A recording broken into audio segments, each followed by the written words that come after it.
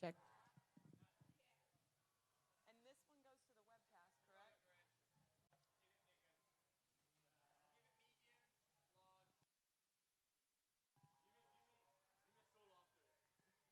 All right, good morning, good morning.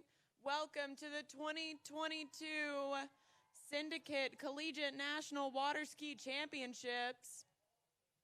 We're gonna start off this morning with some D1 men's tricks and Division II women's jump. It's gonna be a great time. Before we roll into things, we're gonna have our chairman, Christy, sing the national anthem. Oh, Griffin's gonna sing it, I'm sorry. All right, Griffin. All right, let's get it rolling.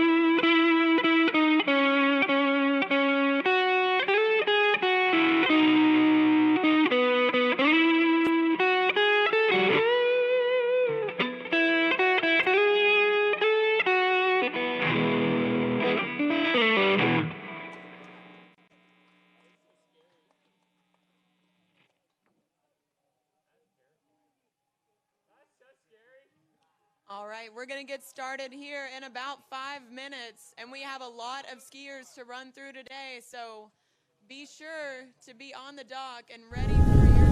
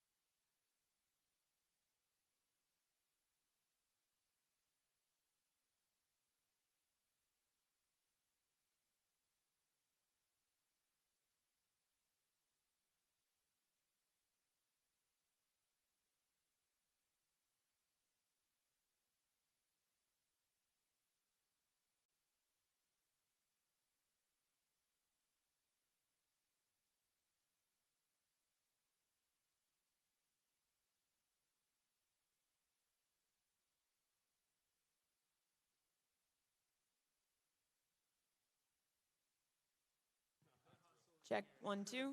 Check 1, 2.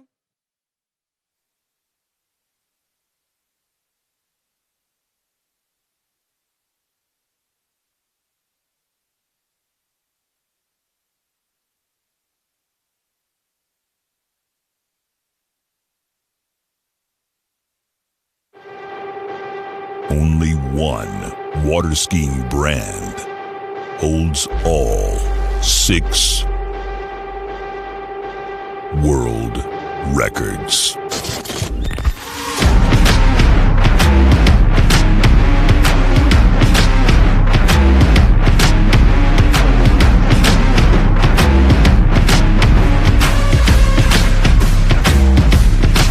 Masterline, made in the USA.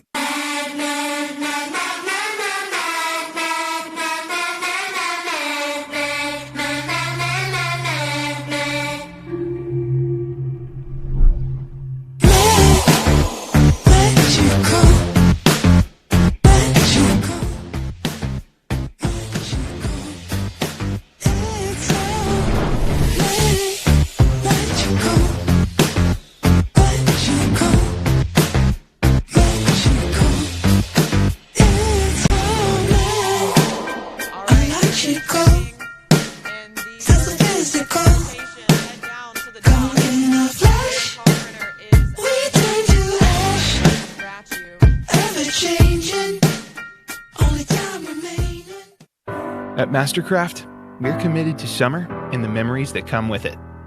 Whether it's more comfort and more wave options, or just more performance and reliability than ever before. And I just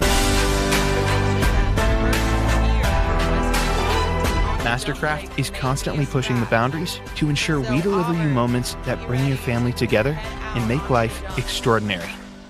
Experience Mastercraft. Experience summer better.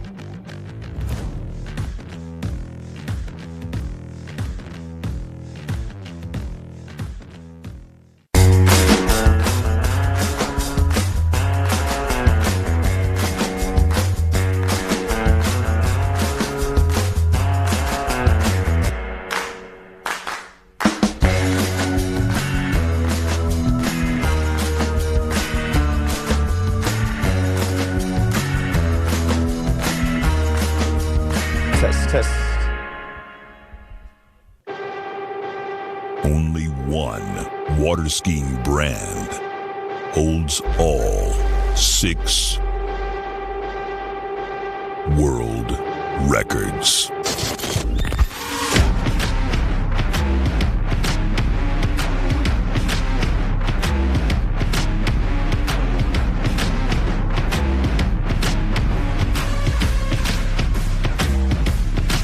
Masterline, made in the USA.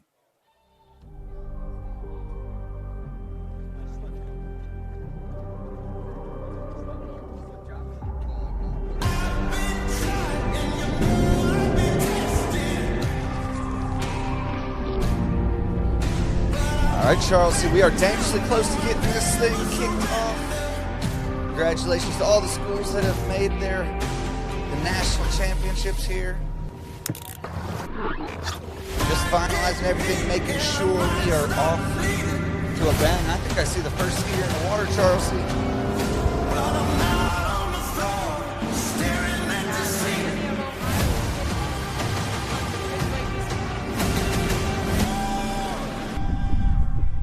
Followed by Michigan, then Ohio University of Kansas, Arkansas, Clemson, Rollins College, Florida Southern College, Arizona State, ULM, ULL, and Alabama. And we have a tricker on the water. This is Braylon Lynch from Miami, Ohio. Just like that, we are off to the races. We've got a wakeboarder starting with some wake tricks. Representing the Midwest. Spinning it to win it.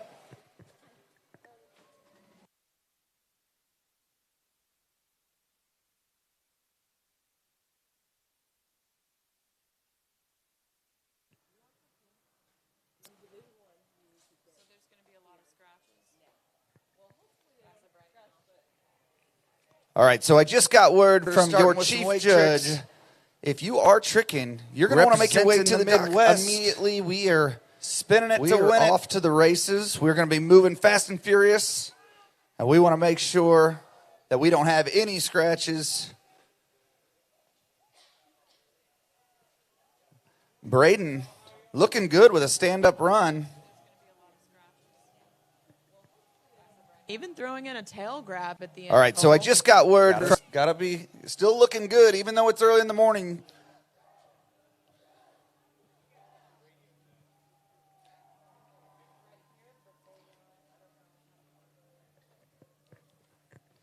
Your next skier on the water, Aiden Delwich. He's from the University of Michigan, another Midwest skier. You notice that our first skier was on a wakeboard. This skier is actually on a trick ski. For those of you tuning in, going down on that Waco, wakeboards are half. He's from the University of Michigan, another Midwest compared to that single trick ski that Aiden was on. So you notice that our first skier was on a wakeboard. This skier is actually on a trick ski, University of Michigan. For those of you tuning in, going down on that Waco.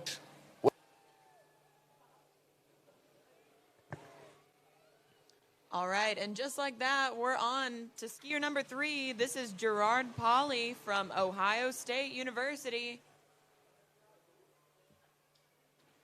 He's your 10th seated skier in this rotation.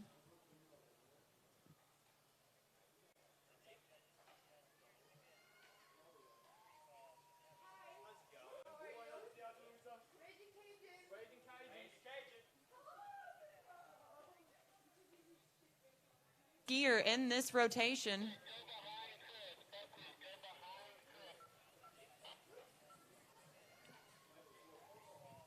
All right, so Gerard making it through most of that trick pass. Throwing down some points for his team. Skier.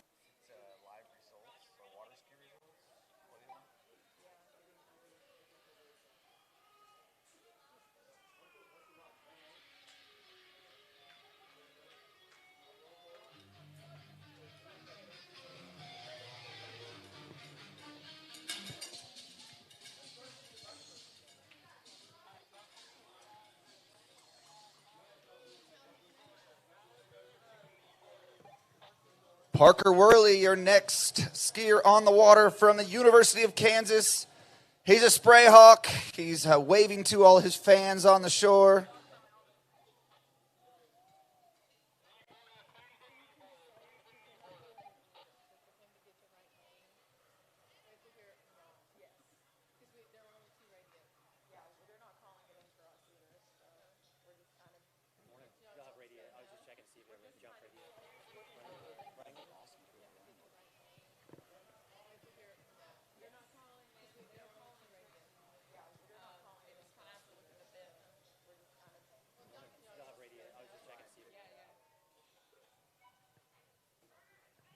All right, so our first round is off to the races.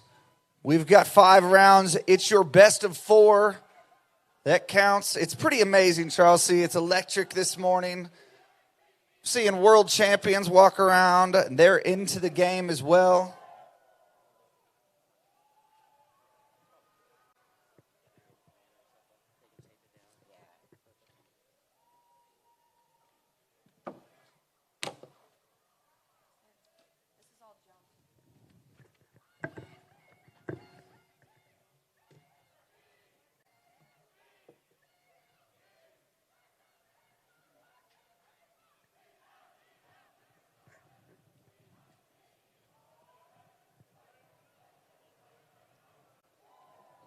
Yeah, Cole, we're getting off to a strong start here this morning on the Trick Lake. Still waiting to pull our first jumper. They'll be out shortly. Just a quick reminder, San Marcos River Ranch rules state that only 2 people can be on the starting dock, so 2 members of your team can be with your next skier, but no more than that. Cheer from the sidelines. All right, so we are getting our bearings here, Charles C. We're just making sure that we give everybody due credit. Looks like we've got Brian Mulhern from Wisconsin on the water. Typically you can tell through all the cheers and their cheering squad, but it's hard with everybody dressed in construction gear down on the shoreline. He's not happy, but from Wisconsin on the water for his team. Typically you can tell through all the cheers and their cheering squad, but it's hard with everybody dressed in construction gear down on the shoreline. He's not happy, but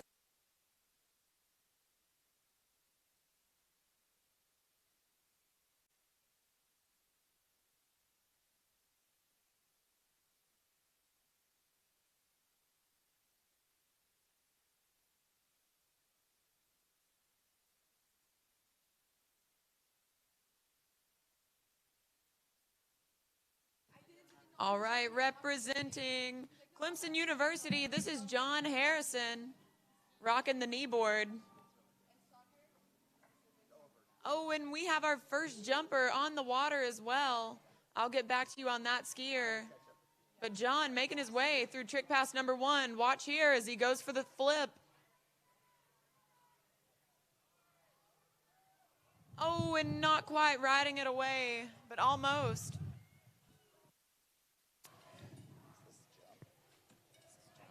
All right, representing Clemson University, this is John Harrison, rocking the kneeboard.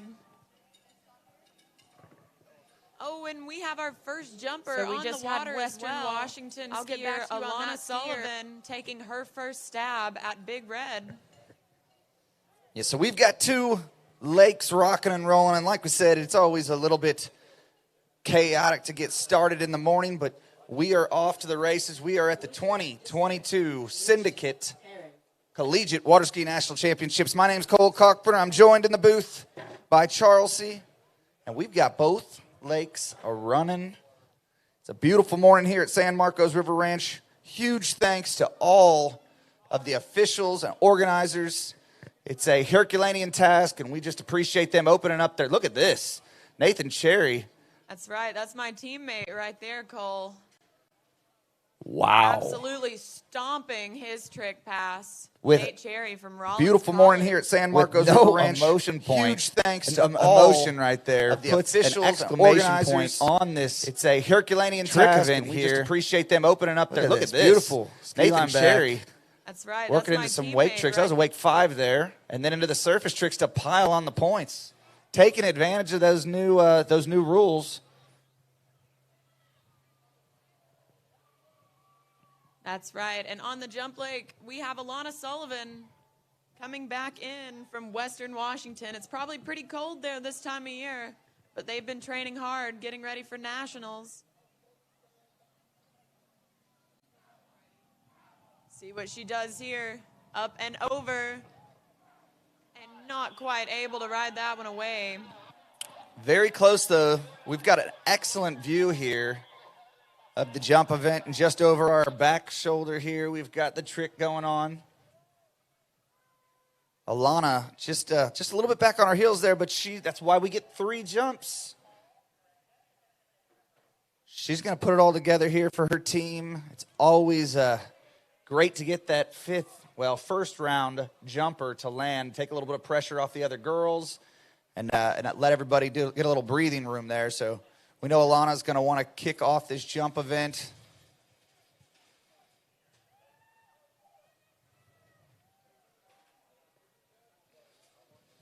That's right, Colin. She's had 2 jumps to kind of work out all the kinks, and now she's going to come back in.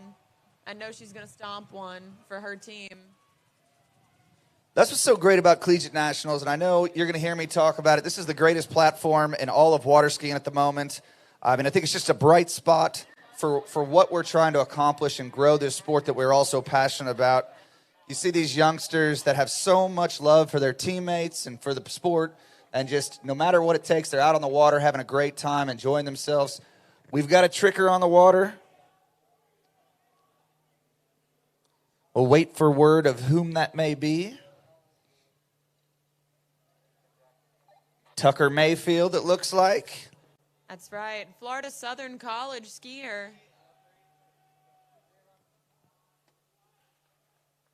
Tucker's a freshman this year at Florida Southern, and this is not Tucker. Sorry about that. Again, we're working out all the kinks here, but he's going for our first flip. He lands it. Going for number 2. Wow. Fist pump. And Brett Streitfeld from ASU. Oh, and Alana just having a little bit of trouble there.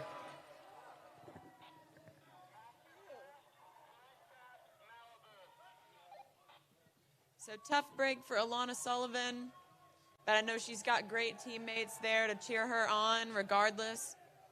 That's right. They'll collect her gear, collect her emotions. I'm sure they're riding high right now as we kick off this 2022 Syndicate Collegiate National Championships.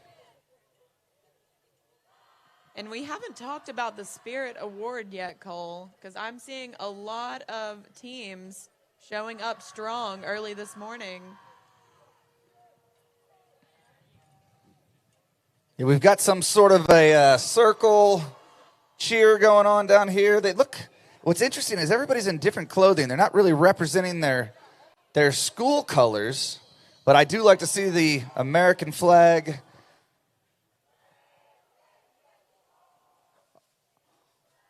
All right, next skier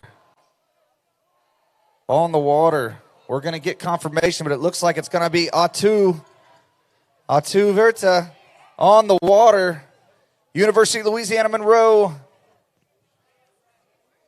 ULM really coming in strong this year. I know they have an amazingly talented freshman class. Charles, you are right. They do have an amazingly talented freshman class. Atu is a freshman from Finland. He's into the water behind that beautiful Mastercraft Pro Star.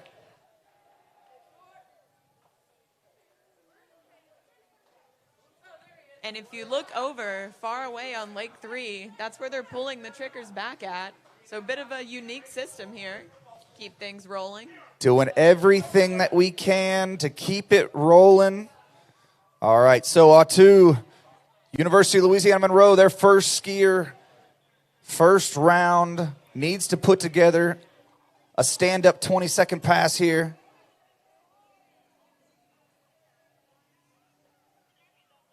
Getting a little pulled out, but he's going to work right into flips, it looks like. He's vertical. Number 2. There's the back landing. He's got all 3. Can he get his 4th? Back to front. And that's 4 stand-up flips. Second pass for their first-round skier at the University of Louisiana Monroe. Congratulations, Atu. Wow, Cole. Getting a little pulled out, but he's going to work right into flips, it looks like. And already seeing some amazing He's trick vertical. skiing. I'm so excited for what's to Number come. 2. Yeah, you're going to see the likes of Alabama, ULL. Who else is ahead of the ULM Warhawks?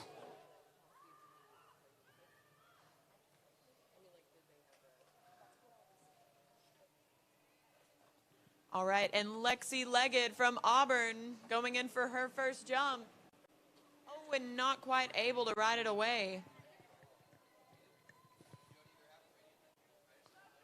So I'm not sure who's on the water, Charles, but they're making their way all the way to the pointy end of their first 20-second passes with some ski lines.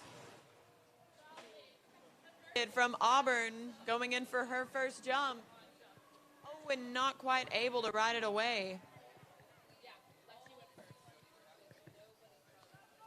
So I'm not sure who's on the water, Charles, but they're making their way all the way to Ladies the and gentlemen, pointy end I of have their just first got 20-second second word passes from with our some ski chief lines judge that you will be scratched if you are in Division I tricks and you are not making your way to the starting dock. If you're in round 2, 3, you need to get down there. That was only 10 skiers away.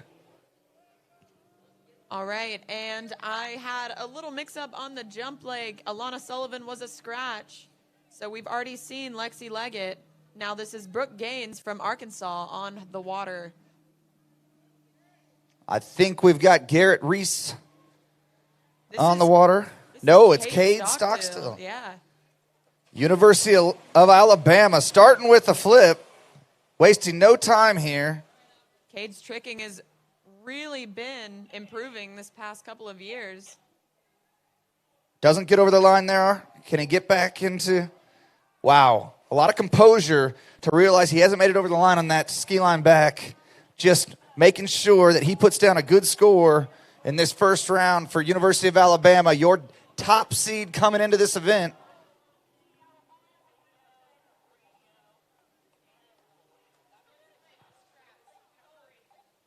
And so Brooke Gaines not quite able to ride away. Over the line on that ski line back. Just making sure that he puts down a good score in this first round for University of Alabama, your top seed coming into this event.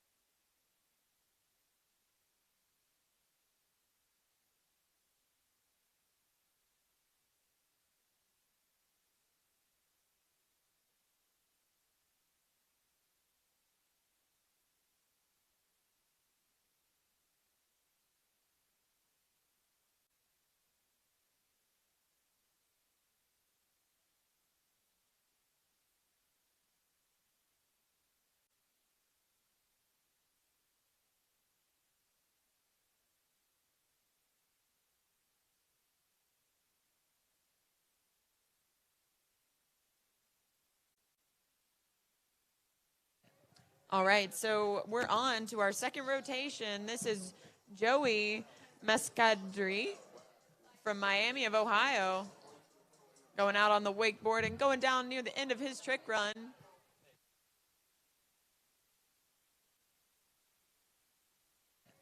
All right, so we're on to our second rotation. This is Joey Mescadri from Miami of Ohio, going out on the wakeboard and going down near the end of his trick run.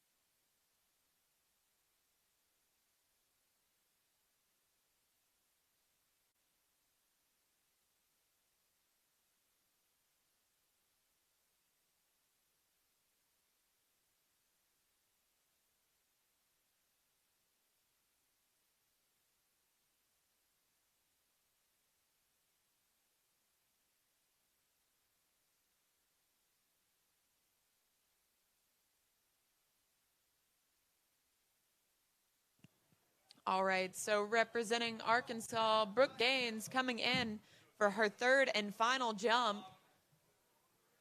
She currently does not have a score in the books, looking for a little bit right here.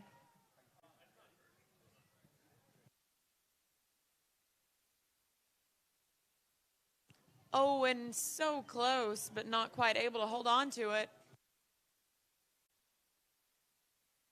Not have a score in the books, looking for a little bit right here.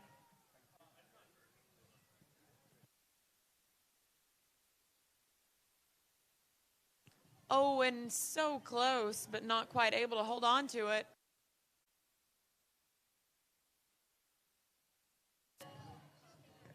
So we're still looking for our first landed jump over here in Division II.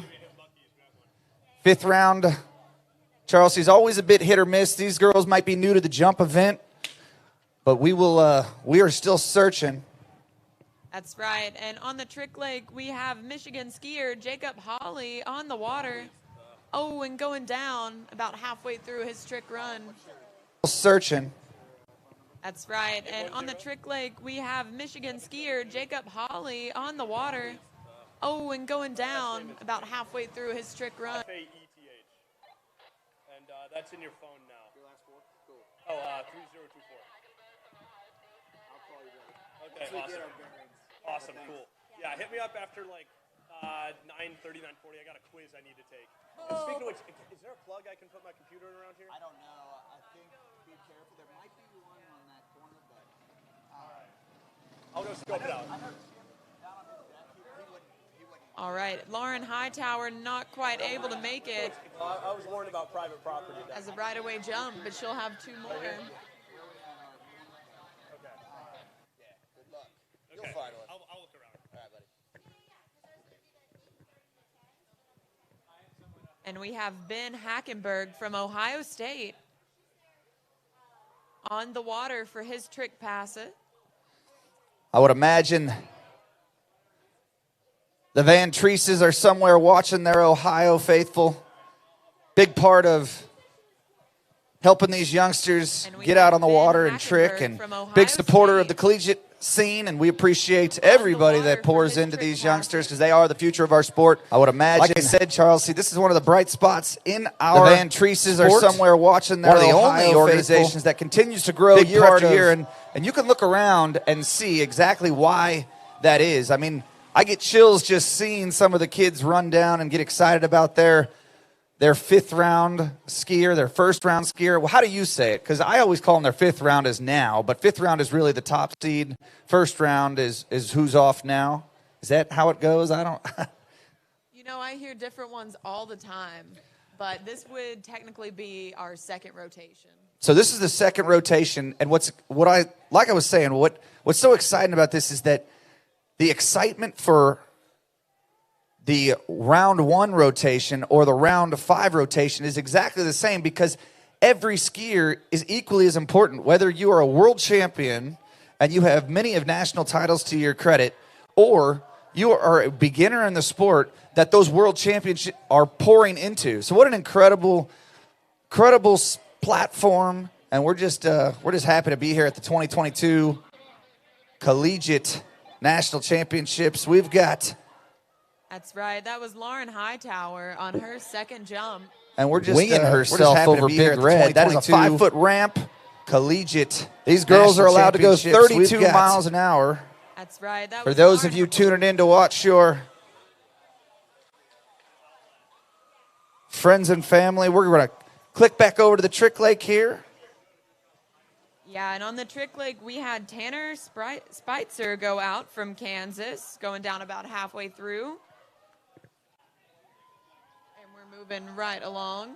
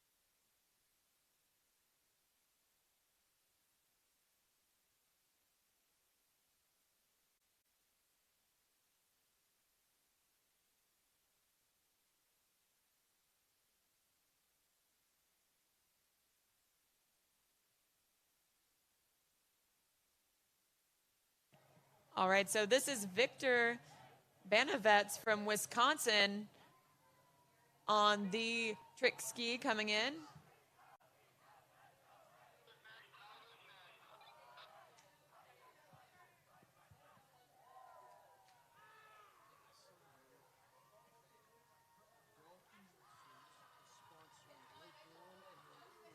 All right, and Victor making his way through trick pass.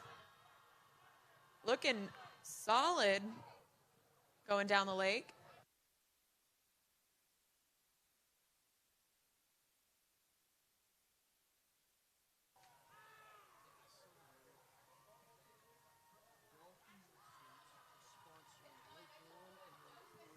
All right, and Victor making his way through a trick pass. So want to thank all of our sponsors. Dolphin Wetsuits is sponsoring Lake 1 and Lake 3. And Dutch Bros is sponsoring Lake 2 over here that has our trick event on it. It is the Action Horizons jump event over here, and we are looking for our first jumper to land at the moment. Who do we got on the water? We saw Victor. All right, so Will we just Harrison. had Lauren Hightower go out for her third jump, and now this is Will Harrison from Clemson.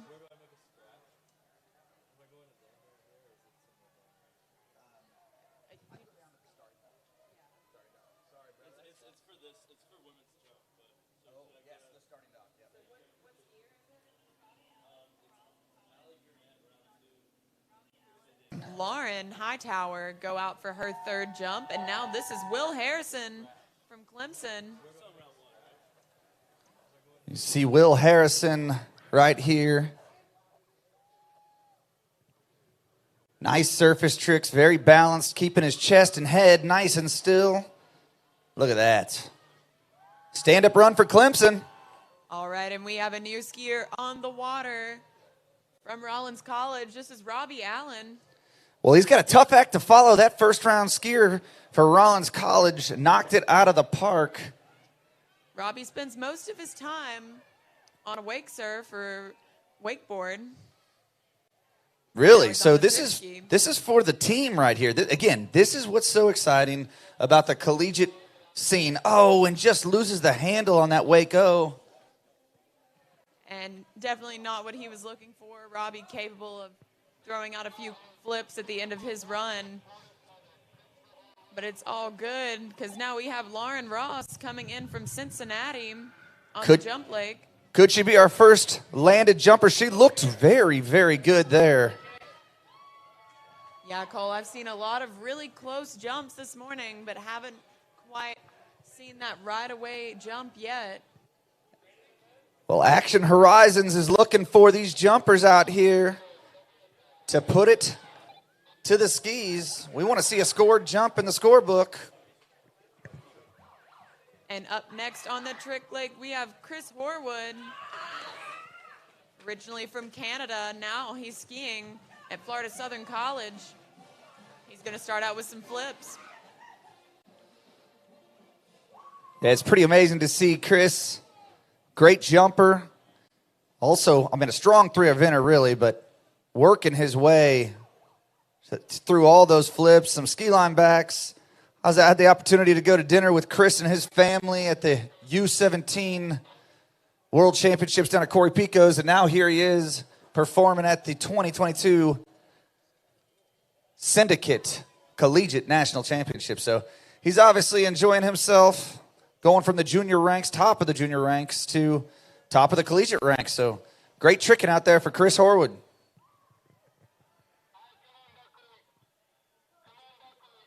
Yeah, absolutely. We'd like to mention our sponsors for each of our lakes. Lake 1 and 3 are sponsored by Dolphin Wetsuits. So those are the Dolphin Wetsuits lakes. And Lake 2 is the Dutch Brothers Lake. Man, you'd think with it being so close to us, being sponsored by Dutch Bros, maybe somebody in earshot could bring us over some Dutch Brothers coffee. Whew. I know. I think you'll have to talk to the Grubbs family about that one. Caffeinated beverage right now from Dutch Bros would go down like frogs in a sock.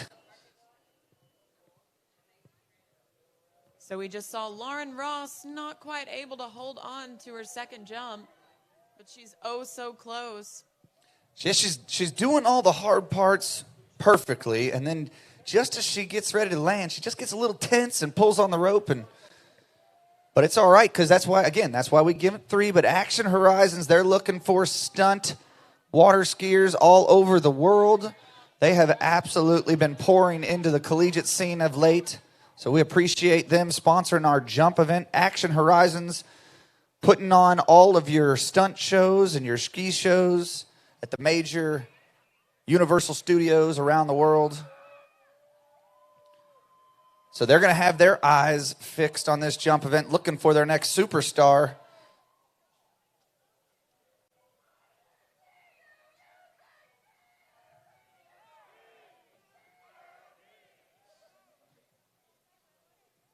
So the construction theme of that school, I'm not sure, maybe it's Clemson, that's kind of their color.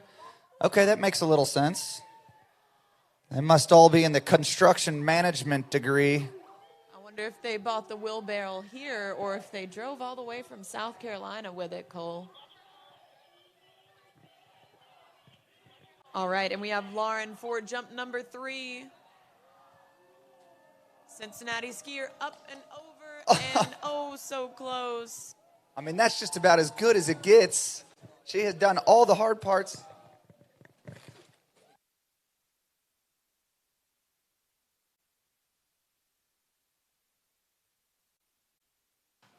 All right, Clemson Ski putting out their showing for the Spirit Award early this morning.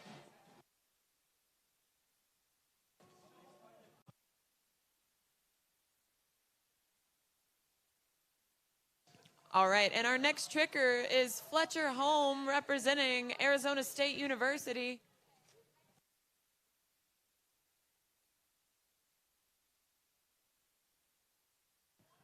Fletcher's starting out with some flips. Oh, and just going down on the front flip attempt. Man, Fletcher came out swinging. That's an 800-point trick that unfortunately doesn't land. Let's see here on the replay what happens here. So that's an early, unfortunate fall for the Sun Devils, but luckily they did have a great showing in round 1, so still in the fight. That's why we give them 5 skiers to score, or 4 skiers to score out of their 5 rotations. All right, and we have Lucia Ossie from Nebraska up and over, and she is your first right-away jumper, Nebraska. Wow, that's huge for Nebraska. This is their first bid to the Collegiate Nationals. Biggest scene, come out in round 1 and get a landed jumper. That's going to take so much pressure off of all those later skiers, later rounds. She's got to be excited and happy. She is. She's celebrating. And we have Carter Lucas representing University of Louisiana Monroe on the water. Carter from Canada. Now he's living in Monroe. Oh, wow. Just casing the wake there. Luckily. No. Unfortunately, going down early there. Something wasn't right. Very low on that back to front. Going down on a regular flip. He can do that with his eyes closed. You're going to see. Let's see if we can see what happens here. But they had a strong showing from their first rotation, landing all 4 flips. So luckily, they have a backup score that is going to suffice. But I know, Carter, you're going to see his skills in the jump event. But right now, we move to the Ragin' Cajuns. University of Louisiana Lafayette. Sean Krause, another native, or a neighbor from the north. Canada, look at this, coming out swinging. Back-to-back mob to start with. Flip the back. Pulled out of the reverse and just does regular here. Let's see, he moves into some ski lines. Again, maybe playing it a little safe just to make sure that he piles on the points, and he is doing it. I don't know why I said playing it safe when you start with a back-to-back mob. Raging Cajuns coming out swinging early. We have Lucia Ossie up and over jump number 2. Look at this. Consistent. I haven't heard any distances yet. Got to be in that 30-foot range, but you know Action Horizons is excited to see their first landed jumper, and they love those Midwest skiers. They know they can throw those Midwest skiers, especially from Nebraska, into the cold water, and they can always perform. So, all right, your top seed on the water out of University of Alabama, Daniel Prochaska. Dan just won his first men's 1 trick title this year at the 2022 Water Ski National Championships in Kansas. Working through their fast back landing. Oh, he pulls out a 1, maybe just making sure he's going to get as many points as he can.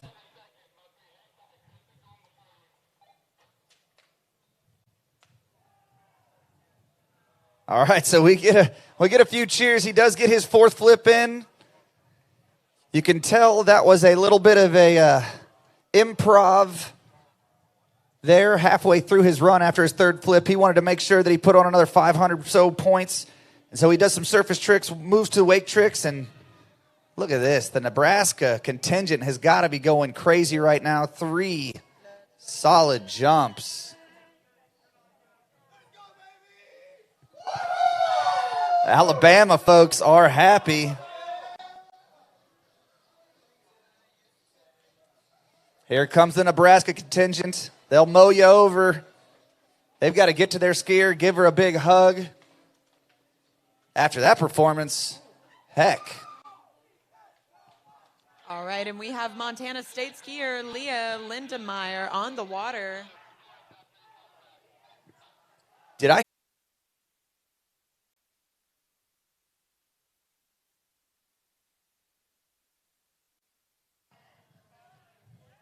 All right, and we have Ben Levine, Ohio State skier, on the trick ski.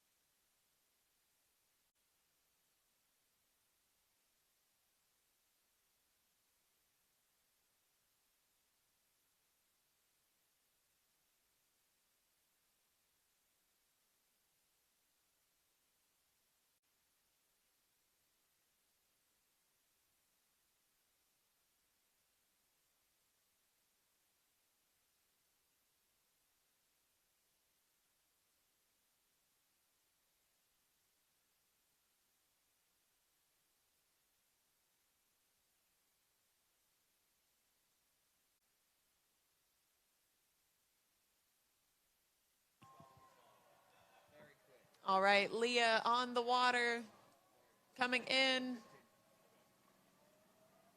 Oh, and spinning to win on jump number 3, so not quite able to ride one out.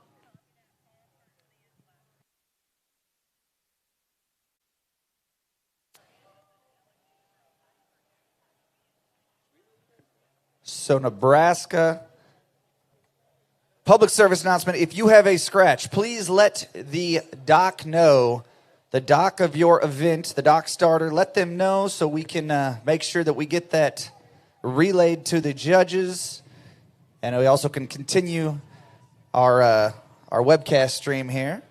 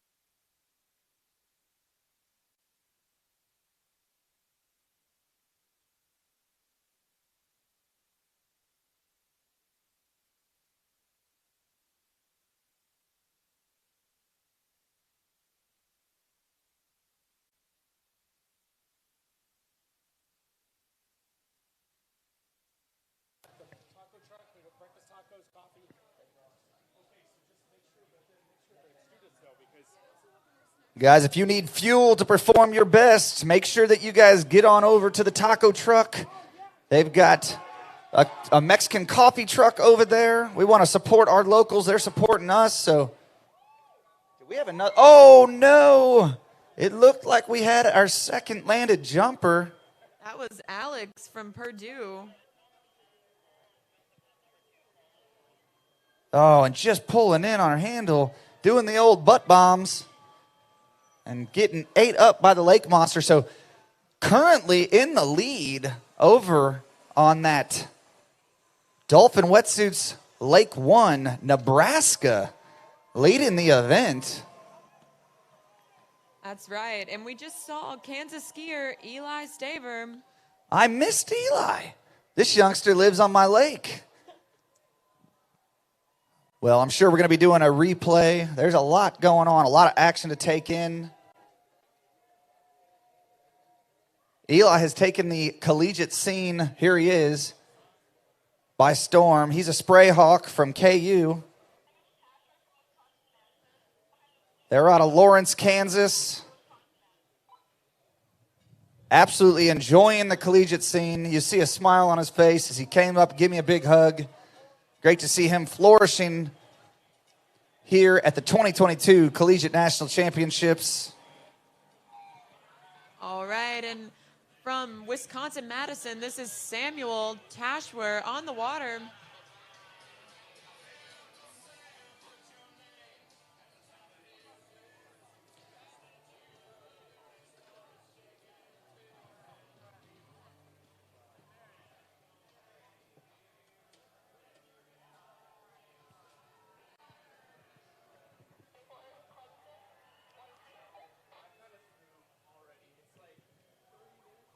All right, Sam throwing out some big tricks, making it through his run.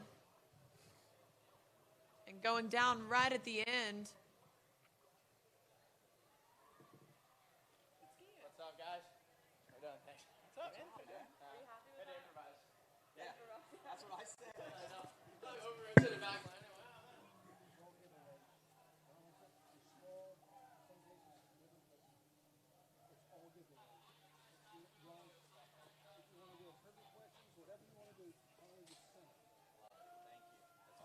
All right, and representing Clemson University, Jackson Davenport on the water.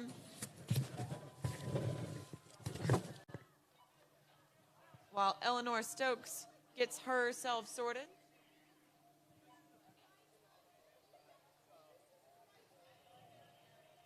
So Clemson University trying to construct a beautiful trick run here. And just going down at the end there, Jackson Davenport doing a great job.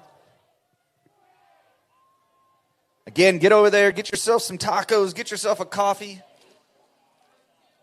Win in Texas, right? Something there.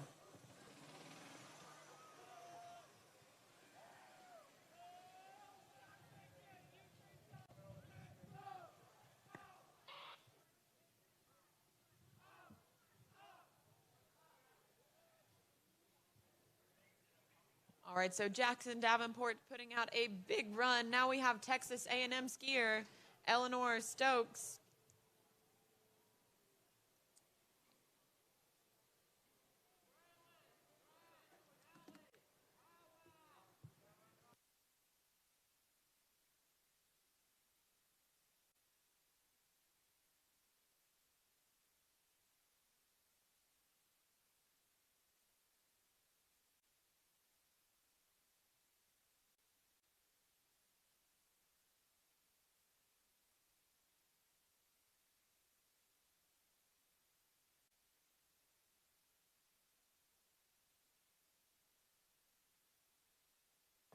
And Eleanor just holding on to one, and she's happy.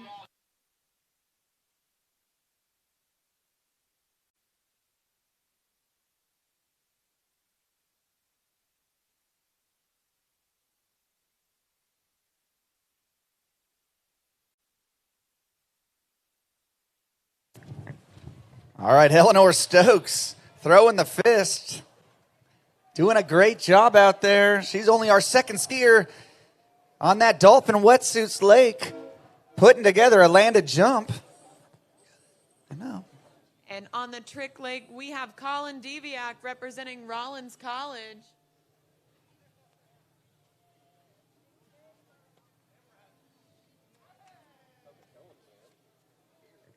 Originally from California, now he finds himself in the Orlando area.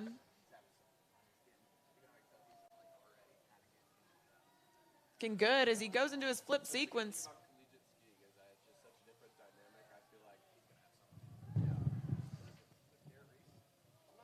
We've got a handstand contest in conjunction here. Alabama, they're known for their handstands. A little bit of their water ski ability too, you know. I mean, they're okay. They just come in ranked first in the country here. I like And Brett Stackpole is the handstand Champion. He's already got one title to his name this morning. See what he can do in that trick and jump event. Look at this. All right, so getting a scoring jump on her second jump, so not a bad deal for young Eleanor.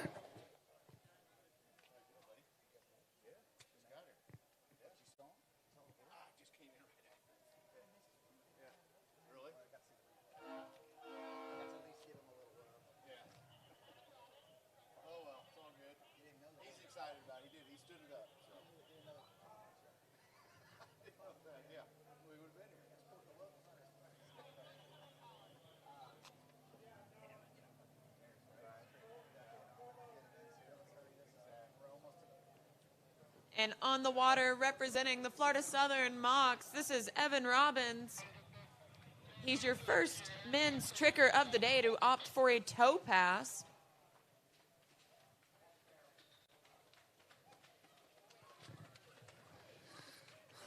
All right, so rope on toe pass here, moving through, looking good for the Mocs.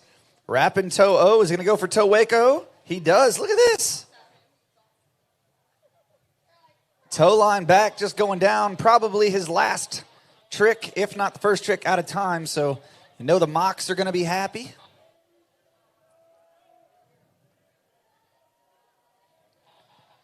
All right, so that would mean we are getting to the top seeds in our third rotation. Again, trickers, we are fast and furious today. If you're in round 4 or 5, you're going to want to get down there. Start getting warmed up. Greta Hansen. From Western Washington. Oh. Just looking down a little bit, getting that handle away from her.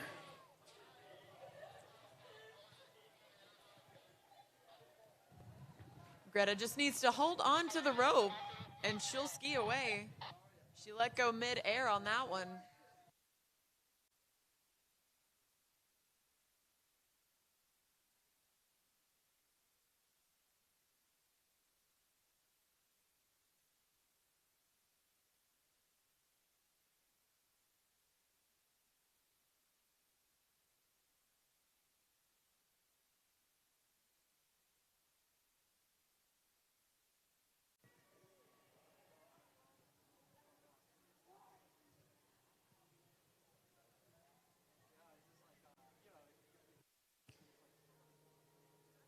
And moving right along, representing Arizona State University, this is Carter Eaton. Good morning. I'm not quite sure. I would need some confirmation, but I think this is the highest Arizona State has ever been ranked going into a national championship. And Carter starting it off with some flips.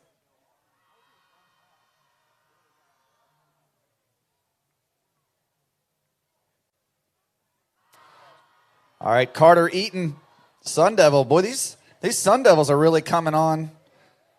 The Jaramillo twins made their way to Arizona, and all things were looking bright. Is Blaze there now, too? Holy smokes. It's like Pico's West. And Greta Hansen not quite able to hold on to her second jump. She'll have one more attempt.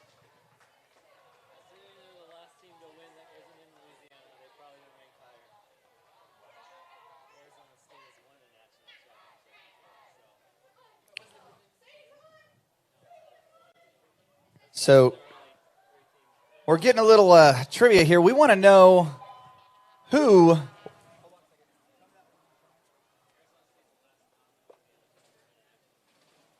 All right, so I've got a lot of Conley gloves, a lot of Conley swag. Super excited. Thanks to Conley and a lot of our sponsors for giving us a bunch of stuff. We want to know who was the last school that was not a Louisiana school to win a national championships. Hey, I hear it. Come on up here, buddy. I got some swag for you. It was Arizona State, so they're not ranked as high. Louisiana's got some work to do because there are two teams that could get into knocking down the Louisiana teams, ULL and ULM. Go ahead, take your pick, buddy. But you can see right now ULM putting up a strong showing on the trick leg with Demir. So what's crazy about Demir came out, won the South Central Regional Championships last weekend, or 2 weekends ago at Katy, Texas. He's at the young age of 16 years old on the University of Louisiana Monroe team, and he's leading that team as one of their top overall skiers. So great to see Demir on the water here at the 2022 Collegiate National Championships. See if we can get a replay of his trick run. Looked like he stood up most of the way.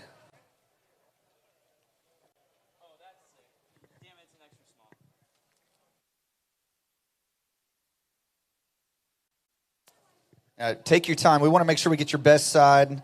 So knowing that Arizona State was the last non-Louisiana team to win a national championship. What's your name, bud? My name is Ben Levine. All right, Ben Levine. We just saw you out on the water tricking. So appreciate it. Tell us a little bit about how it was out there and what it's like to compete for your team. So this is my last collegiate water ski tournament ever. This is my 5th year at Ohio State. I went and practiced behind a Mastercraft. I requested the Mastercraft, but they said at the captain's meeting, 200 pounds in the boat, not allowed to move it. And I wasn't prepared for the size and the shape of the wake.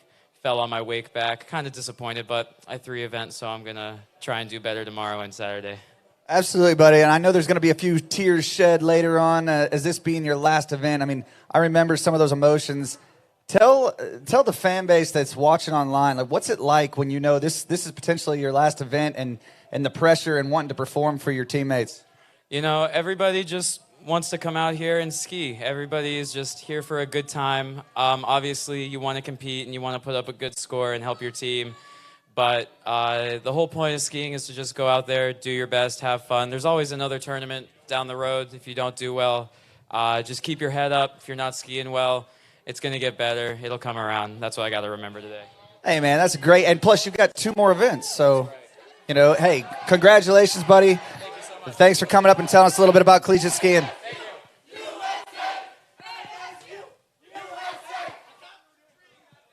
And ASU showing up and showing out, putting in their bid for the Spirit Award this year. They are fired up, and as they should be. They've got some of the best water skiers in the world coming up in their rounds 4 and 5. They're going to be hopped up right now. We've got a raging Cajun on the water. It's Garrett Stallings. Garrett finished up his undergrad at the University of Louisiana Monroe, decided to move on over to Lafayette for a grad program. So starting with a mow back, moving into his tricks. Flip to back, some surface tricks. He's come out of our screen vision, but we've got a stand-up run for Garrett Stallings. Still piling on the points. Forget 20 seconds. He's going to go until he gets tired out there. Garrett Stallings, raging Cajun hopeful. They've got their work cut out if they are going to catch our top seed, Alabama. Yeah, so your Raging Cajuns are the defending national champions. This year, University of Alabama comes in as your number 1 seed. All right, just like we said, your top seeded team, the University of Alabama, Garrett Stallings. We just saw him in a handstand contest. Oh, no, that was Garrett Reese. Who's up on the water? It's very early. I haven't had my coffee. I'm a little confused. Garrett Reese. Look at this. He is flipping. Now, this is a replay here of Garrett Stallings. All right. We're going to get there. We're going to get there. Take that first sip of coffee.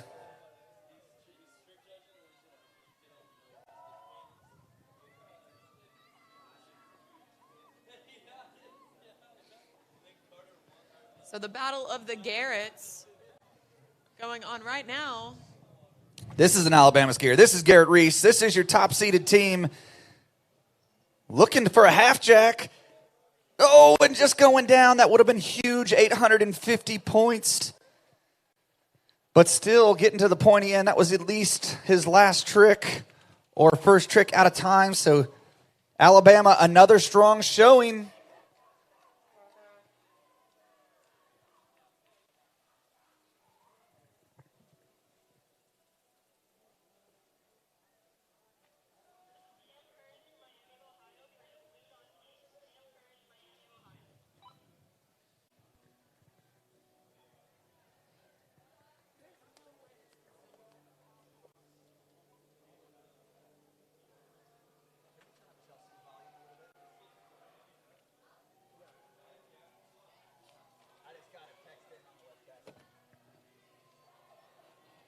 Well, I know I've got one viewer on the webcast, former President Jeff Surday. Big shout out to him and everything he's done for the collegiate scene.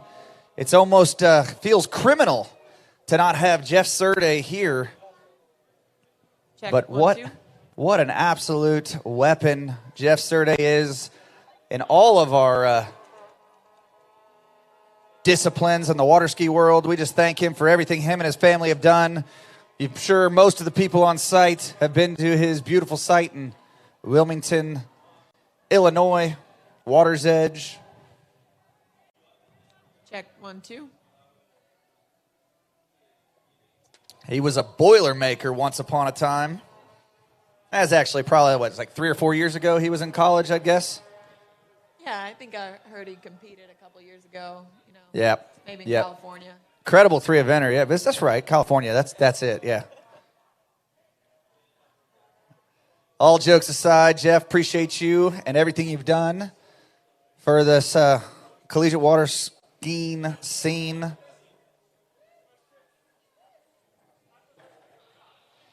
All right, so we're into the fourth rotation, Charles. See, this is the Division I men's trick events. I was just talking to world champion Russell Gay. You saw the Masterline crew here. He's supporting his daughter, also a world champion, University of Alabama. But Russell was saying how important the trick event is. It kind of sets the stage for who's going to be a forefront in the team competition, which is really the only reason we are here. It is great to see individual performances that are incredible, but what we want to know is what team is going to take out that national championship. And Cam Kearns doing his best, going down at the end of his trick run there. But yeah, this really is an important event. It won its number. It's the first event of the tournament, but it sets the stage. If somebody goes down early, it can really shake up our leaderboard. So don't want to put any undue pressure on these youngsters, but hey, they're having a good time, partying, hanging out, cheering on their teammates. They probably don't even hear me.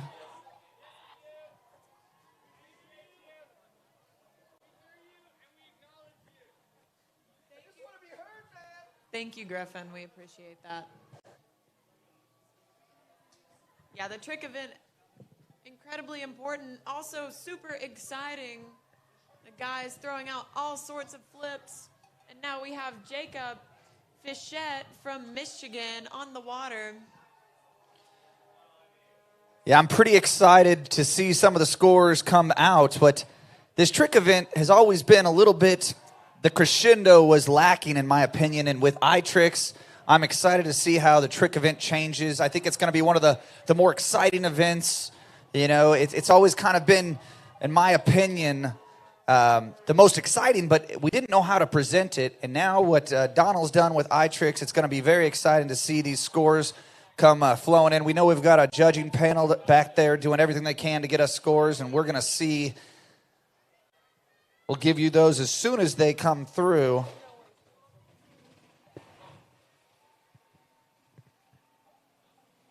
Yeah, you talked about Russell here supporting Anna. He's also here supporting son Ryan. It's going to be kind of a slugfest with some of these guys to take home the men's trick title. That's right.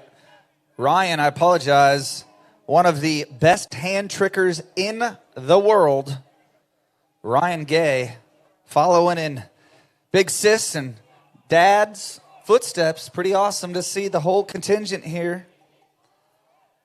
Alabama hopefuls, similar to that Luisa Federico tag team brother-sister combo at Arizona we talked about. We've got Anna and Ryan Gay over there in Alabama saying, hey, Louisiana, we're here to party. We want to take home that national championships. You better bring your A game if you're going to knock off one of those Alabama or Arizona schools.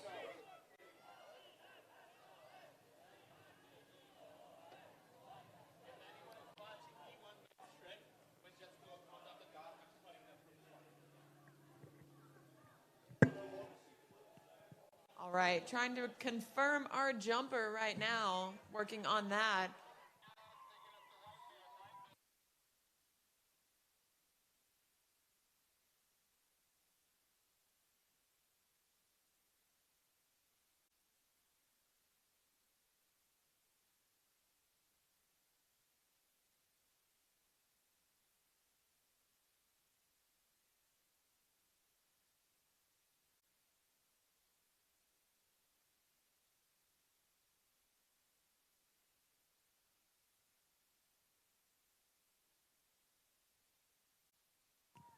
All right, and this is Kaylee Clement on the water from Auburn University, getting ready for her 3 jumps.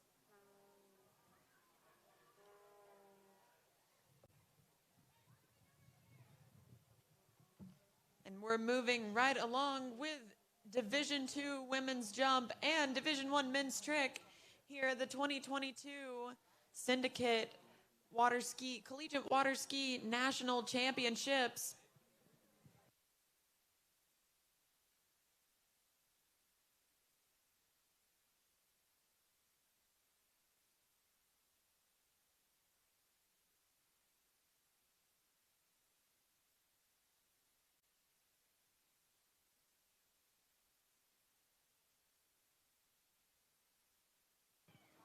Oh, and Kaylee just losing the handle there on jump number 1.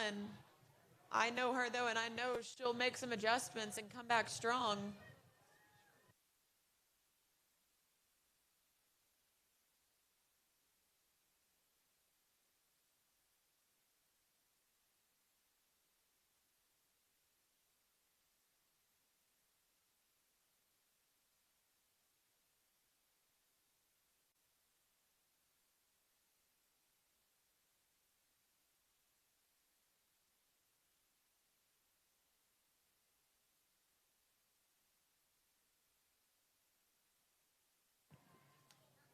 All right, next up on the trick leg, this is Wisconsin skier Samuel Strachan.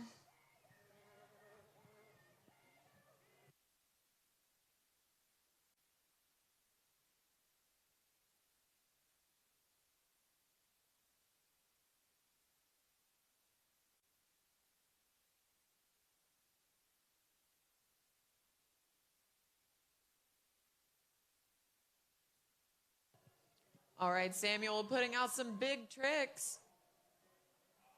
Oh, and not quite able to ride away his flip. As we have Kaylee Clement coming in for her second jump. Didn't ride away the first one. Let's see what she does here. And clinging to the rope for a ride away jump. She's only our 3rd jumper of the day to do so.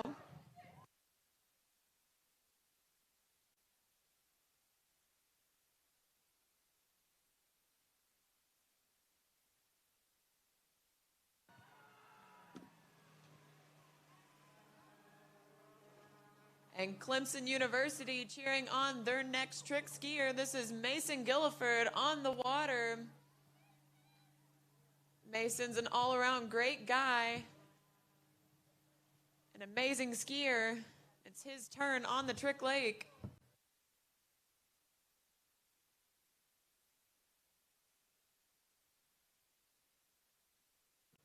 Looking good as he makes his way through his trick pass, throwing out some surface spins.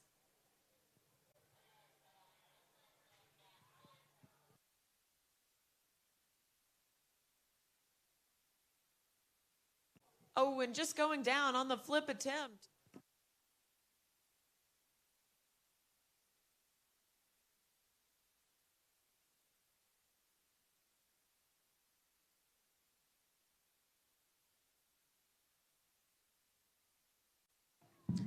All right, so that was a 42-foot jump number 2 for Kaylee.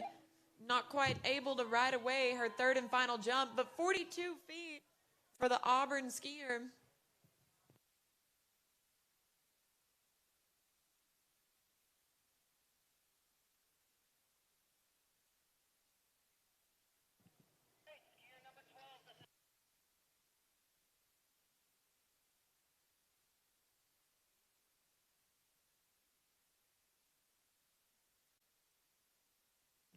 All right. And up next on the Trick Lake, this is Topher Hummel from Rollins College. So back to back, we see skiers training at Corey Vaughn's Peace Love Water Ski.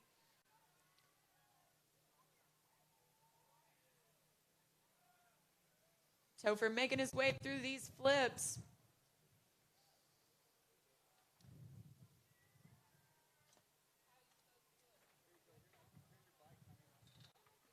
And holding on, oh, and not quite able to hold on to it. But great tricking from Topher.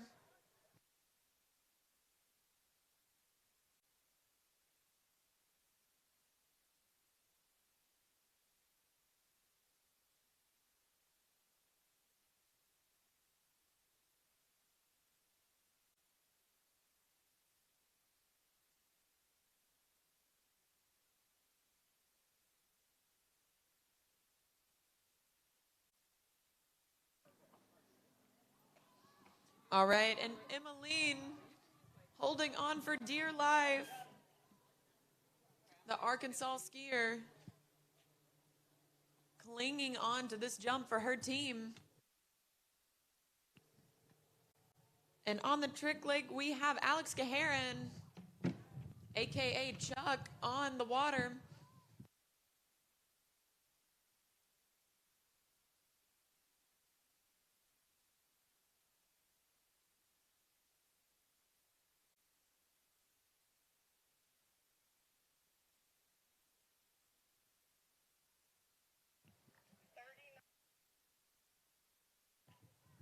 So 39 feet for Emmeline on jump number 1.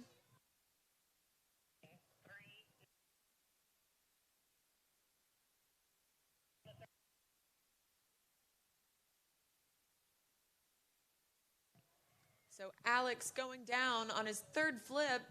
Looks to be near the end of his run, though. So he'll probably still be happy with that.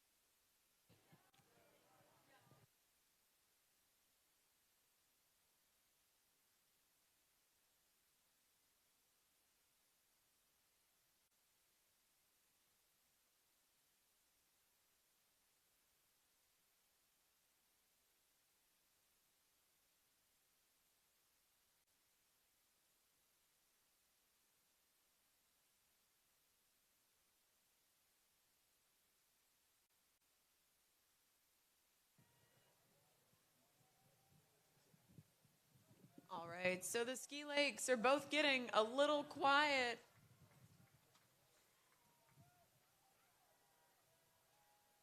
Expecting the volume to be pumped up for these final few rotations in women's jump and men's trick.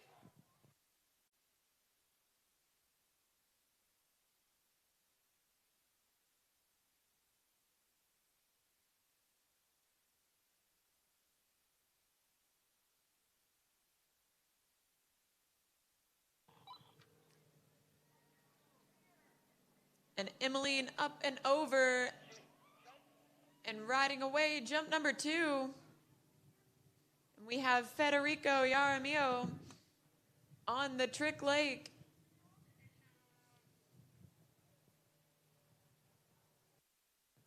Starting out with some flips.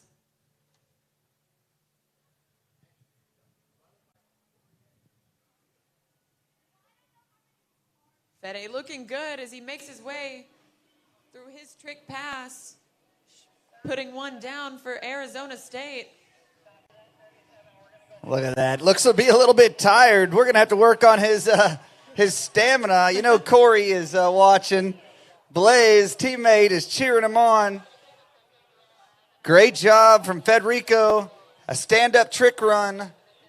One of those world champions on that ASU team. Good to see them showing up to perform. Federico Jaramillo.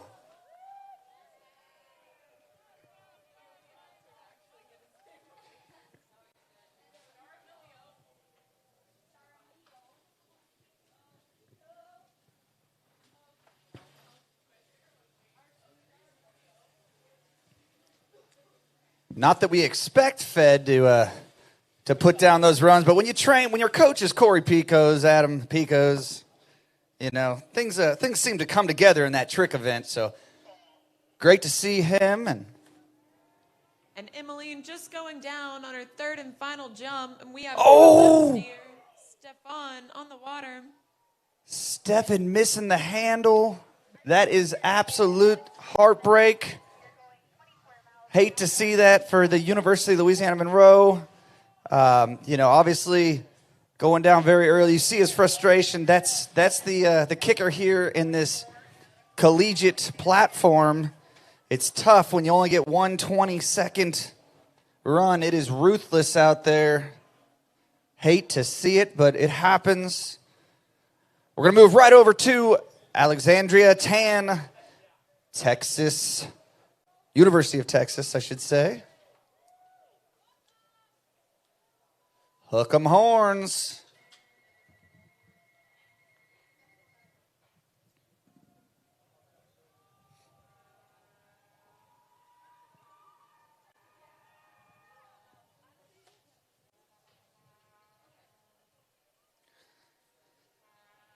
So unfortunately for ULM, that's exactly what we were talking about earlier. You know, this kind of sets the stage as to what's going to happen throughout the weekend. And unfortunately, you know, we've had 2 early falls for ULM. They're going to have to dig themselves out of a hole, but if anybody can do it, they can. They placed 1st through 5th in the jump event. Every skier going over 154 feet. So they've got a very strong jump team, but again, this is just one of 6 events. Oh, a little bit sideways there off the jump.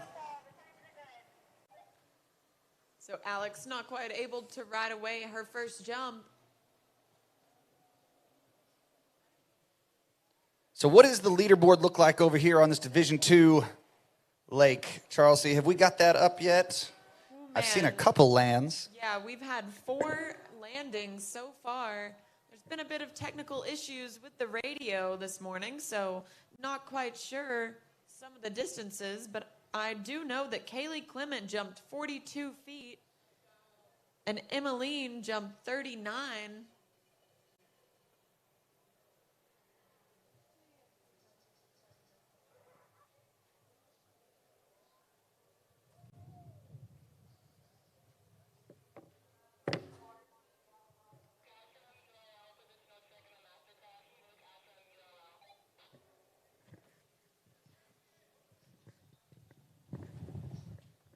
Next skier on the water is Luke Outram, University of Louisiana Lafayette, coming in 2nd place in the teams competition.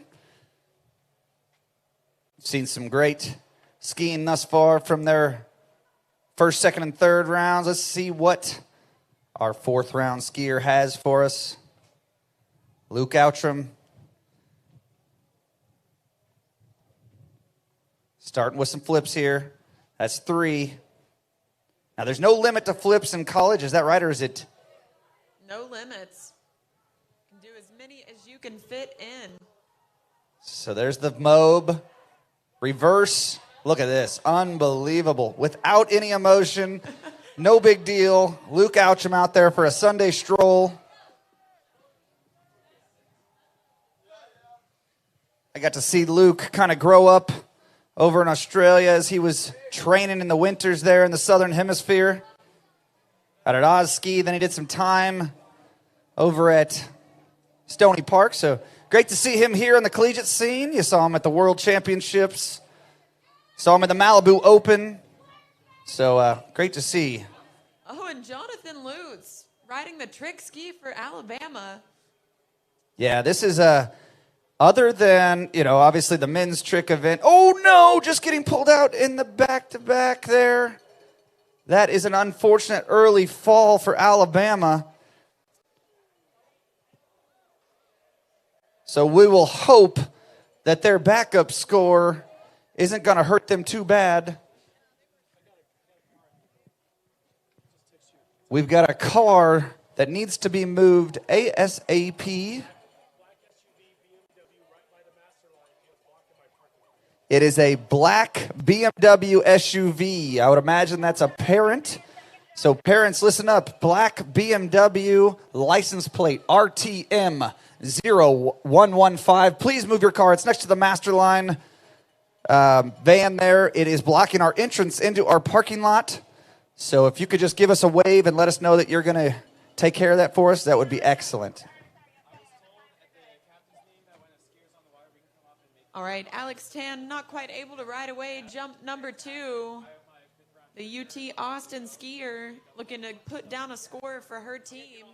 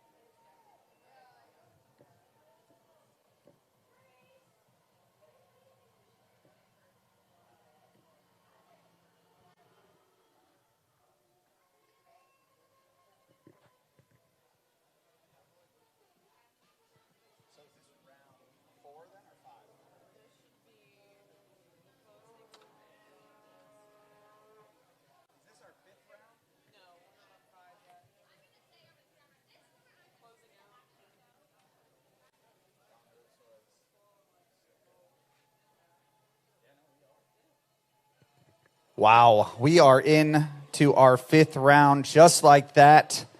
It is heating up. Division I men's trick event. Looks like we've got Matthew Miller, Ohio State, starting in the wrap position with a Waco.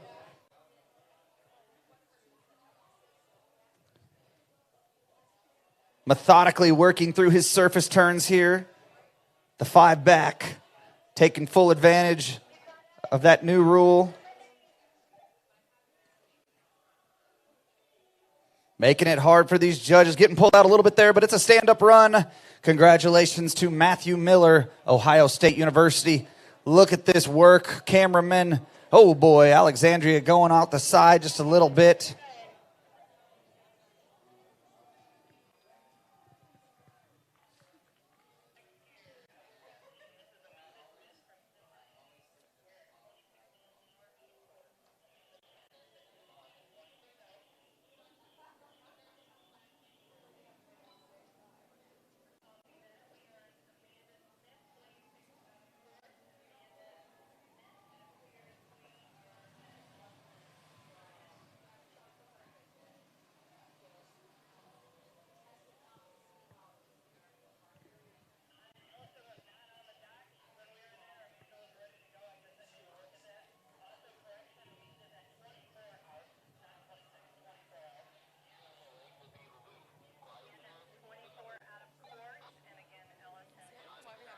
Okay, Jacob Gherkin, Ohio State skier. I thought we just had an Ohio State skier, but we'll get confirmation. That's Miami of Ohio. Not sure what's going on, but anyways, Jacob Gherkin. I've heard some interesting facts about Jacob. This young man just doesn't believe that the color yellow exists. Somebody needs to have a conversation with him about truth and reality. It's the youngsters these days, but Jacob Gherkin is tearing it up on the Trick Lake here, the Dutch Bros Coffee Trick Lake. You're going to need some caffeine by Sunday when you're driving home. Look at this. We've got a landed skier, Allison Gurnett, tearing it up. All right, so I just got confirmation that Mason Lecter from Miami of Ohio was our previous skier. I apologize for that.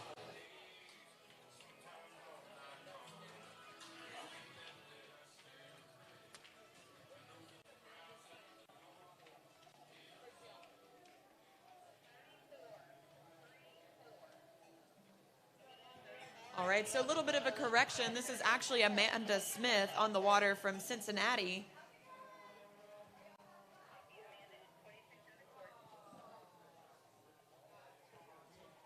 And we have a ULM skier. No, I'm sorry. A Michigan skier on the water. This is Luke Greiser. Oh, and just going down on the wake back. He was hanging on for dear life. Looked like he was going to pull out of that, but unfortunately couldn't get it done.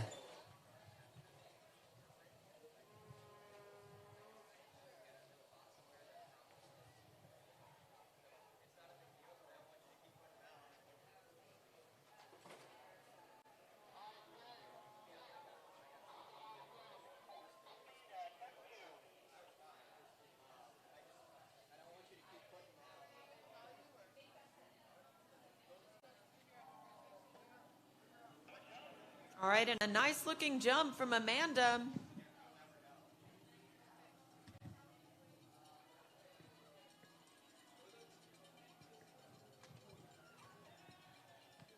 just sent your picture to a buddy of mine is the sponsor here. So that's why I snapped that photo. And then I noticed he also owns this place. So these are the same. That's awesome. I like this. I need to get my hair cut. Yeah, he's been real successful. Shane owns a lot right over there. He's coming. All right, so that was a 38-foot jump for Amanda. Looking for more. She's telling the boat to speed up. University of Cincinnati, Bearcat. Coming in the wild card spot.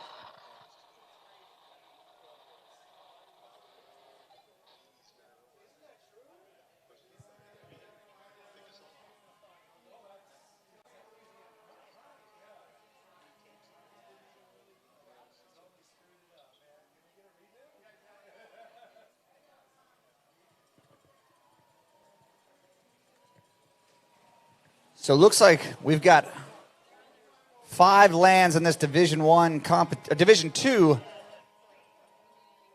Dolphin Wetsuits Lake sponsor, Action Horizon event sponsor. They're looking for their, look at this. That was a great looking jump. And we knew that was going to be a land right off the top of the jump. I think that'll be an improvement, Cole, off of 38 feet. I agree. I liked what I saw there. Very still into the base, up and over. Nice, solid landing. A little bit back on her heels, but handles it like a pro. Not a problem.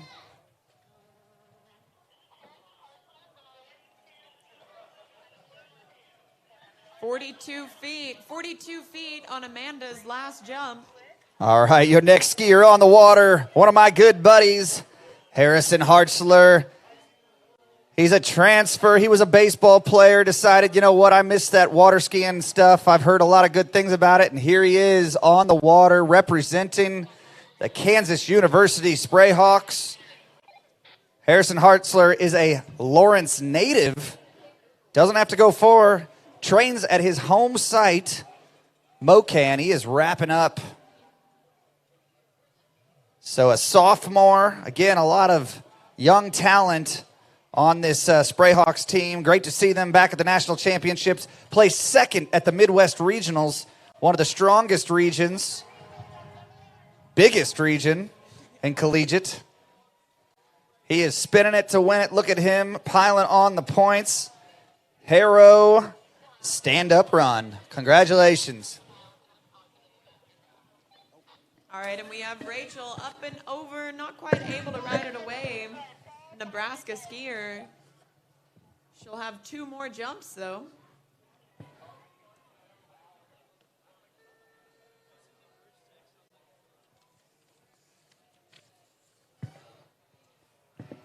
All right, representing Wisconsin, Madison, we have Jackson Haleman on the water.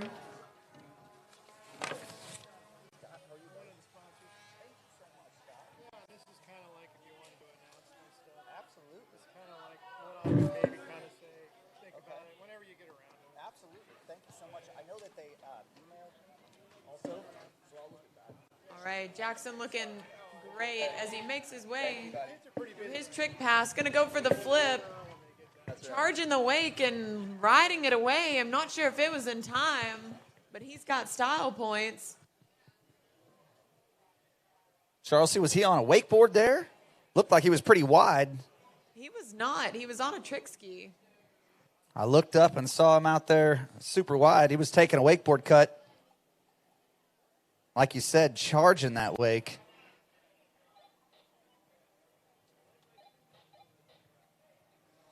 All right, big thanks to all of our sponsors. We haven't gotten to really making sure that we give them the credit that is due. These events do not happen without them ponying up and giving us the swag and the funds to make these things, pull these things together. So big thanks to all of our sponsors. We're going to get to each and every one of them, but right now we've got Rachel Hedgecock, and we've got a landed jump. She is excited, as she should be.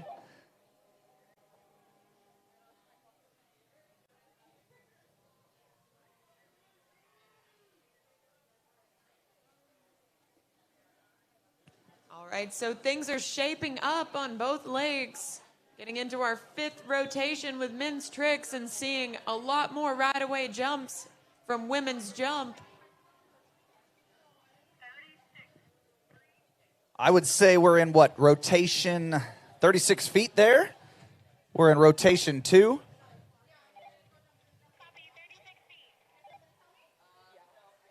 So yeah, we're going to see a lot of these teams, getting four girls to land is a staple in efforts to make it to the national championship. So we know we're going to see a lot more girls so that conquering Big Red. 36 feet. Sorry, Cole. No, that's all right. I'm walking behind you. You can't see me. I appreciate Charles C. Newman, ladies and gentlemen, our Tommy Dorwin Award winner at the national championships. We appreciate her talents on the mic. So thanks for joining me, Charles C.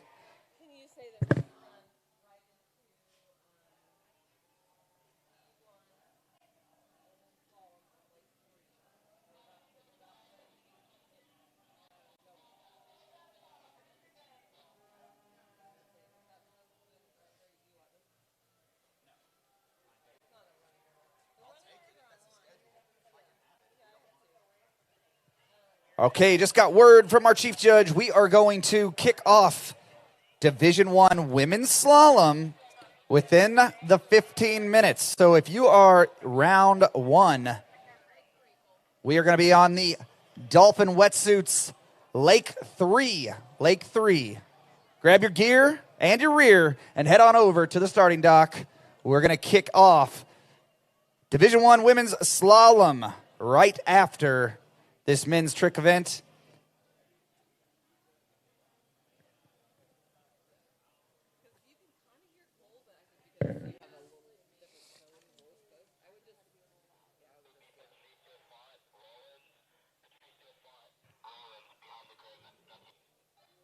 All right, so we just have Alex Menzel from Clemson coming in on the toe hold. Alex represents Germany when he's not skiing with the Clemson bib. That was a nice ride away pass.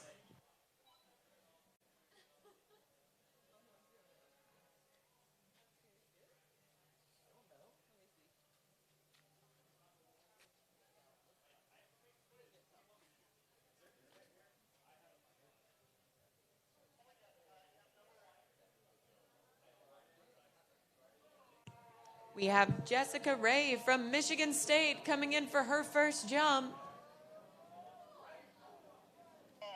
Oh, and just getting a little on her toes. Yeah, that right tip drop, that was a little scary from my vantage point. So let's see if she gets a little coaching from her teammates. But we are... And here we go.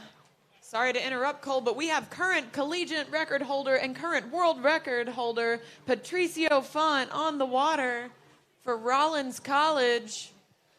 Yeah, if you're looking for a clinic on how to get it done, he is a staple in the trick event. Mobe reverse, front flip, reverse back landing. All right, we are rocking and rolling here. Ski line fives. Ski line back-to-backs. Ski line back. Look at that, ladies and gentlemen.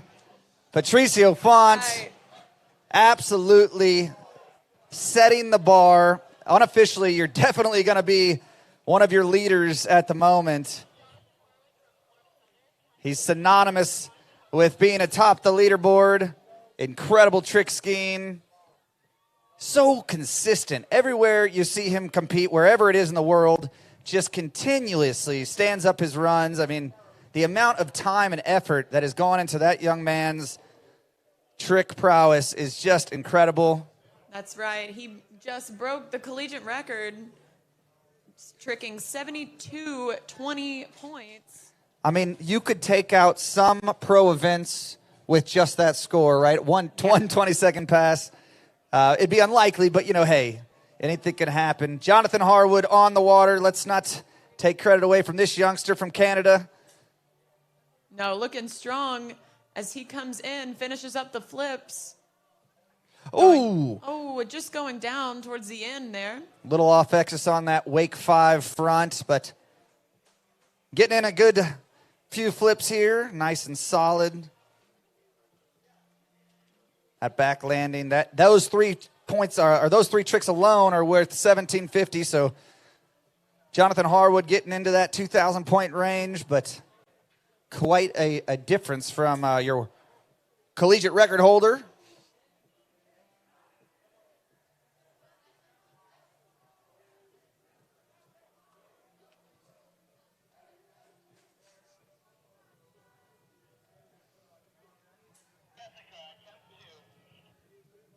All right, so we have Jessica Ray back up and on the water.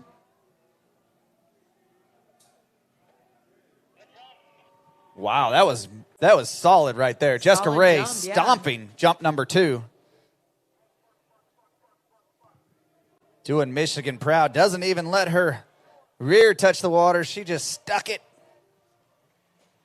These women are showing up and showing out this morning, Cole.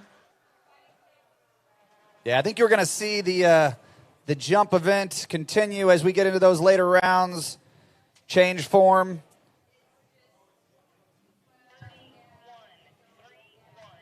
Just a reminder, we're getting very close to starting our women's slalom event. If you're in round 1, you're going to want to grab your gear and head on over.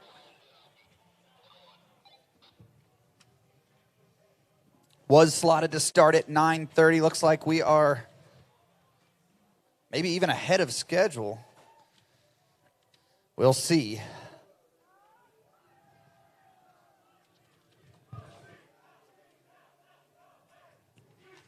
All right, and representing Arizona State University, this is Blaze Grubbs on the water. Blaze Grubbs out of California. Does quite a bit of tricking, again, with Corey Picos and Adam over there.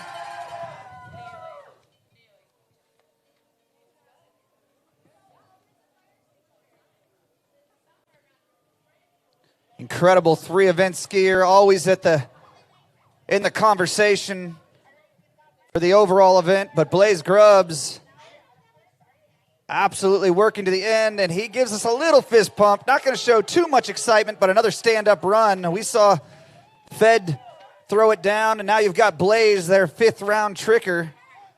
Really putting an exclamation point on this trick event. Congratulations to Arizona State. Let's see if this young lady can ride it away.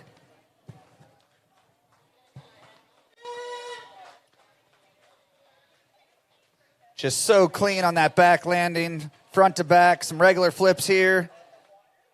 Move it into some ski lines on this replay of Blaze Grubbs, your 5th round tricker.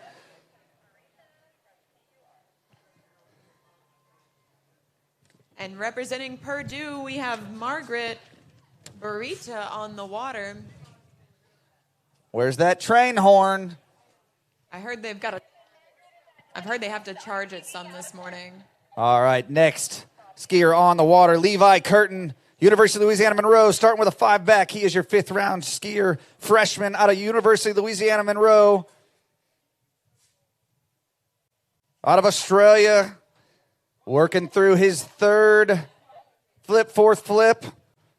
Gonna move into some ski line back. Oh, doesn't get over the line, does he? All right, so a little bit of, oh boy, unfortunately not gonna be what the ULM Warhawks are looking for in this trick event. A little bit of struggles, but again, like I said, they're incredible jumpers and slalom skiers. So they're going to have to claw their way back into this competition.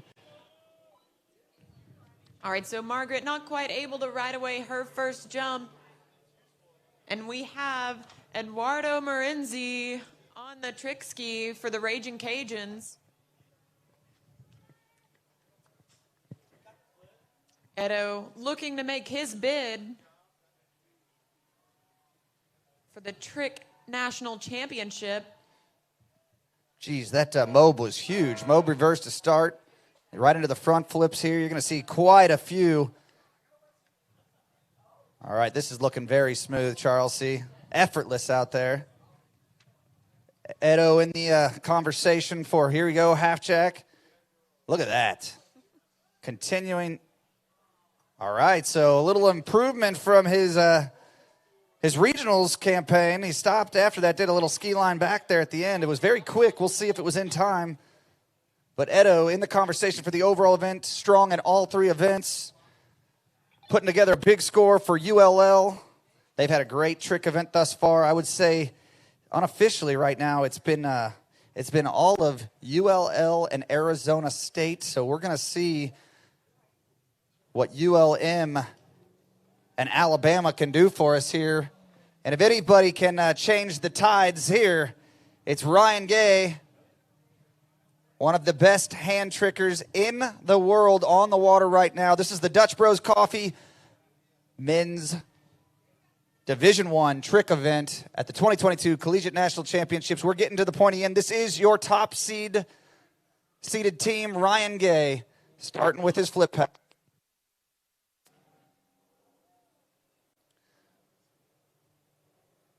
We go into our front flip series here. There was 3 right there, as solid as you'd like. Reverse back landing.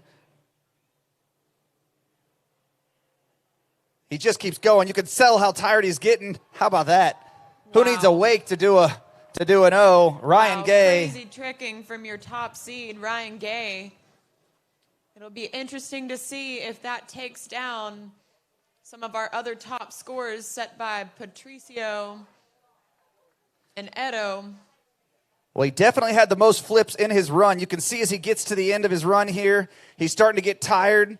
I mean, what is seemingly an absolutely trick that he can do in the dark, a regular flip, is very low because he's running out of stamina. Not used to doing that many flips in a run, but incredible tricking from Ryan Gay. So does change the tides for Alabama.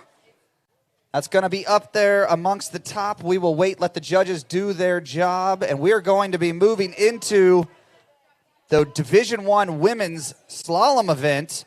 So great tricking from all of our men. Congratulations. We have kicked off officially this 2022 National Championships.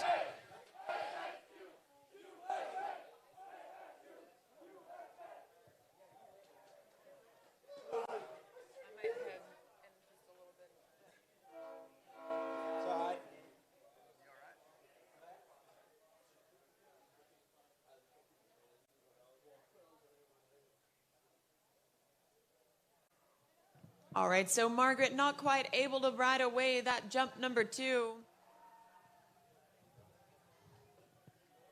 She will have one more attempt.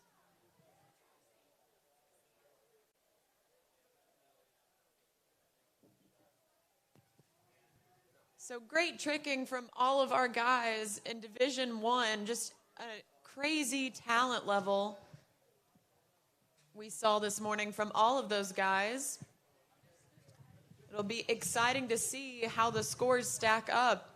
And we're still running Division II women's jumps, and we're going to head in to Division I women's slalom. So if you're Division I women's slalom, head over.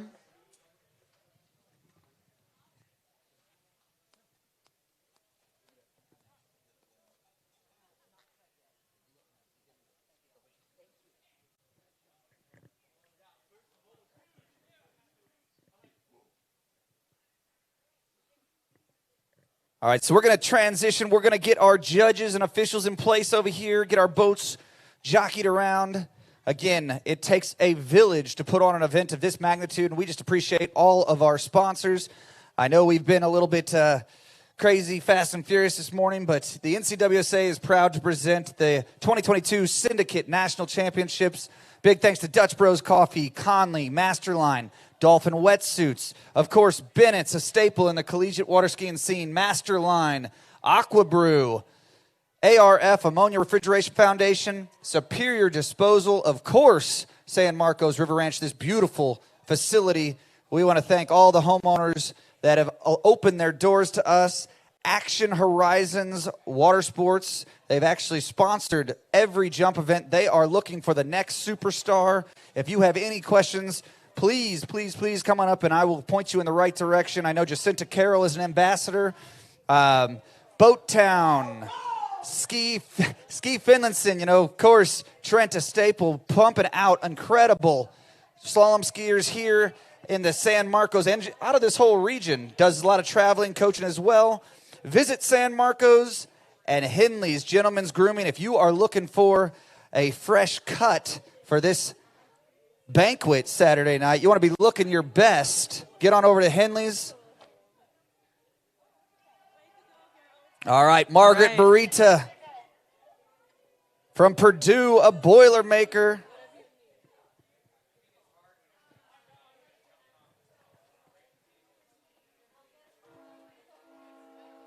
Love to see the excitement after these girls.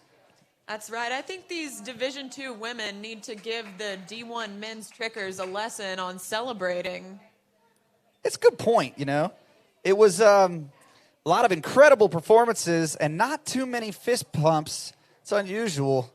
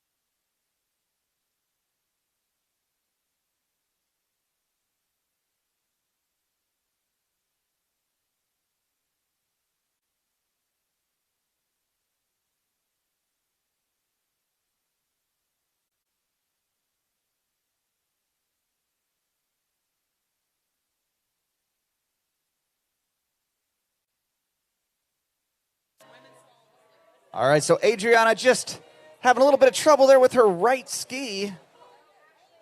Gets sucked back, so she's going to make the necessary adjustments.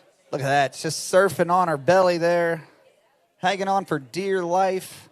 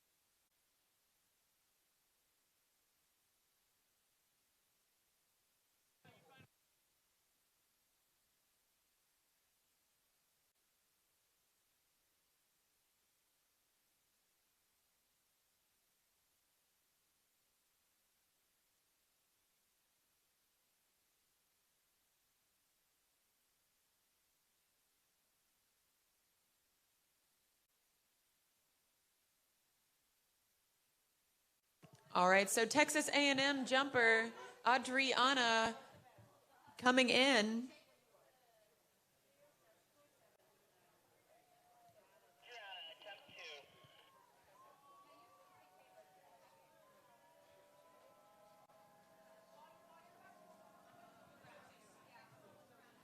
Oh, and not quite able to hold on to it. So here's how our women's leaderboard is currently stacking up as we are about to head into our third rotation.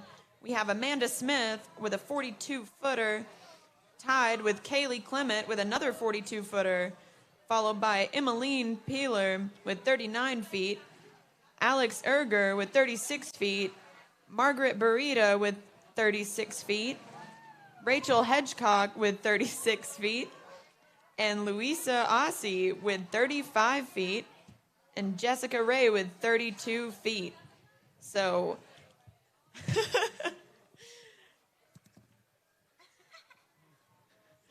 scores clogged up a little bit in that 42 and 36 foot range. We're going to see probably some distances into the 50s and maybe 60s for some of these girls coming up.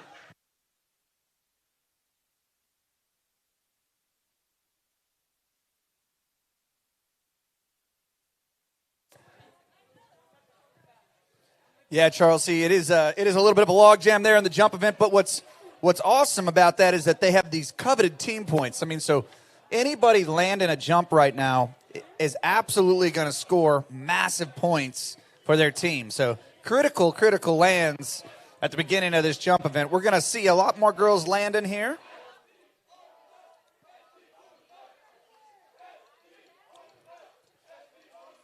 All right, so we've got a little chariot action here.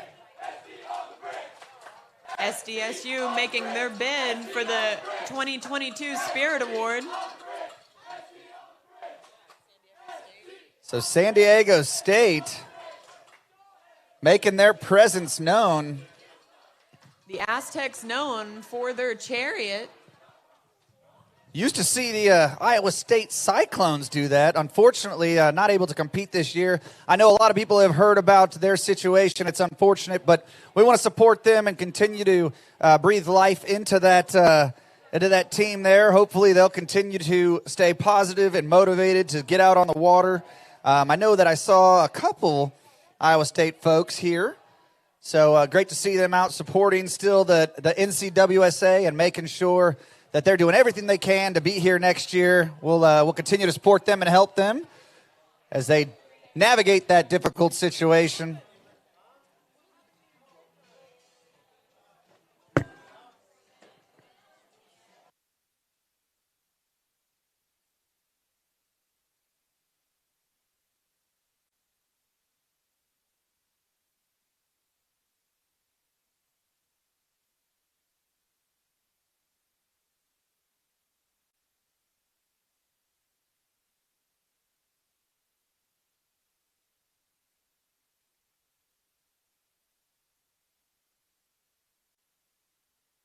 So just some information for our women's slalomers, Division I women's slalom.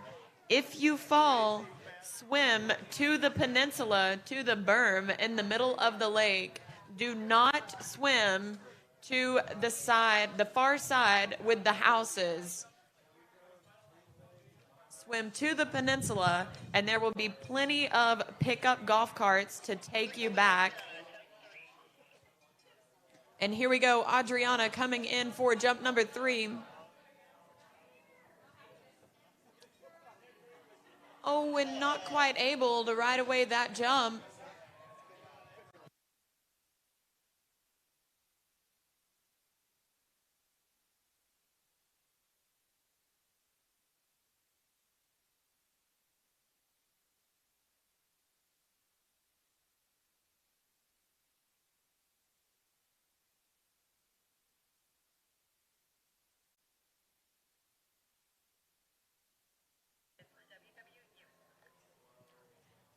All right, so moving into our third rotation in collegiate women's jump, we have Mackenzie Shore coming up from Western Washington.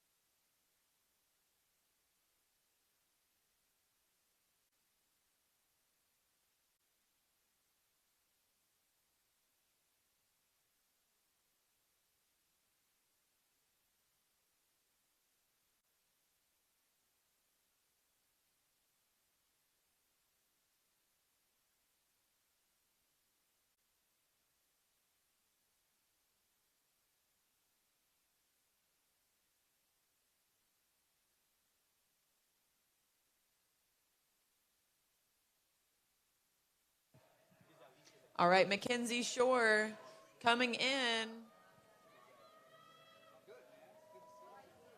Oh, and flipping out. She gives us the wave. She's okay.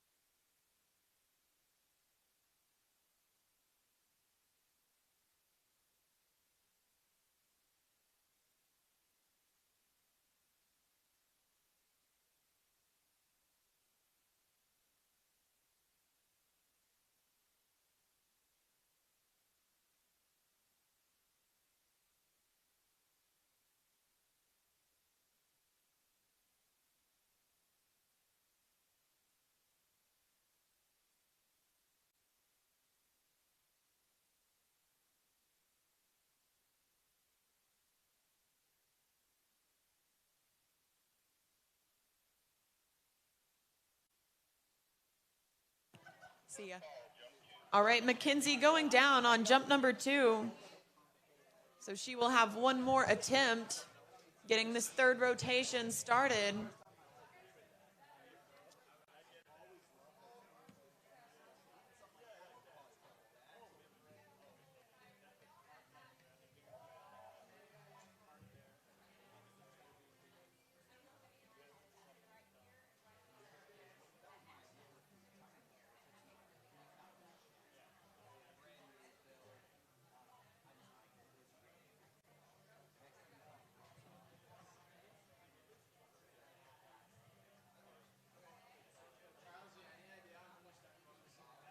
Probably like 10 minutes.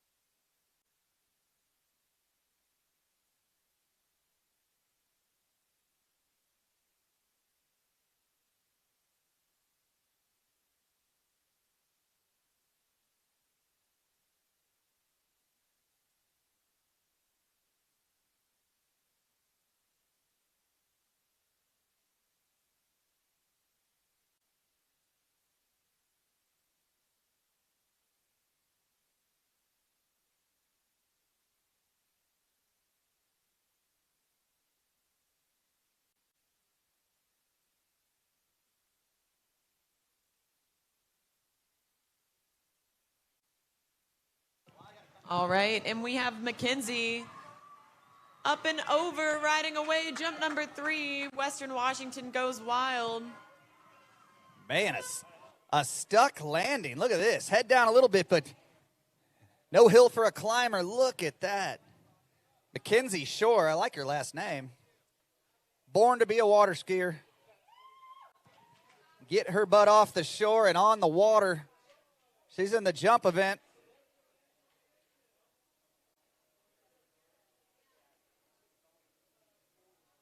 Going to be right there, though, in that 36-foot range. I think it might be a little bit shorter than that.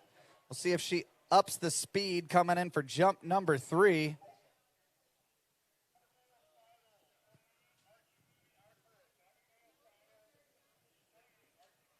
No, one more jump. All right, on the water from Auburn University, this is Abigail Seidel.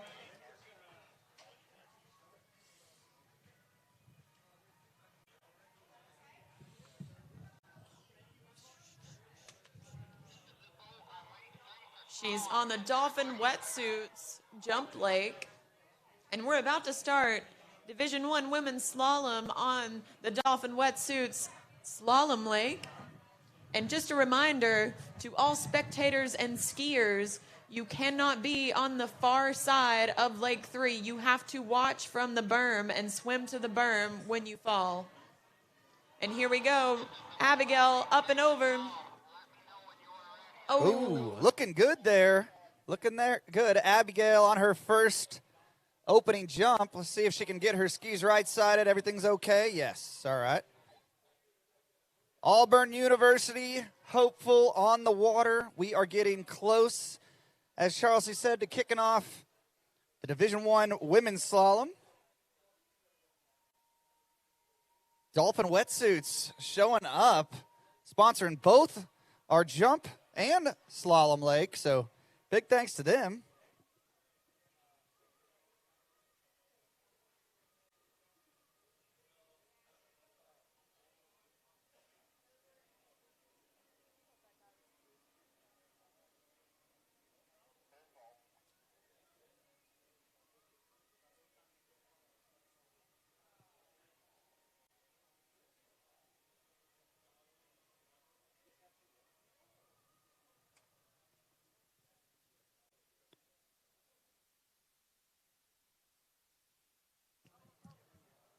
So it looks a little slow over there on the slalom lake right now, but don't be fooled, because once we start Division I Women's Slalom, it will move quickly.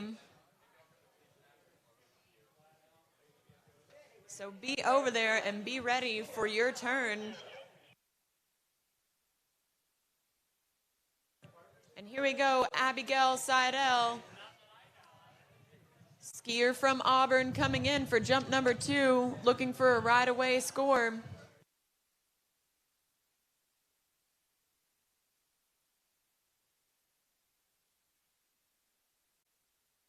Oh, and not quite able to hold on to it.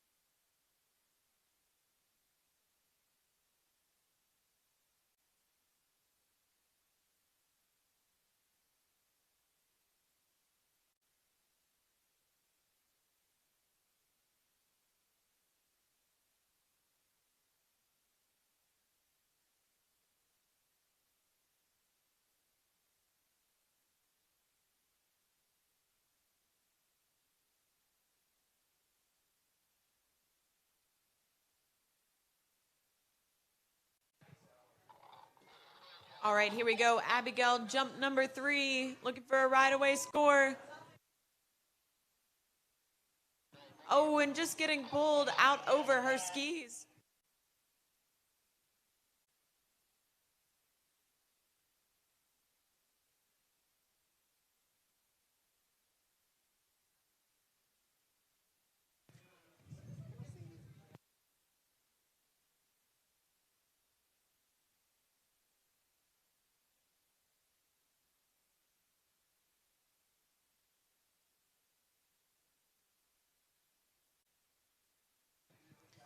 So the good thing about collegiate jump is you do receive team points just for hitting the ramp. So even with no right-away scores, Abigail did give her team some good points by taking 3 stabs at Big Red. And up next we have Ashley Ryder from Arkansas on the water.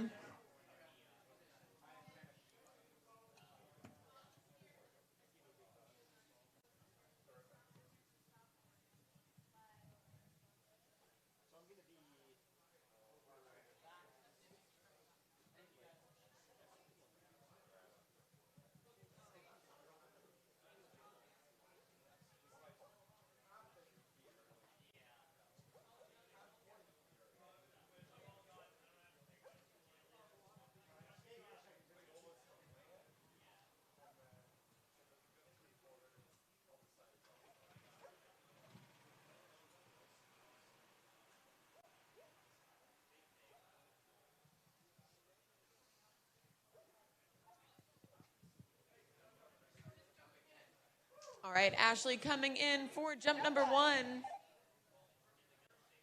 The Arkansas skier looking for a right-away jump. Oh, and not quite able to hold on to it.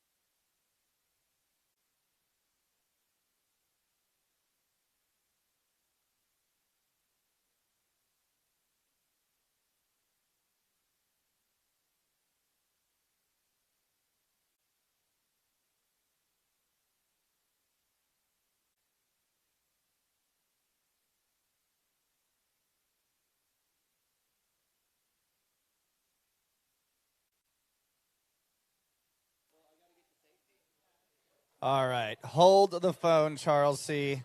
The young lady on the water, Ashley Reeder of Arkansas, hails from the great state of Missouri, a Lake St. Louis skier, one of my pupils, if you will, at Isaiah's Run Water Sports. I am so glad to see that young lady's name on the screen. Ashley Reeder, very, very capable in all 3 events. I'd say she found the collegiate water skiing a little bit later in her college career. Loving the University of Arkansas, so it's great to see her out on the water here at the Collegiate National Championships.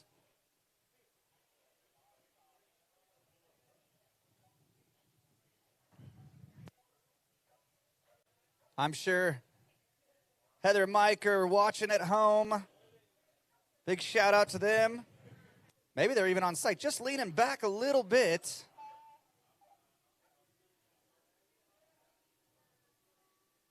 So unfortunately, not scoring a jump there. But like you said, very important team points will be up for grabs, even if they do attempt to go over Big Red. It's not, you can't take 3 passes and get team points, but you can, however, get team points by going over Big Red. So looked comfortable on the ramp, just sat back a little bit. Maybe that headwind pushing her back onto her heels, but still nonetheless looking forward to getting to see that young lady and give her a big hug. Sure all the readers, like I said, are watching. Big shout out to all of them.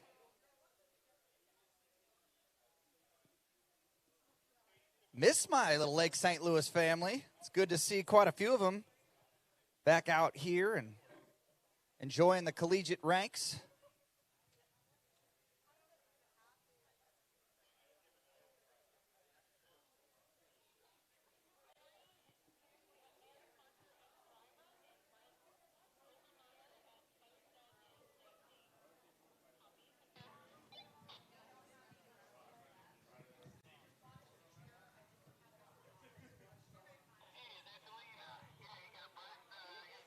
All right, so we just had Ashley Ryder on the water. Now we have Sadie Thibodeau from UT Austin coming in for her 3 jumps.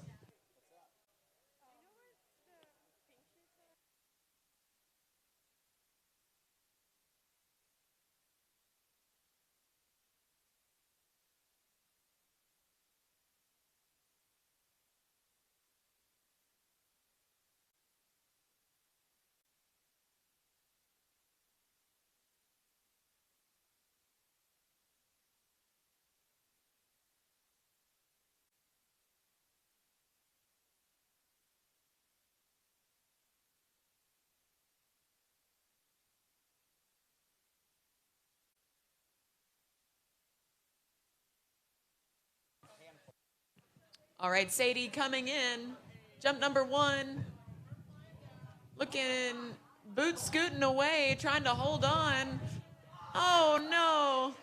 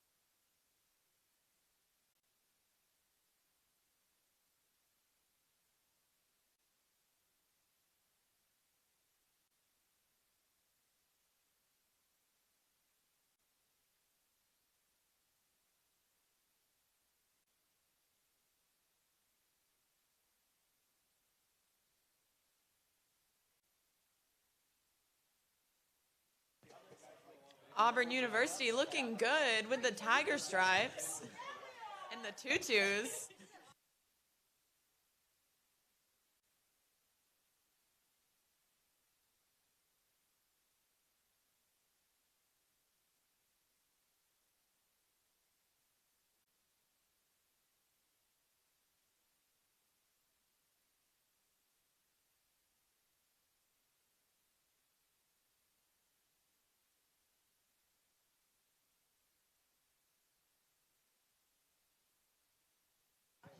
Oh, and Sadie not quite able to ride that jump away.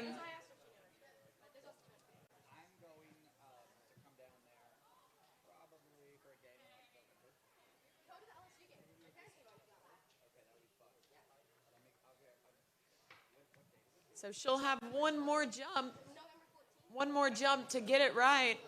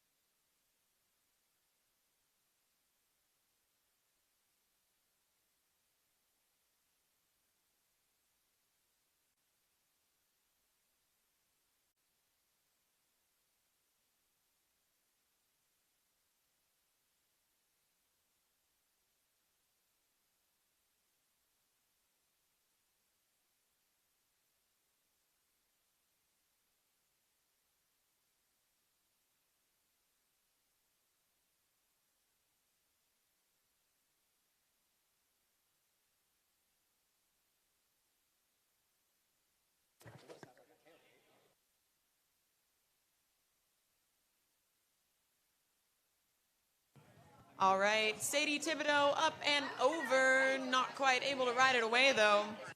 And we have our first skier on the water in Division I women's slalom. Give me a second to get the skier over there.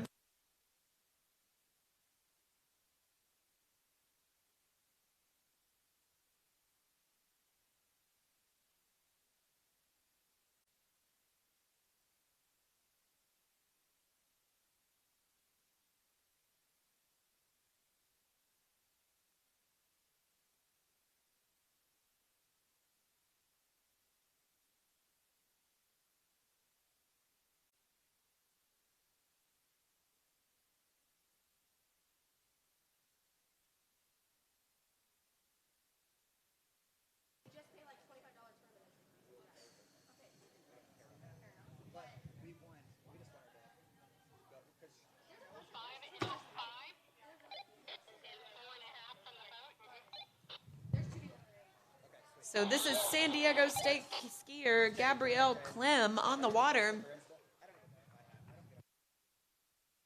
And we have Katie Johnson representing Miami of Ohio. And she is her first Division I collegiate women's slalom skier.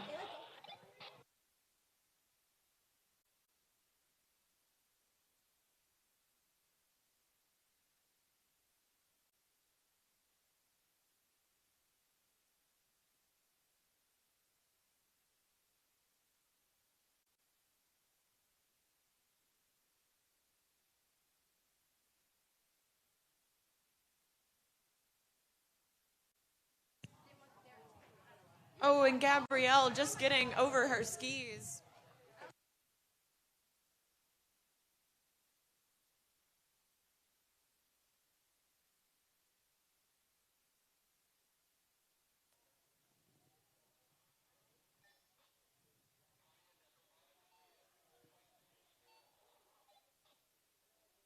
Charles, see, we are rocking and rolling. We've got Division I women's slalom on the Dolphin wetsuits, Lake 3.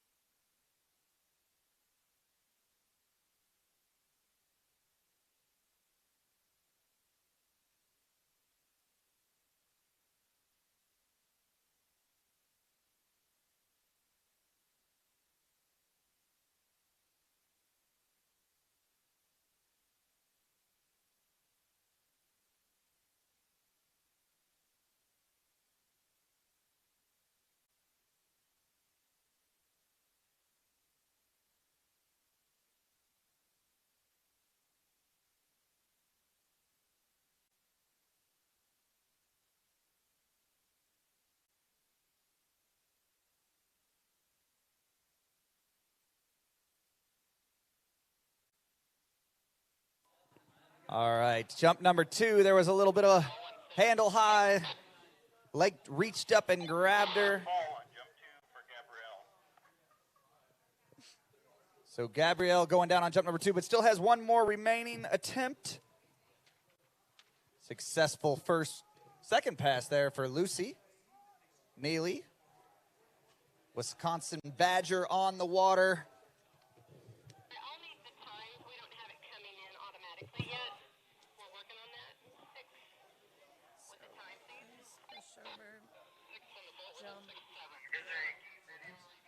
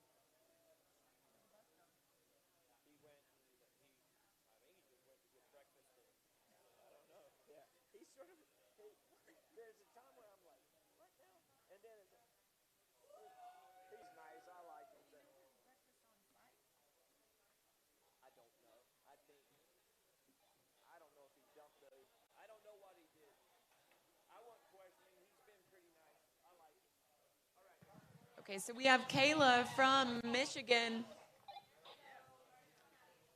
making her way through this pass in women's slalom. I'm not quite sure speed.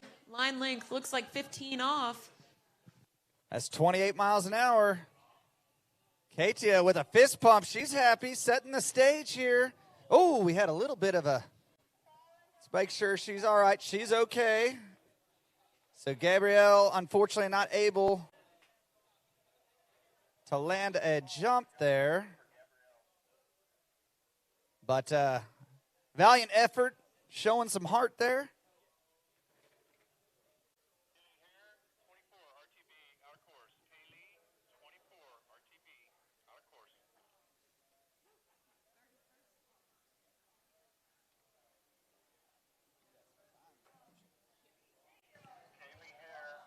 All righty. Katia coming back in at 30 miles per hour, 15. Slow start.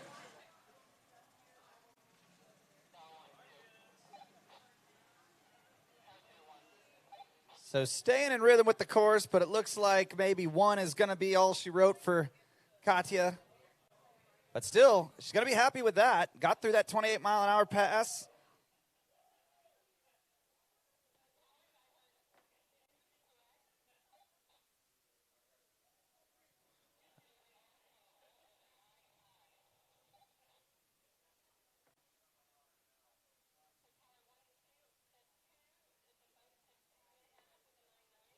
So I apologize. 2 buoys at 30 miles an hour for Katia.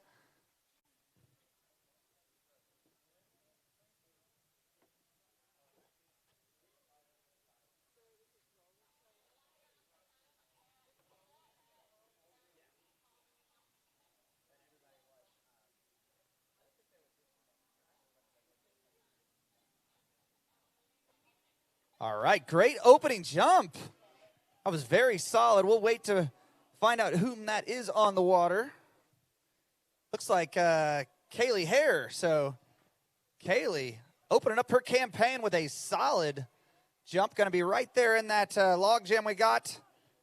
36 feet or so. We'll wait to get a confirmation on distance, but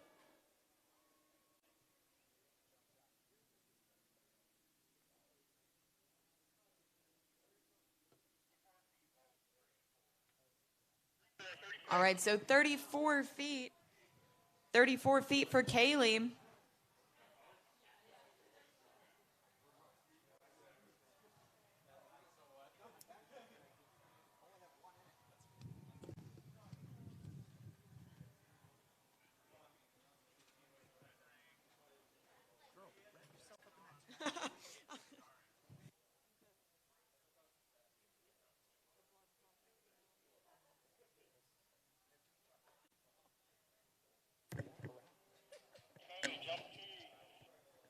All right, so Kaylee coming back in. Jump number 2.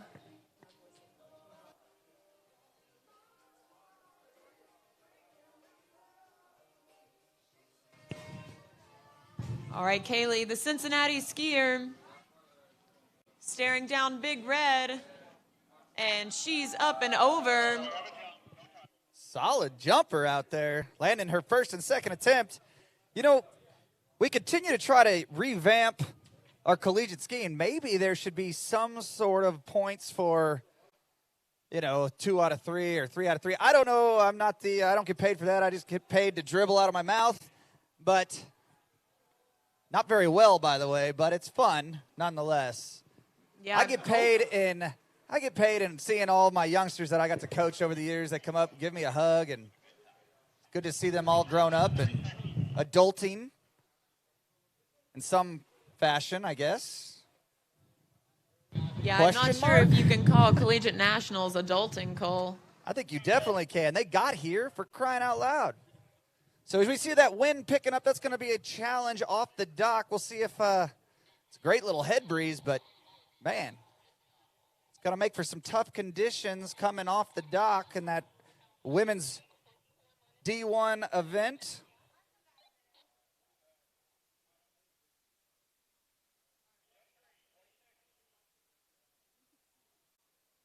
All right, so that was a 26-foot jump number 2.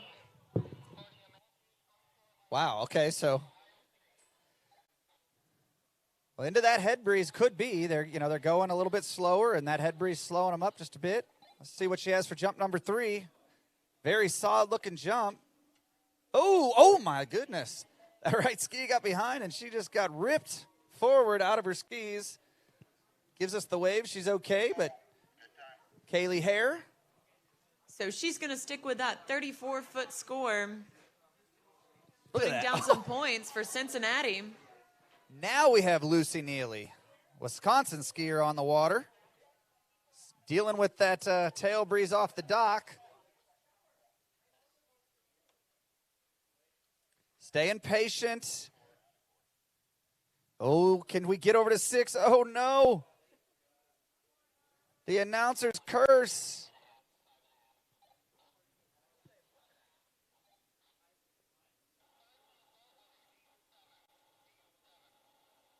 All right, so Lucy looking good here at the beginning of her pass.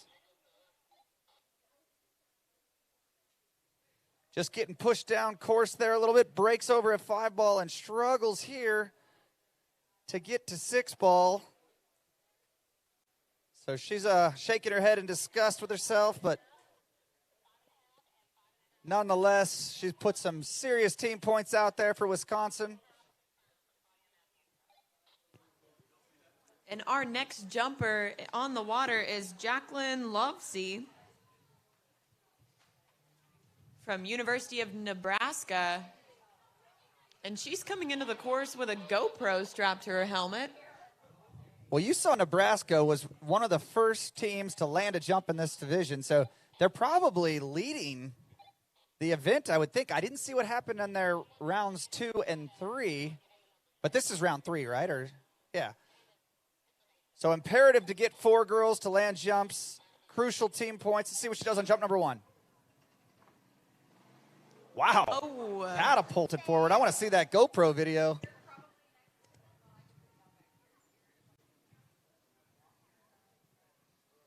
So Jacqueline Lovesey, this is the first time that Nebraska has ever qualified for a national championship. So congratulations to the whole Nebraska team. They've already made a history for their team and school. So congratulations to all the Nebraska team. But right now, we're in the jump event, and they're here to make a statement. They're not just here to participate. They're here to compete.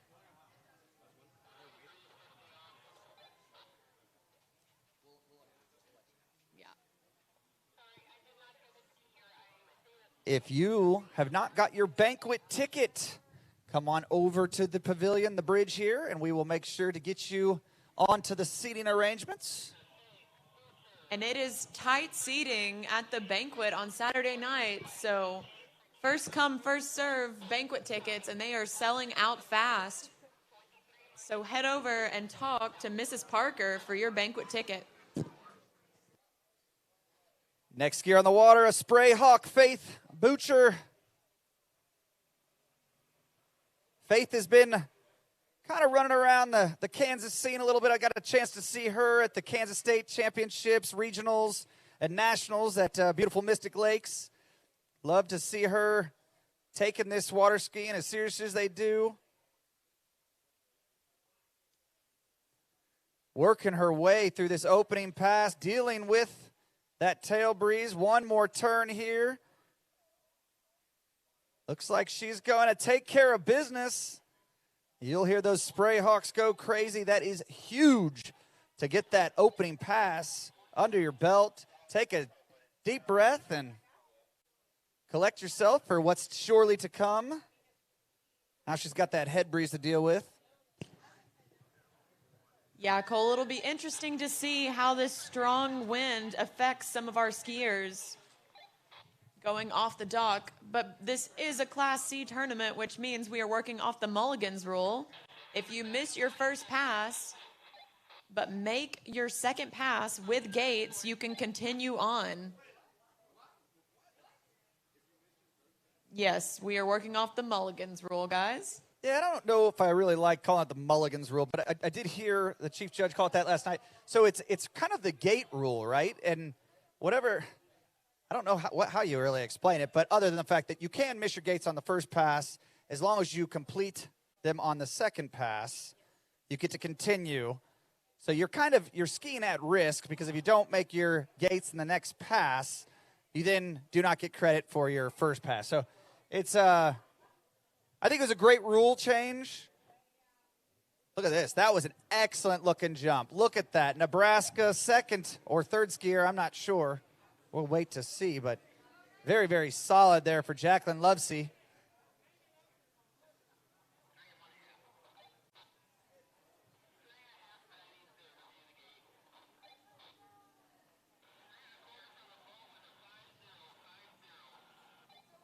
All right, we've got Faith coming back in, University of Kansas.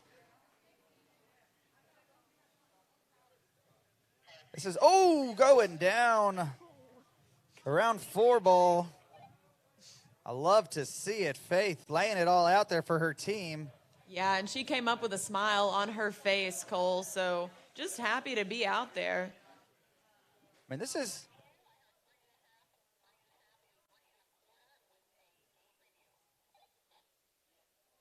All right, so Faith, 3.5, it sounds like. Good for her. Setting the bar for those Spray Hawk girls. Got some talented young slalom skiers. You know what I like to see about this KU team is they've grown up skiing together in Kansas. Another great looking jump for Jacqueline.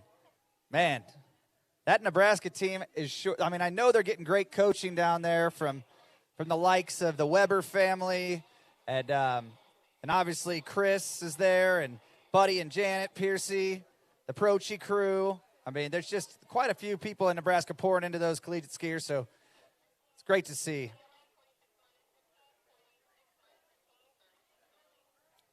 All right, Lucy Neely.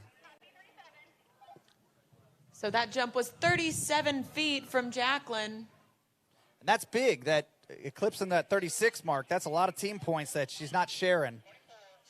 So Lucy Neely here, taking care of business. Woo! Just squeaking into those exit gates. So Lucy Neely, much needed to get through that opening pass, take care of that tail breeze. But like I was saying, so these Kansas skiers have all been skiing together, and you see them kind of go in separate ways and then come back to each other to form what's really become a powerhouse in the Midwest region. So great to see those KU Jayhawks here representing their school. Yeah, Cole, that team's really come up a far way in the past couple of years. Well, you know, they've got a long tradition. They've been around for a very long time. I've seen them kind of ebb and flow and rebuild, and, you know, so it's great to see them, again, at the top of their game. And Brooke Volker, jump number 1. Look at that. And she says, speed it up, ladies and gentlemen. I am here to take care of business for my team. All right, Lucy Neely, Wisconsin Badger on the water.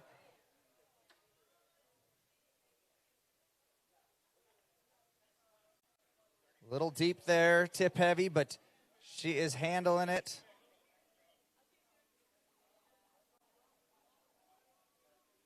Can she get over to 6 ball? We'll leave it to the judges. We don't get paid for that, but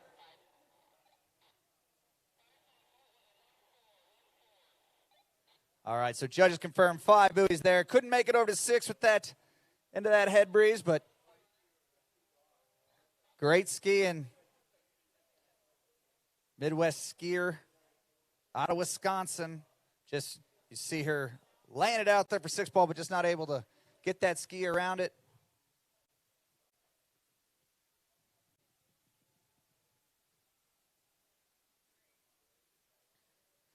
So Brooke went 34 feet on that first attempt. She's going to up the speed to 26 miles an hour.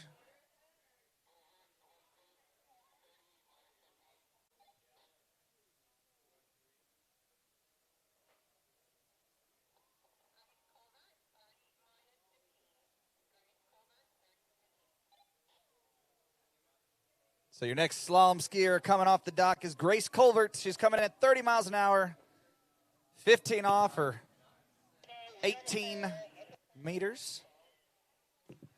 And Purdue jumper Sarah Pollard up and over, but not quite able to ride it away. Was Looks that like, not Brooke from Michigan? Oh, that is Brooke. Yeah, that's Brooke. She's got a jump in the scorebook, so that's great.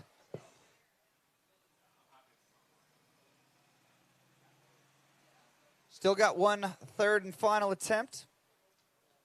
But right now, Grace Culver, 30 miles an hour, 15 off.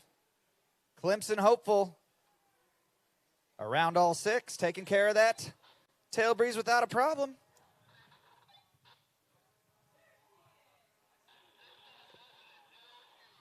Yeah, Clemson's team has really been working hard this year. They've had a great group of freshmen coming in, just really pushing the ski team on all levels, slalom, trick, and jump. Glad to see them so high in the Division I rankings. All right, Grace looking the goods out there. This is looking much better, so feeling comfortable after that, getting that first pass under her belt, making light work of that 32 miles an hour. So I'm going to get confirmation there. I was pretty sure she started at 30, but now we are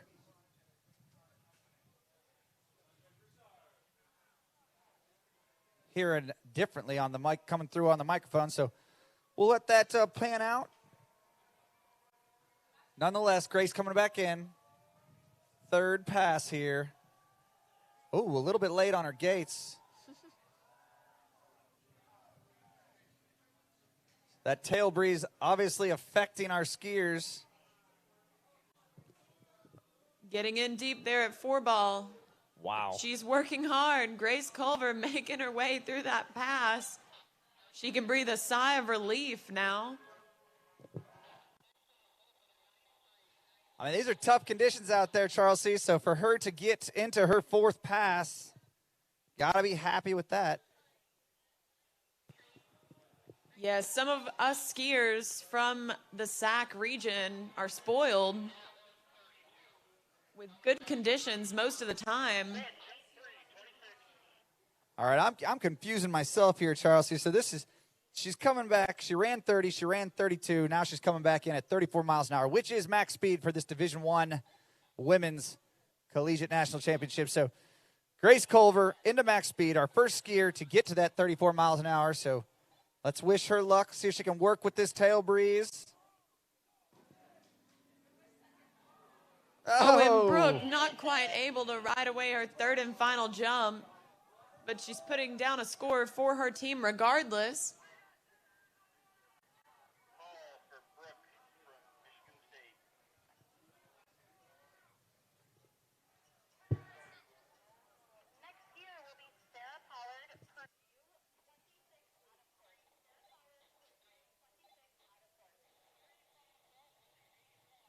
Okay, so judges agree. 3 buoys for Grace.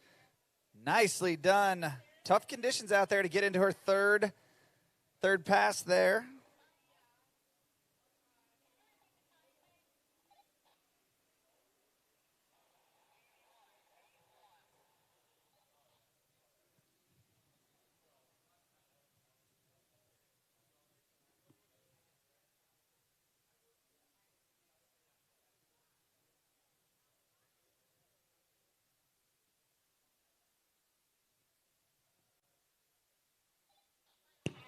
So Grace almost getting in a lean lock, going from 2 to 3, putting it all on the line for her score.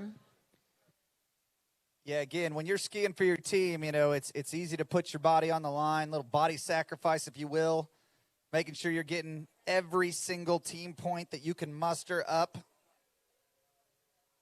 Another Midwest skier on the water over here in the Dolphins wetsuit action jump event over here. Sarah Pollard, Purdue skier, Action Horizons jump event. I apologize. They're looking for their new superstar. It's the Action Horizons Division II women's jump event on the Dolphin wetsuits, lake number 1. Look at that. Knees, trees, a little bit back, but boy, she had that head up. She wasn't going to leave anything to question there. That's right. Cole, I'm expecting to hear that Purdue Boilermaker pretty soon. There she is. Yeah. All right. It just wouldn't be a college water ski tournament if we didn't hear the Purdue Boilermaker train horn.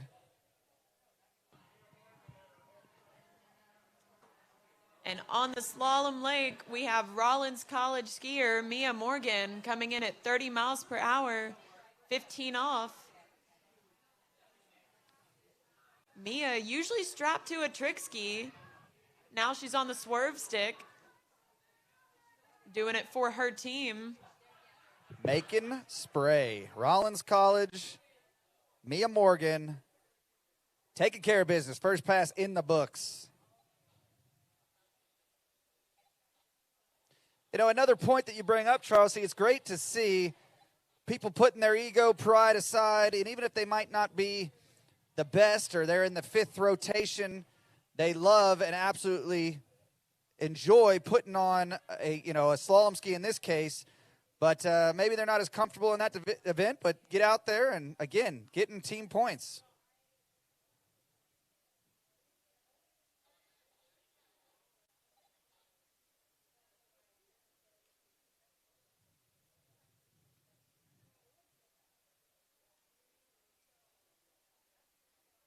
It's absolutely crucial to get that first score in the book, take a little bit of pressure off that 4th through 1st seed on your team.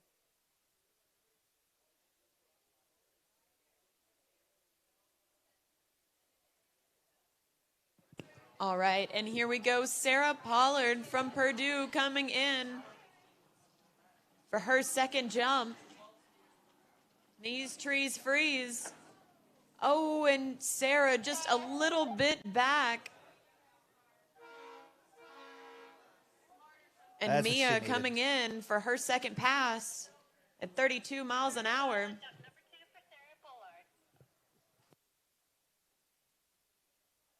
All right, that big turn over there, 5-ball, takes her through that second pass. M&M on the water. That was 32 miles an hour, so.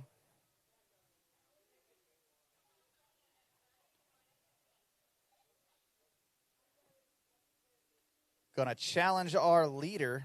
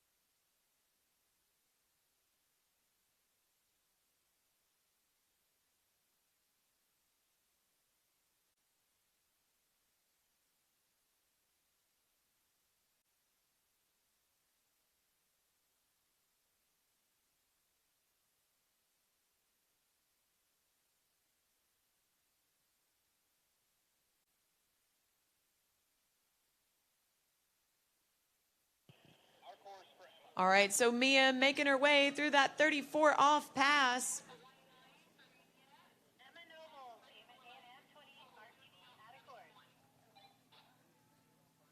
And not quite able to get around 5-ball.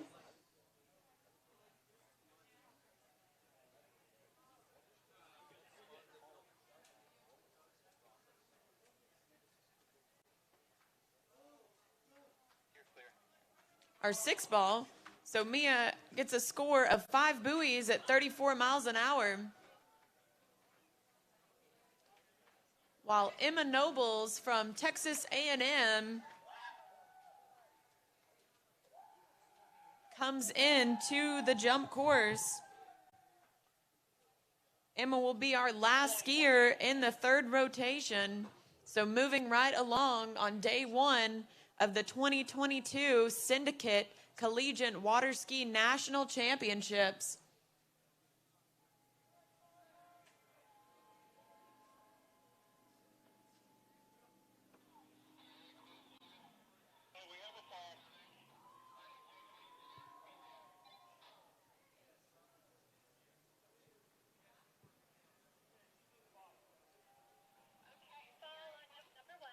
So Emma not quite able to ride away her first jump, doing sort of a Superman belly flop out of her skis.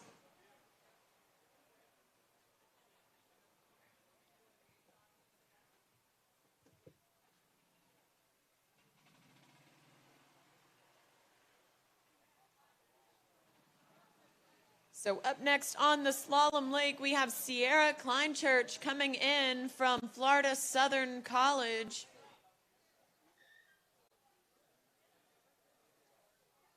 They are your 5th ranked team coming in to this tournament. Clinchu, I'm sorry. Hey.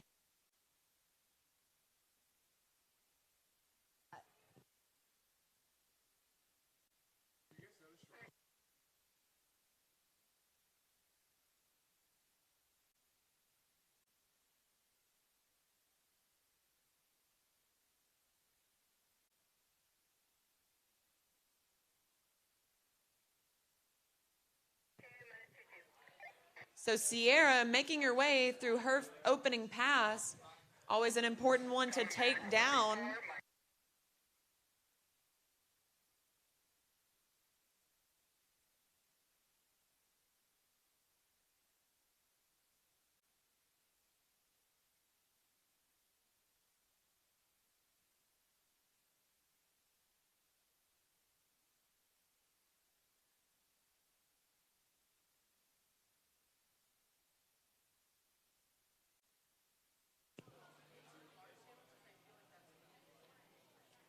So Sierra making easy work out of that opening pass, and she's back up and on the water. I did not catch her speed or line length. This looks like 34 miles an hour. We will get confirmation. Man, really looking good there. On that good water ski.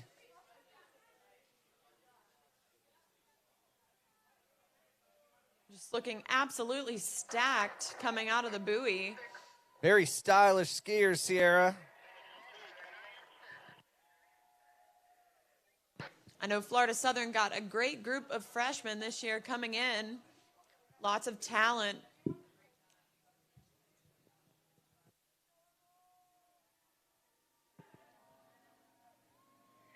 And here we go.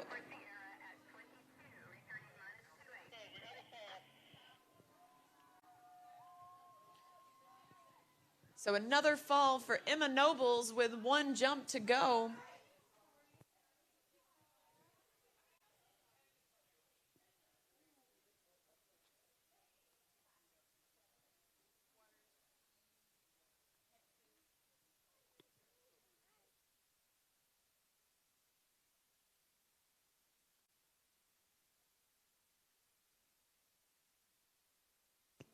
All right, Sierra Clinchu coming in.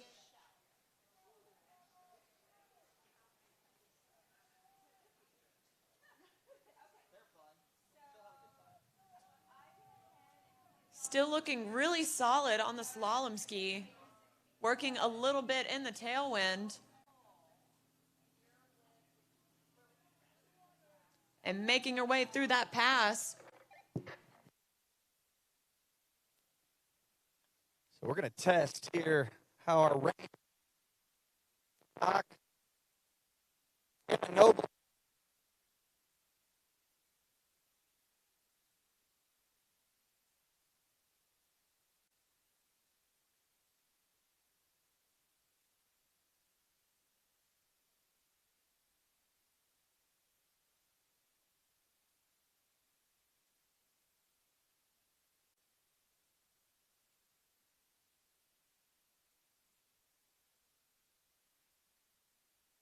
So we have Emma Nobles coming in for Texas A&M, looking for a right-away score to close out this third rotation.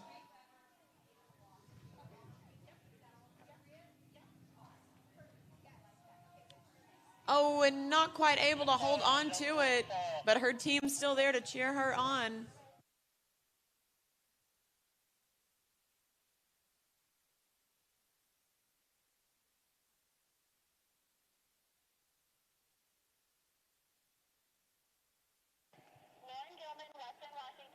And moving right along, Lauren Gilman from Western Washington coming in. While Sierra's getting her money's worth on the slalom lake, sneaking around 6 and out the gates. She throws the fist.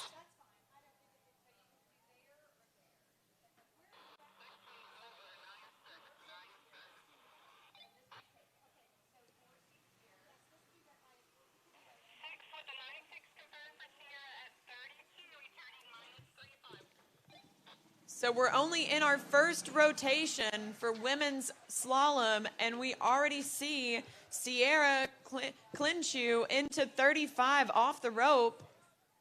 She made her way through that 32 headwind. Amazing skiing early on. And here we go, Lauren from Western Washington. And she gives us a wave. She's okay on that fall.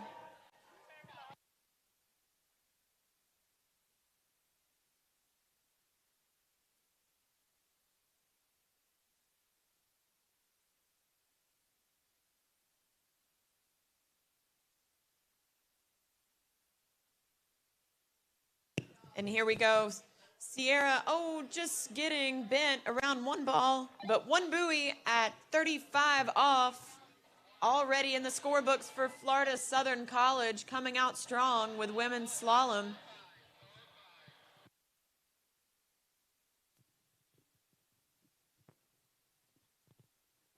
Pretty impressive score for rotation number 1.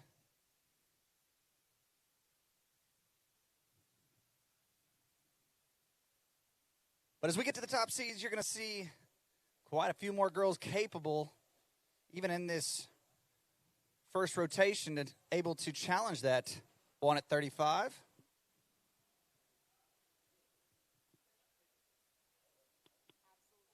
Absolutely, Cole. We have some heavy hitters coming up in the slalom running order.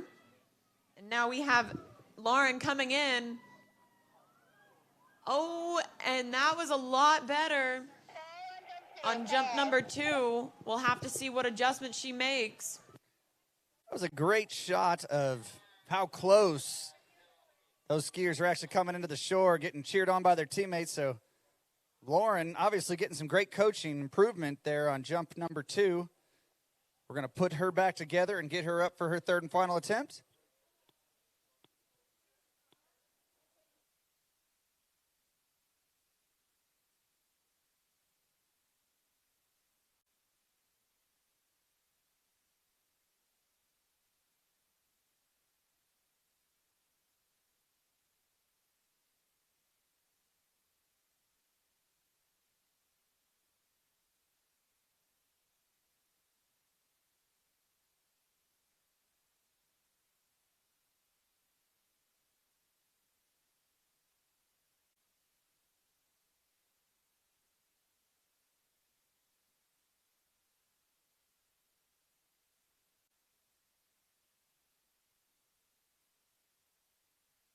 All right, on the water from Arizona State University, this is Samantha Streitfeld coming in.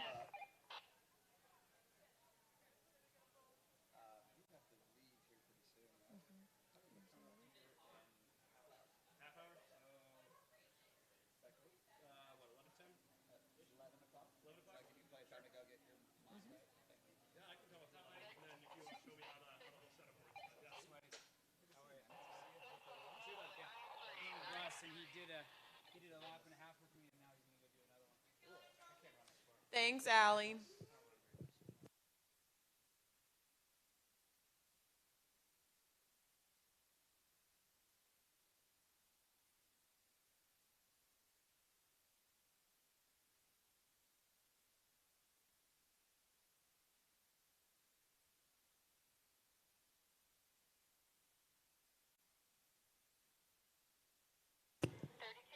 So Sammy starting out at 32 miles per hour, 22 off. Probably a strategical move to put her 32 off pass in a headwind. And Lauren almost riding away her third and final jump. Just getting suitcase there. She gets catapulted to the front there. Lauren Gilman laying it all out on the line. Western Washington.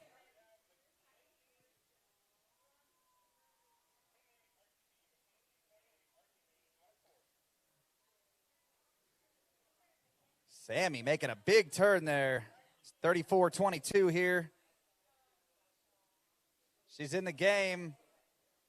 Takes care of business.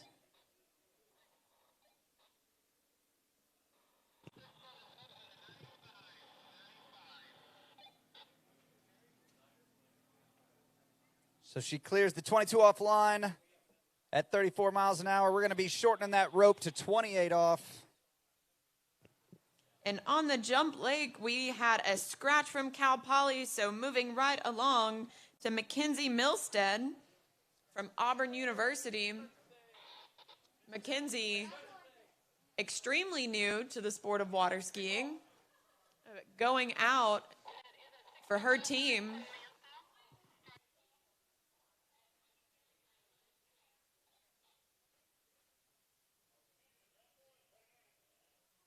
So this is a great round one score, not only for the Mocs, but even Arizona. No matter what happens here, Sammy has done her part to take a little bit of pressure off those skiers. You saw Luisa Jaramillo, teammate. And here we go, Mackenzie, jump number one. Oh, and just pulling in the handle. She looked good coming off the ramp. So Luisa setting a Western Regional record into 39.5 off. So if she can equal any of that, she's going to be in the fight. But right now we got Sammy really working through this 28 off pass. Oh, laying it all out there at 5-ball. Yeah, ASU Slalom has been on fire recently. We saw the Western Regional record broken by Kristen Baldwin a couple of weeks ago. And then a week later, Luisa Jaramillo decided she would go and break it too. So Sammy there just having a little bit of trouble. Ski stops around 4-ball, and she lays it all out, getting ejected out of her ski. Every half a buoy, every quarter buoy could mean the difference, especially for a top 5 team here. I mean, that is just huge score in round number 1.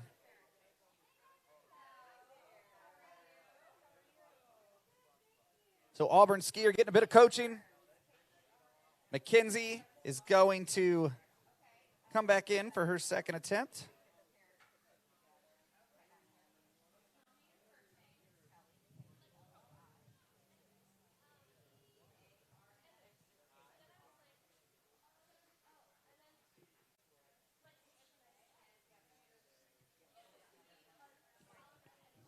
So just a reminder to our women's slalom skiers, swim to the berm and not the far side of Lake 3.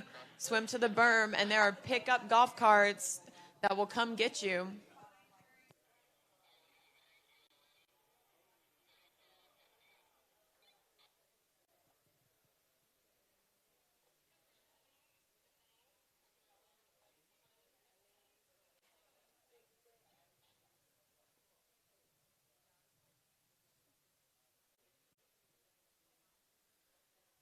All right, Aline from ULM coming out 32 miles an hour, 15 off. Probably playing a bit of that wind. Strong Swedish skier, I believe. And Mackenzie from Auburn coming back in for jump number 2, looking for a score. Oh, hold on to it. Oh, no. No way. She almost had it. All right, so if she continues to incrementally improve, as she just did from jump 1 to 2, we're surely going to see a landed jump. Right here, you see her just kind of pull on that handle, and that was the kiss of death. You cannot pull on the handle in the jump event. It will bite you. But right now, Aline, big, strong skier. Opening pass. I've got to imagine that was a safety precautionary, just trying to feel out the water, get her nerves under control. Yeah, we might see some changes in what people normally start at just to work with the wind conditions today.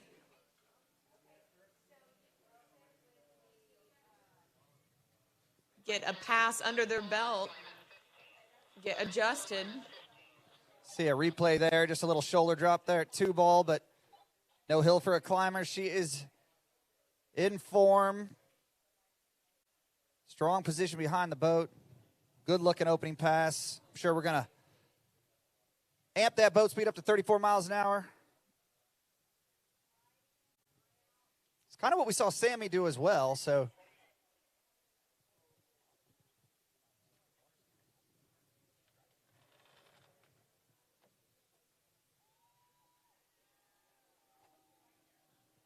All right, here we go. Mackenzie up and over and riding it Look away for at Auburn. That great display of determination, grit. How did you get? Oh, I thought you were. Hey, Emily O'Connor, Kansas University Sprayhawk, going to be joining me on the mic later. But right now we've got Aline taking care of business, 34 miles an hour, 22 off.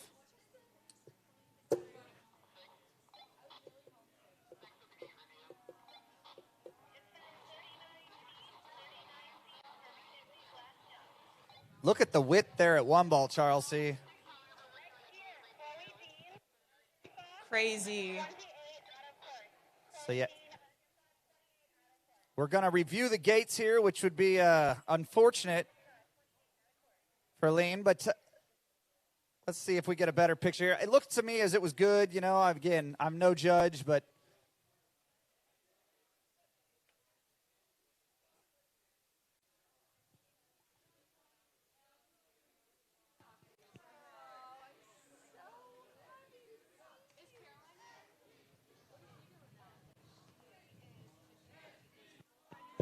nice, solid jump there.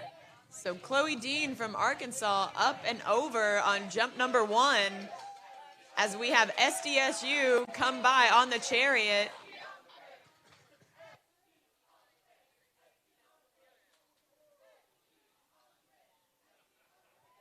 All right, so unfortunately for Aline, we have a 0 on the gates on her second pass. Hate to see that.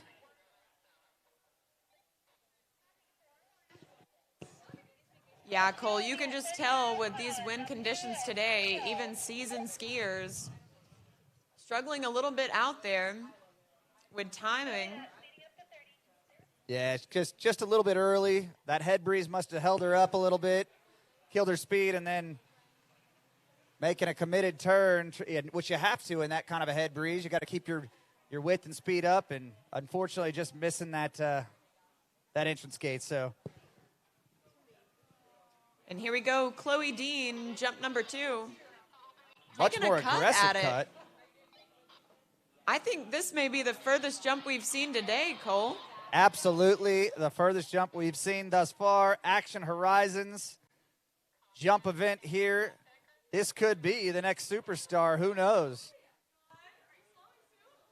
So great display of composure there at the end. She got the hand a little bit of away, and, you know, good to see her ride that away. 51 feet. Wow. Putting out a score. Chloe Dean taking a poke at it, Cole. Yeah, I mean, I think, honestly, just dropping it a little bit hard, if she can just settle, compose herself, she's going to be able to start nice and slow and smooth, and she's going to be able to improve upon that 51. But right now, Sage Popbecker on the water. University of Louisiana Lafayette. They come in ranked 2nd here. You've seen Sage at the largest stages in the water skiing world. Seen her at Under 17 World Championships, U21 Worlds, and takes care of business there. All right, here we go. Chloe taking another cut at it. Pulling in the handle, but able to ride it away. We'll have to wait and see if that's an improvement on 51 feet. I think it is. I don't think it's going to be much further, but you can see that she starts a little bit smoother here. Kind of gets there early, but nice explosion off the top. That's a great set for Chloe, and good start for the Razorbacks here. Not as far. 51 feet on jump number 2 will be what she takes to the dock. So Sage coming back in.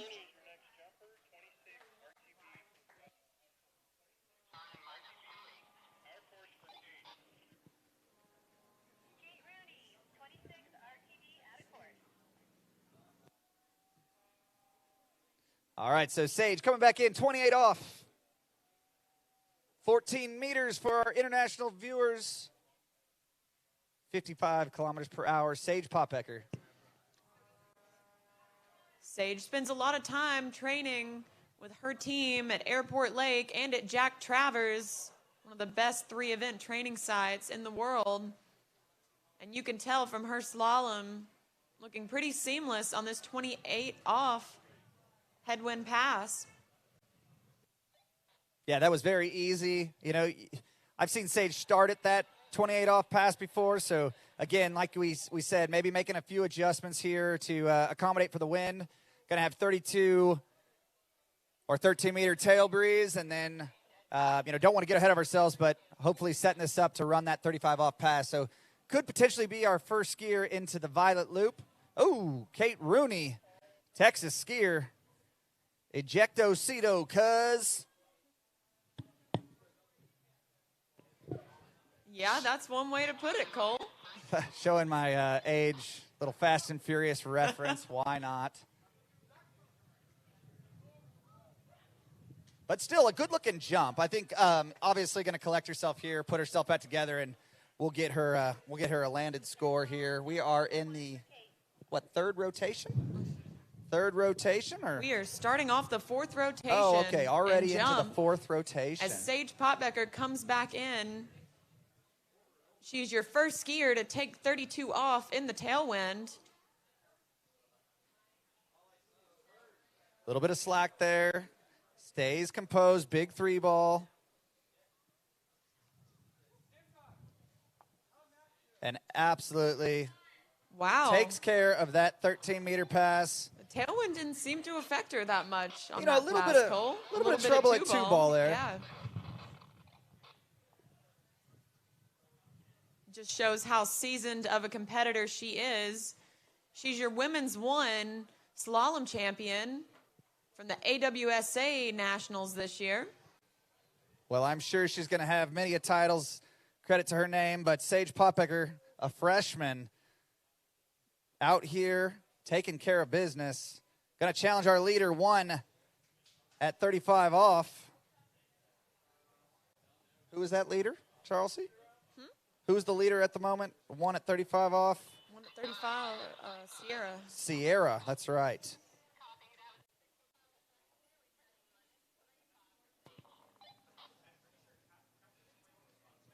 So Sage positioned herself nicely here to take down 35 in the headwind.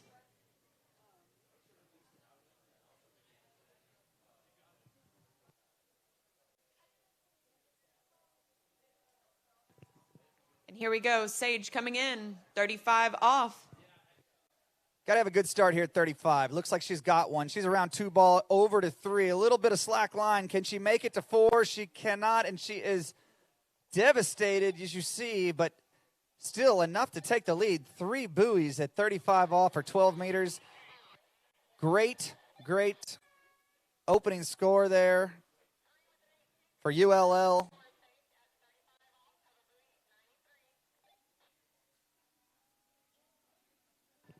And here we go, Kate coming in. Again, ejected out the front. Those cannot feel good, Cole. No.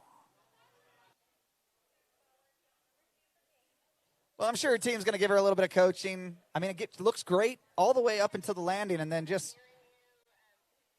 kind of drops her butt back and gets that rope stretched, and then out the front she goes. So Kate Rooney, similar to jump number 1, but that's why we get 3. We're going to put her back together. We're going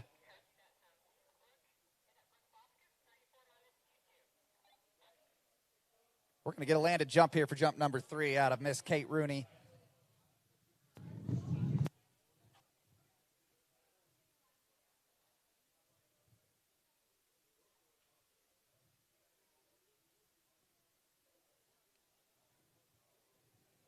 Next skier on the water out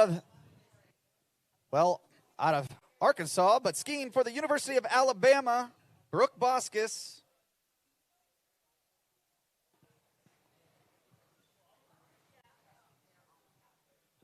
Brooke is an overall machine. She won the women's overall title this year at AWSA Nationals. Now she's going out for the University of Alabama on the slalom course. All right, so that was 22 off, 34 miles an hour. Nice opening pass for young Brooke Boskus. She'll be returning at 28 off, or 14 meters.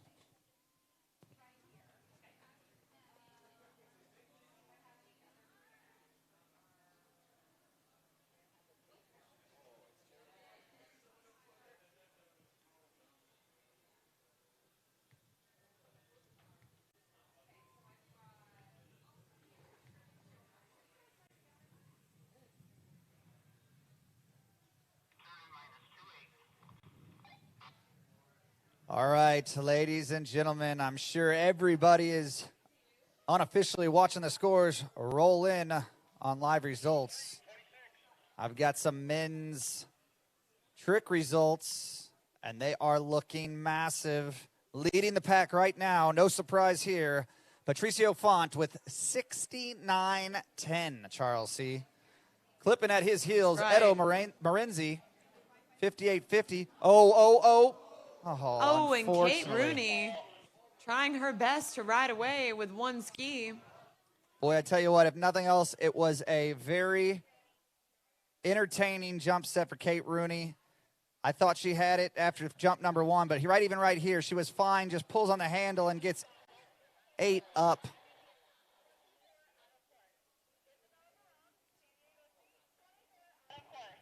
All right, so Brooke Boskus making her way through that 28 off pass on the slalom lake. So back to this men's trick event. Luke Outram, 5,500 points. Federico Jaramillo, 46.70. Sean Kraus, 44.80. And we are still waiting for the 5th seeds to roll in. So Demir, the freshman out of ULM, 43.40. Evan, little brother of Sean, right there in the mix, 38.80. Garrett Stallings, 38.60. Carter Eaton, 3,800. So they're rolling in. Right now we got Brooke Boskus on the slalom lake. She took care of that 28 off pass. Coming back in 32 off. So another skier to take her 32 off in the tailwind. Oh man, big 4-ball. Oh, tough break. 4.5 buoys for Brooke Boskus. Yeah, that's an early fall. Unfortunate for Brooke. I know, obviously, very close to getting to that head breeze 35, which is what she was looking for. But a good opening score for Alabama. And remember, that is a backup score if all goes to plan, which it's water skiing, so nothing goes to plan. Isabella from San Diego State up and over. Happy to land that first one.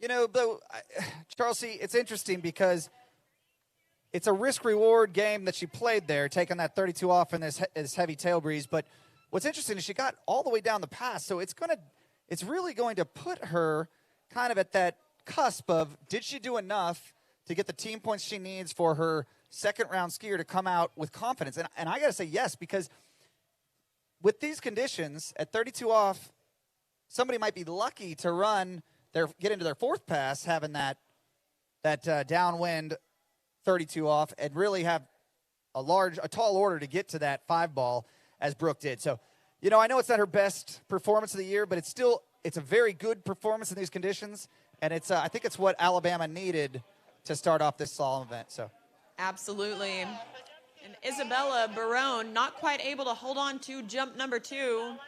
She already has a score in the books, so just looking to push out her distance a little more.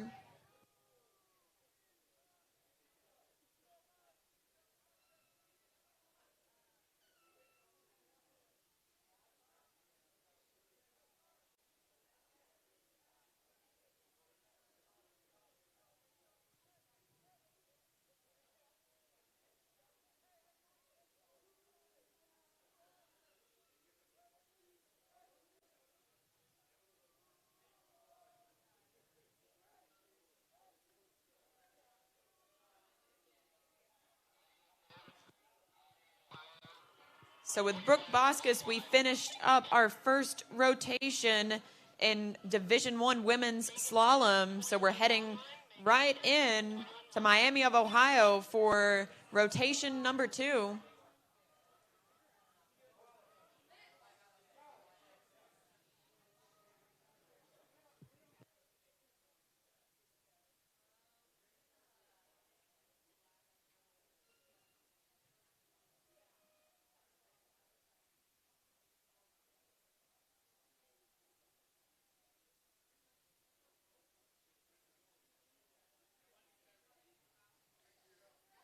all right, so we are getting down to the 4th and 5th rotations of this Division II Collegiate Women's event. Chloe Dean still leading, and Isabella, unfortunately unable to ride away jump number 3, but I believe has a scoring jump in the book. So she did what she needed to do on jump number 1.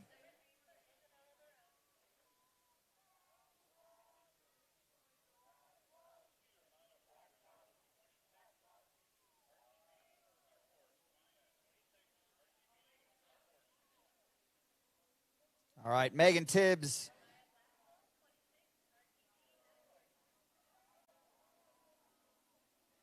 Methodically working through this first pass, looking good out there. Utilizing the full 75-foot rope.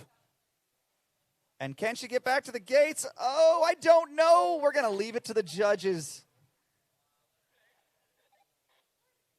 Very, very close. Great recovery there at the end. Those are huge team points.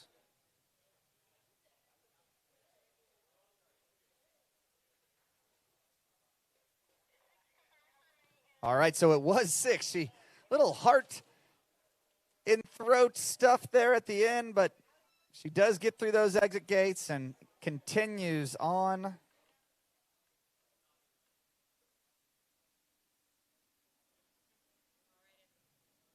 And Cincinnati skier Maya Blacksall sticking her first jump out of 3. Yeah, that one's for the team right there. You know, you can just see the excitement. Cincinnati skier throws the fist after this great landing. That sent a shudder all the way through my bones there, Charles C. I tell you what. 40 feet for jump number 1. Good enough for 4th place at the moment.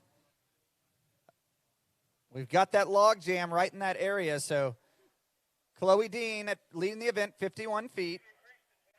Amanda Smith, 42 feet, just actually ties in meters with Kaylee Clement. And then right behind them, the youngster on the water. Oh, boy. Oh, Oh, going man. into 5-ball there. And some style points for Megan Tibbs fall. She likes her skis so much, she wanted to give it a little kiss.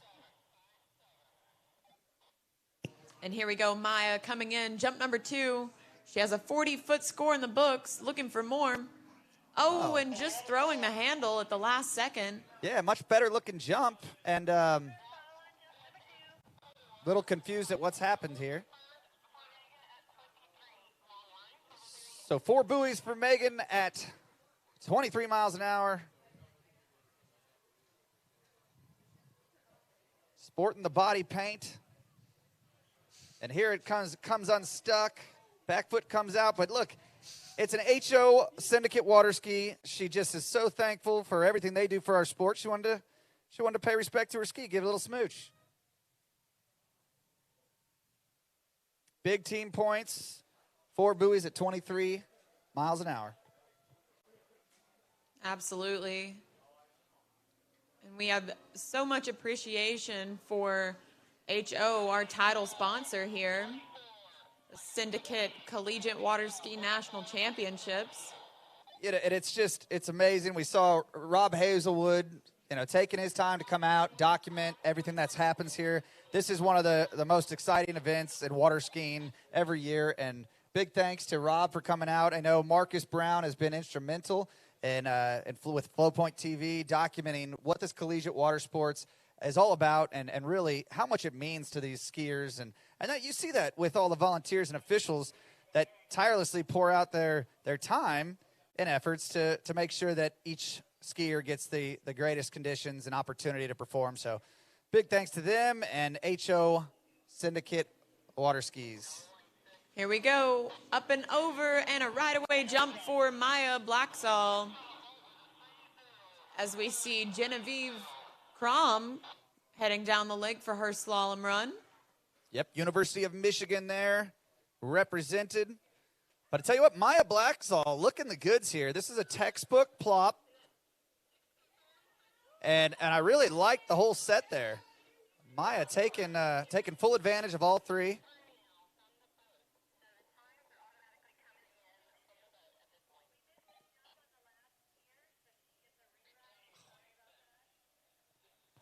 Unfortunate for Maya. Just receiving some information that Maya will receive a re-ride on jump number 3.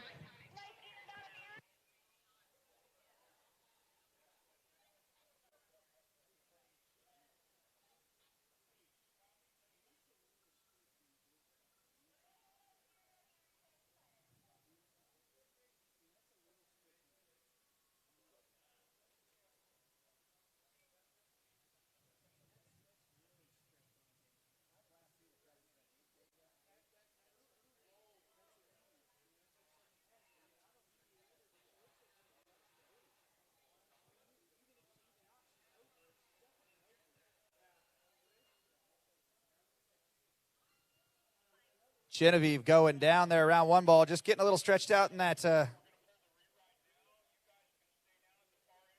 head breeze. So Genevieve, half buoy at 26 miles an hour. So 42.5 buoy is still a very good team score.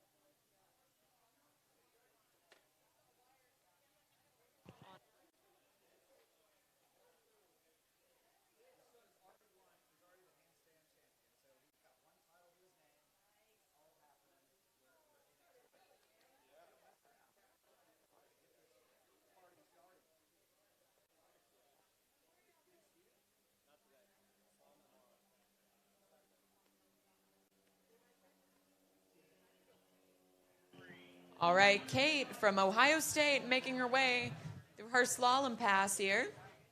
Tailwind affecting her just a little bit, but 6 and out the gates.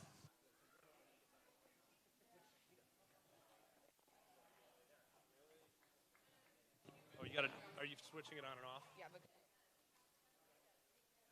Yeah. So we just saw a re-ride jump for Maya Blacksaw from Cincinnati. And so we're going to move right back along into Abigail from Nebraska.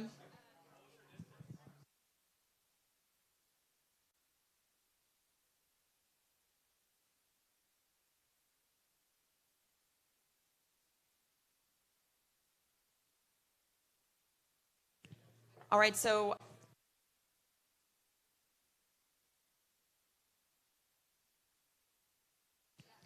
so I'm going to turn the mic over to Colin from MSU for a little bit.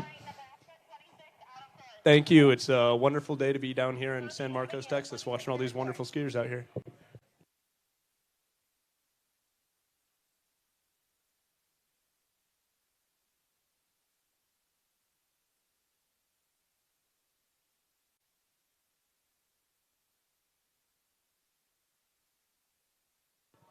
Looks like Kate Zeigler loses that handle right around 5 ball, and Abigail 8 lands a very clean jump right there.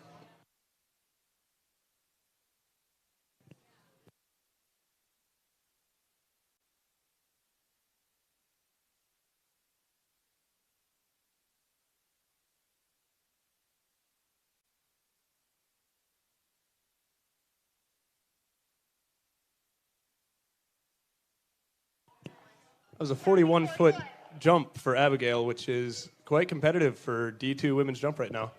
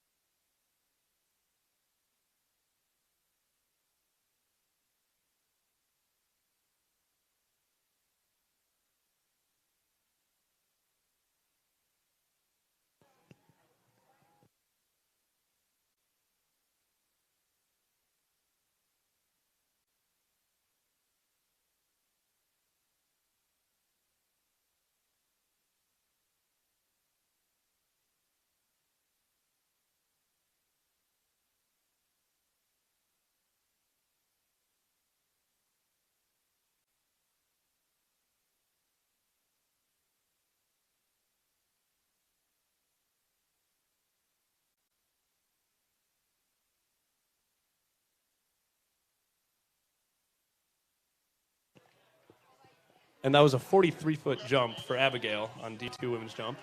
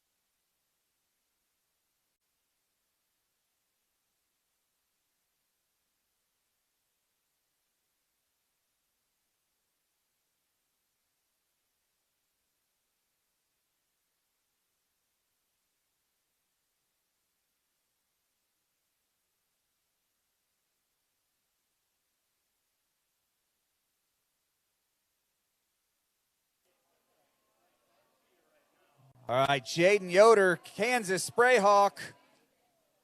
Look at that.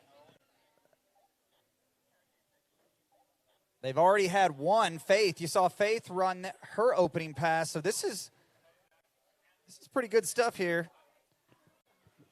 On the camera right now, you can see Megan Nieters coming off the jump for her first jump. MSU skier, near and dear to my heart. That's right. I'm joined by Colin Faith. Appreciate it. Obviously from Michigan, but he's going to be, unbiased. Obviously on the mic. Absolutely, nothing but it's fair right. commentary. I have some of my favorites here. Sometimes that's just part of the game. You got to figure it out as it comes. Comes at you. Comes with the territory. So tell me about Megan Nieters on the water. What has she got going on? Jump number 2. Jump number 1 was a little bit tough. Yep, looks like she brought the handle up and squatted down a little bit, hitting the ramp. But she is our vice president, and she lands jumps a fairly large amount of the time. So I think we're going to see a land in the next 2 jumps here. Absolutely, we will. All right, Jaden coming in, second pass. Got a bit of a head breeze here. A little bit narrow on that pull out, but maybe taking things a little bit cautiously here with the wind. Very aggressive turn at 2 ball. Strong skier here. You see her fighting with that boat. Can she get over? Wow. Absolutely hanging on for dear life out of 5 ball. You can even see a smile on her face.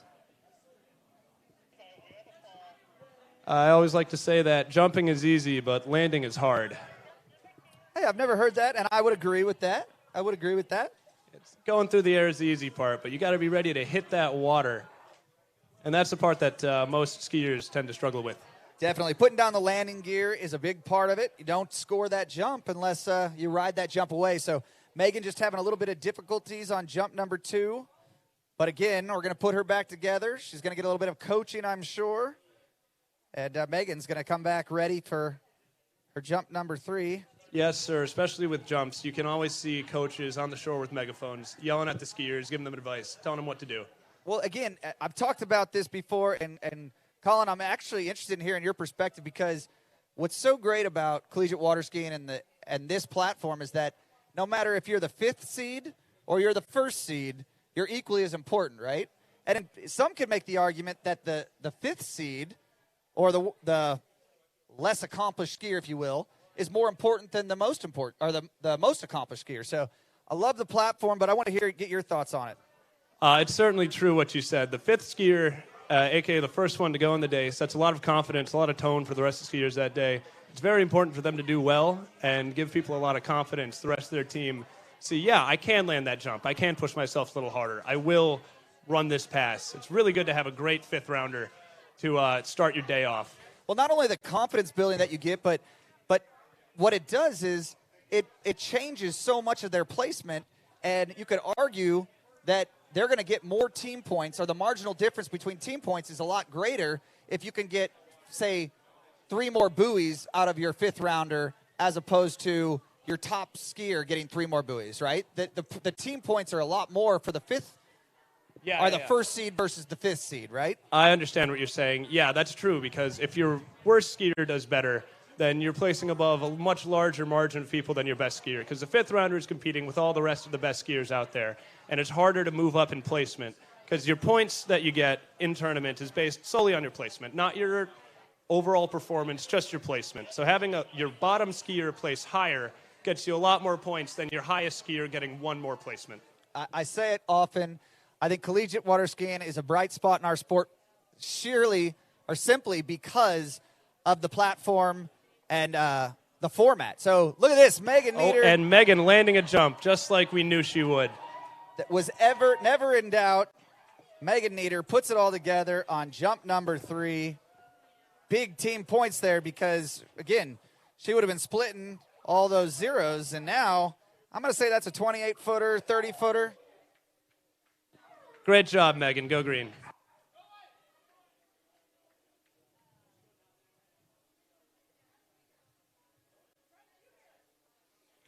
So Jaden from KU Taking care of business there, getting into her third pass, and now we've got Keely Plessner on the water. Wisconsin Badger.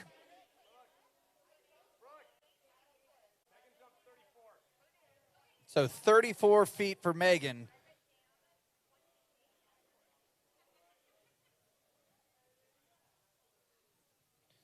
Keely on her opening pass, 28 miles an hour.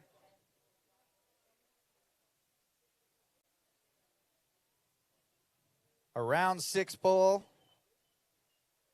No Very problem. clean pass. Yeah, no problem in that tail breeze. I agree.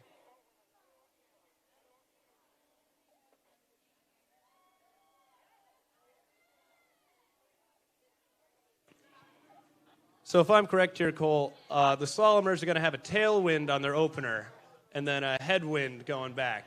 Is that true? You are correct, yeah. And I think I stand corrected. I think that might have been 30 miles an hour. Even better.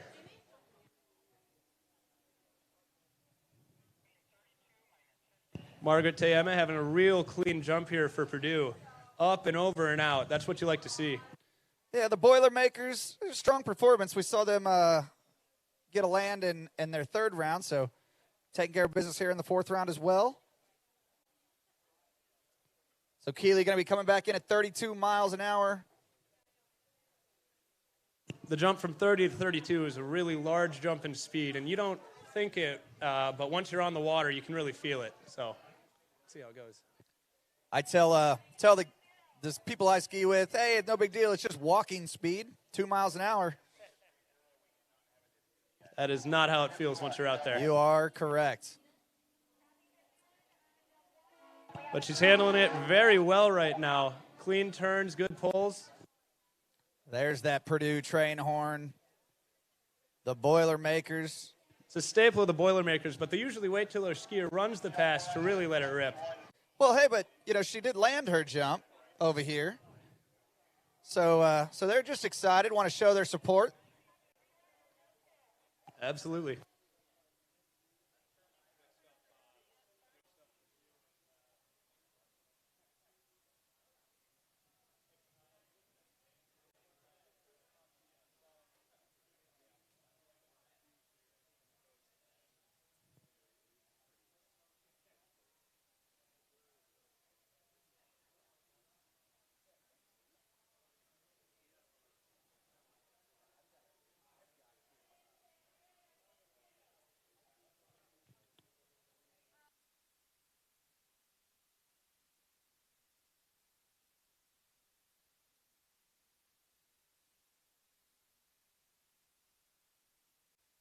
Ooh, Margaret Tayema spins 90 degrees in the air, but it looks like she kept her skis on, and that's usually a good sign that the skier is okay after their fall. You got to watch for the hand that comes up out of the water. That's the skier indicating that they're fine, they're not hurt, and they do not need a rescue boat. And there it is right there. Ooh, and Keely Plessner takes a big spill out the back. So I had to step away from the booth there just for a minute, but we'll see what the judges say. Here's the replay for Keely. So this would be 34 miles an hour. Oh, just coming around 3 ball, just leans back trying to find the boat, and unfortunately, that's all she wrote. But great score, 2.5 at 34 miles an hour.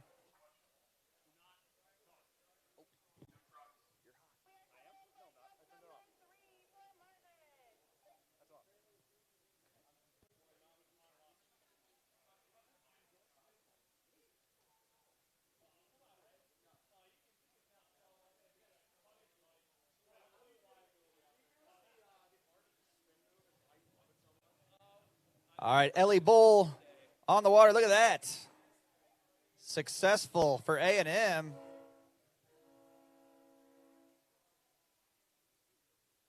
So I think the Boilermakers are a little confused, maybe inhaling some of that smoke.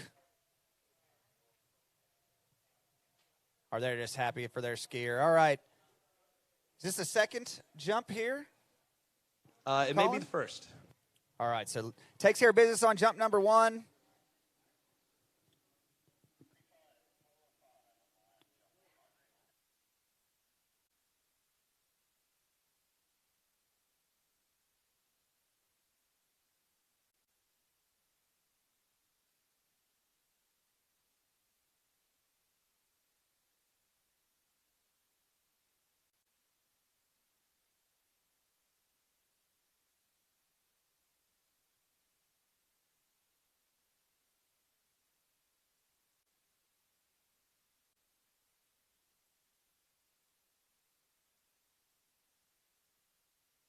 So Ellie up in the speed here to 28 miles an hour, looking for a little bit more distance. She is nipping at the heels of our leader, Chloe Dean, 51 feet. Ellie, 45 on jump number 1. I don't think it's going to be on that. It is not. Going to be on jump number 2, but that's all right. Clemson skier on the water, Abby Skeen. She's out there skiing. Just kidding. That was a good one. Yeah, no, it wasn't. Again, short on the caffeine. You're full of them today, aren't you?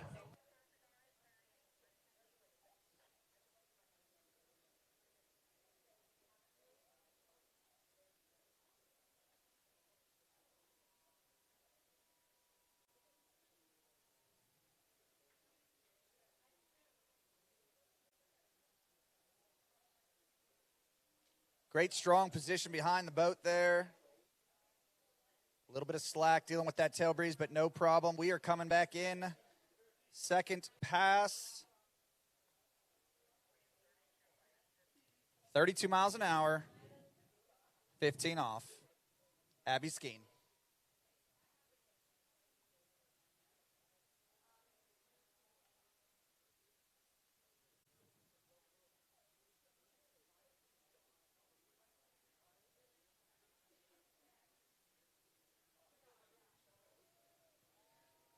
So quite a big difference, Colin. I know we were just talking about this, going from that tail breeze to the head breeze. So got to be very aggressive, get up wide on that boat, and get a good start. Yeah, the headwind will slow you down coming towards it, which can be good if you're early, but it can really hurt you if you're late. So you want to make sure you get good, strong pulls to get ahead of that buoy and get a nice, good turn. So no problem there at all. Yep, she handled that really well. Great skiing.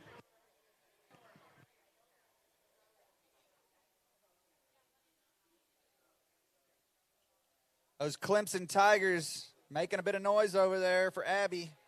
They know she's going to be coming back at max speed, 34 miles an hour.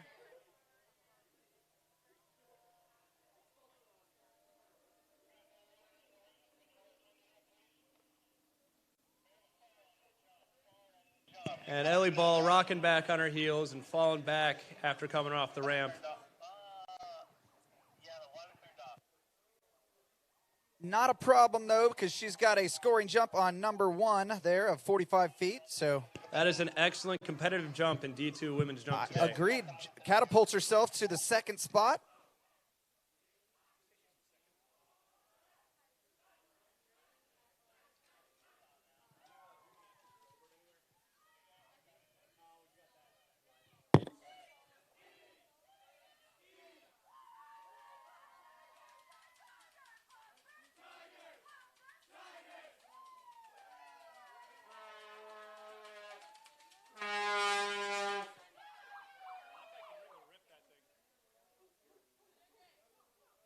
So the Spirit Award is up for grabs here, and Clemson is making their campaign. Something that the viewers at home here don't get to experience is the electric atmosphere out here at the Collegiate Water Ski Nationals. The teams are making a lot of noise, walking around in a lot of costumes, looking real funny and real spirited. Yeah, they're looking something. They're looking something. I see a fire extinguisher in the hands of a Clemson skier right now, and it's spraying water into the air. You don't see that at many other collegiate sports. Anyway, back to skiing. Ellie Ball coming in for her third jump for Texas A&M. So they must have given her a re-ride due to the water. I'm not sure, but let's see if she can improve upon that 45-foot jump. It doesn't look like it. Okay, so 45 feet. 45 feet is a great cushion for her first jump. I would love to be in that position if I was her. So she did a great job for her and her team. I'm sure she's really proud. As she should be.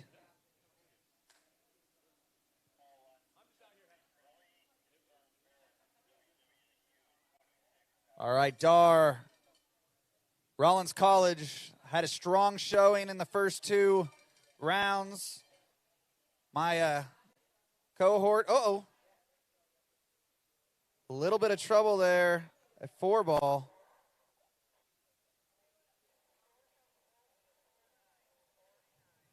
Did we miss the first pass, though, is the question. It looks like we did. So takes care of business on that first pass, so not as bad as I thought. I got a little nervous there for Dar. I was worried. It's very detrimental to miss your opener, so it's good that we're the ones who missed her opener. That's right. I'm okay with myself missing her opener. I just don't want her to miss her opener. Oh, yeah. All right. So I am going to turn it over to a KU spray hawk, Emily O'Connor. You're going to see her talents on the water later, but right now she is going to bless you with her angelic voice. I got to take a work call. What the heck, work schmark? It's Collegiate Nationals. Doesn't everybody know that? All right, Emily, have fun out there. Hello, everybody. This is your new announcer, I guess. I don't know how I got picked for this job, but... Well, welcome to the stand. Thank you.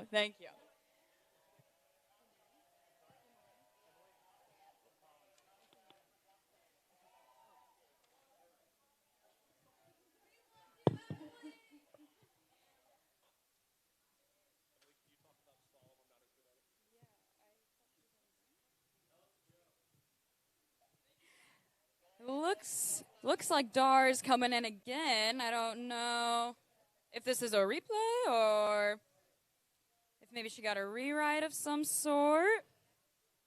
Looks like she got a rewrite. I indeed. think I see the boat going out behind us. Yeah. Well, Could be possible some of the rollers from the previous pass were out in her way, so the drivers decided that it would be prudent to give her a reride for that pass. all right, well, Good for her. It's rare you see those. She got that one. She pulled it out. Now she'll be coming back in. Little leaned over around 5-ball. Could have fallen out the side, but she saved it. Great skiing.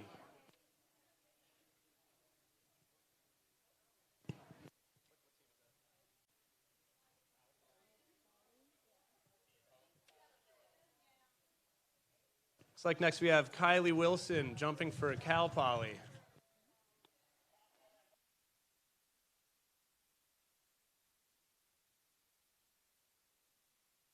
So the jumpers today have a pretty strong headwind pushing them backwards when they come off that ramp.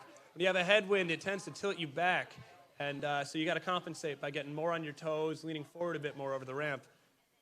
And we've been seeing all these skiers today adapt to it in various degrees of success. All right, Dar's coming back in. Oh, no. She just could not hang on to the handle around 1-ball there. She looked nice and wide, but just couldn't hook up. That's right. Great first cut in, but it looks like she just lost the handle. Happens to the best. All right, here's the replay. Kylie's jump. Let's see how she did. All right, stuck that landing. Very close to coming out the front, but she was patient. She waited for the handle to come back, and she saved it. Excellent landing. Going to see this replay again of Dar. Just coming around, looking so good, and then just pops that handle. Hate to see it. Just goes to show that even the greatest skiers and athletes can have a fumble every once in a while. Excellent skiing, though.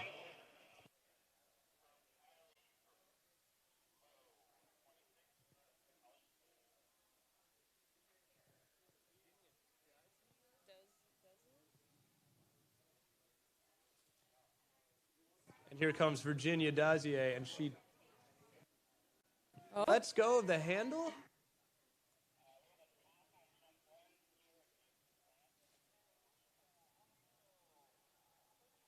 Something must not have felt right. She may have had an issue with her skis, and discretion is the better part of valor, especially when it comes to an extreme sport like water ski jump. So I'm sure she had a good reason, and we'll see her come back in the next round. All right, Slalom Lake, we got Alyssa Drake on the water now from Florida State. Florida Southern, that is what I meant. That's what I heard. Exactly. Really clean pass from her. That was- Early on every ball, great turns. That was beautiful. If there was a textbook on this stuff, that would be it. It's really amazing seeing the finesse from all these excellent D1 slalom skiers.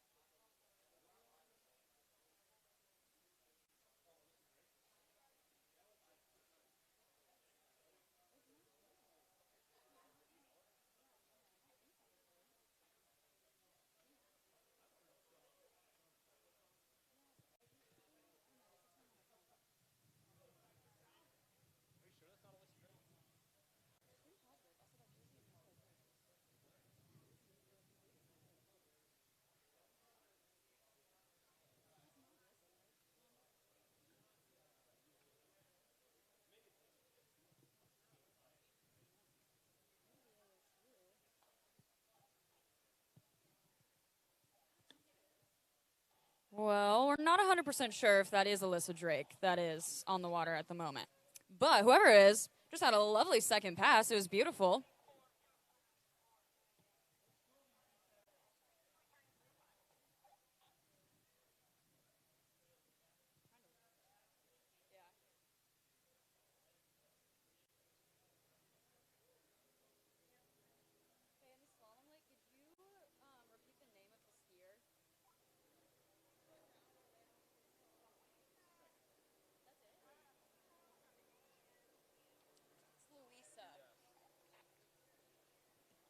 Okay, guys, we got it figured out. This is Louisa from ASU who is out there ripping it up on the slalom course.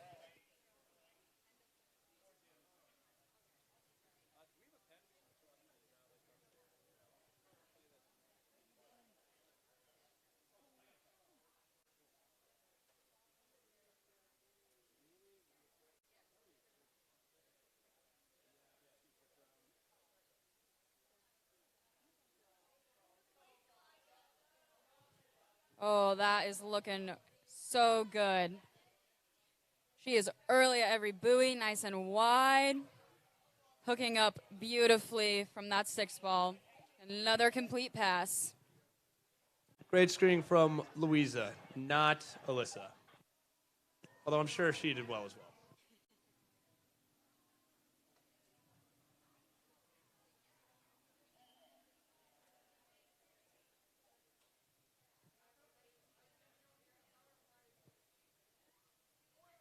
It never ceases to amaze me how tall you can throw a wall of water when you're on that slalom ski, knowing what you're doing.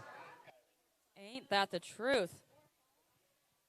All right, let's see what's going on the jump leg. Looks like we got Virginia going up and over. Oh, just got pulled right out of those skis. It looked like a good landing, but she got pulled over the front as soon as she hit the water.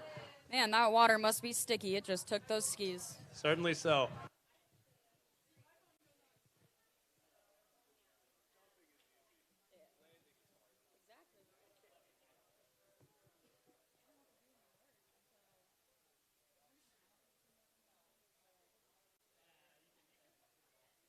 I'll be interested to see if they give Virginia 2 more jumps or just 1 after she let go of the handle for potentially a helmet malfunction. All right, some beautiful slaloming going on right now, people. Oh, man, she just couldn't quite get there. Just a little bit later on, what was that? 5-ball, 4-ball? Let's see this replay. Oh, she looks nice and wide and then just gets a little late. It's that tailwind. It'll get you. It'll push you down.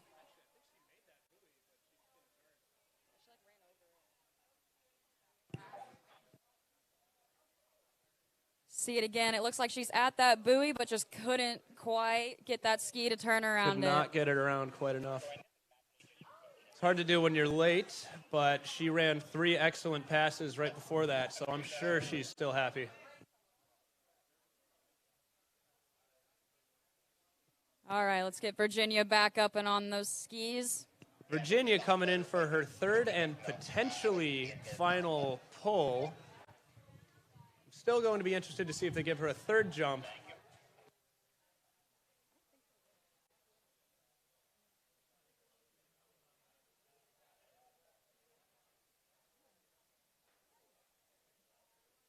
Either way, she did not manage to land that first jump after having an excellent time going over the ramp. Hitting the water did not work out for her. Once again, jumping is easy, landing is hard. And we'll see if she can handle it a little better this time.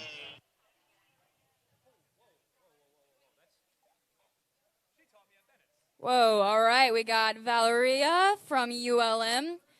I have a feeling we're going to see some pretty nice passes out of her. This is already looking beautiful. She is just in so much control out there. Not a problem.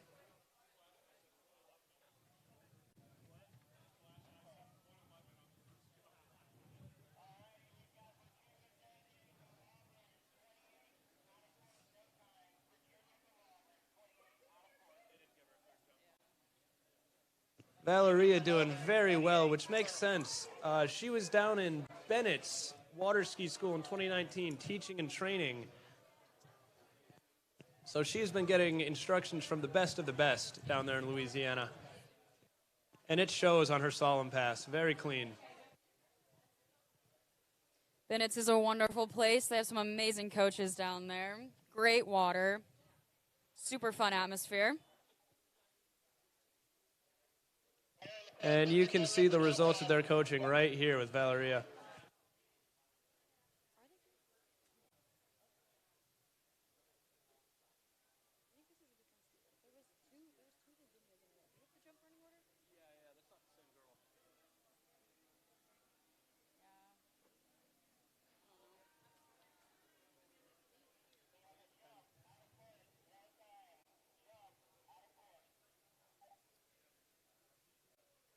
All right, look at this, people.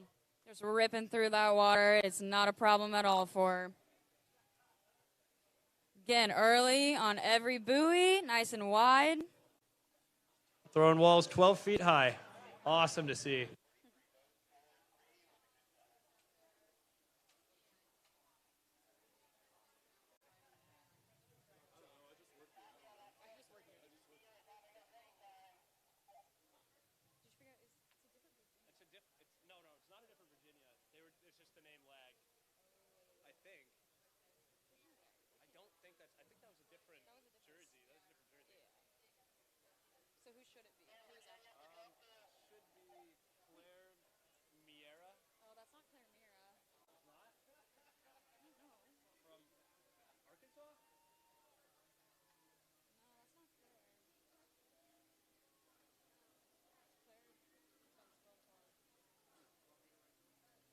Good looking jump. You can see the size of those skis. Our fifth round women's skiers are getting on Nightmares, which can be 80 inches or longer. All right, third pass here for Valeria. See what she can do. All right, all right. She's getting later, she's getting later. Oh, she's still in, she's still in it. Oh, she just couldn't keep up with it, but that was a beautiful pass nonetheless.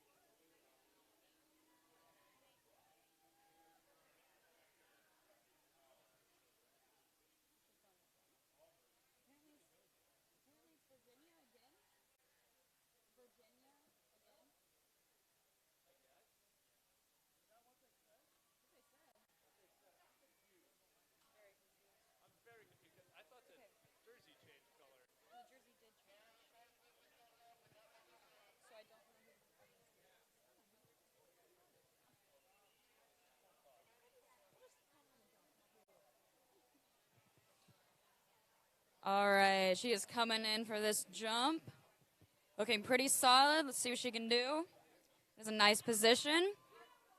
All right, up and over. There we go. Great landing.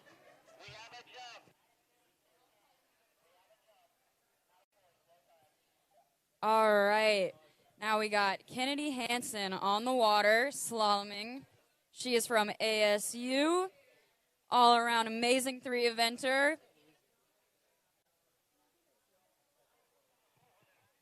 If you want to see some good skiing, watch out for those ASU Sun Devils. They got some good ones.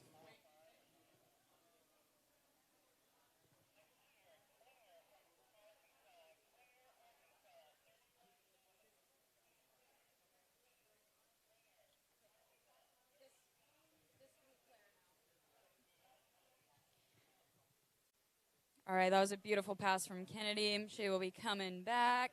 Looks like they're shortening the rope for her.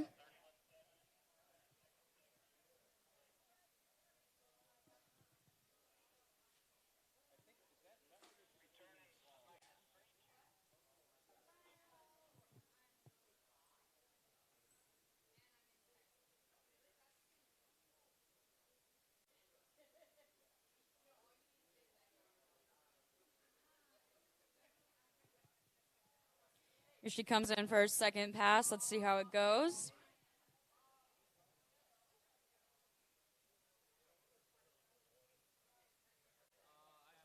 Oh, that was an amazing one. Even better, 2. Perfect 3. Oh, man, you see how early she is? She's just waiting for those buoys. She's joyriding before getting to those buoys, and that's what you want, to set yourself up for a really great turn. Get yourself in a good position to pull against that boat and rip across the wake. Great skiing from Kennedy.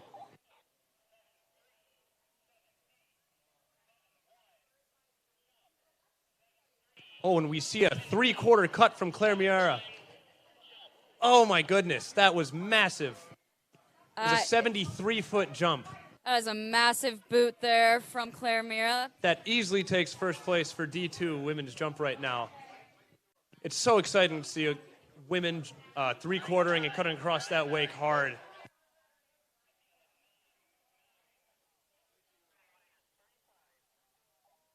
All right, Kennedy will be coming back in at 35 off. Let's see if it looks as easy as her 32 off did, so I'm guessing it will.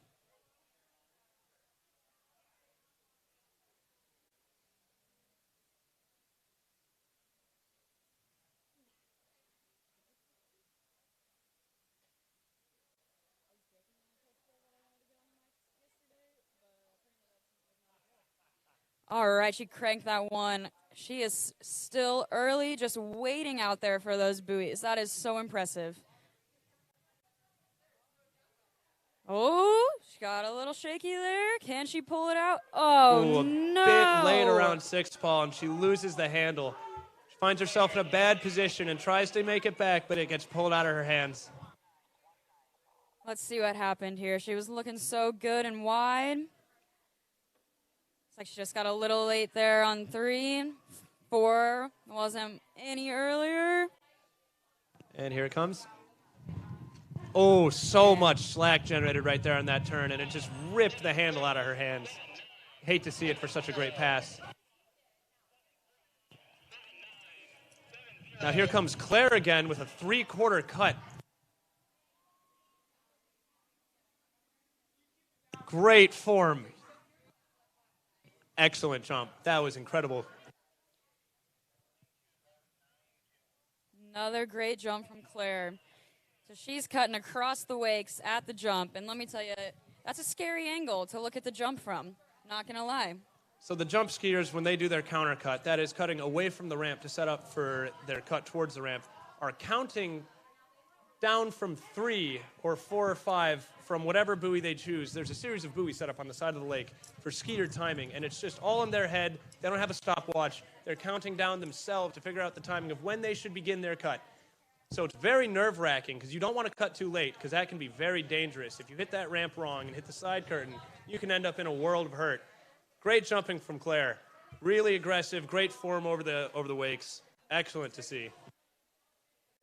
Let's see what she can do coming back on this third jump. See if she can get it a little bit further.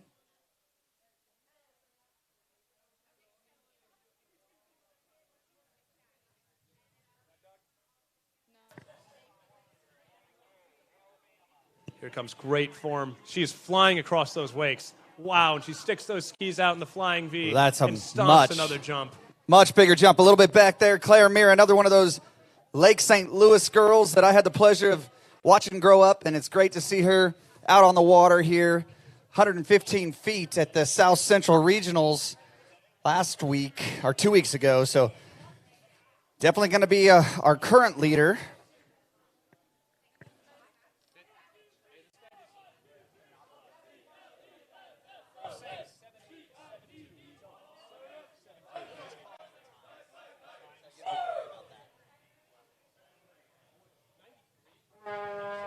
So 93 feet for Claire, so a little bit down on what she's capable of, but a great, great jump. All right, on the slalom leg here, we got Anna Gay. Let's see this replay. Beautiful, of course. Expect nothing less. Those Gay skiers are so amazing, incredible people all around, and their skiing just reflects that. Yeah, Anna Gay taking out one of the pro events in the slalom. We're used to seeing her on the trick ski, but taking out the America's Cup this year at the AWSA National Championship. So Zoe Caragorge, Texas skier, stomps that first jump.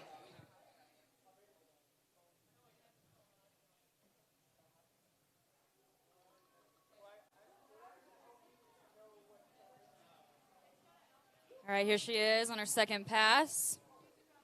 She is looking so early and wide.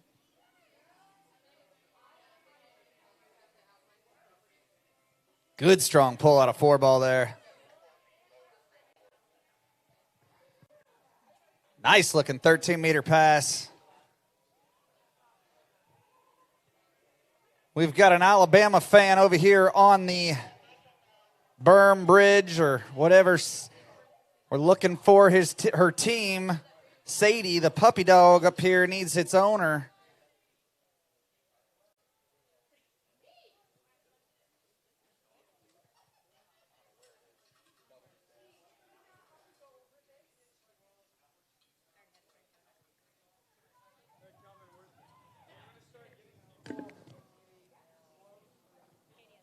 All right, let's see Zoe go over again. Oh, look at that, man. She almost got pulled out the front there, but she stuck to it.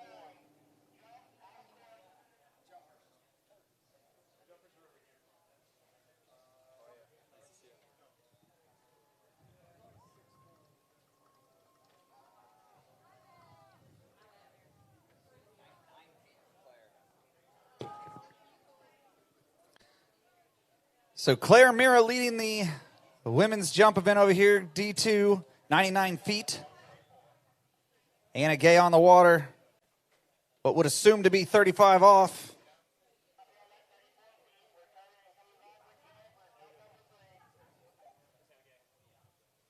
She is just making that look easy.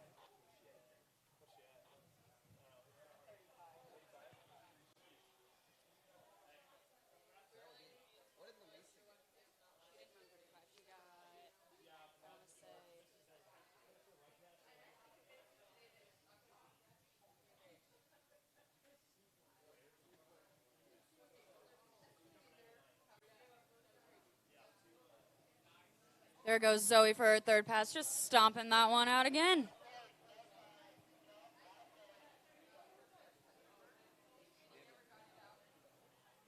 It's always good when you get to ride out your jump. All right, so currently leading the event over here in the Division I women, Luisa Jaramillo of Arizona State, 2.5 at 38 off, nipping at her heels. An opportunity to take that down as Anna Gay, Alabama skier, just about to come out of the water. Gonna need a great start. She's got a bit of a tail breeze here.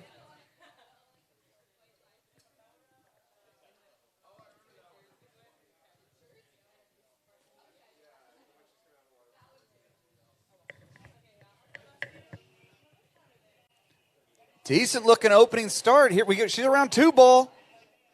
She's around 3 ball. Oh, and we've got a tie. We'll leave it to the judges. It is just...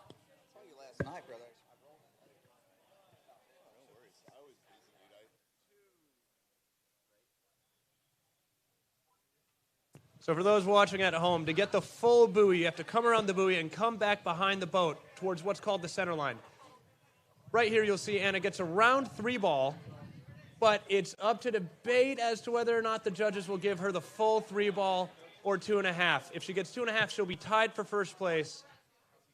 If she gets 3 ball, she will take the top spot. We'll have to see what the judges call.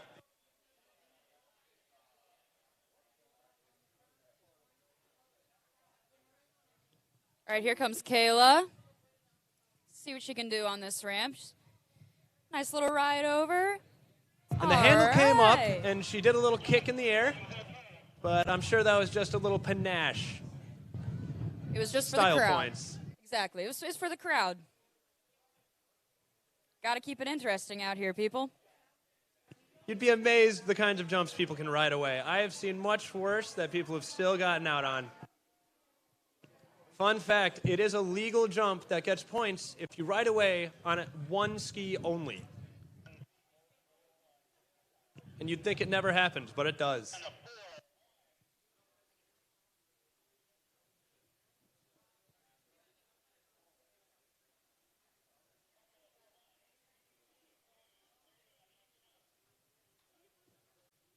Part of what I think is so exciting about jump is how tight a lot of the scores end up packed. You'll see if you look at the scores right now that a lot of the scores end up between the 35 and 45 foot range. And because it's based on placement and not jump distance, that creates a really tight race, a really exciting, just electric atmosphere if you're watching in real time and being excited about one team. Excellent spectator sport. Up and over, landing that third jump like it's easy.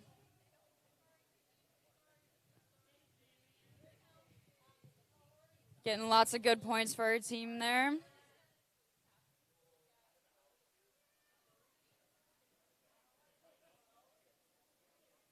Attention all captains. Captains, pink sheets are available for trick scores for the next 30 minutes. What tent?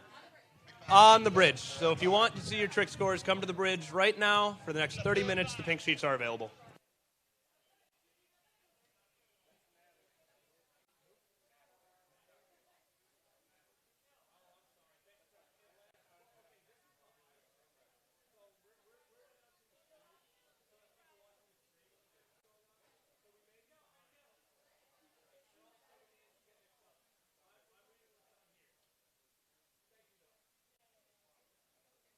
So we have Natalie Bailey coming up right now, facing Big Red.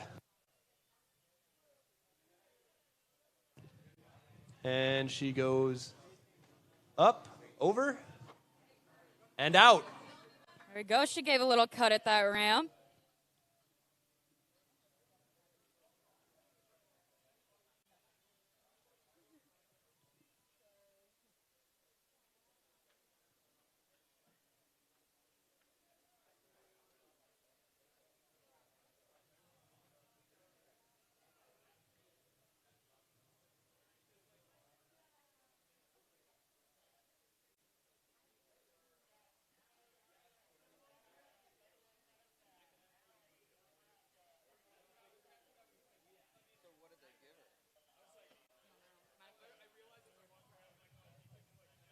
All right, now on the jump lake from Lincoln, Nebraska, we got Allison Heinrichs.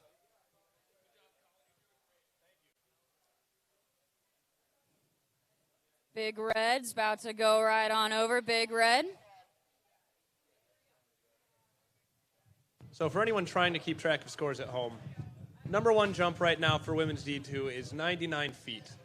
But that is not a dissuasion for people trying to jump in the 45 to 50 range, because the other top 4 spots are in the 45 to 53-ish range.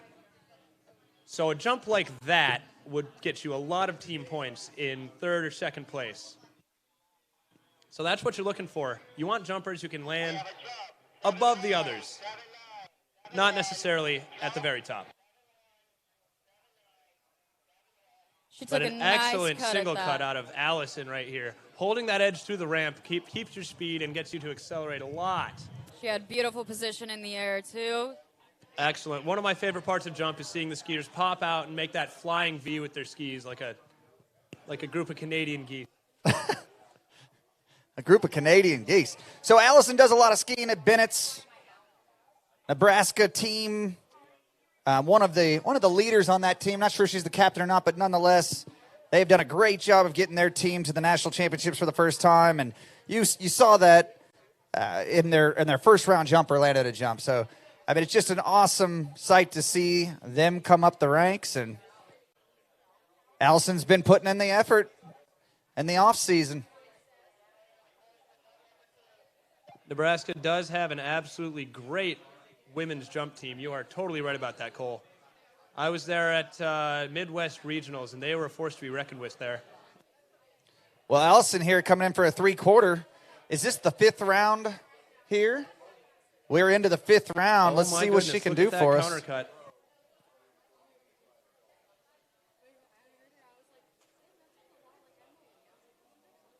And a good late cut and an excellent position in the air. That was a big jump there. I don't know what Allison's furthest jump is. Do you recall how far she went at the regionals? I believe her furthest jump, I want to say, was 86. I could be wrong. Wow. Well, that's going to be close there.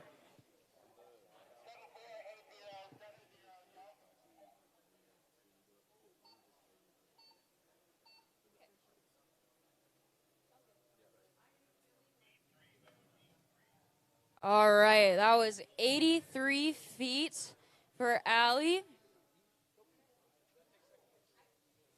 That's good enough for second at the moment, 83 feet. We're waiting for our hot spot to decide it wants to work, and we'll get some scores here.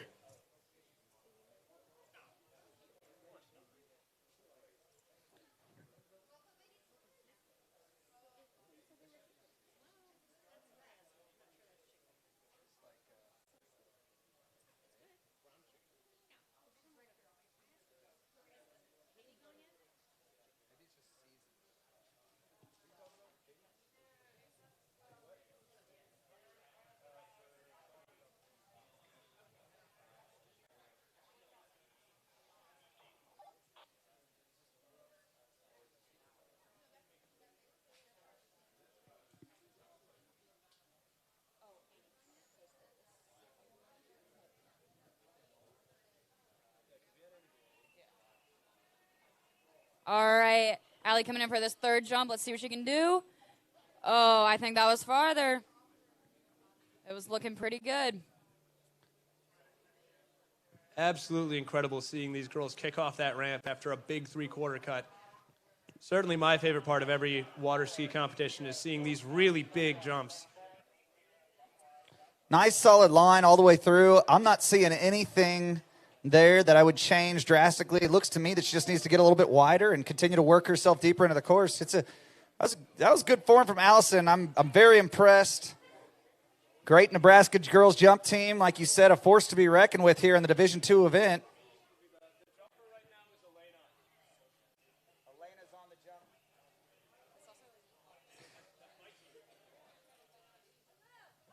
All right, so not sure who's on the water. It's not Augustina Varas from Alabama. It looks like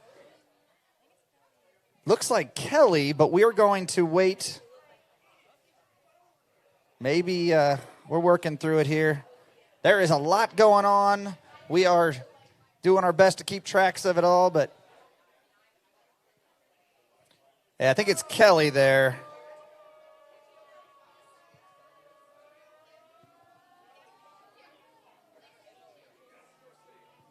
Miami of Ohio.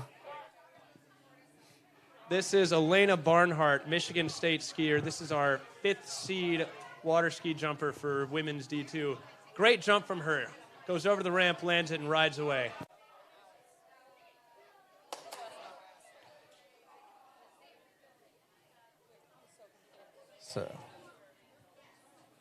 So it looks like it's Kelly Spichinger, Miami of Ohio skier going down there. There we go.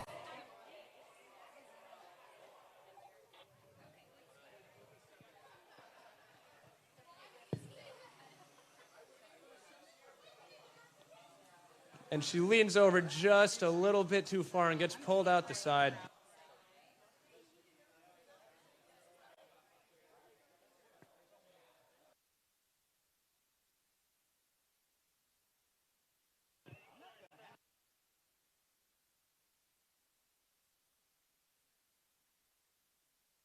Elena coming in for her second jump for MSU. Great over the ramp. Ooh, just gets pulled forward a little bit on the landing. You want to keep your handle low and your weight back once you're on the water and just let that boat pull you right back up.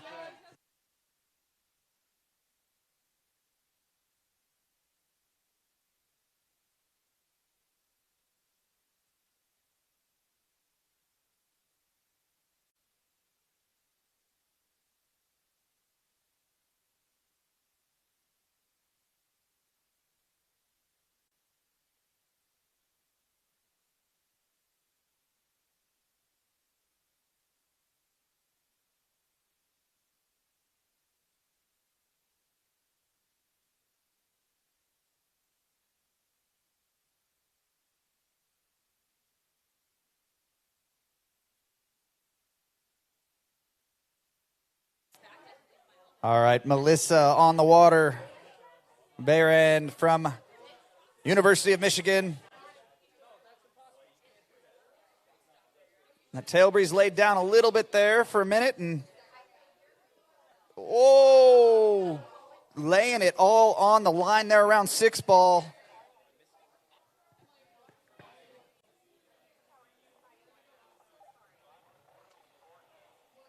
So we'll see a replay here. But again, you know, it's tough conditions out there. She stayed with the pass all the way to the bitter end here. I thought she was in trouble around 5 ball, a little slow turn there, but then pours it on, lays out, and every quarter buoy, we'll wait and see what the judges say, but if that's a quarter buoy, it's going to be incredibly important for team standings. Even though she didn't run that opening pass there. Cole, would you remind everybody in the audience what constitutes as a quarter buoy versus a half or a full? Yeah, so if they don't break the buoy line, you see how she got to the buoy, but she didn't come back into where the boat guides are? I think of it as a quadrant. If you took a cross and you basically broke that into 4 quadrants, she didn't get into that 4th quadrant, and as such, she didn't get that full half buoy. To get the full buoy, you got to get all the way back to the boat guides before the next set of boat guides, before the exit gate. So it's kind of tough to explain without writing it down. I can obviously do it for you here. I understand. Okay, just making sure. So that is how they divide buoys into halves or quarters. And sometimes it can be a tough call, so you have to wait on the judges to give that one. But I think right there was a pretty obvious quarter buoy. Yeah, they have a better vantage point, obviously, than we do. So, again, it's great to see all our officials and volunteers, very high-level officials, putting on an excellent event. These kids are having a blast. First day of the 2022 Syndicate Collegiate National Championships right here, San Marcos River Ranch. Oh, yeah, and many of those officials and judges have been doing this for years and years, dedicating a large amount of their lives to it. So they're really good at it by now. Kristen Brown, Ohio State University.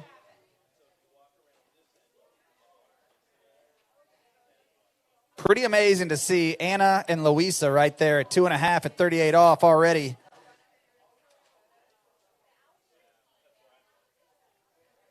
Kristen making light work of that first pass. Good, clean work. Good, clean fun.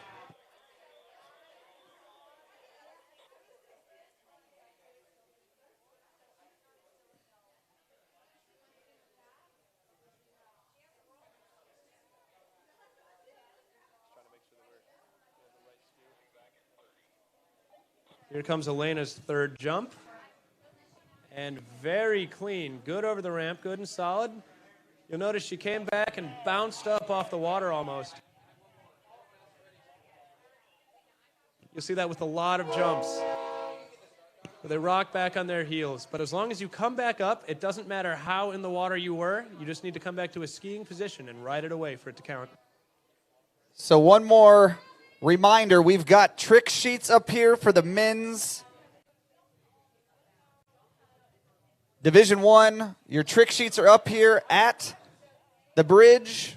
Come see your chief judge to any of your questions get answered and make sure that we got our scores right. The excellent panel of judges there. I'm sure things are on the up and up, but just want to make sure everybody has that opportunity. You only have 30 minutes to review those. Kristen Brown, Ohio State Midwest team, working into this head breeze.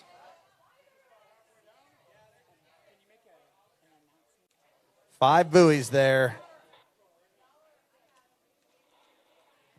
for Kristen Brown.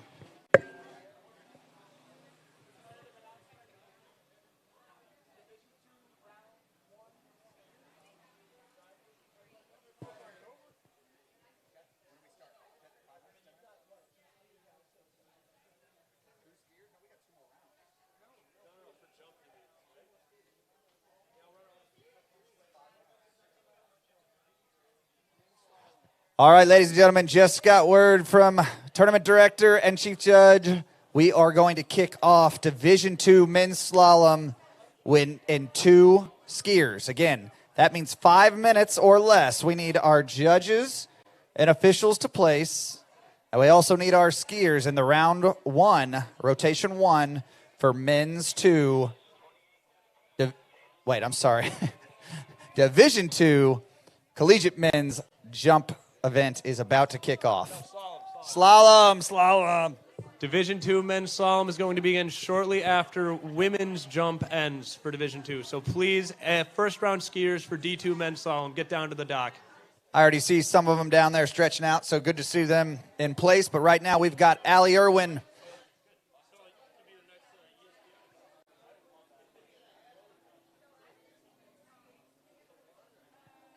All right, Allie, looking good on jump number 1 there. Jump number 2, but maybe that was jump number 3.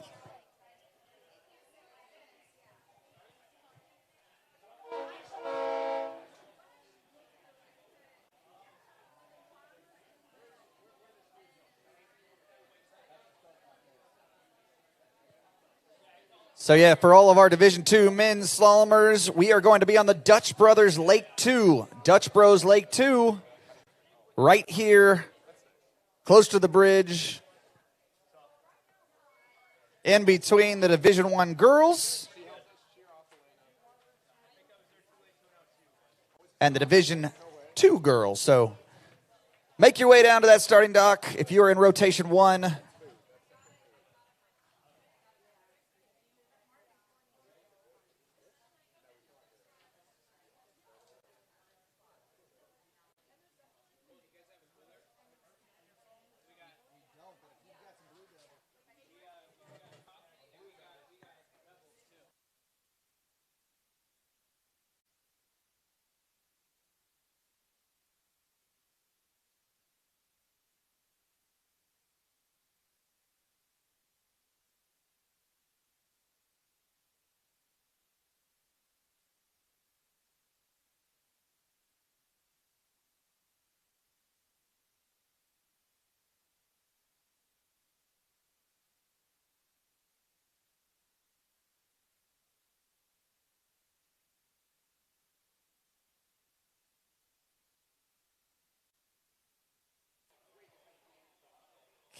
Caitlin Davis on the water.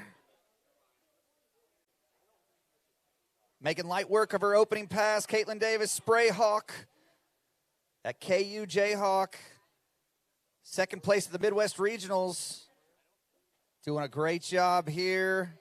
Off to a big start here in the slalom event. Division I. Syndicate Collegiate Nationals. Right now we've got Boilermaker, another Midwest team on the water in the jump event. Allie Irwin.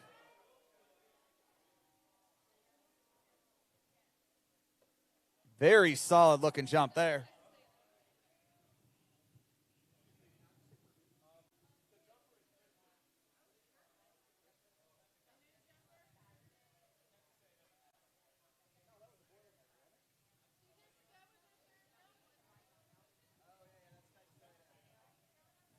All right, so a little gust from the gods for Caitlin.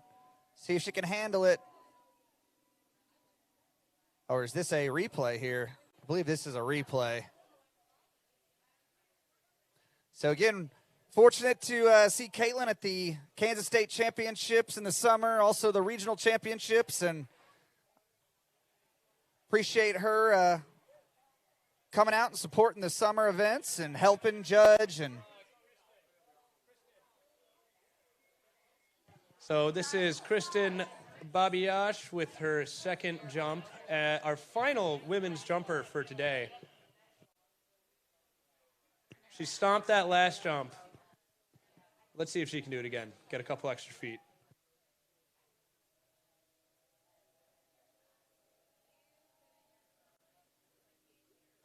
Looks like maybe she was going for a really small baby single cut, but it looks like she rode it out.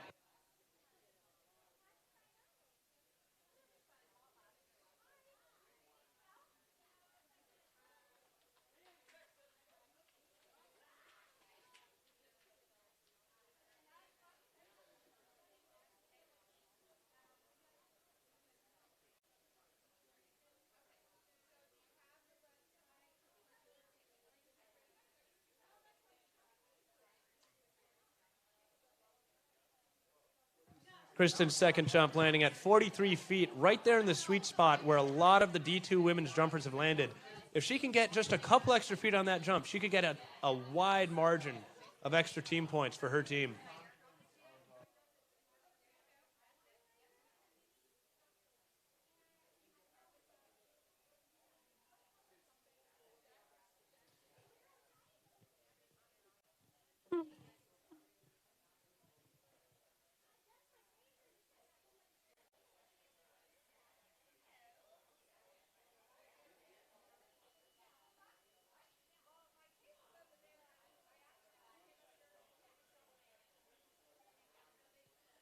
all right, so Caitlin, unfortunately, unable to run that pass coming into the head breeze. So skier's having a little bit of trouble there, but we're moving on to Alexa.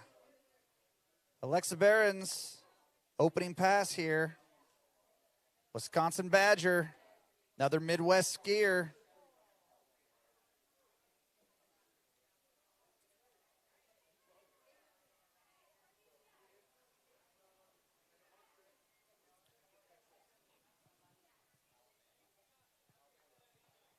Alabama, Brooke Baldwin, if you could make your way over to the announcer's booth. We've got Sadie over here. She's looking for you.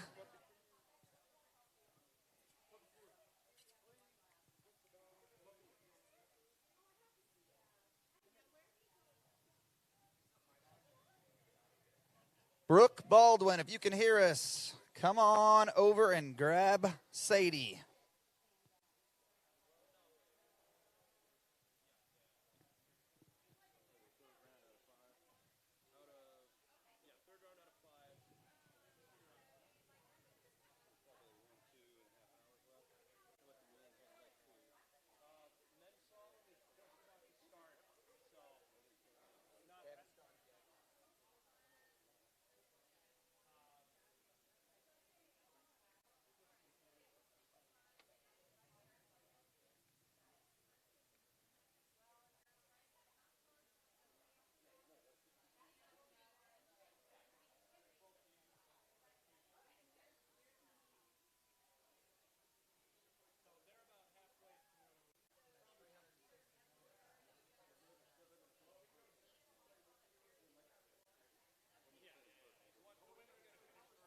All right, Alexa taking care of business on second pass.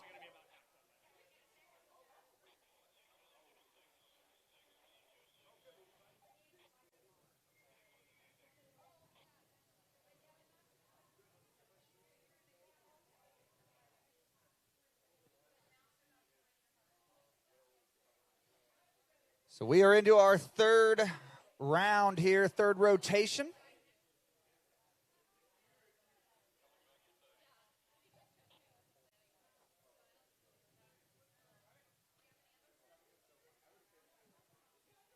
just about halfway through our third round, and we've already got some incredible scores up for these women skiers. I think first place is Luisa Jaramillo with 2.5 at 38 off, as well as Anna Gay. Miss Anna Gay is also right there, 2.5, 38 off. So it's going to take, just to get on the podium at the moment, it's going to take more than 3 buoys at 35 off. And we aren't even through round 3 of 5. So a lot of great skiing to come. Right now, Alexa showing her slalom talents. Big one ball. Can she compose herself?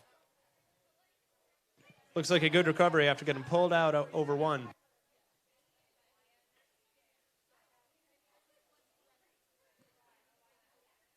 All right, so after a rocky start, she navigates her way through, around all 6 and through the exit gates.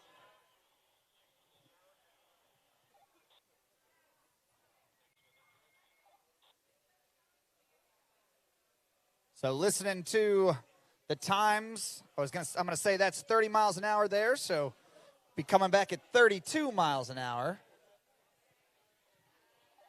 She must be tired. This is her 4th pass, I believe, that she's going into right now, and it takes a lot of stamina to keep skiing for that long.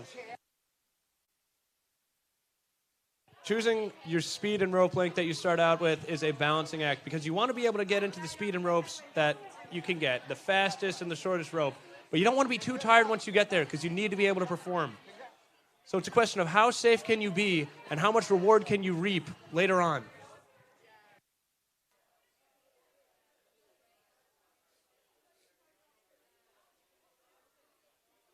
But Alexa Breen's here shows no signs of stopping.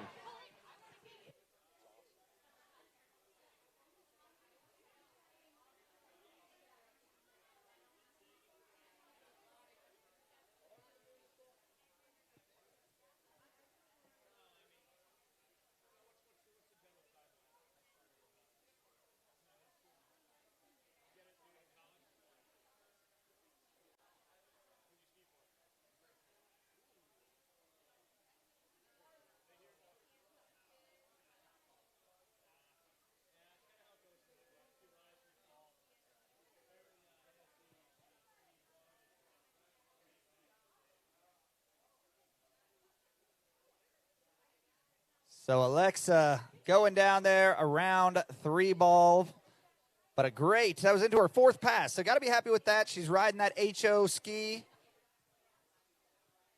One of our title sponsors here.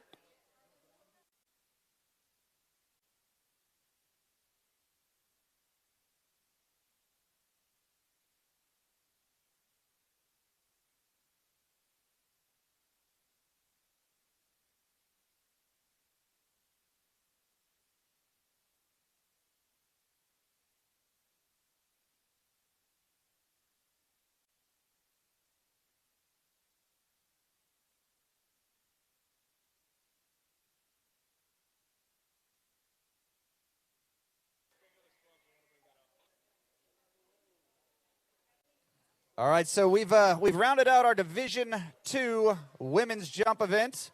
Want to make a big congratulations to all of our podium skiers. In 5th place, Natalie Bailey. In 4th place, Margaret Tayema. 3rd place, Chloe Dean. In 2nd place, and a personal best, Allison Heinrichs with an 87-foot jump. And your Division II Collegiate National Champion, Claire Mira of Arkansas. Congratulations, ladies.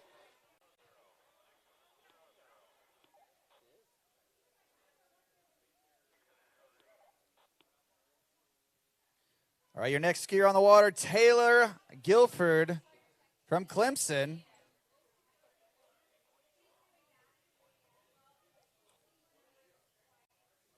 She's happy to run that opening pass. And as she should be, those are big team points. What do you make of this helmet here, Curtis? Oh, good afternoon, Cole. Good afternoon, all. Pleasure to be joining you here at the 2022 NCWSA National Championships. And tidy skiing out there, it's not the easiest of conditions. We've got a pretty strong blustery breeze coming down the lake. It's a big tailwind on that first pass. I think it's going to chew up and spit out a few skiers, both in Division 1 and Division 2 slalom, which is starting any minute now. And an action-packed afternoon of my favorite event, slalom skiing, coming out of every direction. Your shirt says it all, Curtis. Hey, but I got to be honest, I think this is a smart move. We've seen a lot of research come out about concussion protocol. My buddy had a bit of a spill in the wakeboard event, and he actually wore a hydrogen helmet in the slalom event. Yeah, good tidy skiing here from Taylor Guilford. And, I mean, I think the research is clear. I mean, have you ever talked to a professional slalom skier? That's a good point. That is a very good point, Curtis. I'll let you go ahead and extend upon that. I'd love to, but I've probably taken a few too many slalom falls myself. I was going to say, I think we all have, but.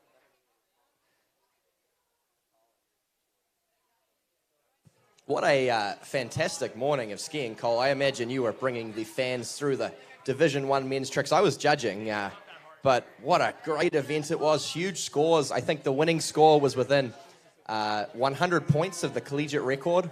We had Pat O'Font at like 6,900. He's actually sitting on a pending new collegiate record right now. He's been taking the trick world by storm. And I would have to say, after watching all of men's trick, I think Lafayette has an early lead here in the team's competition. They were superb. I think all of their skiers stood up big runs, and there were a few upsets in the pack. You know, you had Jonathan Lutz going down on trick 2. Fletcher Home went down early on that front flip. I think I saw some Florida Southern skiers go down pretty early as well.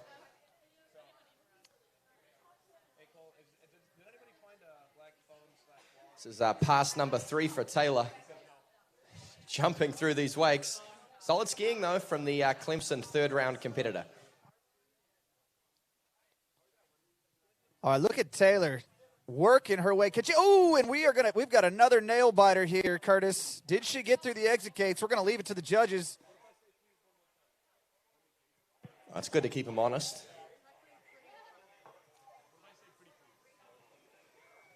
So, Cole, you're a good Midwest man, of course. Remind me, where did you go to college?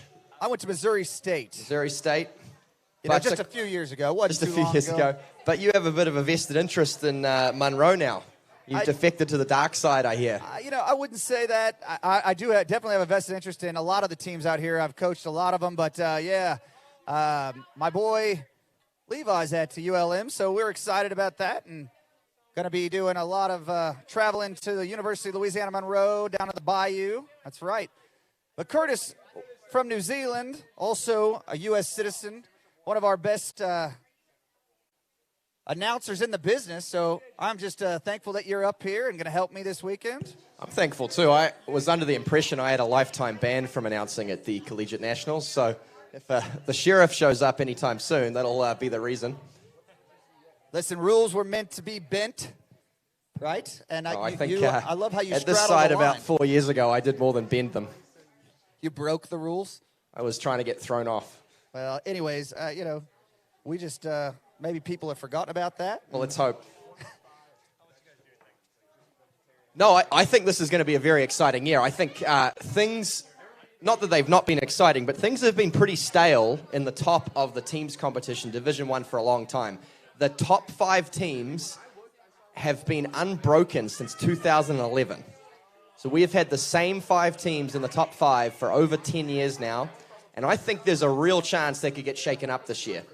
Yeah, it's good to see Alabama coming on strong. You look at Arizona. I mean, they've got some good stuff going on. Rollins College. It's speaking of one of our fellow announcers, Charles C. Newman, on the water right now. Rollins College. Walk her through this first pass. Yeah, it's good. Fairly conservative skiing. That tail breeze on the first pass is tough. You see that she's not going super fast out there. It's really just about staying on the front foot and letting the wind get you across course. Smart skiing from Chelsea. She may have potentially backed things up, which I think is a smart move. I think this tailwind is stronger than a lot of people realize. We're hanging out at the northern end of the lake, and this breeze is coming from the north. I don't think you realize how strong it is until you get down to that far end. Yeah, we're up on the bridge here, and like you said, we kind of feel the gusts up and down, and there's a lot of experience on that starting dock, and they know what they're doing. And like you said, I think they're playing the wind. I mean, and you have to, right? Especially if you're going to challenge our leaders in this third rotation, 2.5 at 38 off. Already going to take better than 3 at 35 off to get atop the podium. That's right. And I think the winning of this event in recent years has been deep down 38 off. I don't think we don't typically have scores into 39 at the Nationals. It has happened once or twice. I think the winning score last year was about 5.5 at 38. But conditions, I think, are a little bit more challenging than they were last year in Louisiana. Yeah, I think Jamie Bull, maybe Allie Nicholson. Last time we saw scores into 39. But there's definitely people that are capable of doing it here today. It's just, are the conditions going to hold out or settle down just a little bit more?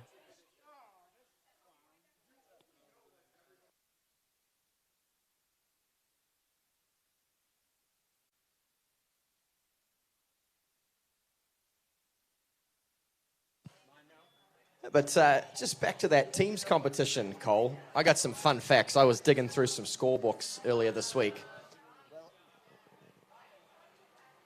If you've got any interesting trivia questions, I've got a lot of swag to give away over here. I've got a lot of Conley gear. I've got some Dutch Brothers coffee and energy drinks. But right now, Charles C. Newman coming back in.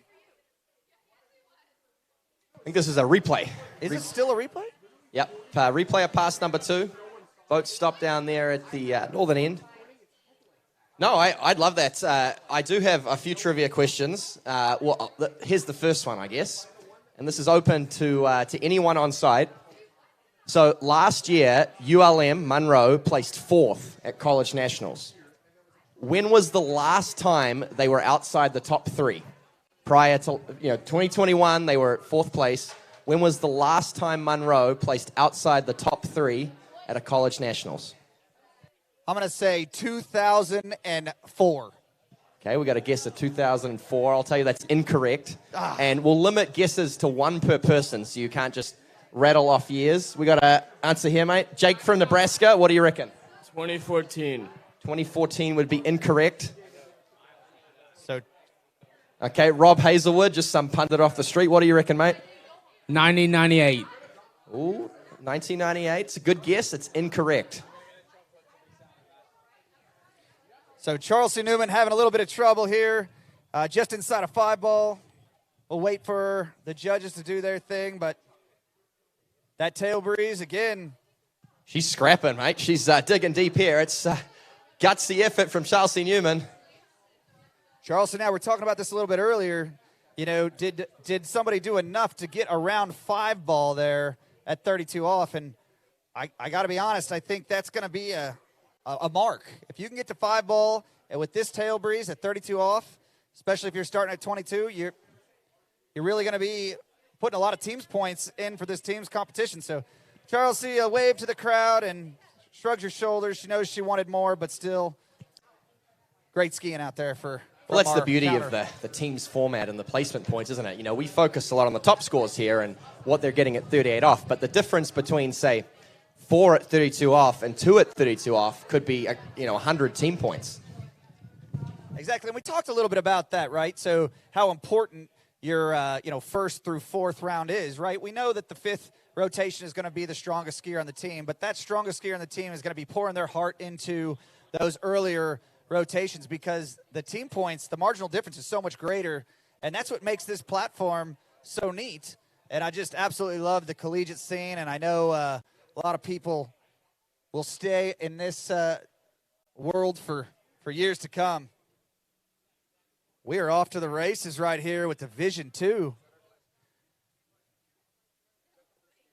First skier in Division II on the water, Brian Gould. Get on down there, rotation 1. Grab your gear. Oh. Well, he certainly cut it fine on the entrance case, didn't he, Brian? Yeah. And that's been the theme of Western Washington this weekend. They got into Dallas at about 1 a.m. Last night. We're supposed to pick up 3 rental cars, and the rental car company would only rent them 1. to get all 14 of them and their ski gear from Dallas to the site. So I believe one of their team members has been doing shuttle runs to Dallas and back continuously since about 1 a.m. last night. So running late, cutting it fine. That has been the theme of their nationals. Man, that's tough. I wonder if they made a mistake in booking into Dallas, because that's not the closest airport. I think it was to do with the cost of the flights. They were pretty expensive last minute. I don't think WW necessarily knew they were going to qualify for nationals until after the regional champs. It was a touch-and-go situation. So Brian Gould, unfortunately, doesn't look like he got credit for his gates.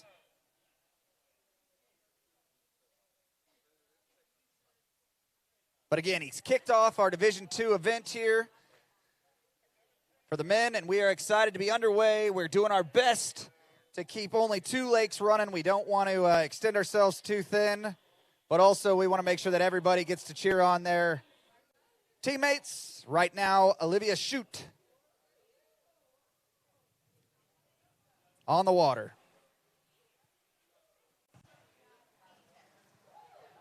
Freshman, skiing for the Florida Southern Moccasins, originally out of Canada. Strong slalom skier, strong tricker as well. Gets in deep there, drops the shoulders, but seems to have regained her composure, and she'll end up running this pass. Very strong skier. Like you said, I thought it was all over there at 3-ball, but does what she needs to do to get back in the game. So I'll throw out a hint on the trivia question, because we're still trying to get an answer for the last time Munro placed outside the top 3. It was also the first year that Lafayette ever won. Ooh. Remember, you've used up your guess, so you can tell me off mic if you want. That's right. I've used my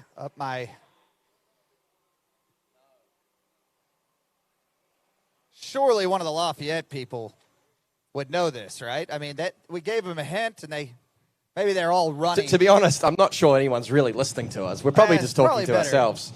And honestly, it's better that way, isn't it? Well, with your track record,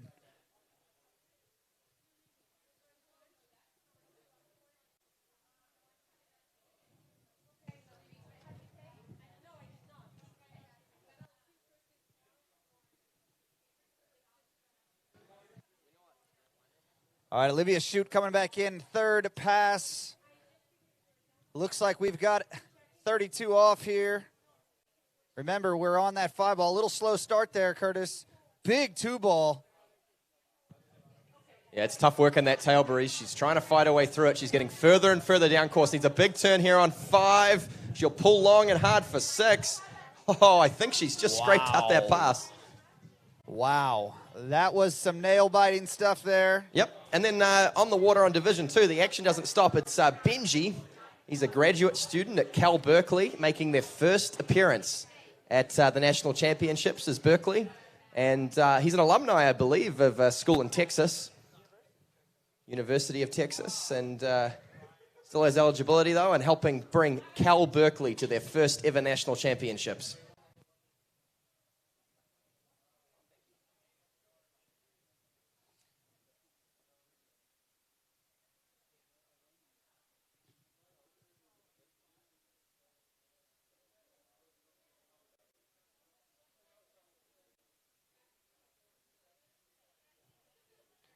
So Benji had to travel to the West Coast, to find a school that would take him. I mean, you know, it's kind of scraping the bottom of the barrel there, Cal. Yeah, I know, not a very prestigious institution at all. No.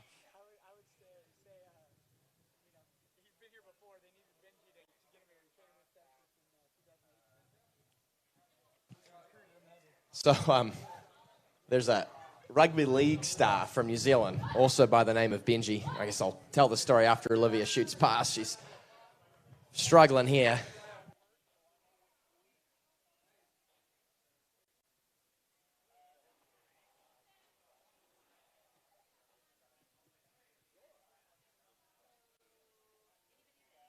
All right, so 2 buoys at 35 off, or 92 buoys.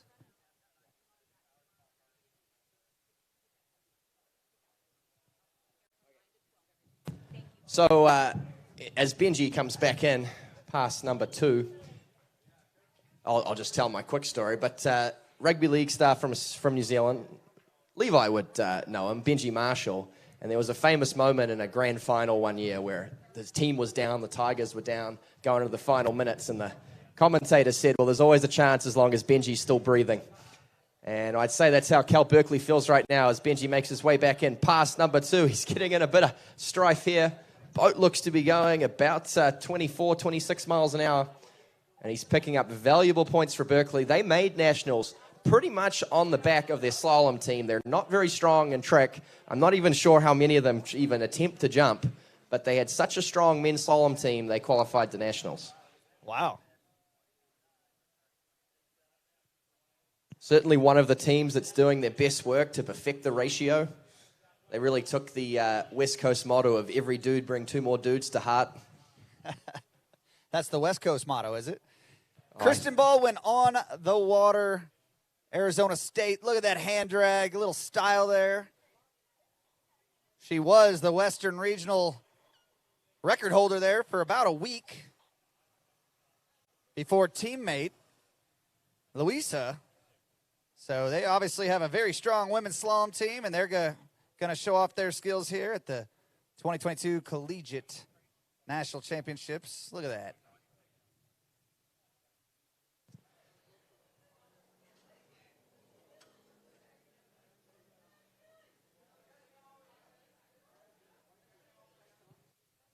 Right, this is 26 miles an hour now for Benji from Cal Berkeley.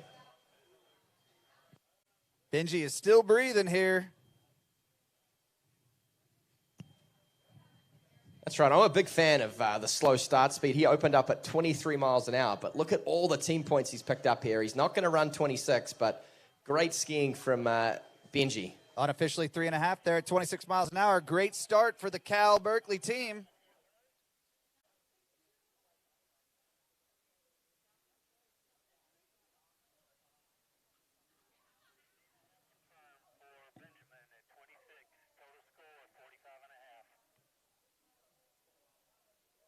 All right, Kristen Baldwin coming back past number 2. Looking to see if she can lead this effort of ASUCC to crack back into the top 5 at nationals. Hand drag at 6. Showing some flair out there.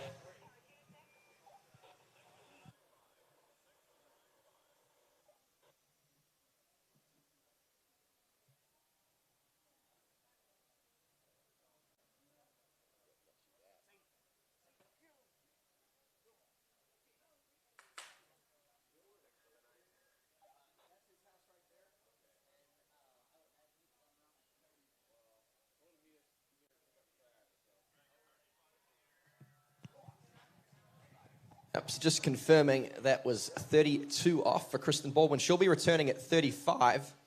That's going to be a tall order running 35 in that tail breeze. But what she's trying to do, folks, is set herself up with 38 off into the head breeze so she can challenge the lead. That's the goal. Everyone's favorite community college is going big here at this tournament. But first and foremost, she's going to have to run 35 off with this tail breeze.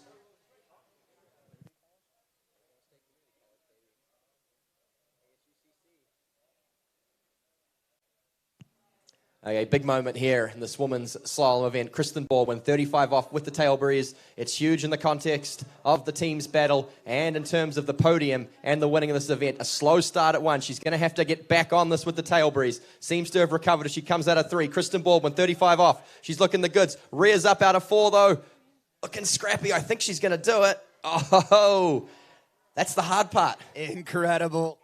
She knows it. She gives us the big muscles. It took them there to run 35 tail breeze. Once she got into rhythm, she pulled a little long here to 2. Little slow start, like you said, but really just stayed patient throughout the whole thing. Let the ski go down course a little bit and continued to stay with this pass. So very, very good skiing. And she's set herself up great to have this head breeze 38. Yep. Great skiing. On the water on Division 2, it's Carson Perry out of Cal Poly San Luis Obispo. Another one of our ginger-afflicted skiers. He'll be having some issues with the sun peeking out from behind the clouds here. Hopefully he dosed up with some SPF 75 plus sunscreen before this ride. I don't know if he knew what he was coming into here in this the great state of Texas. Tell you what, I was driving here and it was hot.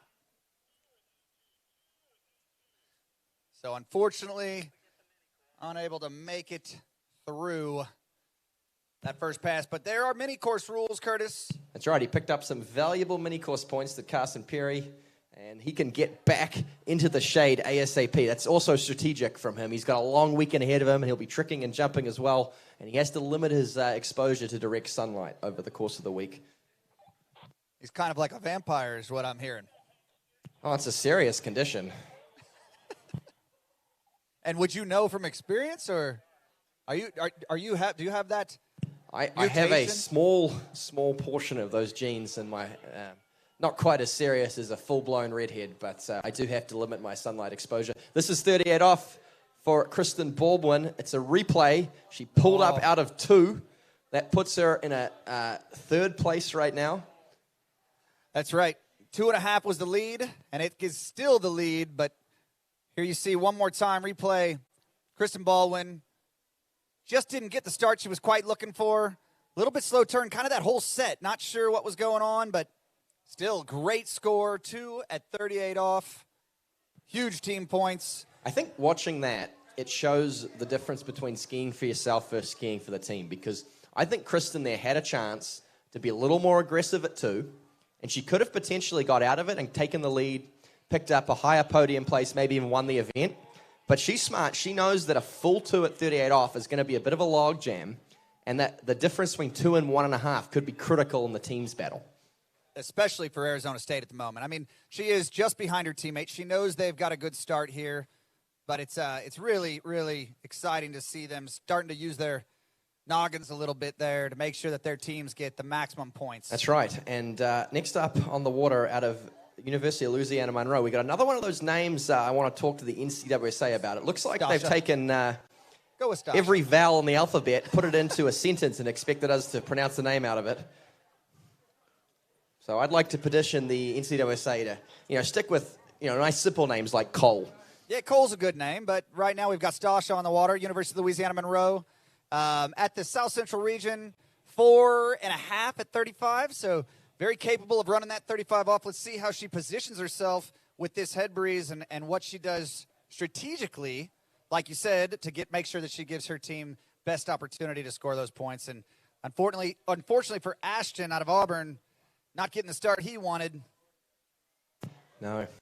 Well, we're all here having fun this weekend, but I'm sure Stanislava could tell you more than anyone. She's probably got brothers, cousins, fathers that are on the front right now, fighting away in the impending winter. So certainly makes you appreciate how lucky we are here. Of course, originally from the Ukraine. Yeah, quite a few members of the University of Louisiana Monroe team probably have some heavy hearts, but it's serious stuff, and here we are enjoying this incredible sight and this incredible event, and I don't want to make light of it, but we definitely want to at least have our thoughts and prayers with all the Ukrainians as they deal with some tough times for sure. Stasha taking care of business there, feeling the water out. Kind of starting to strategize here, I think, kind of what is to come here, because now we've got this third pass, and it is a tail breeze. Yeah, so like Kristen, and I think we'll see this from a lot of the top girls, she started at 28 off, which means she's going to have to try to run 35 with the tail breeze and can come back and have a crack at 38 in the head breeze. It's I'd say a fairly risky proposition, but it's the sort of thing you need to do to challenge the lead. I think 38 with the tail breeze is going to be too tough for any of these girls. I'm not going to say it's impossible for any of them. I mean, with the list that we've got here, it could definitely be done, but you're right. It's a tall order, 35 off, downwind. You really can't make a mistake. So you got to be in rhythm with 0 off. You've got to stay. You don't want to overrun the boat, and that's kind of what people tend to do. You saw Kristen do that a little bit, pulling a little bit long into 2 and 4 at 35. So hopefully Stasha realizes the wind is up and down, so we're going to see what she does here. Big moment for ULM. Had a tough men's trick event. big two ball, and that's all she wrote. Can't help but wonder if maybe she should have tweaked her start speed there. I don't know what Stanislava. She strikes me as someone who on a good day gets maybe 2 at 38 off. You know, definitely capable of running 35 off for sure. Yeah, you can't help but wonder if maybe 35 off into the head breeze would have been the more conservative play there. She probably had a better chance of running it. Maybe wouldn't have got more than 1 or 2 at 38 off. But that would have been, you know, a huge difference in team points. Right. You know, again, it's what do you do? What do you coming off the dock, you want to feel confident and comfortable. And, I mean, maybe she hasn't seen the 16-meter line, Curtis, in some time. So it's one of those things that it's really preferential to the skier. And still great skiing out there, 2 at 35. Obviously, we know she's capable of more, but. Yep. Reese Williams on the water right now from, looks like Arkansas. Razorback. And looks to be getting a little bit down course. He'll pick up some mini course points at the end of this pass, but this will be the end of his slalom campaign. Well, going back to that, I was always a fan, and I certainly wasn't anywhere near as good as these girls on the water, but a fan of, in practice, you know, you say she probably hasn't looked at 22 off in a while. I think you have to practice that sort of thing. Especially when you get into the collegiate ranks. But, you know, again, not that she's a novice to the collegiate platform, but to me, these are things that you really, if you don't have somebody that's a strategist and really understands how the rules or the points system works, you know, maybe she hasn't thought about that. Maybe she thought, you know, I feel comfortable with 28 off. I don't want more rope. And especially in a tail breeze, if you go off at 22 and you grab a handful of rope, it can be a troublesome pass as well. So the other no thing gimme. that I'm a big fan of is the old opt-up. That's an option. She could have gone out 28 off, come back, opted up to 35. That would have thrown a cat among the pigeons.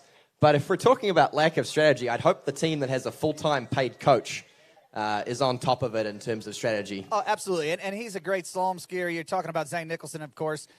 Zane knows the slalom event like the back of his hand, all events for that matter. But, you know, right now, I think they're doing what they need to do to put themselves in a good position. But right now we got Ali Garcia on the water, taking out her first pro win in 2022. Congratulations to her. But right now she's at the Collegiate Nationals, and she wants to put up team points for the University of Louisiana Lafayette. That's right. And it's an interesting situation they find themselves in, because I would say this Nationals is Lafayette's to lose. I think they're the out-and-out favorites. I think they have a clear advantage over the rest of the teams. But sometimes coming in as the favorite can be, I think, a little bit more challenging. They've had that underdog role for a long time. I would agree with you. I mean, I don't know. I wouldn't say they're the out-and-out favorites. Obviously, Alabama comes in as the top seed. So you got to be careful there what you throw around there. They've come in as the top seed for a lot of years, mate. But they still have 0 national titles. This is not football, is it? No, it's not. Now, this is water skiing. ULL and ULM are obviously the heavyweights. And it'll be interesting to see how it all plays out. But, you know, you're right. I mean, they've got some big names on that team and a lot of experience. We'll see what happens.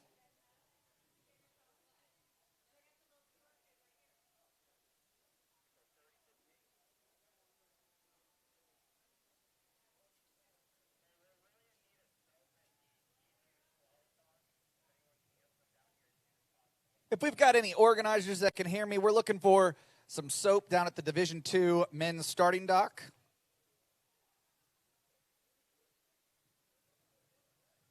Michael Warner, 30 miles an hour, 15 off. Opening pass. A little bit of a break over there at the waist at 2 ball, but he's back in form.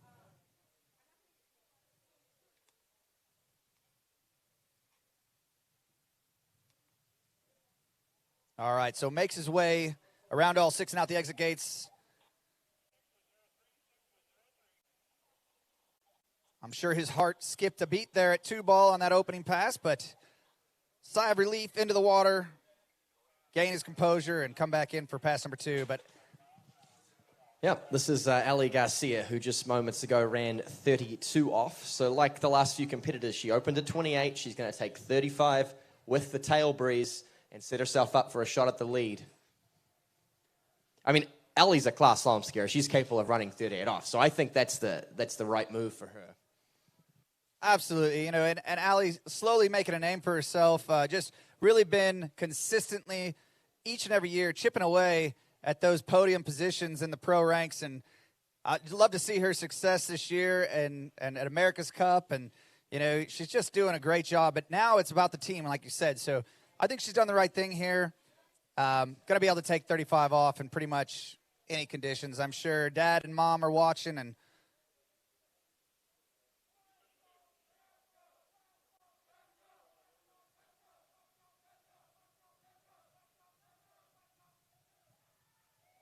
Michael Warner, 32 miles an hour.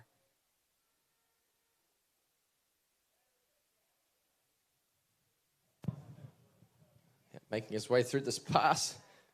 And on the other lake, Ali Garcia,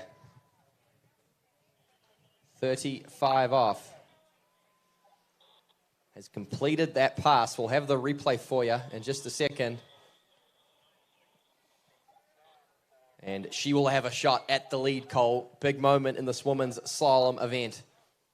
2:5:38, that's the lead. Ali Garcia looks pretty calm and composed as she makes her way through 35 off with the tail breeze. Not easy to do.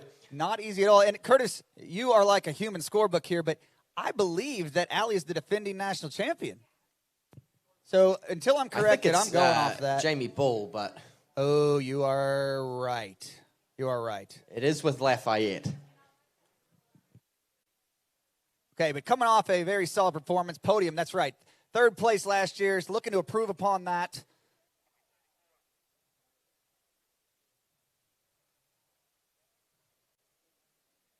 So this is a big moment here. Big moment here. We've got Michael Warner coming back in, 34 miles an hour. Could be our first, well, he is the lead at the moment in Division 2, but we've got Ali Garcia coming in 38 off into the head breeze, set it up perfectly.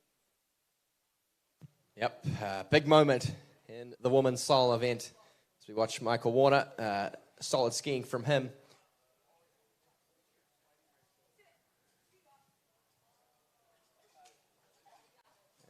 And Ali Garcia, I think, has taken the lead. We'll have that replay for you in just a second. With a huge score. Oh, this is going to be exciting. We are looking for sprays beyond the trees, and here we go. Ali Garcia, around 2 ball, needs to get all of 3 here.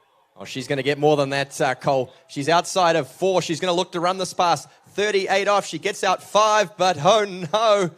Can't hold on around 6. 5.5 at 38. That could be a winning score right there, ladies and gentlemen. Great skiing from Ali Garcia. Huge team points for Lafayette.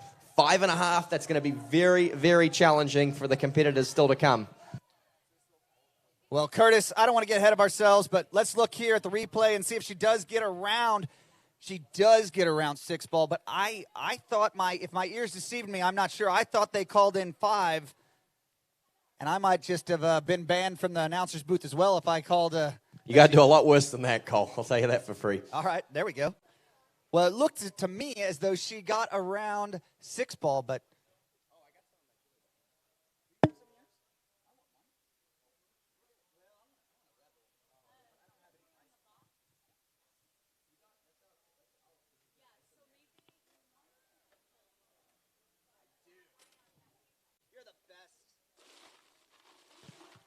Okay. On the Slalom Lake, we have out of Alabama, Brooke Baldwin, looking to see if she can't stamp her way onto the slalom podium. A huge score just been thrown out by Ali Garcia. 5.5 at 38 off. Brooke Baldwin, though, she is one of the few competitors left who is capable of running 38 and getting a score at 39. This young lady is as sweet as the day is long. I absolutely love watching Brooke ski in all 3 events. She is no stranger to the top of the podium and big stages, Curtis. This girl is just clutch. And skiing out for Alabama, so a little rivalry there with the sisters. The patented stretch there from Brooke as she completes that first pass, no problems. Yeah. And on Division 2 out of San Diego State, it's Alexander Pierce. Young man, he's actually looking to go into the Air Force. He's in the ROTC program at SDSU. And he's getting in trouble on this tail breeze. He's got to dig deep here. Judges call on whether or not he got outside 4 ball. I'm not sure I was convinced, and he's not going to run this pass, unfortunately. So he'll be a bit disappointed with that. Will Pierce certainly capable, but that tail breeze is really tricky, folks. I think for these D2 skiers coming right off the dock with the tail breeze blowing behind them.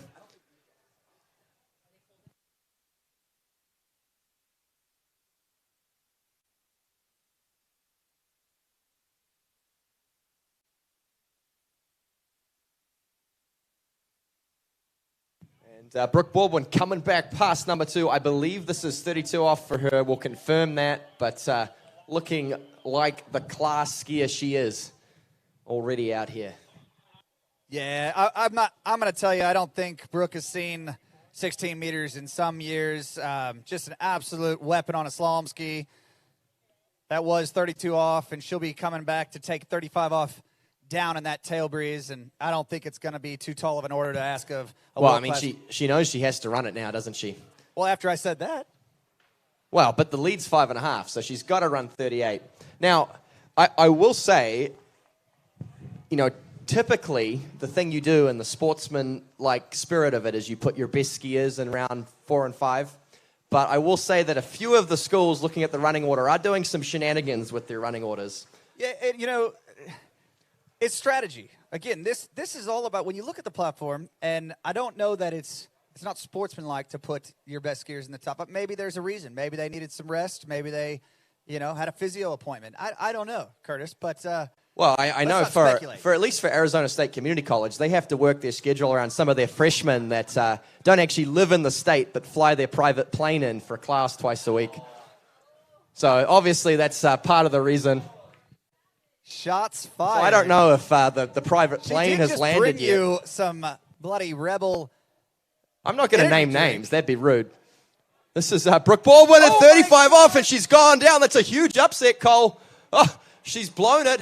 And Bama's chances of a national title, well, day one, they're not looking strong. They had some upsets in the trick event.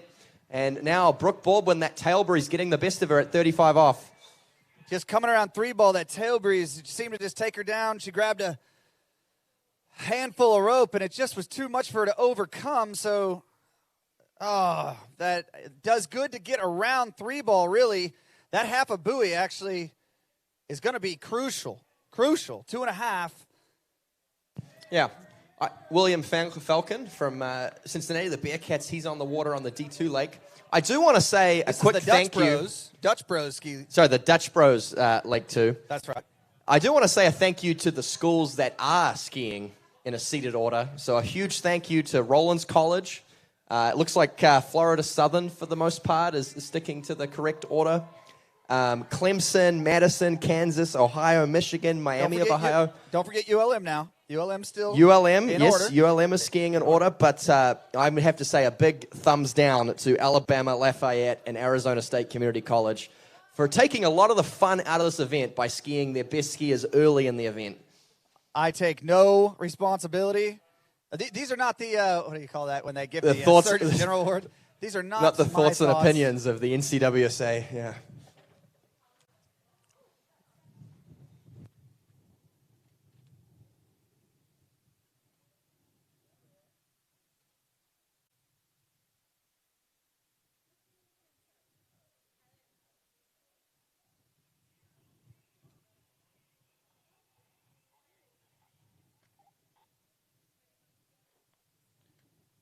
All right.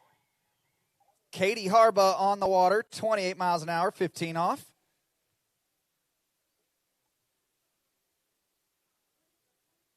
Not sure.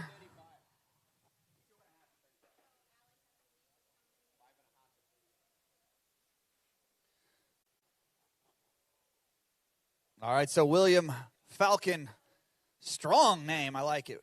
Bill Falcon.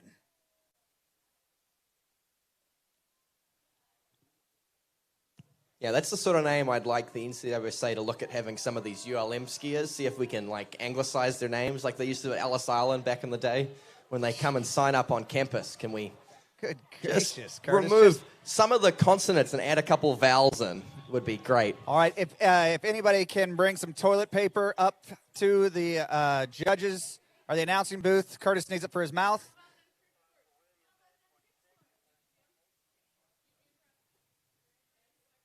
Katie Harbaugh on the water, Miami of Ohio.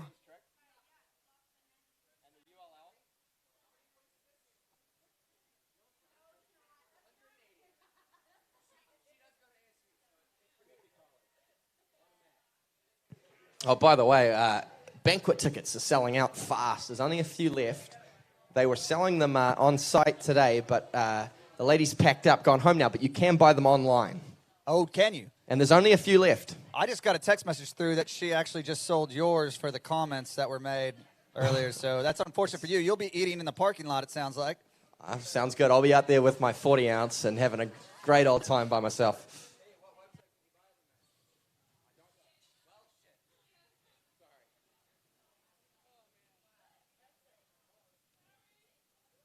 Yeah, great skiing here from William Falcon, looking the goods as he comes back in for his third pass. A little bit shaky out there, but contending with that tailwind well. Yeah, he's upright, balanced, little armsy, but still, it's working out for him. And I like to see a balanced skier in the wind.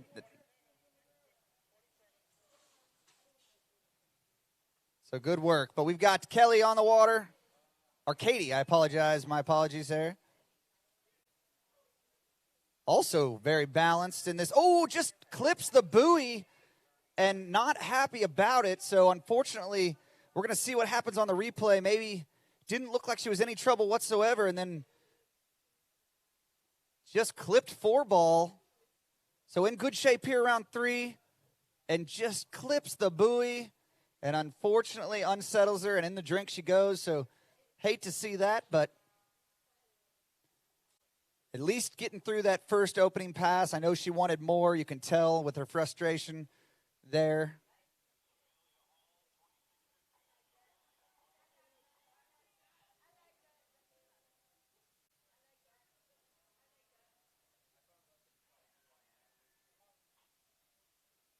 All right. Big Willie Falcon on the water. Third pass.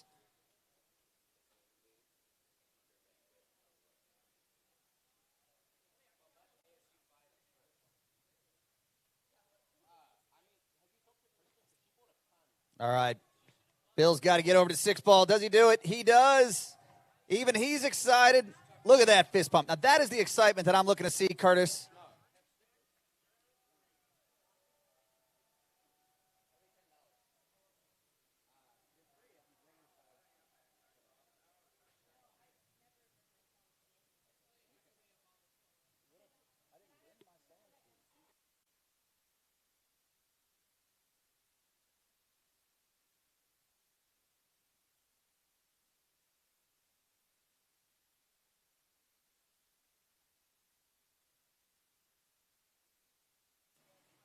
All right, Amelia Hall on the water.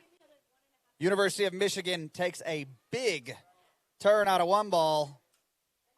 And I thought it was all over there, and she pulls out of it. Here, you're going to see it on the replay. So no one's answered my trivia question. I don't know if it's because no one wants to talk to me or if it's... Probably it's all the dribble coming out your mouth.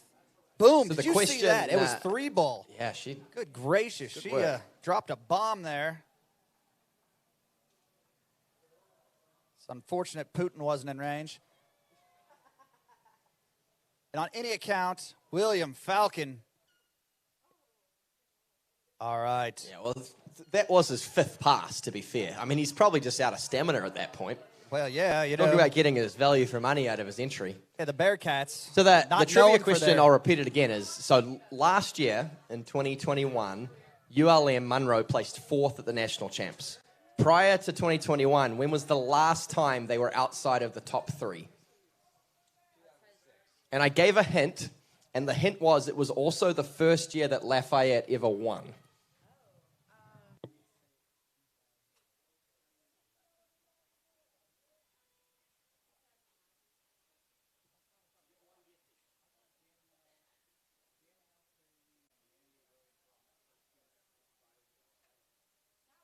At Mastercraft, we're committed to summer and the memories that come with it. Whether it's more comfort and more wave options, or just more performance and reliability than ever before.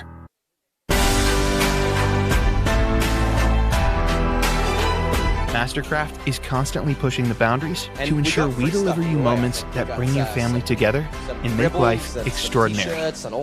Experience Mastercraft. Experience summer more electric better. out here. We do have some Dutch Bros Rebels and some Dutch Bros Cool Brew. We've also got some Conley swag here.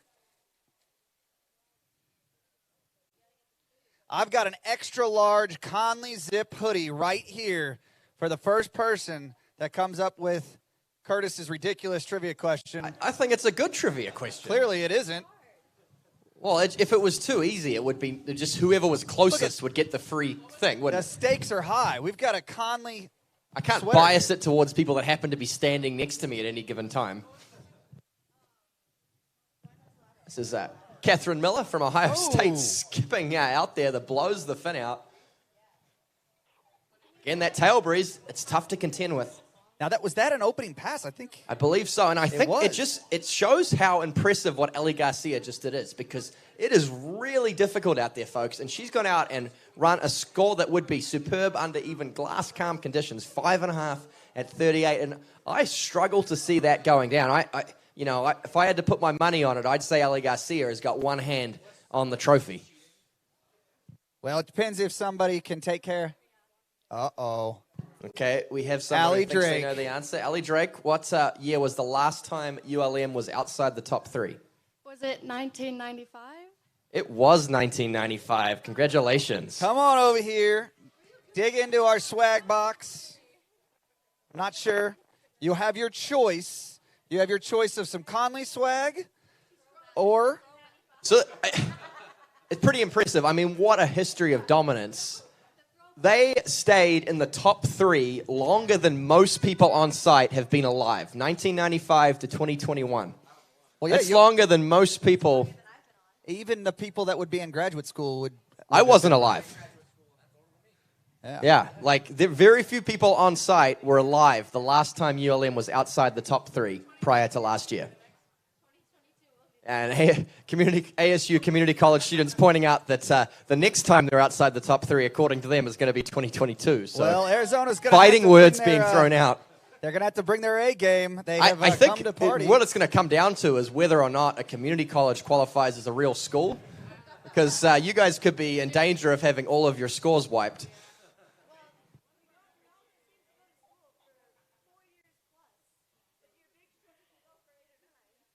No, I shouldn't pick on ASU. It's the number 1 7-year undergraduate degree program in the West Coast.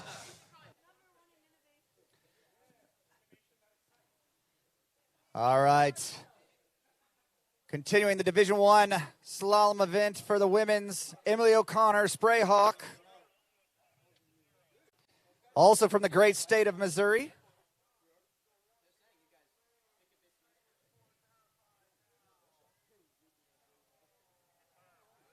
All right, Emily's in a little bit of trouble here. What can she do? She's going to have to work hard to 6. We need this. Wow. Squeaks in there. A big smile from Emily. She's a big personality. She's one of my youngsters I had the opportunity to watch grow up out of Columbia, Missouri. Made the great decision to not go to Mizzou and head on over across state lines to KU. I don't know how much better it is, but at least she's not at Mizzou. What did I say? Okay, are we ready for another trivia question, Cole? We want to keep rolling We've with got this? lots of gear. I'm going to make them hard. So the next trivia question is, I'll give you a little bit of backstory, then I'll ask the question. So the top 5 teams, I think we all know who they are. We could even name them, right? Have been unchanged for over 10 years, right? So no team has cracked into the top 5 in over 10 years. There have been 9 teams total placed in the top 5 this century. Can you name them all? The first 5 we'll name right off the bat, right? So ULM, Lafayette, Alabama, Florida Southern, and Rollins. So you only have to name 4 additional teams. Purdue Boilermakers, UCF. You submit your 4. ASU. Okay, give me one more.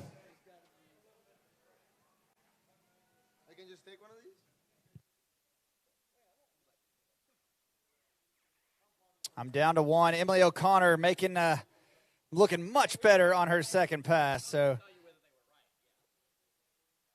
that looked much better. I think, again. This is a tough question, I will say. Emily just calming her nerves there on pass number 1.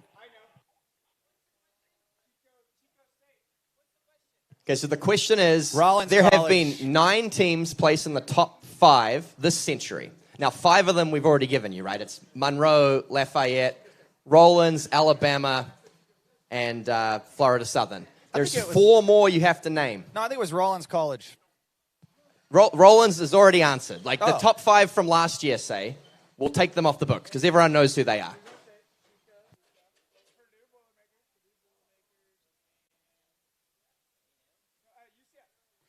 University of Northern Louisiana, Monroe. UNLV.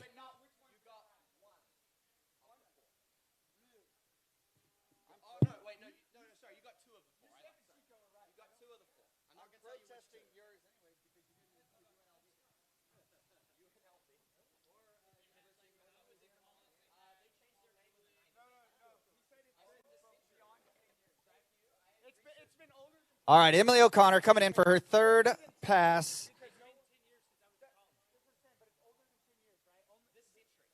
It's a little bit of a shaky start here. Oh, boy. Oh, boy. Wow. All right, so Emily does good work to kind of make sure that she gets a half a buoy there. But and after her start there on pass number 1, you gotta be happy to get to the third pass even.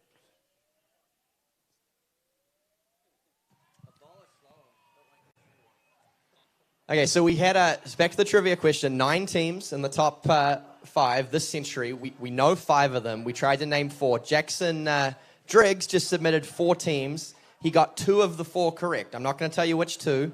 And his guess was ASU, Purdue, Chico State, and University of Central Florida. And 2 of those 4 are correct.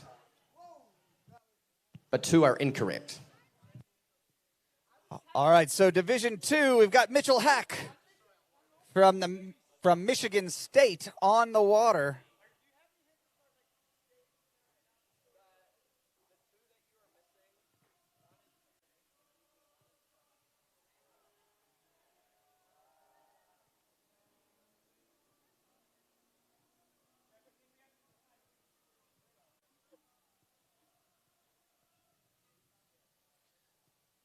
All right, Mitchell Hack, looks like that boat is up to Jackson.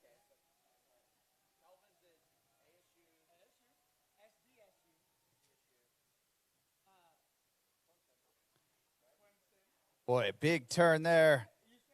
Around. Oh, no, it loses the handle around 6 ball. Mitchell Hack, unfortunately, not able to hang on to it there.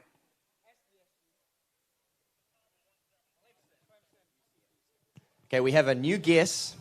I will tell you this one also gets 2 out of 4 correct. So Calvin Kelm has guessed that the 4 are ASU, SDSU, Clemson, and University of Central Florida, and that is also 2 out of 4.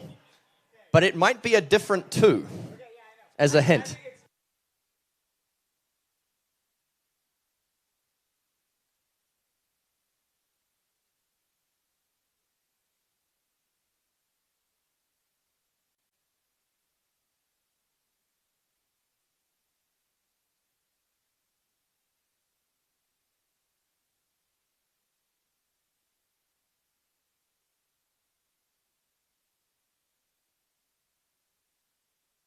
So unfortunately, it looks like Matela's going to struggle on that opening pass. We'll see what happens here with the replay. Wisconsin Badger struggling with that tail breeze. Comes around 3 ball. Pulls a little bit long and just can't get over to 5 ball. So very unfortunate for the Madison Badgers. No, Jackson, you've used up all your submissions. You're from Zane? Okay, Zane Nicholson has a submission. What is it?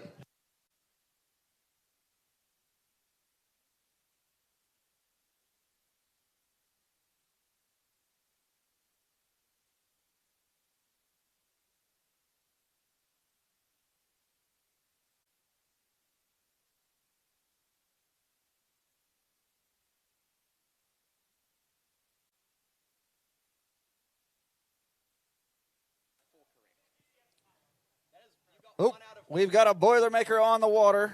Noah Boersma. Submissions are getting worse. Zane Nicholson got 1 out of 4. His logic was SDSU because they won the first one, but last time I checked, 1979 wasn't this century.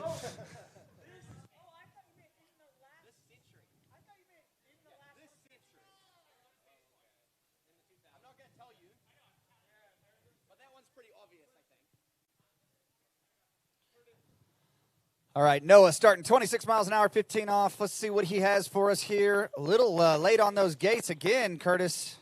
That tail breeze is wreaking havoc. Yeah, I think skiers need to look at potentially dropping their start speeds. They certainly need to make sure they get out nice and early for the gates. We're seeing a lot of people get dangerously close to that left-hand entrance gate, boy.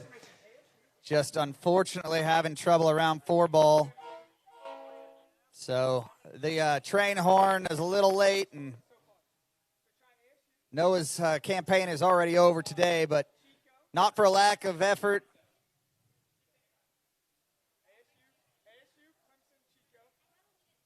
Just loses his back foot there.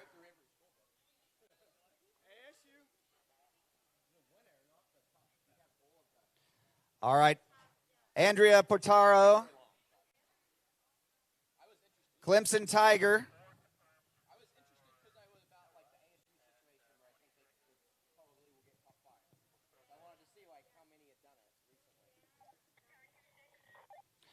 All right, so Andrea taking care of business on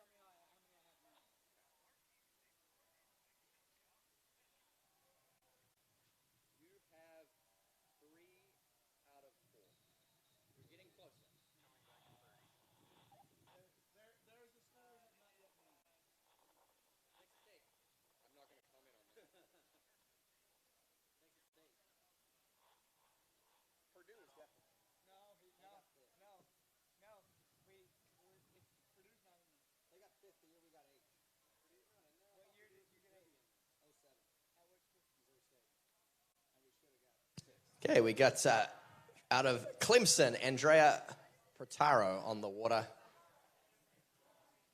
second pass here. There's been a lot of banter from the peanut gallery over here. I can't hear the start speeds. They forgot we're announcing here.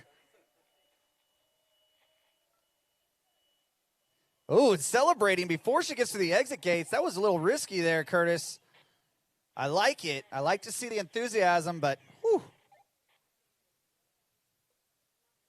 All right, there's a nice gate shot there for Samuel Murdy.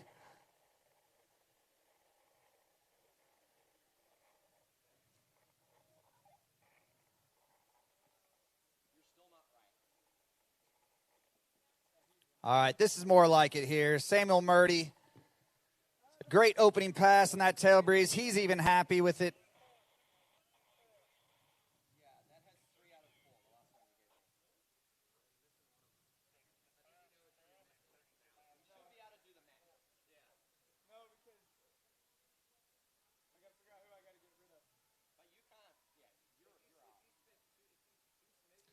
All right, Andrea's coming back at 32.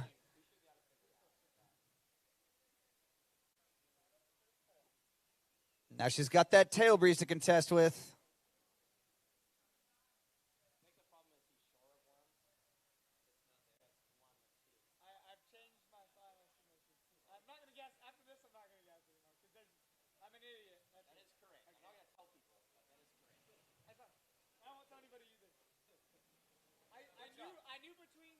Ooh, a big 4-ball there. He's got to work hard and long to 6. Nicely done for Andrea.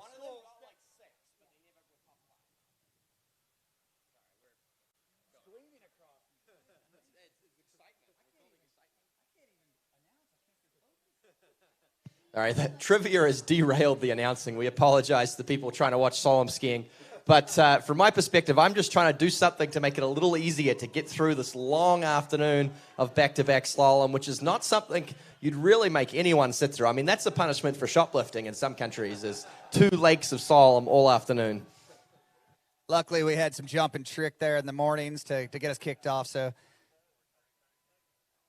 That's right. And on that vein, I have free stickers on the bridge. If anyone like me would like to join in ending this terrible event, if you bring your slalom ski, I will apply one on it. Free stickers. It only takes 3 seconds to apply. Again, the NCWSA does not condone or have anything to do with this young man who's on the microphone. I'm not going to incriminate his name any further. All right, so Andrea coming back in, max speed, 34 miles an hour. She's got the head breeze to slow her up. It's a good start. A little bit narrow here. She's, and just avoiding catastrophic ending there. Loses her back foot, and thought she was going up onto shore to do some yard work there with her fin, but luckily uses the back ski, or back foot as a fundraiser.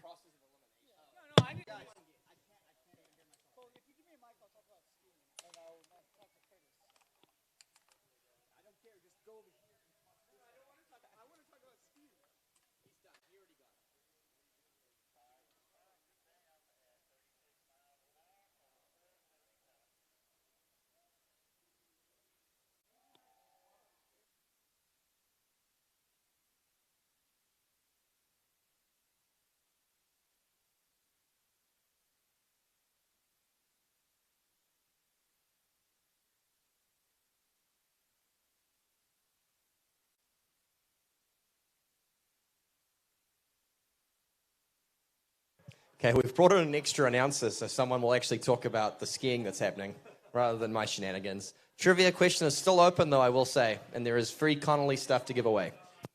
Yeah, I had to put an end to this. It was getting difficult to stay focused here. We've got the Division I women's slalom going on. Anna on the water, Rollins College. Let's see what she does here in this tail breeze. She's just kind of feeling it out a little bit. You can tell that she's maybe come down in speed and rope length.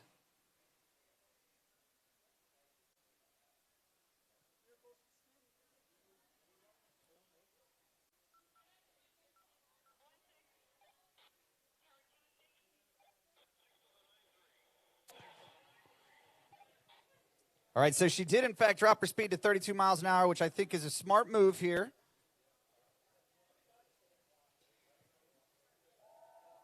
We've got a little table talk curbed here, and we're going to get back into the action. Jackson. Yeah, you know, Cole, she's got the tailwind there, but she still skied it pretty aggressively. Kept her line tight the whole time. Good angle across the wakes. I think she'll be pleased with that opening pass.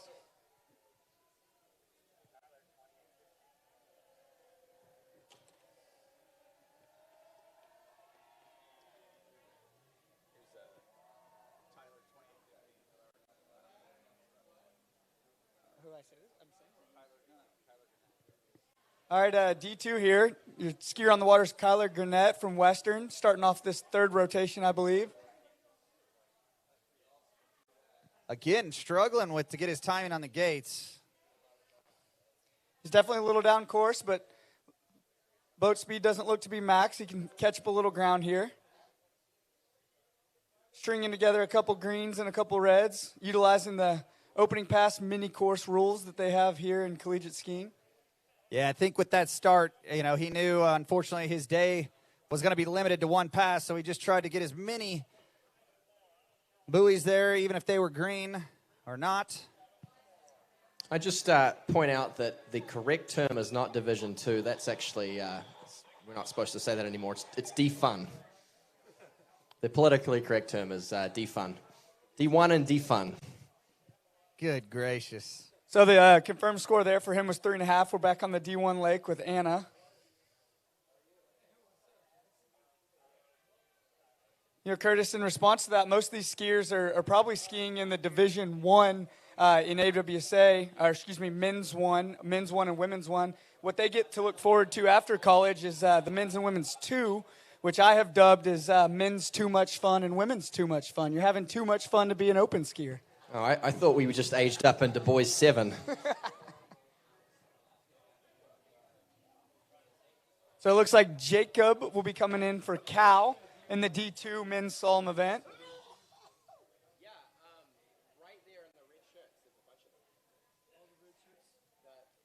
Here comes Anna on her third pass. Boat's a little faster, line may be a little shorter. She's looking a little bit more comfortable than at the earlier passes.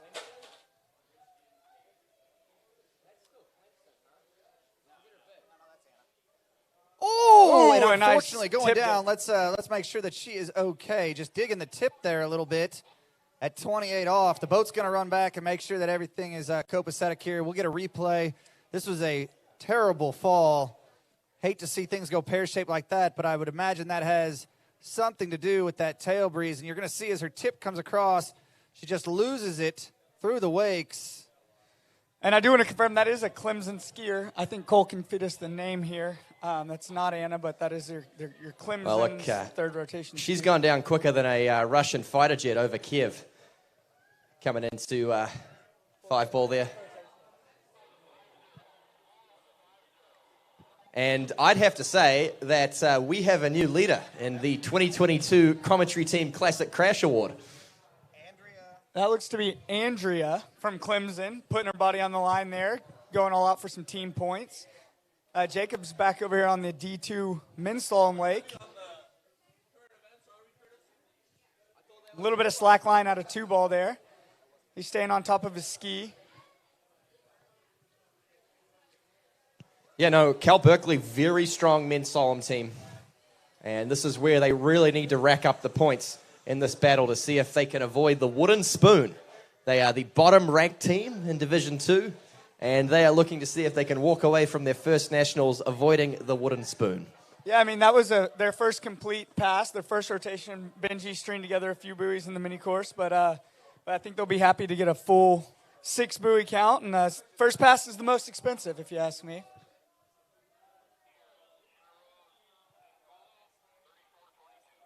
So we'll have to apologize to fans around the world on the webcast and here on site.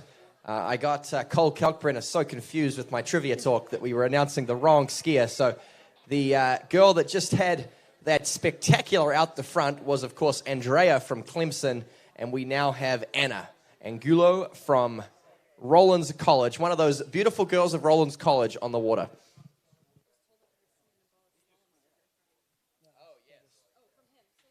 All right, so Rollins College has off to a banging start here in the slalom event. That was a nice, smooth opening pass, Cole. It sounds like on the D2 lake, your skier's coming back in at 28, and he got a little over his shoulder there into 1, stuck the handle in the water, and that's going to be a half.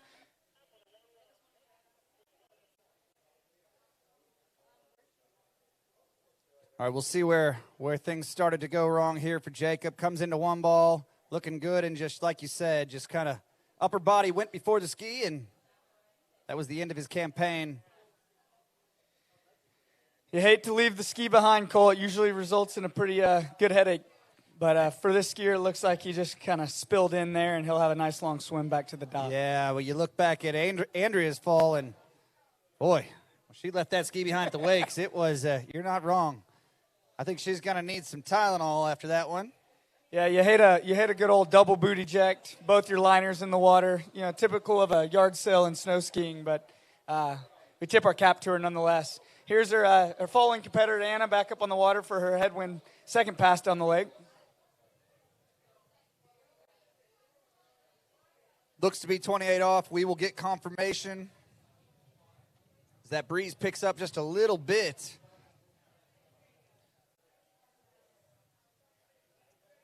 Boy, this women's slalom team from Rollins, really, really great style from top to bottom. Really pretty handle control at the buoy. You know, extends the rope right back to the boat, skis under the line. She's looking in good form.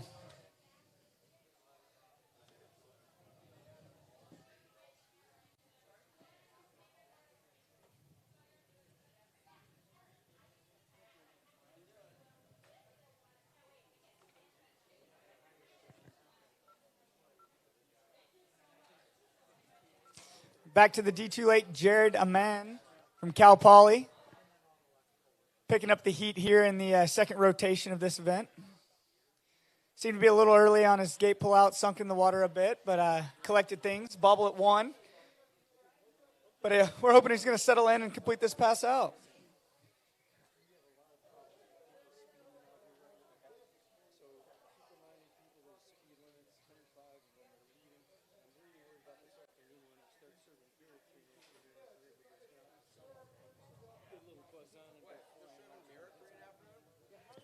Three to six, free beer.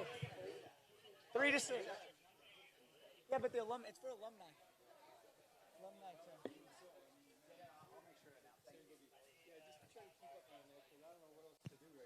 Okay, Anna from Rollins College on the water, scrapping her way through this pass. She just slips inside that boy, and that'll end her campaign.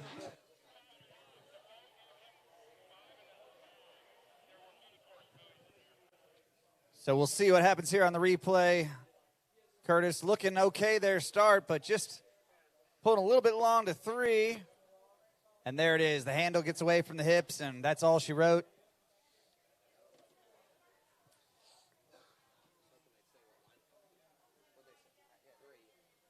It looks green. Was her third pass. It's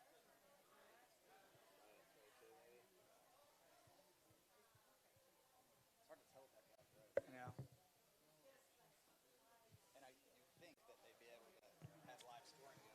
So I know there's a lot of folks around site looking pretty sharp in their speed shades, a lot of pit vipers, a lot of blenders around, and honestly, everyone looks great. I love it when people are going 60 miles an hour at a standstill. One of my favorite looks. One place we can't go 60 miles an hour is on these roads.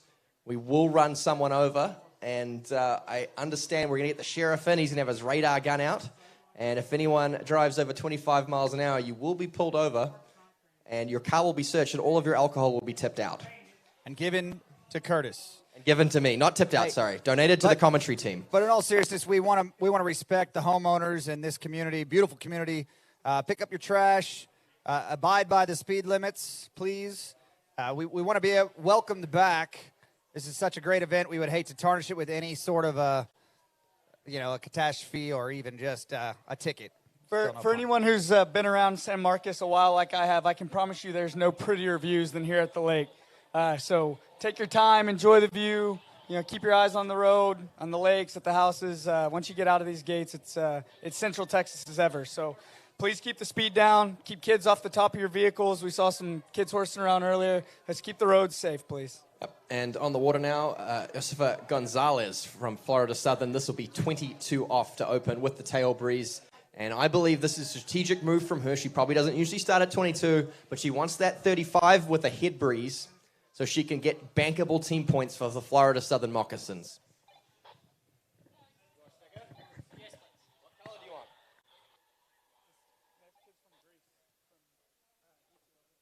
Josefa Gonzalez on the water. Light work of that first pass for the Mocs, Florida Southern Mocs.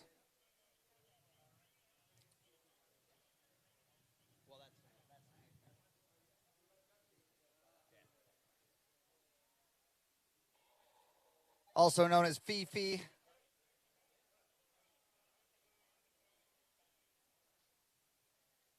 Beautiful slalom position. Stacked beautifully and good strong position behind the boat.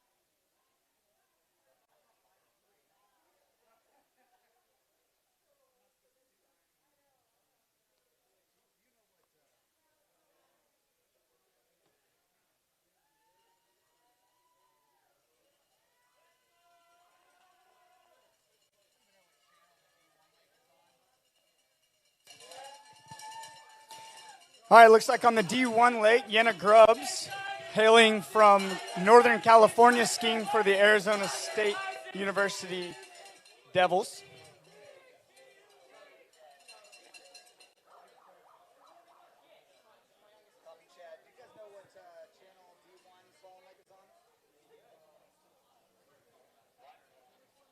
And on the D2 lake is a skier from Arkansas, Chadwick.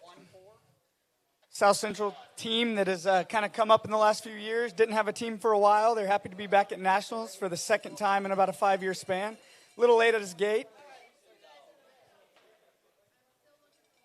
What?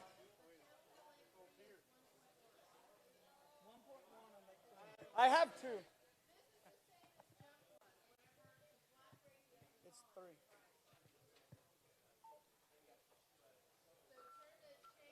Chad staying in this pass and just as late on the exit gate as he was on the opening gate, but we'll see what the judges give him.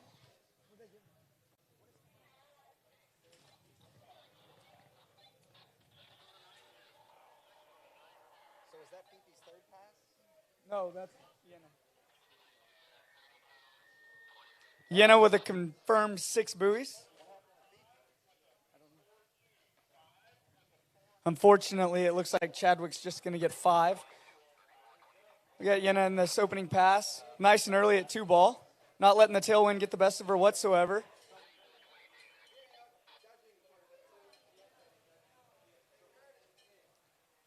Nice early edge change and running all 6 buoys with ease.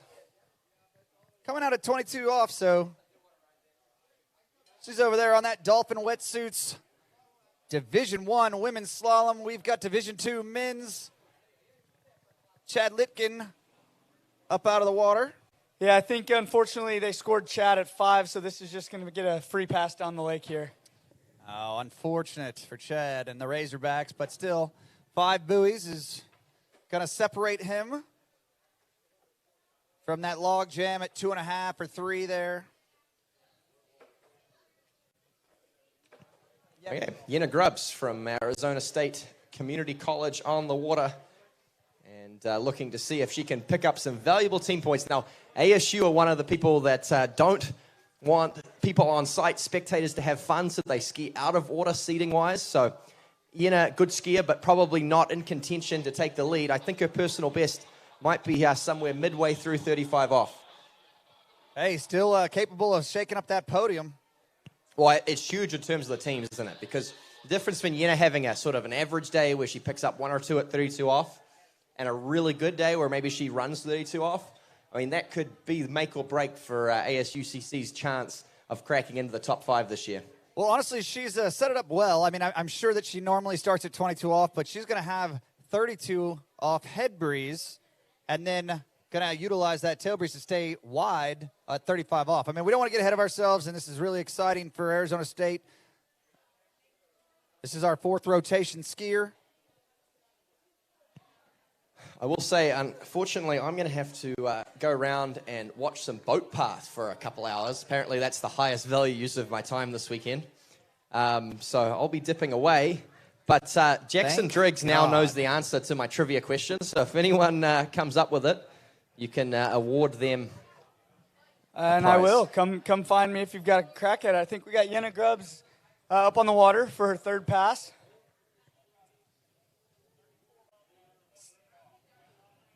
And we do have a bit of a treat over here on the D2 lake. Konstantinos, skier out of Greece, has a crack at winning this event, so we'll go over to him next. But let's get Yenna through these 6 buoy tailwind. A little late out of 5, but makes good work for 6 and out the gates. Yeah, Yenna's happy. Look at that. She's paying respects there.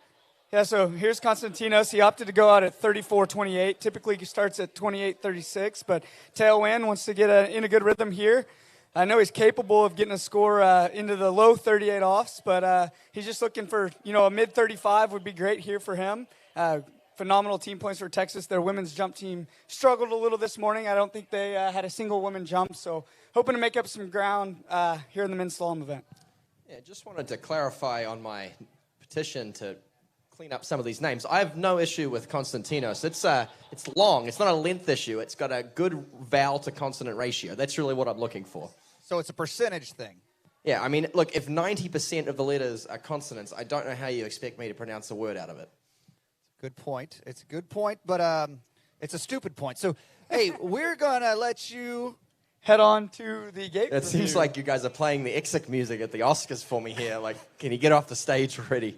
I'll leave you to it. You can have some more insightful, intelligent commentary for the rest of the afternoon. It's been a pleasure. And unless I'm banned, I'll be back tomorrow. Oh, Curtis, come back anytime. You're always a pleasure and fun to have on. Let's see what Yana has for us at 32 off. Yeah. All right, so 3 buoys. Does she get back to the wake? She does. So big, big team points there. I love the jorts, though, Curtis. They are stylish and very, very becoming of your bottom.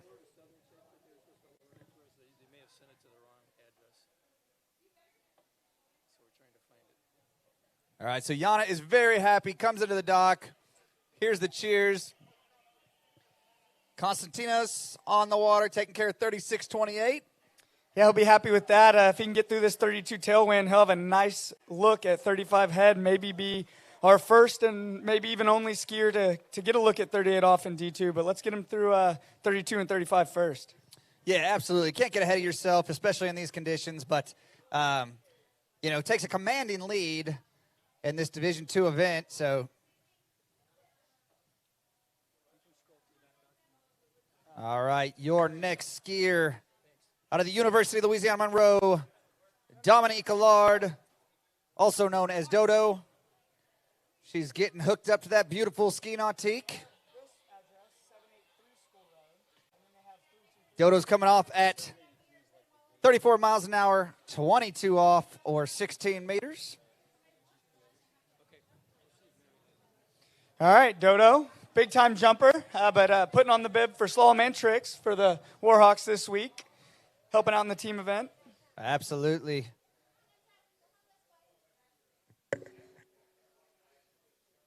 Our neighbor from the north out of Canada, Dodo, looking very good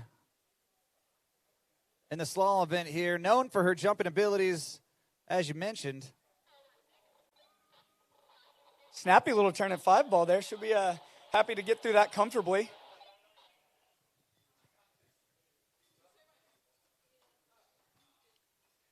Here's the replay for Konstantinos, 32 off. A little bit of slack line out of 1. Has an interesting style, kind of pokes his hip down there at the buoy, but. Yeah, a little West Coast slalom, if you will. Takes a mini hit and is pumped about that 32. He'll be taking a crack at 35. All right, Dodo coming back in here at 28 off. This is your Division I slalom. This is a replay here. Appreciate the Kelm crew at the helm of the camera and webcast all day long. Appreciate all his efforts. South Central Regionals at his beautiful lake in Katy, Texas. One of my first times there, so it was great to see a new site. All right, let's turn our eyes here to the D2 lake. 35 off, or 12 meters, as Konstantinos would call it. Coming out of his home country of Greece.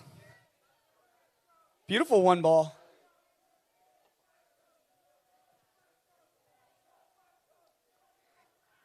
Wow, he's going to be a little bit disappointed right there, but 4 at 35 off is a score I imagine will hold up for a while here on the D2 lake. Yeah, and I think you're getting a bit ahead of yourself. I think he realizes that that's a pretty dang good score for, for these conditions. So 4:35, he gives us a fist pump. I think he's happy. And all right, and Dodo making light work of that 14-meter pass.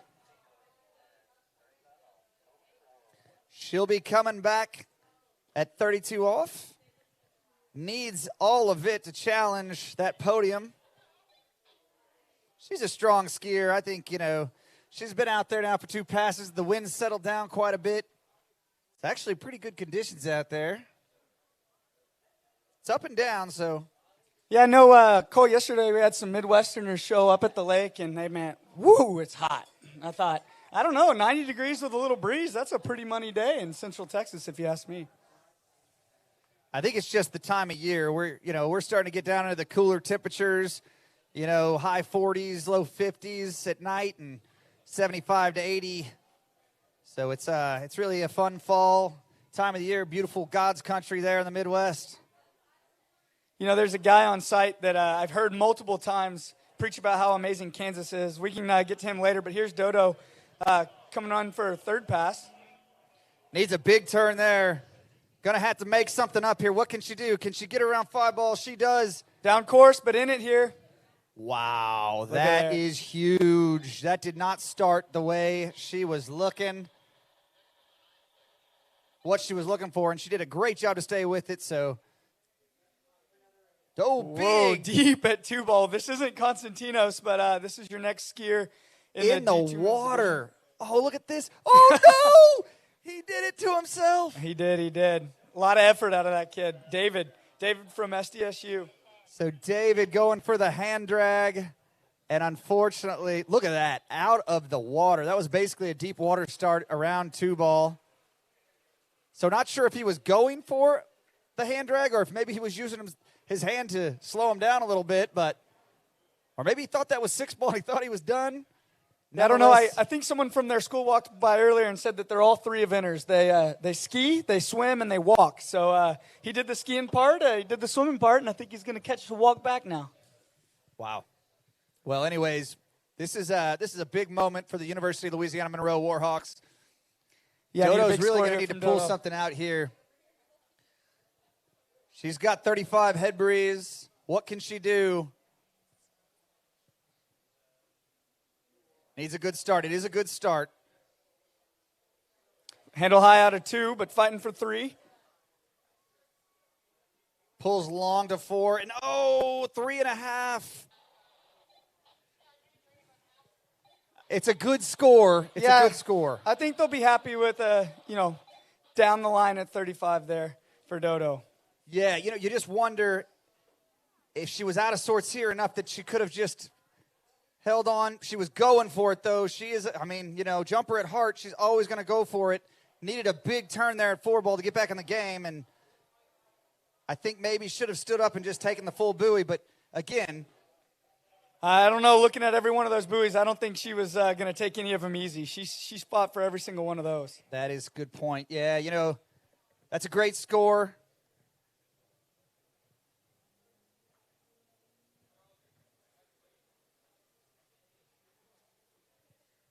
All right, we've got a Bearcat on the water, Evan McNerney.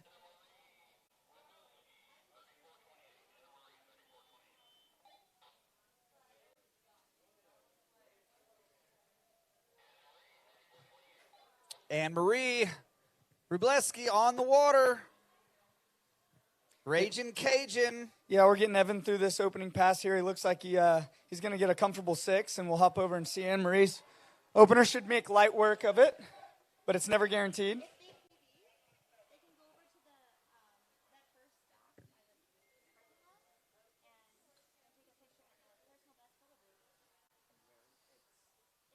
So here's Anne-Marie, 6 ball, and wrapping up that opening pass. Got the spirit going. Red from head to toe here. Got a red ski, red bikini, red bib, and red hair. You got to applaud her for the full effort. And to be honest, I don't know many people with bright red hair, but she sure does rock it. Yeah, Anne-Marie known for having fun with her hair colors and obviously supporting her school and looking the goods out there. It's funny. We kind of coined her as a slalom specialist, but she's a great overall skier. Good in the trick event, good solid jumper. Obviously, it focused on the slalom event, but Anne-Marie always has fun out on the water and obviously, looking the goods and reaping the benefits of all that hard work she's put in. She's a product of the Coble Water Ski School. I know did a lot of her training there with April and Chris and the whole staff there. So one of the largest ski schools in North America. Yeah, we'll watch Evan come back in here, but I think that's an important note for Anne-Marie. Being the noted slalom specialist, she has really put on in the other 2 events for her team this year. And actually, she took a podium spot at All-Stars back in May there in North Carolina, I believe. And I think she was pretty pleased to make the trip over from Coble's and get an overall score. It was a huge score for the South Central region. And so here she is at pass number 2.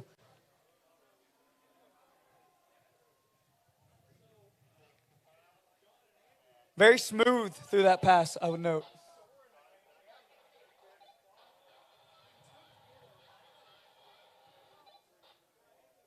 Almost looks effortless. Real tall skier.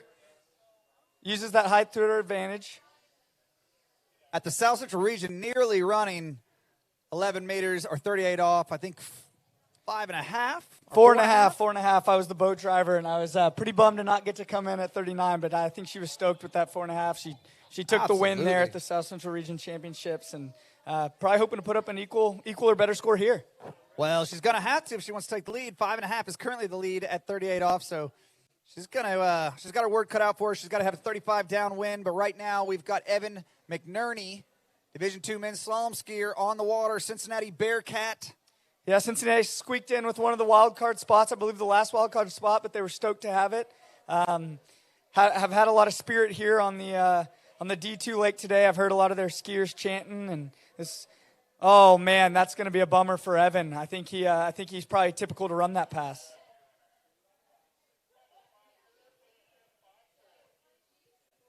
All right, downwind 35.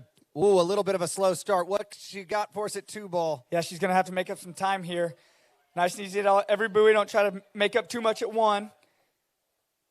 So, wow. So listen to this. Something interesting about Emery. Her handle, her custom Masterline handle says, stay in it. When she skis, it's just about staying in it, and she stayed in that pass. She definitely did. Something was going on over there at 1-3.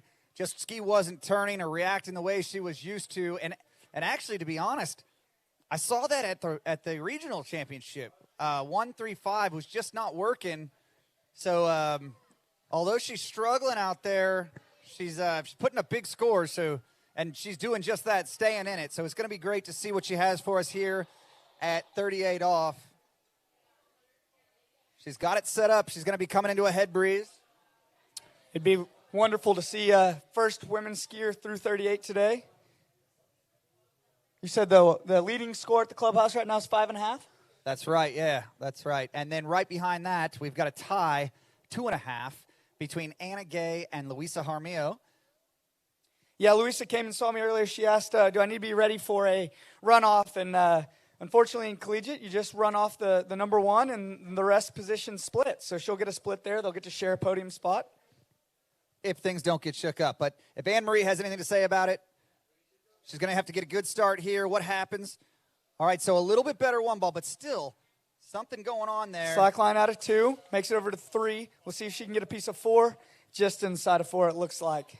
But enough to take second place alone at the moment, so she's happy. You could just see her ski rise up there at 1-ball. And then at this point, you know, it wasn't meant to be today to get to 4.5 as she did at regionals, but great skiing for the Raging Cajuns.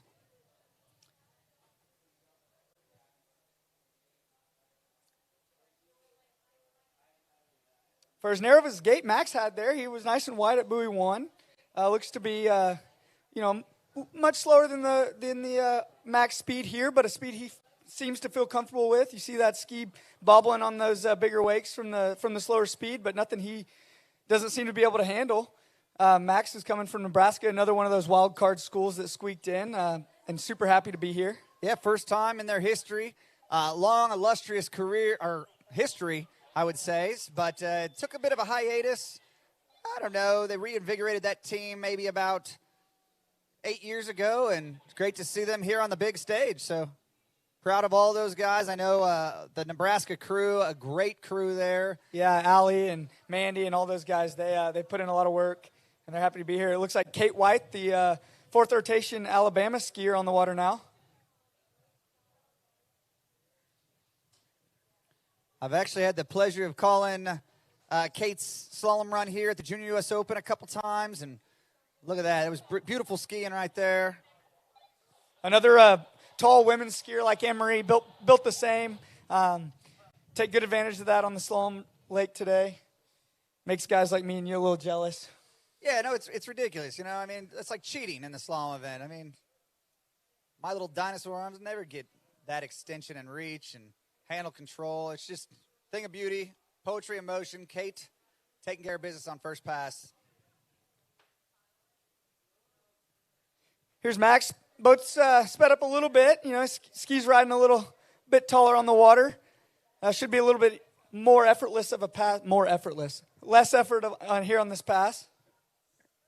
You don't call yourself out. You just let that go and keep on rolling with it. So appreciate you, Jackson, being on the mic. I'm all about that more effortless. This was a better pass. I'd say it was more effortless. Yes, indeed. All right, Max Shermer, Nebraska, successfully navigating all 6 buoys. Nice strong gate here for Kate.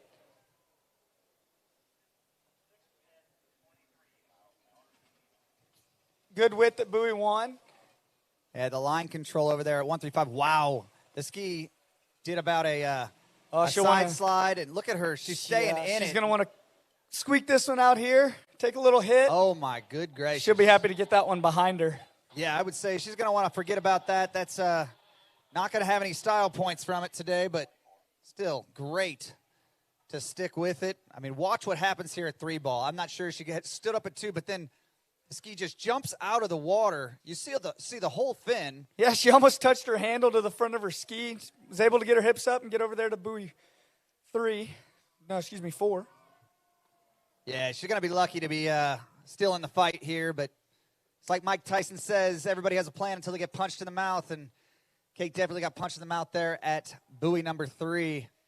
Yeah, so here's Max coming in on his 3rd pass. You know, he started out real slow, but he's building, and I like the strategy. A lot of skiers come out, try to ski a little too fast, get inside of a buoy down course, and, that first pass is the most expensive. Ooh, a little bit of a dip there. But first pass is the most expensive. He got it. He tacked on another 7.5 buoys after that, and I think that's how Nebraska was able to get their wild card spot is, low, consistent scores, but, they stack up in the team event.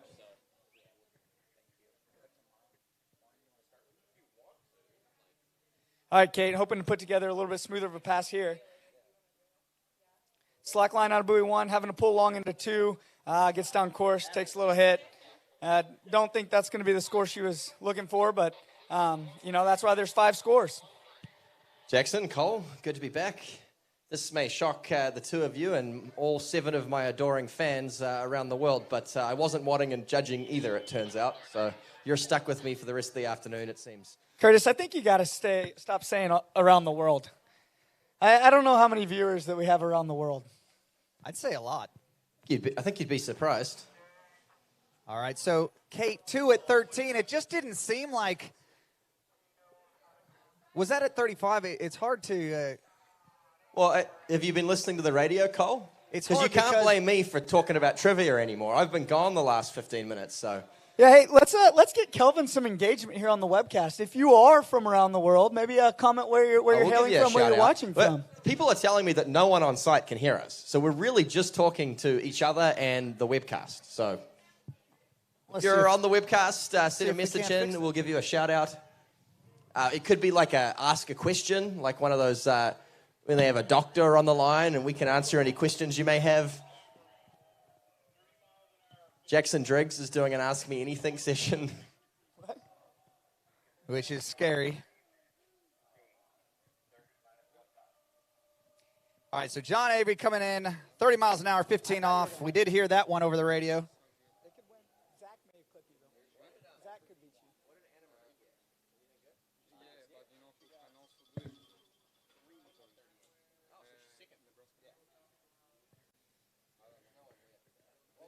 Got a couple Texas slalom skiers here. I think they're coming to grab an Abolish Slalom sticker from Curtis. Did you guys bring your slalom skis? John Avery putting on for Michigan State here. The green one, as we call them here in Texas. You got 2 Michigan schools. You got the green one and the blue one. Did anyone answer my trivia question while I'm gone? I'm getting a lot of complaints my trivia is too hard. No successful trivia answers yet.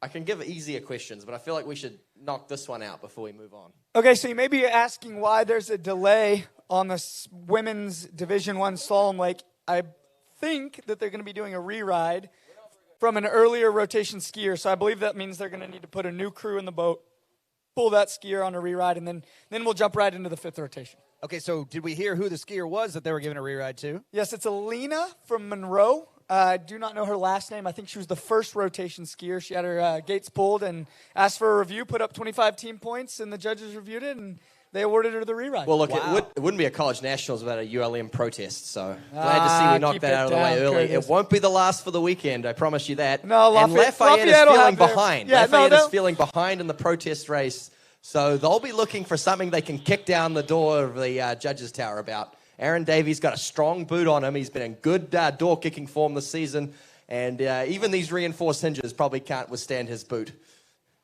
Listen, I got to be honest. I had a look at it, and I'm glad that the judges got it right. And that's why we have these protests, right? We want every skier to get the same. Whoa, skier John Avery there accidentally took a trip to the infamous 7 buoy, but he caught himself before he did it and completed that pass. But anyways, we want every skier to be able to perform to their best, and Aline is definitely capable of way more than 6 buoys at 22 off. So we know that she's going to get out there and do her team proud, and that's a big protest win there. I mean, really. Yeah. Well, and I think you have intimate knowledge of this, but I imagine you've probably never won an argument with your wife, so it's pretty impressive that Zane Nicholson has. My goodness, Curtis is on fire today, and I got to be honest, Aaron told us last night at the coaches, the captain's meeting. Captain's meeting, yeah. You better come to me with your rule book. If you don't, I will not even listen to you. Correct. The rule in question was how it works in your marriage too, Cole? Or? E2. I need a rule book for my marriage. That would be excellent. He wrote it all out, but this will be Aline Vang out of Norway, skiing for her first year at ULM, was in the first rotation, did get a complete pass going down, and on her way back, the judges made a call that she didn't get through the opening gates, but after a protest from the ULM team, it looks like she's going to get a reride. Well, that's great news. No, and I apologize to Aline. I might have said that she was Swedish earlier, so out of Norway. Scandinavia. Let's go with Scandinavia. Scandinavian. Yeah, I think that'll cover all of our bases. Maybe we'll get a couple comments on the webcast there from our worldwide viewership. There's no way that another there's good not pass somebody from our Michigan State Trojan, John Avery. China, Houston, come on. Those are about as far apart as you can get.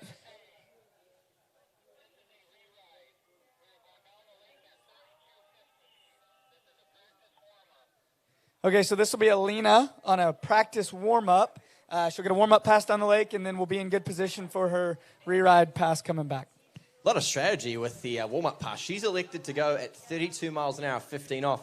I actually, thinking about it, I don't know if I take the warm-up pass. Stamina is a big issue for me. So. Well, I think that, from what I understand, I could be mistaken. I think this will be her warm-up, which is what she came out at, such that she will be positioned to go back in at the pass, which was 34.15.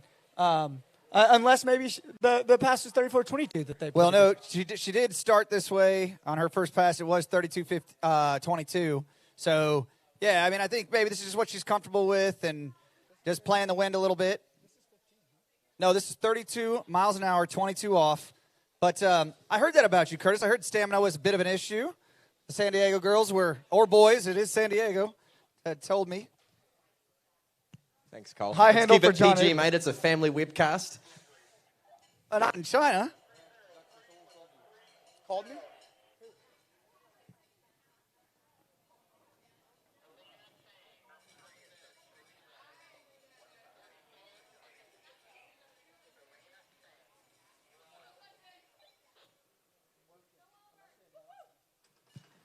Okay. Elaine from University of Louisiana Monroe. She'll be returning. This is the re-ride pass now. 34 miles an hour, 15 off. Now, Elaine not really in contention to win this event or podium, but if she can get a bigger score here for Monroe, it's going to be valuable team points.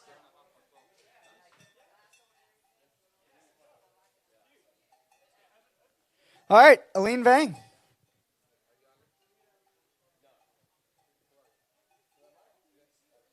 All right, Curtis, let's try to get some actual commentary out of you here on Aline. Not my specialty, but I'll give you a crack. This is Elaine, 34.15 in the head breeze and looking on time and early as she makes her way through this pass. The big, tall Norwegian, she's almost translucent out there. Rumor has it at night she can lead her team home in the dark. Do not get a lot of sunlight up there in Norway. Curtis, I was talking about her skiing, not her appearance. But no, that was a nice, smooth pass for Aline. She'll be happy. She'll get a chance to better her score now after the mix-up there in the first rotation. She skied, she got cold, she warmed back up. I think the excitement of her team, just for her to get a chance to better this score, will have carried her in to get her back excited for skiing, and she'll be happy to go back down the lake. Yeah, Cole Schaefer of the Purdue Boilermakers out there on the water. And looking good as he goes through this pass. Solid skiing. Did we get any messages on the webcast, Kelvin? We tried to plug you there. Anyone cool? We have a listener in South Sudan. I bet that 90% of the people on site, if they tried to point to that on a map, wouldn't even be in the right continent. 90? Oh, continent. I thought you were going to say American college students geography. Well, I say if you, I would say 99 couldn't point to actual South Sudan. Although that'd be very difficult. I'm just saying, get in the neighborhood. Yeah. Well, glad you're joining us.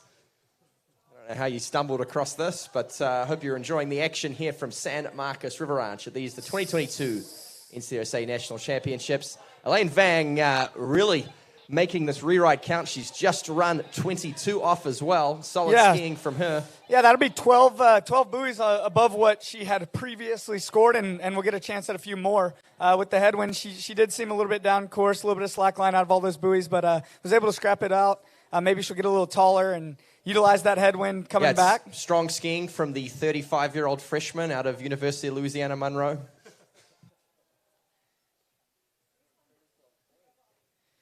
Curtis was incorrect on her age. She is a normally aged college student. Cole Schaefer coming back from Purdue. They've got a nice loud horn on location for when their skier does something good, but an upside-down turn there.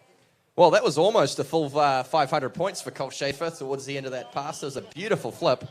Yeah, you never want your head hitting the water before you ski, but see, and there's that horn. I don't know if you guys can hear it on the webcast, but very festive out of Purdue.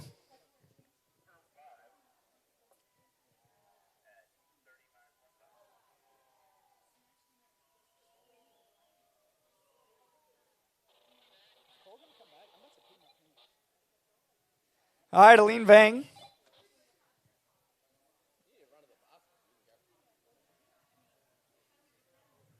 All right, this should be 28 off. She's battling away, but she's got the head breeze. She's down course, but she needs to stay strong here. She gets around. Is that 5 ball? Yeah, not getting her ahead of herself, taking each buoy one at a time. It looks like she's going to scrap out a full 6, yeah. Talk about getting your value for money's worth. This is her second set. She's going to get a 5th pass. Yeah, 7 passes. Not many skiers can say they came to Collegiate Nationals and ran 7 passes. But that's a full 7 passes for Aline. Well, look at this. If you're chief announcer, they give you a lunch. Isn't that exciting? The rest of us working away for peanuts. I don't even think Kelvin gets fed. But the rock stars, chief announcer, Cole Kalkbrenner rolling in his limousine with his gourmet meal.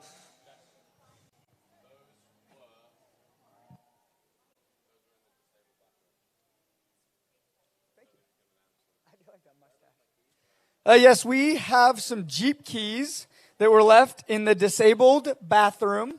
If you are looking for a set of Jeep keys, we have them here for you at the announcer's booth on the bridge. Has anyone they do look checked to be out that disabled rentals. bathroom? They've got a very interesting instruction manual in there on how to use it. I guess there's been some issues, but there's some great diagrams showing you what to do and not do in the bathroom. Apparently, you're not supposed to go fishing. There's a picture of someone, I kid you not, with a fishing pole into the portaloo. And there's a big X through that. Apparently, that's the incorrect use of the disabled bathroom. There's also a picture of someone who had a bit too much to drink the night before, relieving himself. Apparently, you're not supposed to do that either. Some great infographics. I would highly recommend checking out the disabled bathroom. Looks like we got a full 6 buoy count for Austin Hamilton out of Texas A&M. Grew up skiing here in Central Texas. His folks are both on site. Big contributors to the sport. Very happy for them. Did we get a final score for Aline?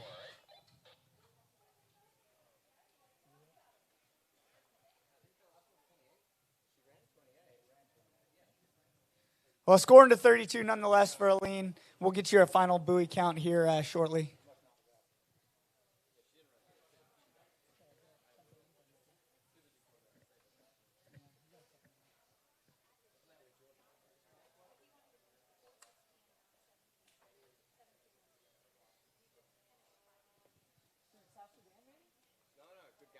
Well, I don't know if we have any fans here on site, but we've got a confirmed fan in South Sudan and a confirmed fan in Ghana, Africa. So we do have some international reach. This is Elaine at 32 off, picked up 2 boys just inside of 3. Yeah, she'll be super pleased Huge with improvement that. in score, though. Think about that. I mean, her original score was 0 at 34 miles an hour, 15 off, and she's improved that to 2 at 32 off. I mean, that's absolutely game-changing for the University of Louisiana Monroe. Yes, I don't know what their other team scores are, but obviously in collegiate you only take the top 4. But where that 5th skier places obviously affects 10 points for everybody below them. So they'll at least have made an effort there, and if she's not their lowest score, they'll be happy to bump her up for sure. That's 2 complete passes for Austin Hamilton. Very tall skier. I've been talking a lot about tall skiers, but I guess that's just a little bit of overcompensation for me.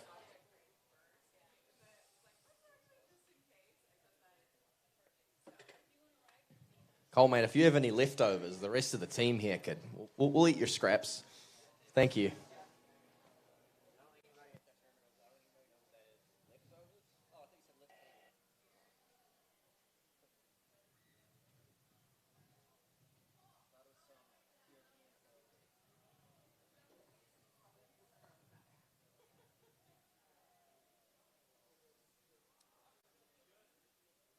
Strong skiing here from Austin Hamilton. Just getting a little too much from out there at the end, but it's been a good set for him.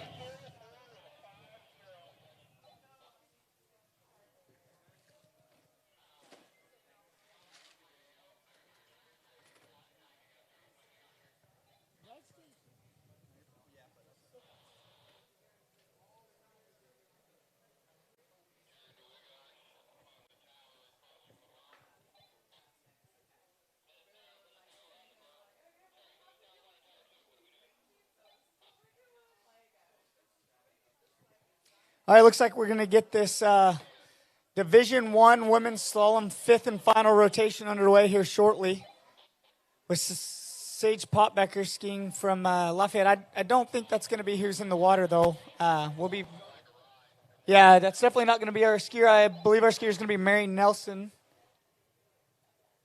from MOH, Miami. You can see with the flags blowing, the wind has picked up a little bit here. Somewhat more of a crosswind, cross tail on this opening pass.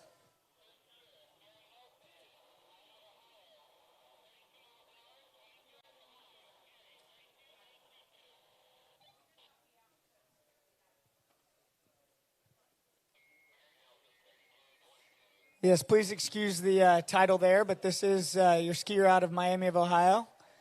5th rotation skier. Probably happy to be in a little bit warmer water. Yeah, 32 miles an hour, 22 off to open. And you're right, it is a challenge, of course, for the Midwest teams. Some of their lakes starting to freeze over already. Snowfall, I'm sure. Out there breaking the ice, fending off the polar bears.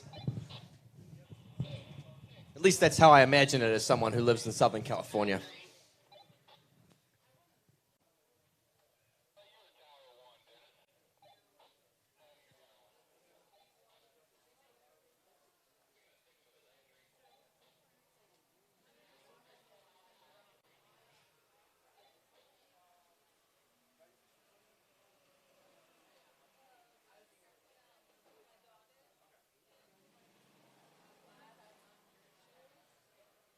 Well, not quite as exotic as South Sudan or Ghana, but shout out to Conley Panett in the Great White North up in Canada. He's tuning in.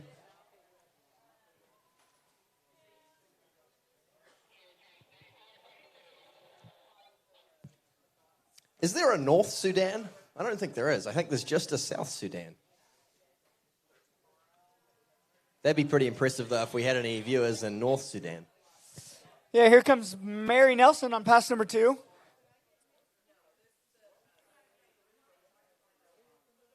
Making light work of this pass.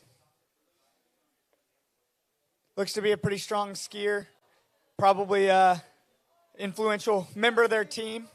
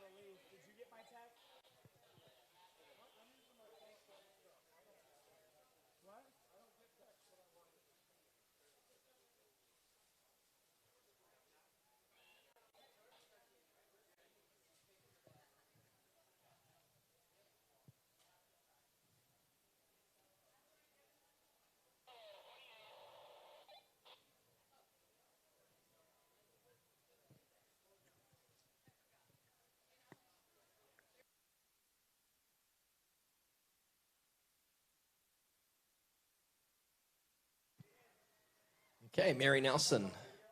Been a strong showing from her so far. The best slalom skier out of Miami of Ohio. But this last pass is proving just a little bit too much for her. We got some valuable team points on the board. Of course, that's what it's all about here. We're much more interested in the team standings than the individual standings. And Miami of Ohio came into this event seated bottom of the pack, but they'll be looking to claw their way up and see if they can pick up something in the top 10 here at these national champs.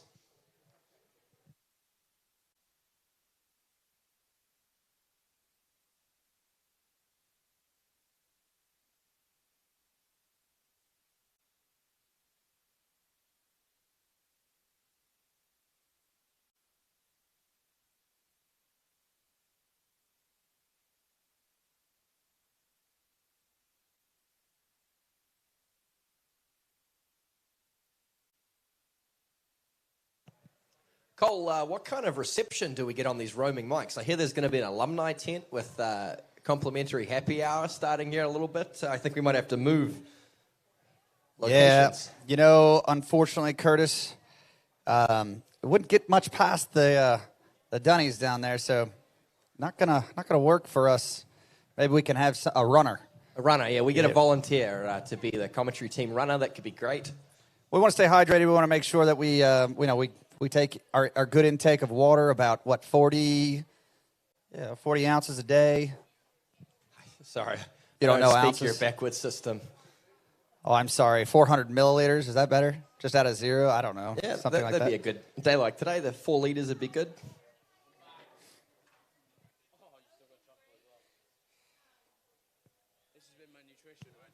And joining us here briefly is Rob Hazelwood. Rob would love to be a college skier, but he's yet to find a university that will accept him. It's amazing. I was going to say, mostly, it must be... Well, I think the confusion is he's international, but they want him to take English as a second language as a course. Yeah, well, he would need it. Have you ever had a serious conversation with him?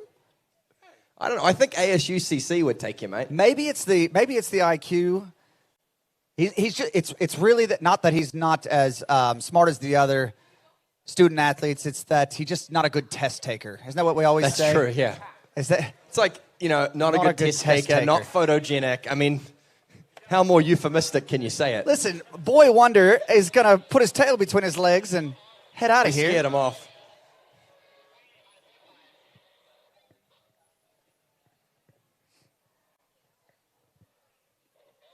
He got out of here fast. Yeah, he wasn't going to mess around with us, was he? All right, University of Michigan skier on the water, Elliott Williams.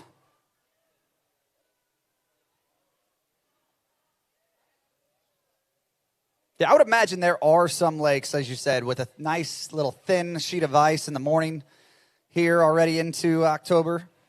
in Michigan. So collegiate skiing, not for the faint of hearts. Well, that's a foreign world for me. I mean, we had some complaints at practice last week because the water temp dropped below 70. That's pretty cold. We're not even below 70 in beautiful God's country, Wichita, Kansas. Well, we are the Pacific Ocean, so we don't get that warm either.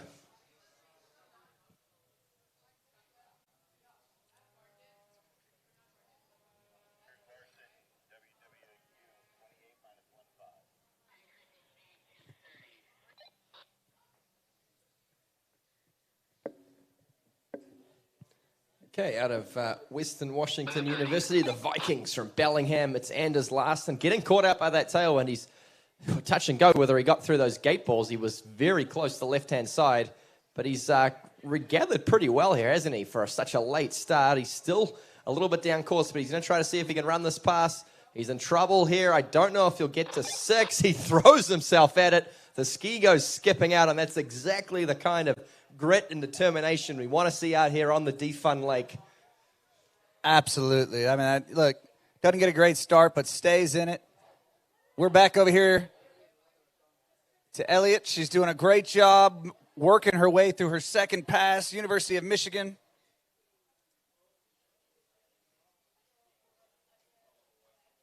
So what else is on the docket for today? Well, we're getting towards the pointy end of Division 1. Of course, we're wrapping up the 5th rotation. We've got a lot more D2 men's slalom, and I am very excited. We've got the alumni hospitality tent. There's going to be a happy hour going on. And I believe tonight there's a skier social somewhere in San Marcos. I will say, last night there was a skier social, and it was very poorly attended. The only schools there were from the West Coast. So good to see that all of the Midwest, they don't party anymore. They go to bed at 8:30. Maybe it's the company they keep. Maybe they understood that you would be there. And yeah, well, that's fair enough too. But I thought the proceeds last night, some of them went back to the NCWSA. So it was disappointing it wasn't better supported. Just Arizona State, Community College, San Diego State, and Cal Poly supporting that fundraiser for NCWSA. So I think shame on you to the southern SAC and Midwest regions. Hopefully we see you out in better numbers tonight.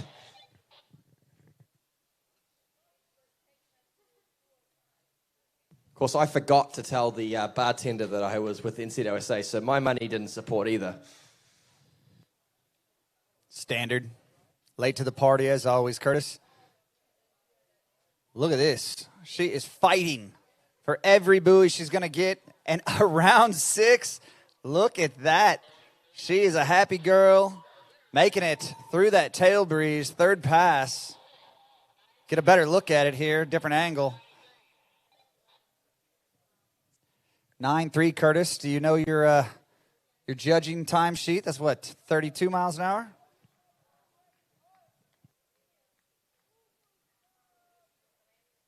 Yeah, that's correct. Most likely that was the 32-mile-an-hour pass. But she's been going down the line, I think, at 32. Okay. On the Defun Lake, we've got Mauricio Madrazo out of Cal Berkeley. Again, exciting times for Berkeley. Their first appearance at the National Championships. They've been a team off and on for quite a few years now and really had a strong showing this fall in particular and punched their ticket for their first ever nationals, largely off the back of their men's slalom team. They're very strong in this event. Well, 30 miles an hour start.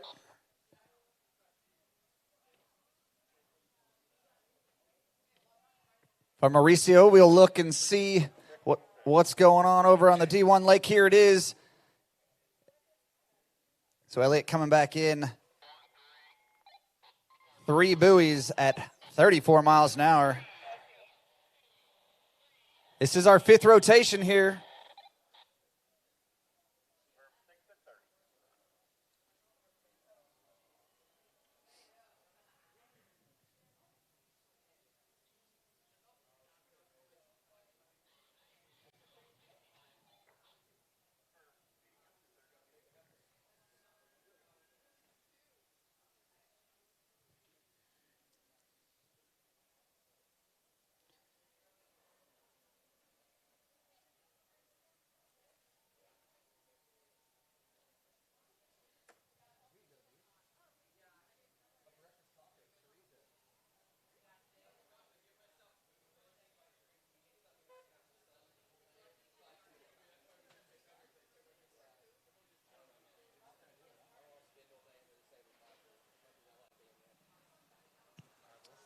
Okay, Mauricio, 32 miles an hour, coming back into the head breeze and looking solid as he makes way through this pass.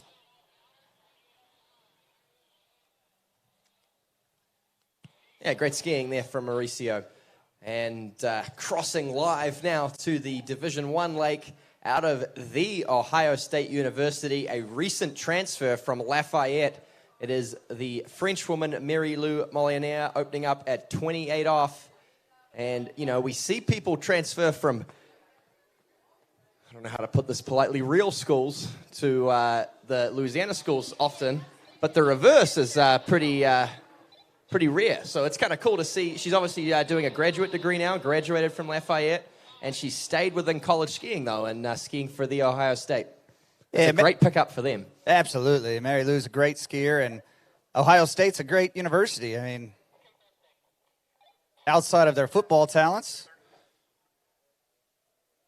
Just kidding.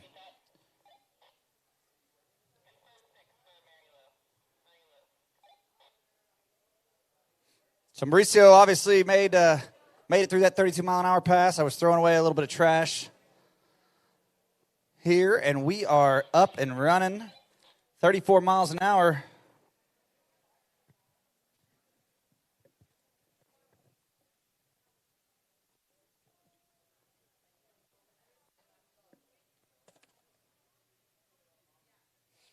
And Mauricio just pops the handle out of 2 there at 34 miles an hour. Of course, big thank you to all our sponsors this weekend. Syndicate, they're the naming rights sponsor. I see this is Mary-Lou Molinier coming back in 32 off with the head breeze. Outside chance of picking up a medal here on this event is Mary-Lou, which would be a huge achievement for the Ohio State. And already big stuff. team points. Yeah, she's happy.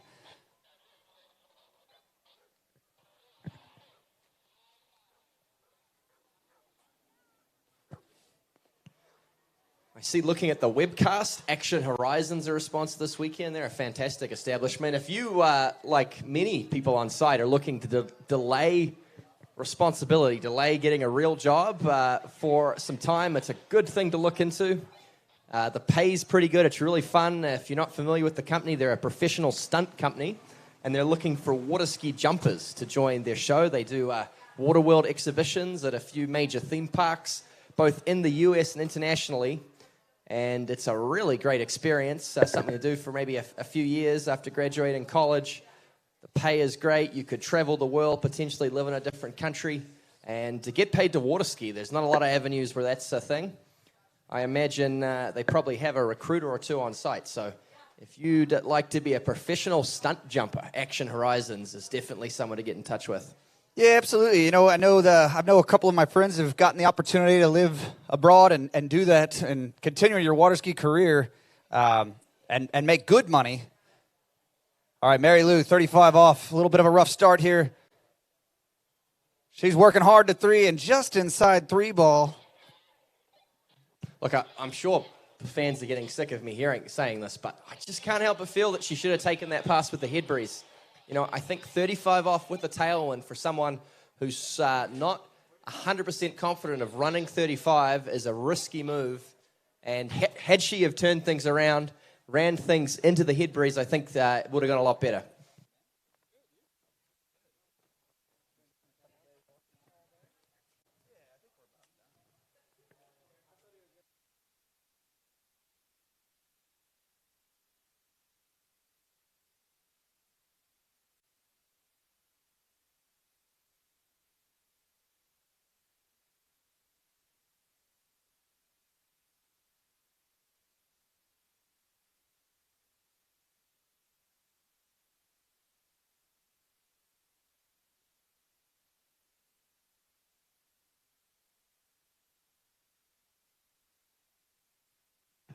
Okay, this is one of my favorite skiers to watch. Out of Cal Poly San Luis Obispo, it's young Kyle Vaughan, and he's skiing with one arm out there. He's got some sort of contraption where he can hold on to the rope with his other, and he's a pretty strong skier in all 3 events, Kyle. He lands, jumps, he's a good tricker. I believe he's A-team in all 3 events, and really powering through adversity. Love to see it.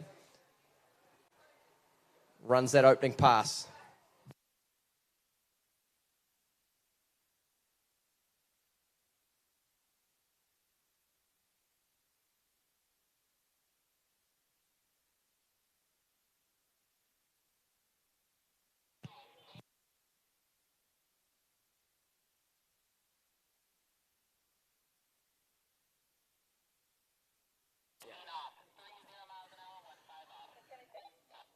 You know, doing more with one arm than a lot of the field has done with two. Very impressive. Yeah, absolutely. That's awesome. Determination and grit you were talking about earlier. That youngster on the water there doing a great job. So Kyle, I'm sure, I mean, with scores like that, would be a contestant in the adaptive water ski world. So I think we're going to see another adaptive athlete later in the jump event, which is pretty freaking awesome to see. Excuse my language, but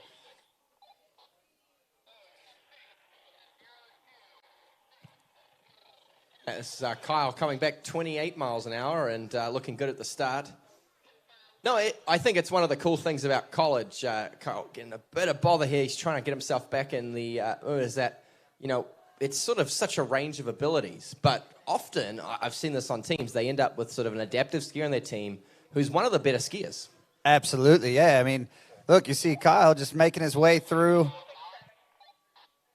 which was, what, 28 miles an hour? Yeah. That's amazing. I mean, Auburn had, and I apologize, I'm blanking on her name, but the girl on the sit ski who was a great jumper. And that's what we're going to see this, I'm sure we're going to see that, her talents later this week in Division I women's. That's fantastic. So Kayla Leff on the water, one of my good friend's daughters. She's already cleared the 30-mile-an-hour line. She's coming back in at 32 miles an hour. So Kayla Leff, looking the goods out there. This is your 5th seed. The best KU slalom skier on the women's team. And for good reason, she makes light work of that 32-mile-an-hour pass. Kayla Leff.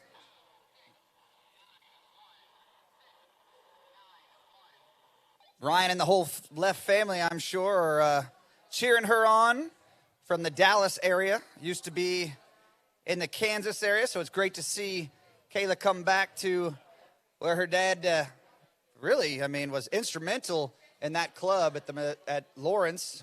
Mocan is what the name of the lake is there.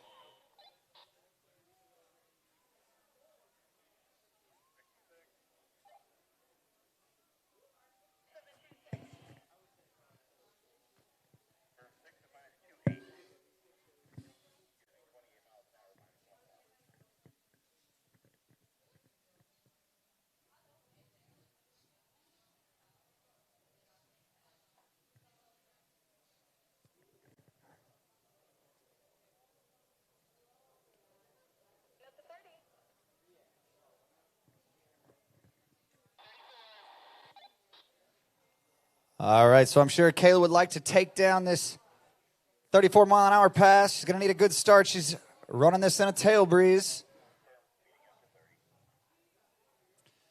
Kyle over on the Division II lake. Oh, and unfortunately, Kayla.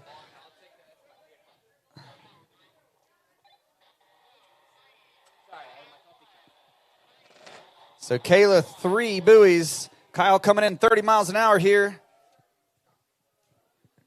Yeah, this is getting up around personal best territory for him, but he's looking the good so far. Gets himself outside of 4. He's still in this fight. Here we go. 6 boys.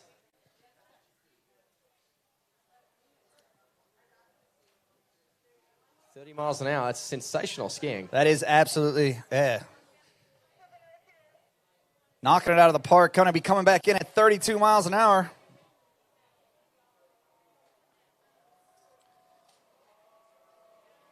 Heck, might be battling for a position on the podium here. Oh, he's right in the fight, isn't he?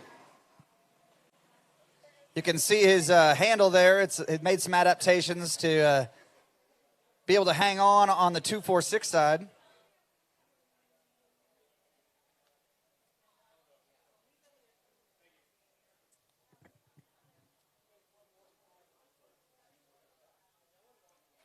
Seeing some of those raging Cajuns out on the lily pad. Enjoying and soaking up the sun.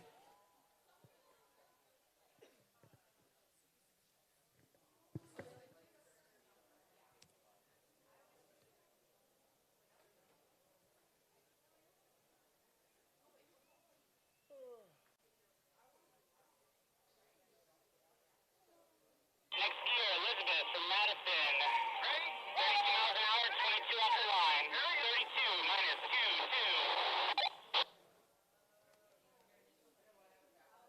2. 1.5.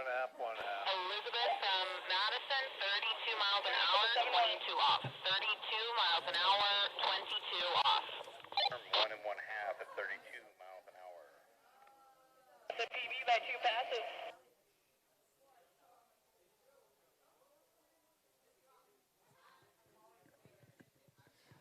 Elizabeth O'Callahan, Wisconsin Badger on the water with a hand drag around 6 ball, showing her confidence.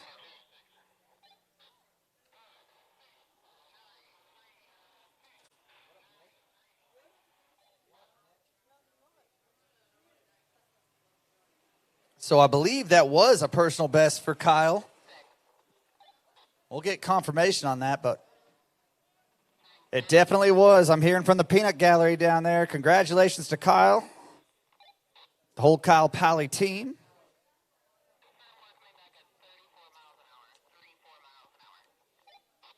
We've got Jake Shelton on the water, a Razorback.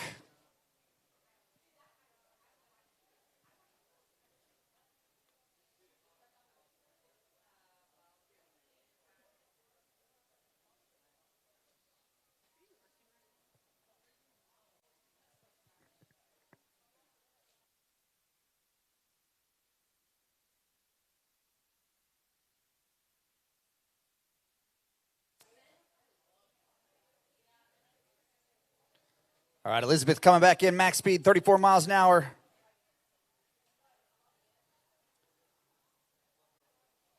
Big team points for Midwest. Division I qualifier. Oh, and just clips 5 ball. That is a bummer. She had all but run that pass. You hate to see that.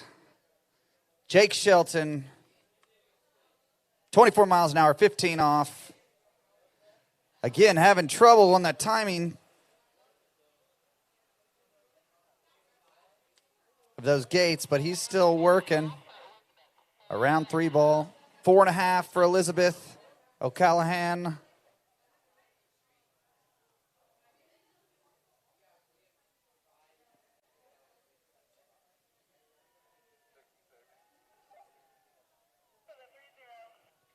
All right, so 6 buoys for Jake.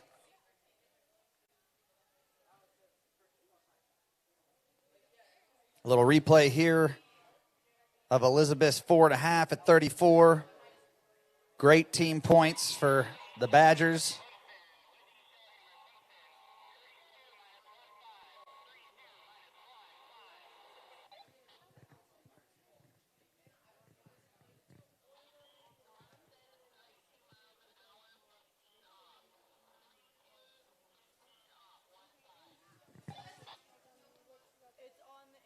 Whitney's going to be coming in 32 miles an hour, 15 off. Clemson Tiger.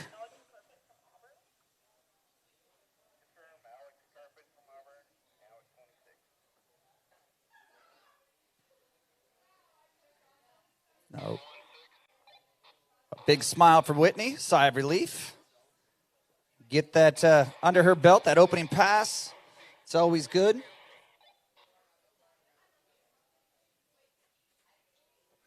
Frolicking over the bridge is Leslie Staver, supporter of the Spray Hawks.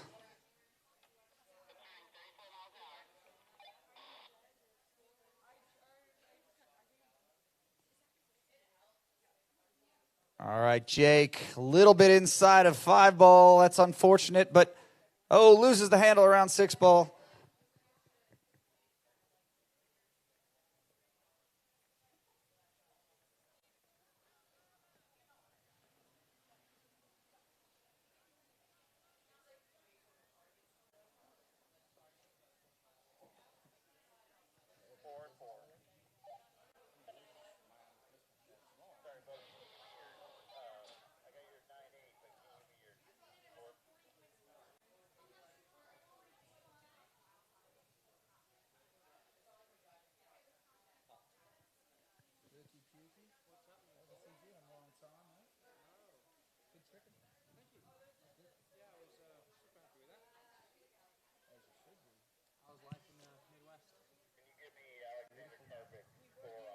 It does just get a bit repetitive after a while, doesn't it, Cole? Yeah, Late it's in the a afternoon. You know what you need in an afternoon like that, pick you up, is some caffeine. and you know where you can get that? From a Dutch Bros Rebel. That's right, or a cold brew. If you're Or so a cold inclined. brew. Yep. And Dutch Bros, of course, bringing us the action on Lake 2.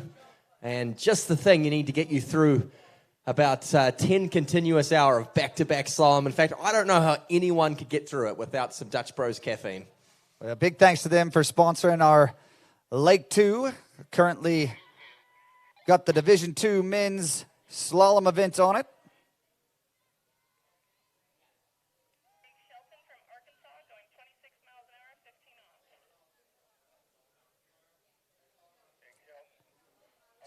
So we might have got ahead of ourselves a little bit on Division 2 Lake.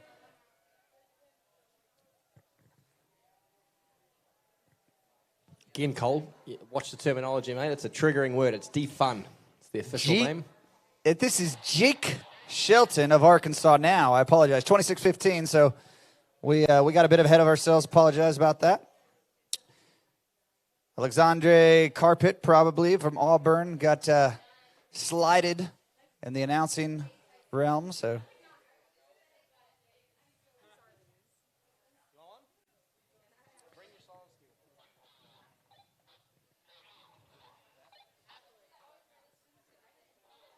Just a reminder, we've got free stickers up here in the announcing booth on the bridge. If you bring your slalom ski up, I will personally put it on your ski. Free stickers.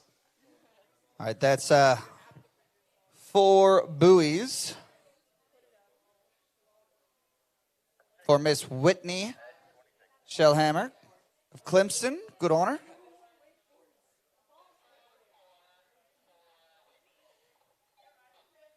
Yeah, which brings us to an exciting point, I think, in D1 Women's Slalom, because I think we're pretty close to naming the champion. I think, Ali Garcia's not just got one hand, she's got about 9 fingers on that top spot.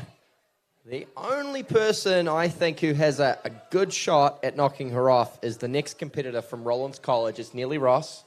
Of course, Neely known primarily as a trick skier. She's, a former world champion, but she is a strong slalom skier as well. In fact, Neely Ross was an under-17 world slalom champion. She is capable of running 38 off. So I think she is, with all due respect to the girls left, who are all capable of getting scores into 38 off, I do think that Neely Ross might be the last skier left who's capable of running that pass. Absolutely. All right, so Jake going down there around... Hard to see, but nonetheless. Maybe just let him roll with it. Listen, when you have a world champion on the water and one that is an incredible skier in all disciplines, never seen her jump, but I'm sure she would be excellent with a little bit of practice. She's a world champion. She has the ability. The conditions have calmed down a little bit. Look at the style. I mean, just absolutely nice tight lines, smooth, fluid throughout the back of the turn. You can't even see where it ends. Neely Ross, Rollins College. Boy, I tell you what, they've got an incredible women's slalom team. I've been talking about it a lot. Now, I don't know who's DJ this weekend, but I feel like we haven't had the Rollins College song. It's about time on the weekend to crack that one out.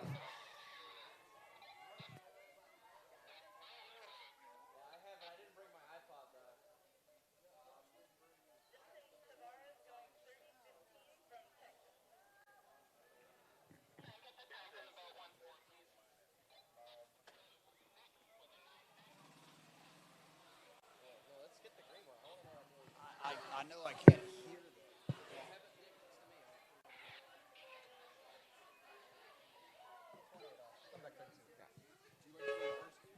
All right, Vince Tavares, Texas skier, coming back in at 30 miles an hour.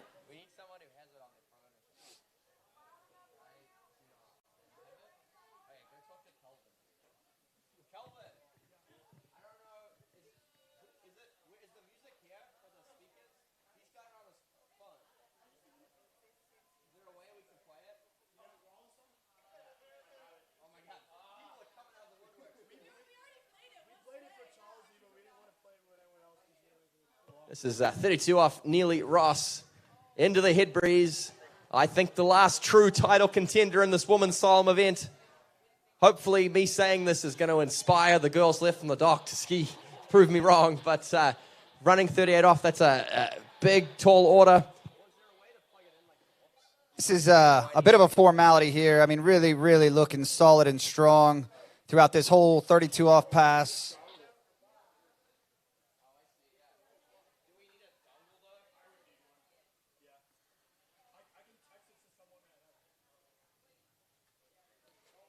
So Vince coming back in 32 miles an hour.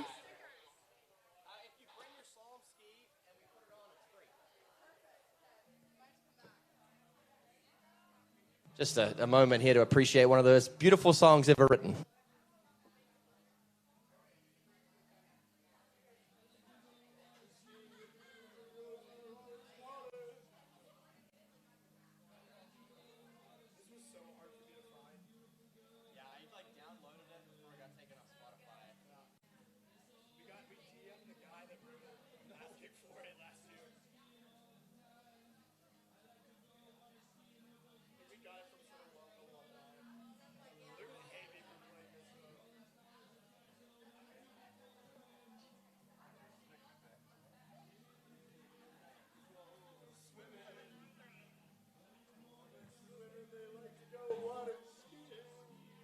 All right, so Vince taking care of 32 miles an hour, that is.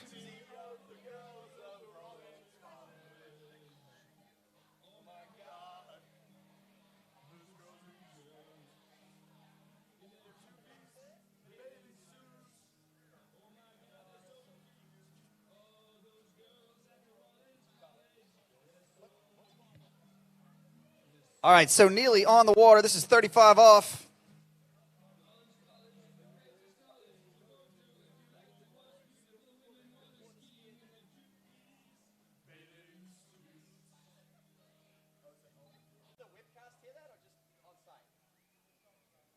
Well, for those on the webcast, you missed a beautiful rendition of water skiing with the girls at Rollins College.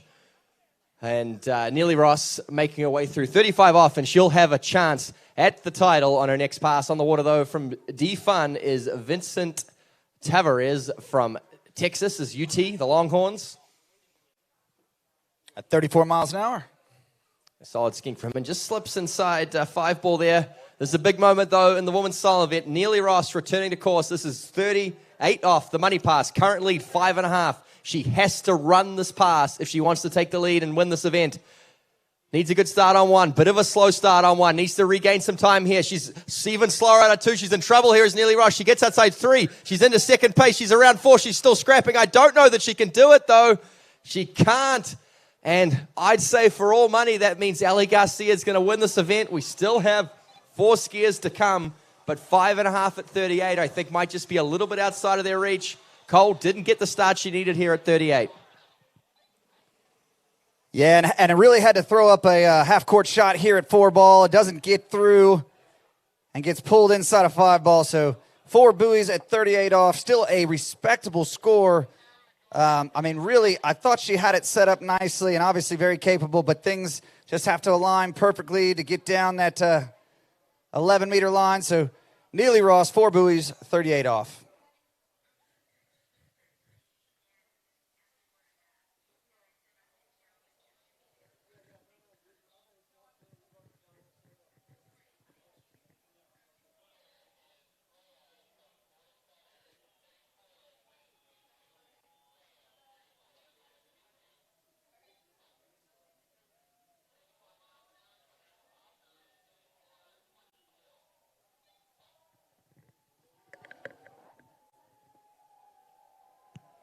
Okay, next up on Division 1, we move to Florida Southern, the Moccasins, and the young lady originally out of Switzerland is Rhea Georgia, a very strong jump skier. Looking forward to watching her in the jump event, and she's handy on a slalom ski too. Has a personal best, I'm sure, into 38 off, and looking to see if she can climb onto that podium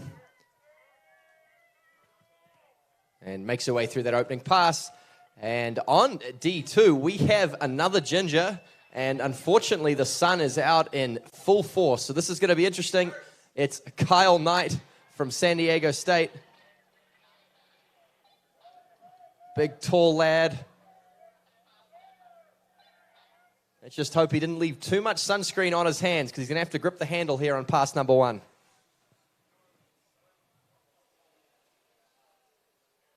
I mean, just look at the reflection off those biceps. Looks like they haven't seen the sun in months. This should be 26 miles an hour to open up for him. And looking the good so far is Kyle Knight, the sophomore from San Diego State. Big strapping lad. He's all of about 6'6". Yeah, he had to really reach for that 6 ball, but lives to fight another pass. Kyle's deadly. He just about decapitated Chris Wharton during the Division 2 jump event in the Nationals last year. He had one of those plops where he pinged the handle, and it clipped Chris Wharton's ear and hit the dash. And I tell you what, Brittany Greenwood could have been a widow before she was even married there for a second. I think we might need to put shock tubes on the rope when he skis and jump later this weekend. All right, Ray coming in 28 off. Florida Southern Moccasin.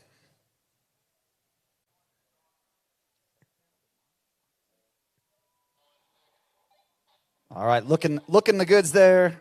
Nice, tidy, 28 off pass. These girls heard the nonsense that Curtis was spewing and says, I am in this fight.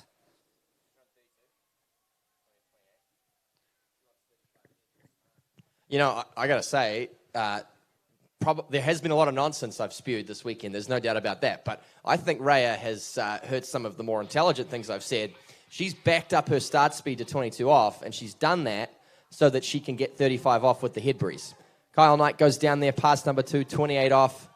He got a bit confused there. He thought he was in the trick event. He did a wake-to-wake, wake-back, and unfortunately, that's the end of his slalom run. But, I mean, he does get some points, right? Does that carry over into the trick event? Or? Oh, it's very exciting stuff. And the good news for him is that he can get back in the shade even quicker. Look at that. That's pretty impressive. I mean, it's like the slalom hot dogging out there event. He's a big lad. But yeah, Rhea, she'll be coming back in now at 32 off, and I think she's been listening, or at least her coach has been putting good ideas in her head, because she's going to have 35 with the head breeze if she can run this pass. She's not looking to win this event, but she wants to pick up team points here for Florida Southern. Well, one pass at a time. She's got a little bit of slack there at 3 ball, and just blows the tail there at 4, so unfortunately not going to be the score that she was after.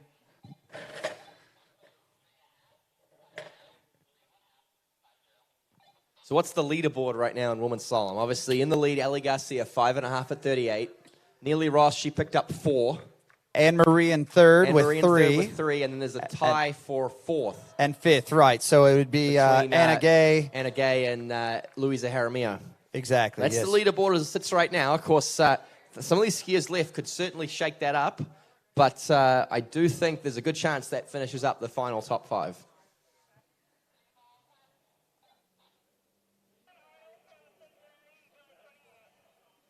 All right, Grayson on the water, Cincinnati Bearcat.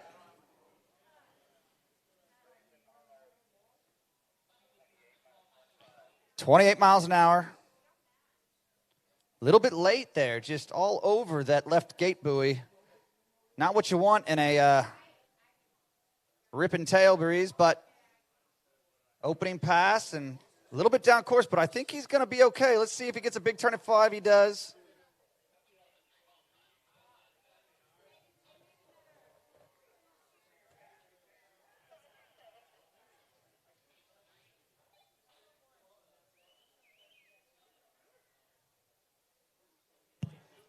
So it's going to be an interesting afternoon here because we're almost done with Division 1 Women's Slalom. We're moving through. We're only in third rotation of Division 2 Men's Slalom, so we got a lot of slalom left on the defun leg. Now, but what are the Division 1 competitors? What are we going to next? Do we have a... That's it for them. They're home and hosed for the day. Man, you'd wonder if it makes sense to move into another event. You know, I know we're going to be really... Well, careful. You're straying into a category where you could be criticizing your wife here, so be careful what you say over these next 30 seconds. Definitely not criticizing, just wondering if it makes sense, you know. I'm sure she'll see it that way. That's a good point. But, you know, look, I don't always say smart things, but, you know, sometimes I speak to think, and that does get me in trouble from time to time with the boss around here. Yeah, that's right. Annalie Holm, super senior from Arizona State Community College, and wrapping up that opening pass.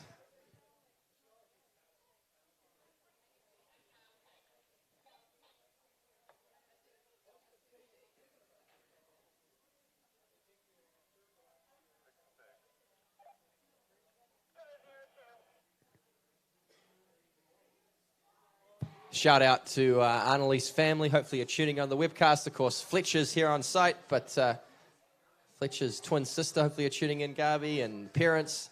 Big shout out to Amy. Miss you. Hope you can, hope I see you this week, or if not, sometime soon.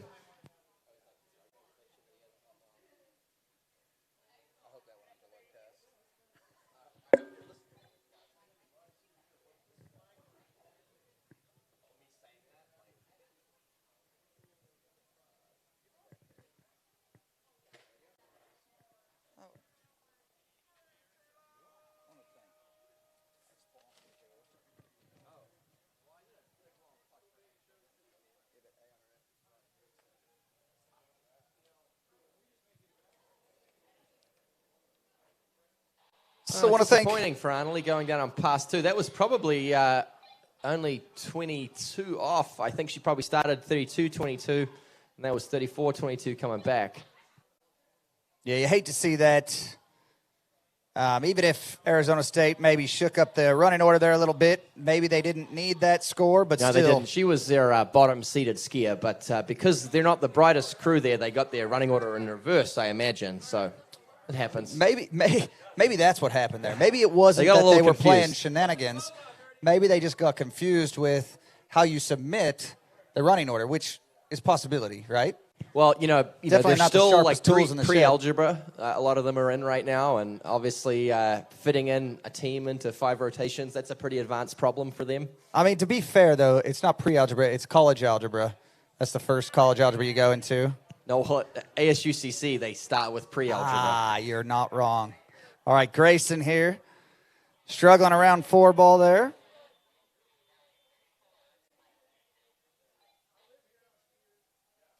Of course, the West Coast tournaments are a beautiful thing because we have a lot of really smart kids. You got the likes of UCLA, Cal Berkeley, Cal Poly on site, and they're able to tutor some of the ASU community college kids in some of their basic algebra classes, geometry, where the level where you point at shapes and identify them. Geometry. Nellie Allard on the water, 34 miles an hour, 22 off. Ooh, a big turn there, dropping the shoulder at 4 ball, but no big deal there.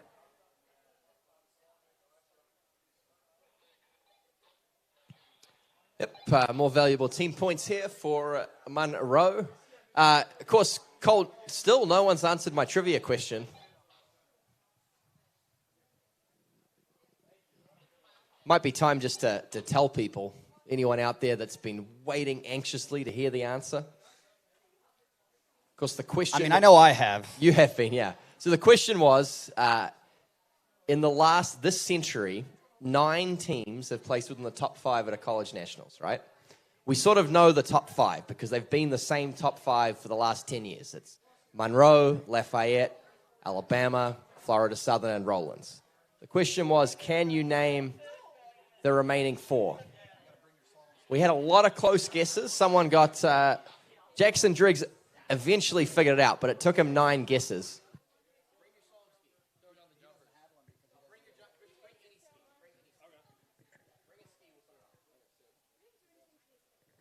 All right, Nelly coming back in 28 or 14 meters here. We saw Aline come back after that re-ride, really improve her score. So the ULM Warhawks are looking for a big women's event after a struggle fest there in the trick event, but... Yeah, good work. So I'm gonna tell people the answer because I think Thank this one was goodness. too hard, right? Yeah, and maybe you'll stop talking a little bit. Well, there's that too. So the first one, certainly the highest placed, was Arizona State, ASU, because they actually did not leave the top 5 from 1996 to 2011. So for the first 11 years of the century, they were cemented in that top 5. So that's one of the 4. Including winning a national title in 2001. Well, here's one of the main reasons for that, Jimmy Seamers. That's right. So Arizona State's one of the 4. Okay. You know, I'll...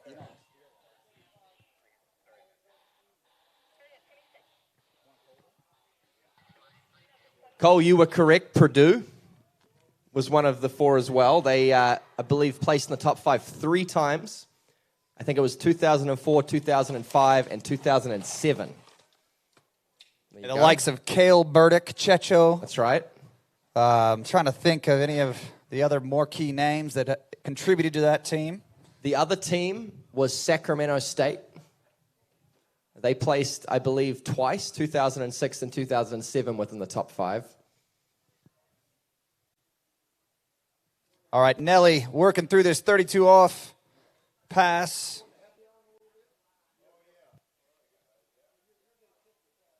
Cousin of Dodo, or Dominique, which you saw her get 2 buoys at 35 off earlier. Yep. And then the final team that has placed in the top 5 this century, we have to go all the way back to the year 2000. Just scraping in was Clemson. Clemson got 5th place in the year 2000. Chico State was one thrown out a lot. They got, I think, highest was 6th place in the mid-2000s when Marcus Brown was on the team, but never quite cracked the top 5. All right, so Skylar Davis having a little bit of trouble here, but still valuable team points for Nebraska. Nebraska really a good showing on this first day of the 2022 Collegiate National Championships. Right now we've got Nellie Allard on the water. University of Louisiana Monroe Warhawk.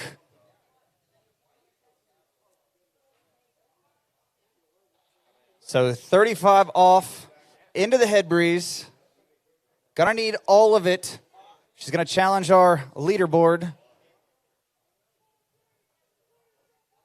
Oh no, it just overcooks one ball. You hate to see that. Capable of so much more, but let's see if we can see what happens here, Curtis, on the replay. Just a little bit long and out of rhythm with the boat there into one ball, and in the drink she goes. So good team points. Would have been nice to get down into that, get a piece of 3 ball. But going to live with half at 35 off.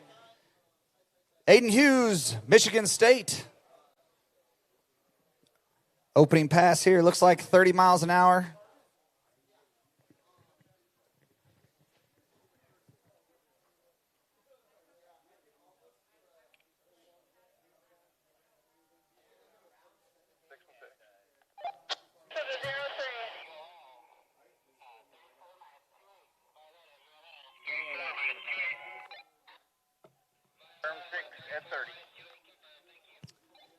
Okay, so now we're done with that.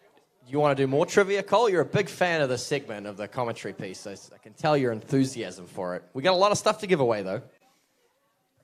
We do have a lot of stuff. Let's wait until we get done with Division I, and then we'll get into some trivia questions. Okay. See, that'll some of the I action. think people are will more settle interested down. in the trivia than the skiing. So Vi coming in, 28 off.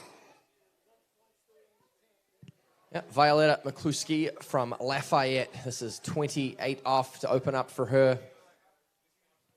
No problem with that tail breeze. Argentinian, I believe. You are correct. You know these skiers better than me these days, Cole. Got to watch her from the boat at the regional championships. Very, very solid slalom skier. Really solid 3-eventer, but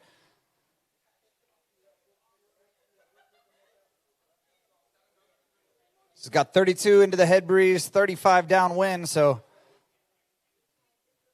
But on the Dutch Bros Coffee Lake, Division II, Aiden Hughes.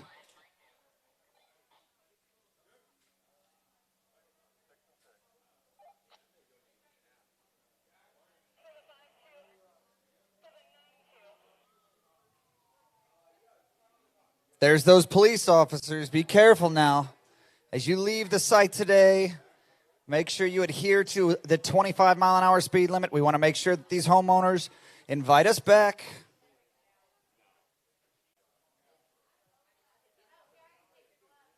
All right, so Violetta, Raging Cajun, second pass, 32 off. So fast, even the camera's having a hard time following her. All right, a little bit of motion sickness here, but we are making our way through this 13-meter pass. No problem. Violetta's going to be coming back in, 35 off. At the moment, it takes 2.5 at 11.25 to get on the podium.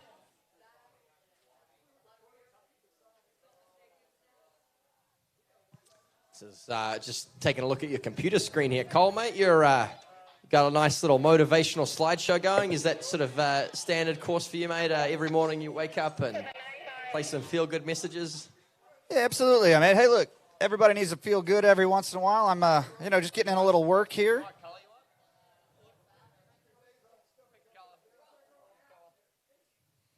All right, so Vi's going to need all 6 here if she wants to challenge our leaderboard. Right now, Anna Gay, Luisa Jaramillo, tied 2.5 to round out that podium of 4th and 5th place.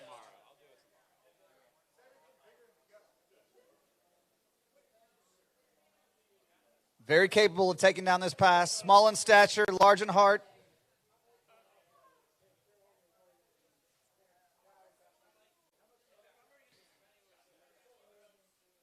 Oh, just over.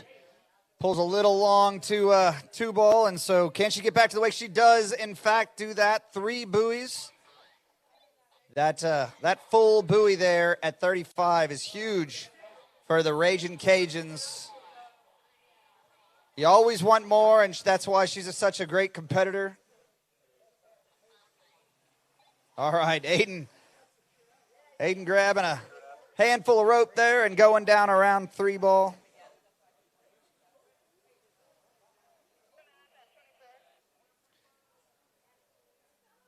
Two and a half at 34 miles an hour for Aiden. I want to thank some of our sponsors here. Ammonia Refrigeration Foundation. They have the Founders Scholarship. They are looking for mechanical engineering or related fields.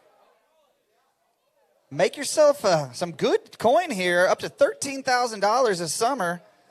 Apply as a sophomore or junior, and you could get a internship here at ARF Manufacturing. Come on over here. They've got a booth set up by the big TV. Appreciate them and everything that they do. No, that's up to a year. Sit right here. Talk to my man at ARF. Well, don't tell him that. He just heard you. You've got water ski skills.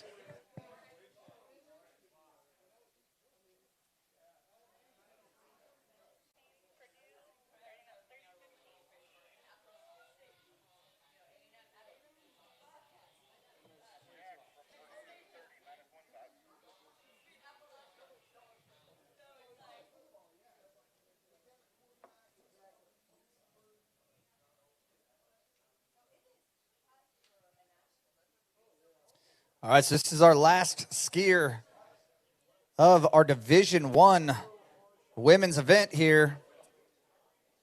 Emma Goldstein, Alabama skier. See what she can put together.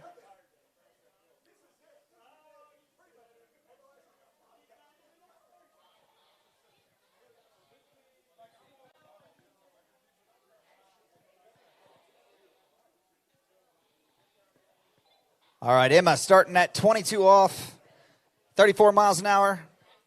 She's got some work ahead of her if she wants to challenge our leaderboard.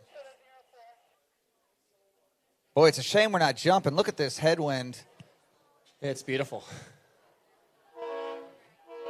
They want to pull a washed-up has-been because I'd take a jump set right now. Well, that train horn can only mean one thing. Jack Haynes from the University of Purdue. He's a Boilermaker.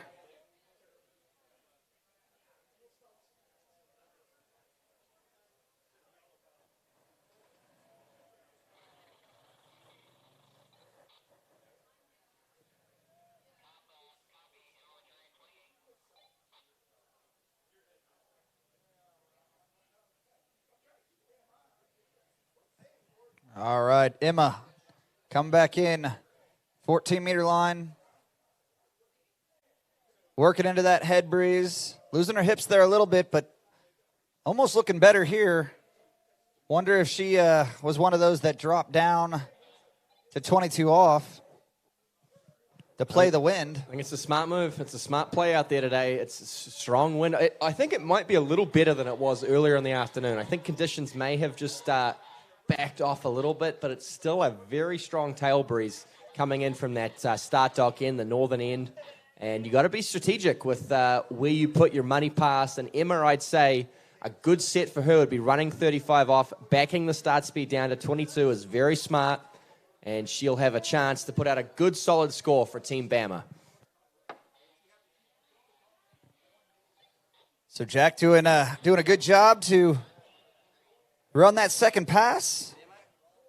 Big thanks to Dolphin Wetsuits, proud sponsor of Lake 1 and 3.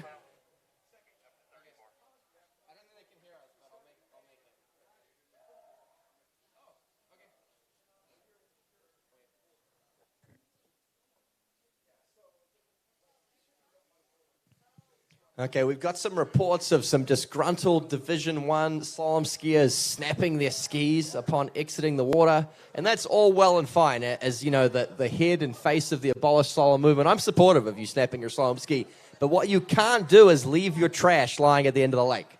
So we're asking that all of the Division I skiers and supporters hanging out down there cheering on your teams, that you pick up all of your trash, broken slalom skis, just slalom skis in general, water bottles, food, whatever you got. Please pick up your trash on the way out. Throw it into bags. Please help keep the place clean.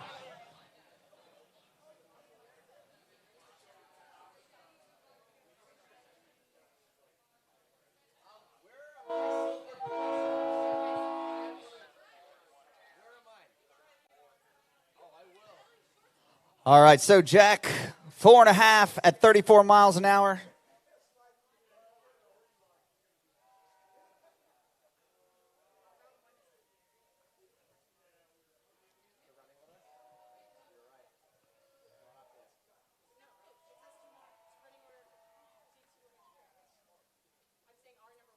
All right, so Emma coming back in, 32 off. University of Alabama, they're coming in as the top-ranked team in the competition. Looking to dethrone one of our Louisiana teams that has held the top of that team competition for a long time. Gonna need a, oh, unfortunately, she doesn't love it, but boy, that looks a little bit shorter than 32. I'm wondering if I might have got some bad information. I would never steer you wrong, Cole. But she was coming back into the head breeze, wasn't she? She was. So that was 35 off then. It was fourth pass. Oh, that She was? started Okay. at 22, mate. Simple Okay. math. Absolutely. Did you I go guess to we a missed community the third college pass. as well? I thought that was just your wife. Well, it's just tough, bud. You know, you're just jabbering so much. I'm having a hard time staying with it. I've not been on the mic in a couple minutes. I've been having a side conversation.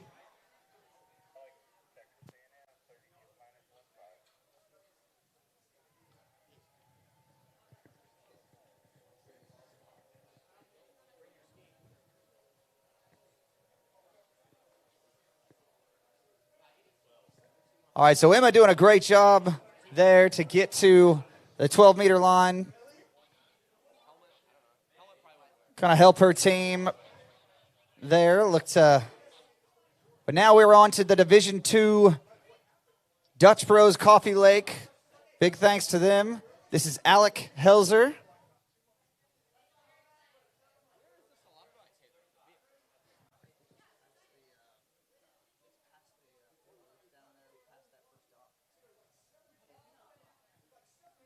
So the alumni tent is kicked off from 3 to 6. Go on down there and check out one of our sponsors, Aqua Brew, little happy hour tent.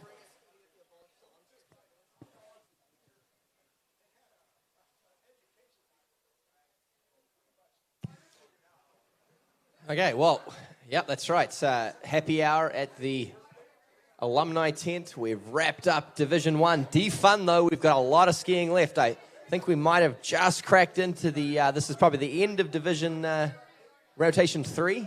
Maybe getting close to the start of Rotation 4. So we got a lot of slalom skiing still to go. And I think it means it's time for more trivia with Curtis. I think it's been a fun segment today, whatever Cole says about it. He's just upset he doesn't know the answers. I'll try to make my questions a little bit easier, though. So we've got some more Connolly gear to give away.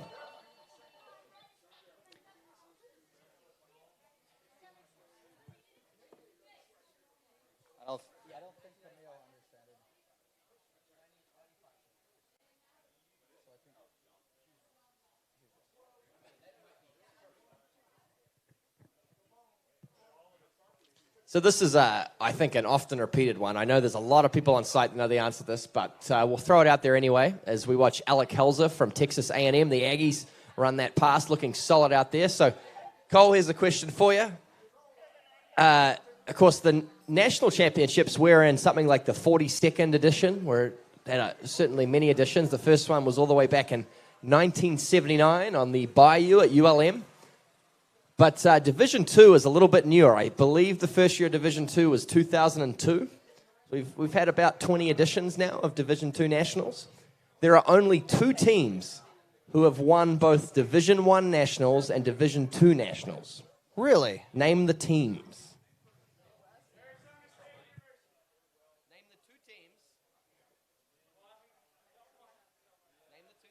He's a wealth of knowledge, ladies and gentlemen.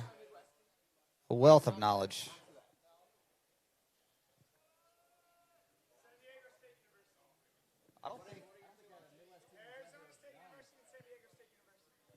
Okay, Jackson Driggs has submitted ASU and SDSU. As usual, he is wrong.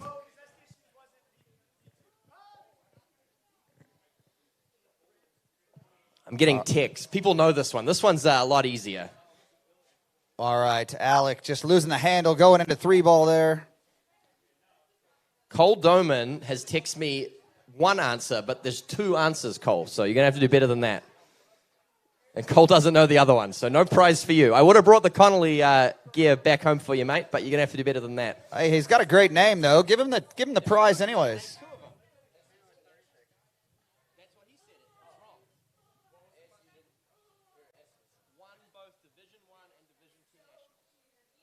I do think ASU would be a solid contender for both of those. Okay, we got a submission from our Michigan State friend. He's saying, is it ASU and the Aggies? And the answer is no. It's not. More incorrect answers flowing in. Only 2 teams have ever done it. They've won both Division I and Division II nationals. Not at the same time, obviously.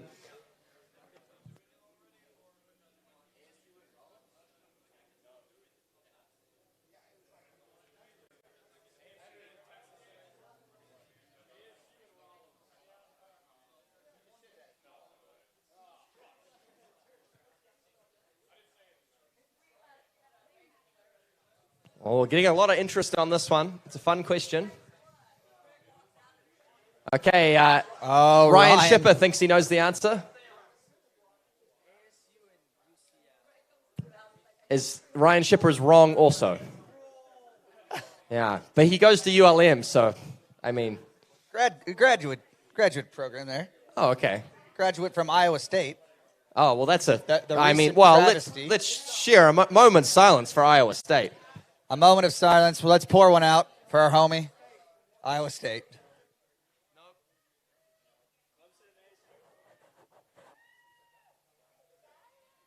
Okay, I have a correct answer by text. Okay, so Cole Doman in San Diego has gotten the correct answer, so we'll pick you out something, Cole. I'll bring it home for you. The correct answer, only 2 teams ever won both Division I and Division II nationals. The answer is, it's not Arizona State. People keep throwing out ASU, you're wrong. The answer is San Diego State and Rollins College. So congratulations to Cole Doman.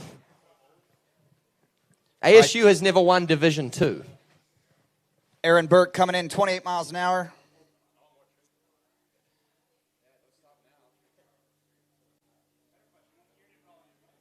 Oh, that was leaving it a bit late there for the gates. Let's see what happens. It's going to have to get back in it here and make use of that mulligan rule, as Charles, he told us about earlier, but in trouble at 4-ball. Boy, I tell you what. Oh, just struggling to get to the exit gates. We'll see what the judges say.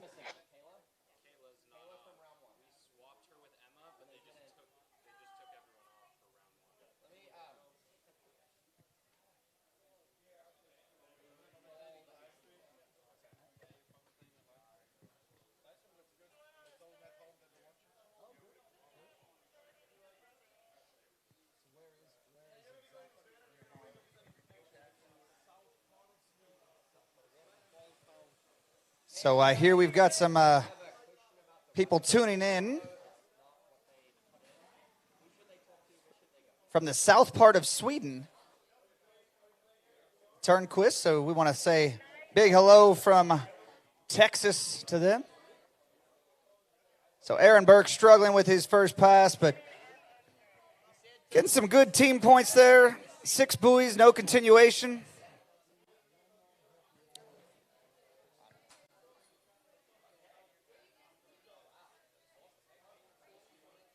Well, it's been fun announcing with you all, but the alumni happy hour has just started, so I might have to make my way down to the tent. It's complimentary to all alumni.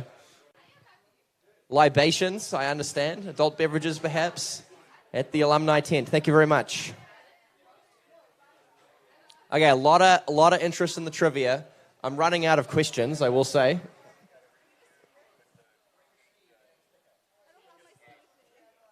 So who won the first ever national championships? Have we discussed that today? And well, I know the answer, but don't say a thing. No. There he is. Yeah, that's right. All right. Good answer. Come on over here and get yourself a prize.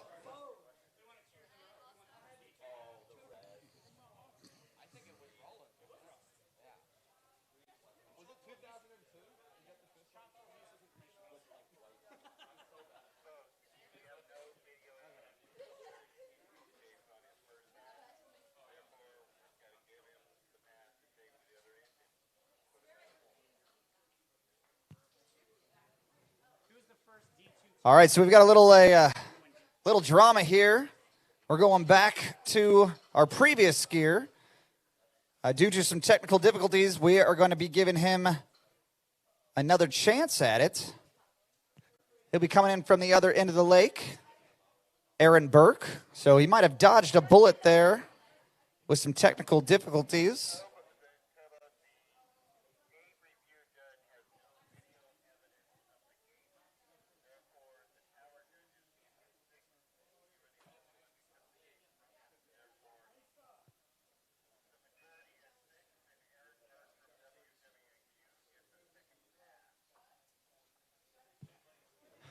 Getting a lot of interest in the trivia. Sorry, Cole, you weren't quick enough on the last question. Zane Nicholson beat you to it. And I'll try get you something good, but a boat, I don't think we have a boat as a prize. You could put that in your back pocket, couldn't you? Good Take it on shout, home. good shout.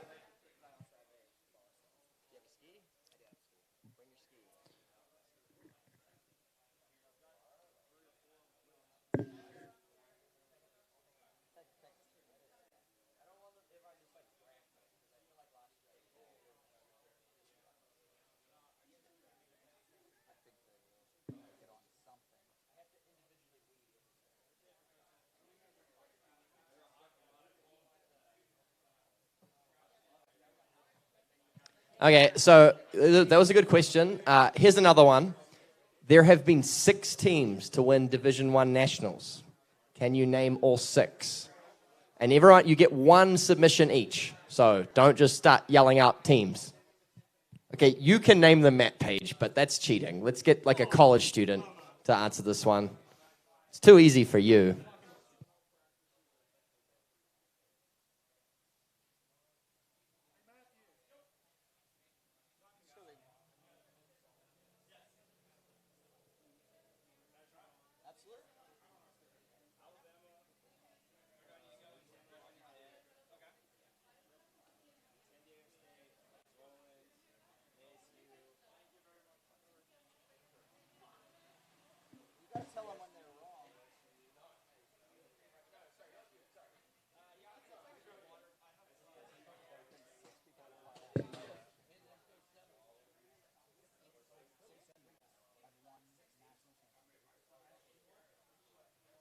All right, so sorry for the delay here. We are going to get Aaron Burke down to the other end, and then we'll bring him back in. Let's go! All right, Rye we have Daddy a correct wins. answer. Ryan Shipper, grab yourself something from the goodie bag box back here. Cole Doman is just texting me like every school name he knows to see if he can win some more stuff. Ryan Shipper got it correct. The first national championship was won by San Diego State in 1979. And then Monroe won for something like 9 years consecutive. And then in 1989, Rollins won the national title. Then it was ULM, I think a little bit. And then UCF won 2 titles in the 90s. The University of Central Florida. Then Lafayette won their first title in 95. We discussed that earlier today. And it's pretty much been since the late 90s back and forth between Lafayette and Monroe, with Monroe winning the majority. But Arizona State University won in 2001 in Arizona at Tempe Town Lake. Jimmy Seamer's on site, of course. He was a big part of that victory.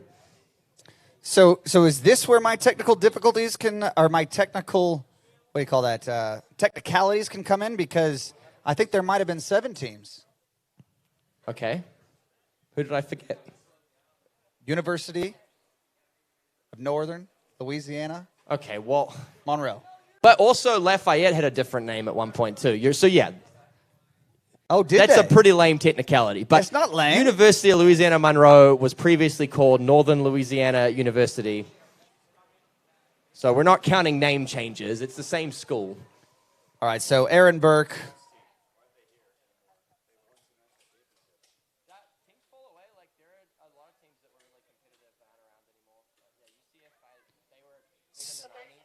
So taking full advantage here of this re-rod due to some technical difficulties. So we got to be happy for him. And Western Washington.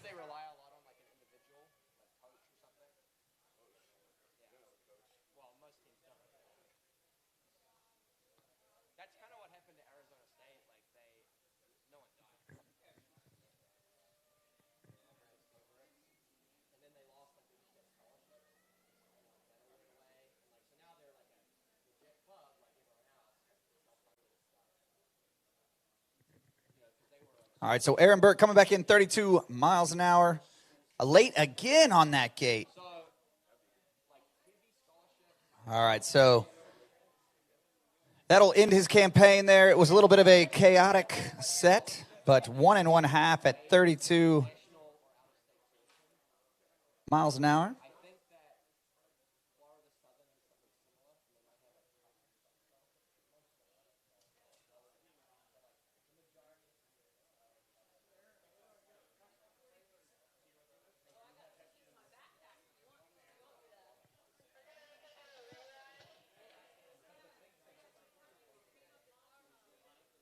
We've got a sailboat over on the Dolphins wetsuit lake.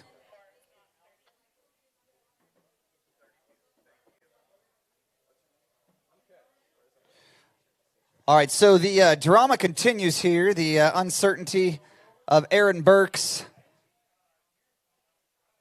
set continues. Apparently, he was supposed to be coming back in at 34 miles an hour, but they brought him in at 32. And so we are going to make sure that we give him yet another re-ride. We're having, again, this is first day jitters. We're knocking the cobwebs out. I just hope it's not because the boat driver's been spending too much time at the alumni hospitality tent, which is absolutely popping right now. Is it going off down there? The place to be, I'm told. I'm about to head there myself.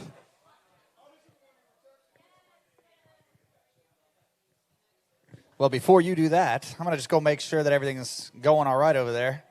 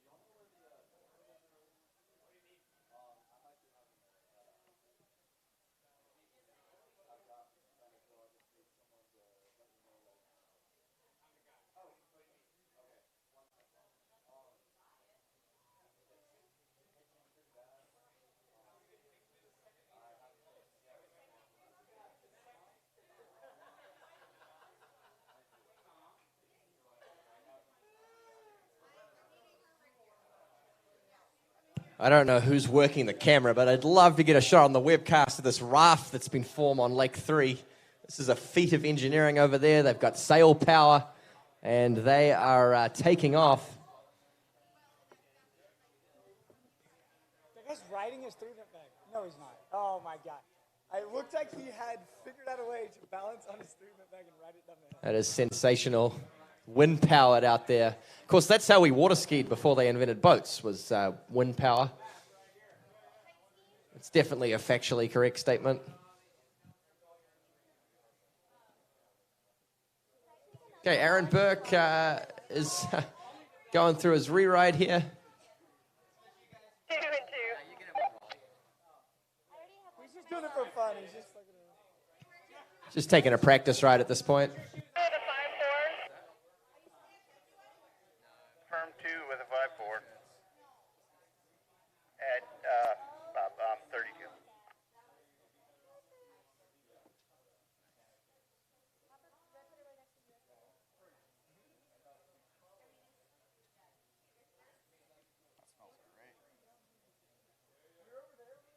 The gentle afternoon aroma of pumping out the portaloos.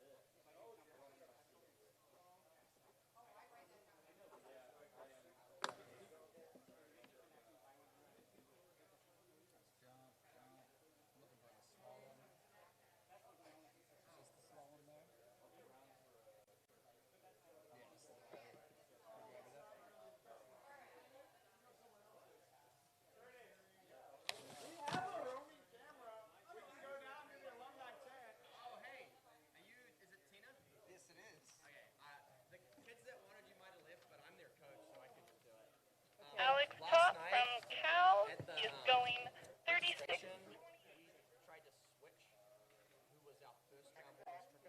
Yeah, what team is it?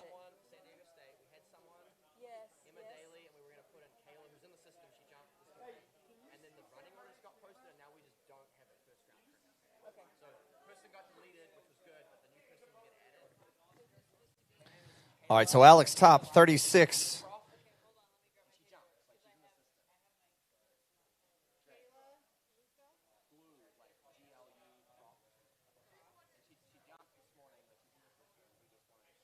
All right, so taking care of business there, downwind.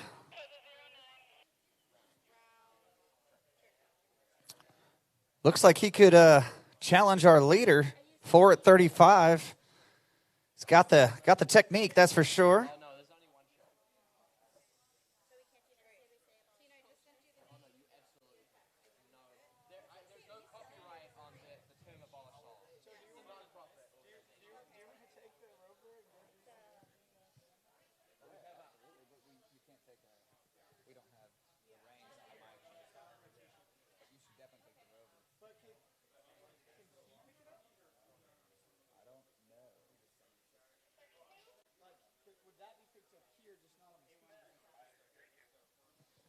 All right, so he came out swinging. That was actually 28 off. Now he's coming Alex back is a 32. Strong slalom skier. Grew up skiing at Belacqua in Northern California. He's the captain of the Cal Berkeley team here, making their first ever appearance at a national championships. And like I've been saying the other day, very strong in the men's slalom event is Cal Berkeley. Certainly their strongest event.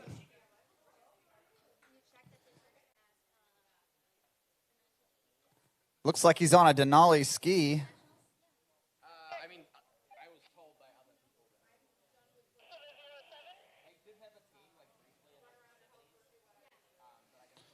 All right, so he has done what he needs to do to challenge our leader.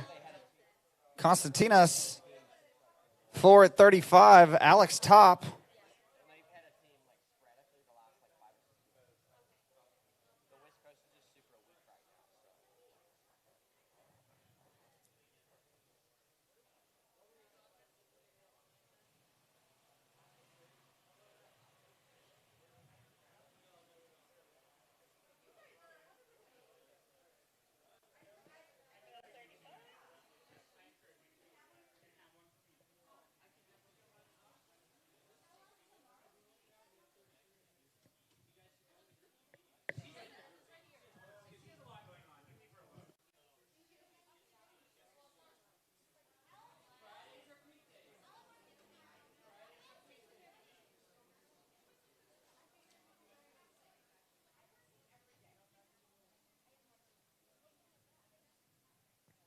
All right, gonna need a good start here. Downwind, 35 off. He gets it.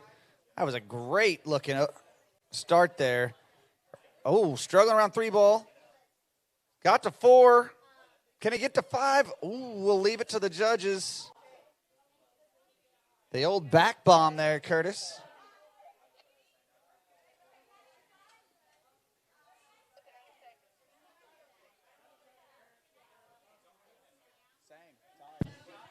So looks like we're all knotted up at the top of the podium there. 4 buoys at 12 meters.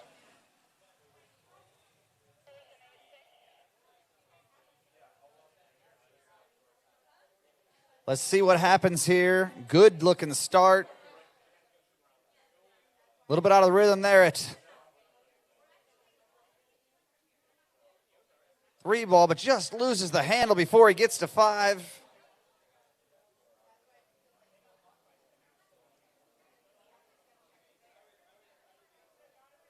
So Konstantinos ought to grab his slalom gear just in case. We have a runoff situation at the moment. Well, we should confirm with the officials that we would run off for placement in Division 2, because there are no runoffs, and they don't actually mean anything. They're ceremonial. So if it's first place, we do a runoff, we're hearing. Yes, correct. Wow. That's one of your appointed officials right there, taking care of business. Always, Christy Kingsmill. every day.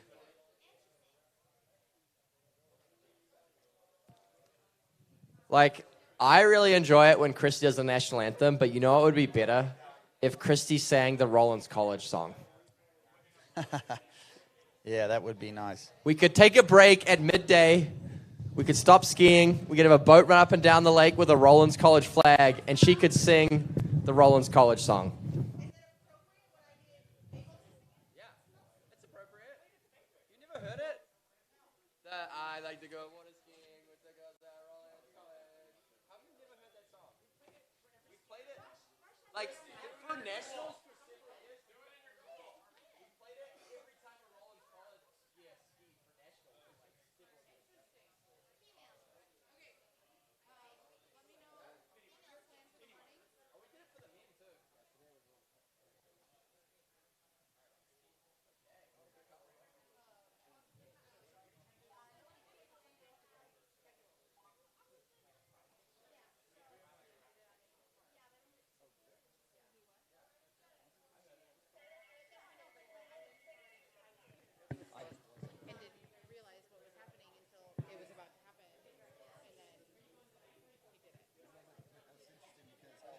Carter Joseph, 28 minus 22.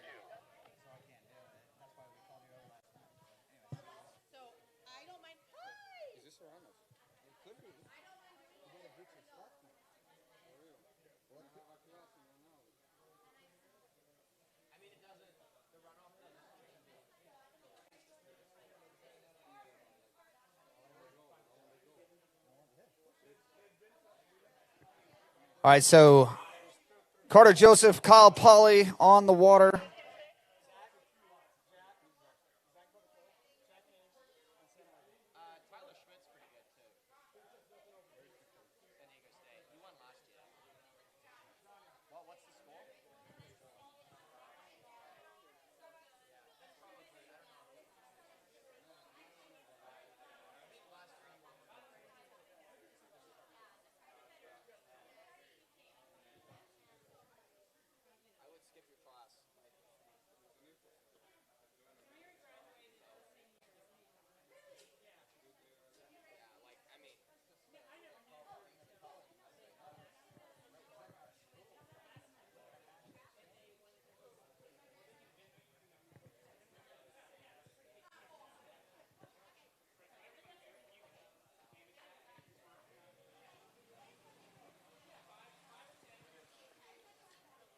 So Carter coming back in, second pass.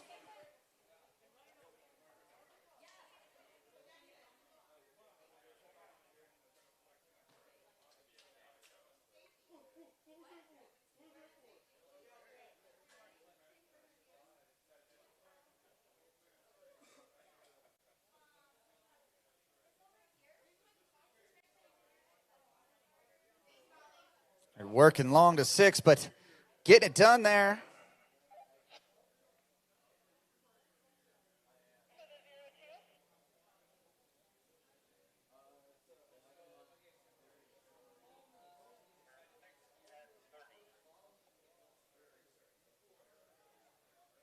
So we've had a big day of water skiing. We started with men's Division I trick and Division II women's jump. We moved into women's Division I slalom, and now we are finishing the day here on the first day of the 2022 Syndicate Nationals Championships here with Division II men's slalom. Yep, and going back to that teams competition in D1, ULL, dominant display in both men's tricks and women's slalom. They certainly, for my money, have the lead.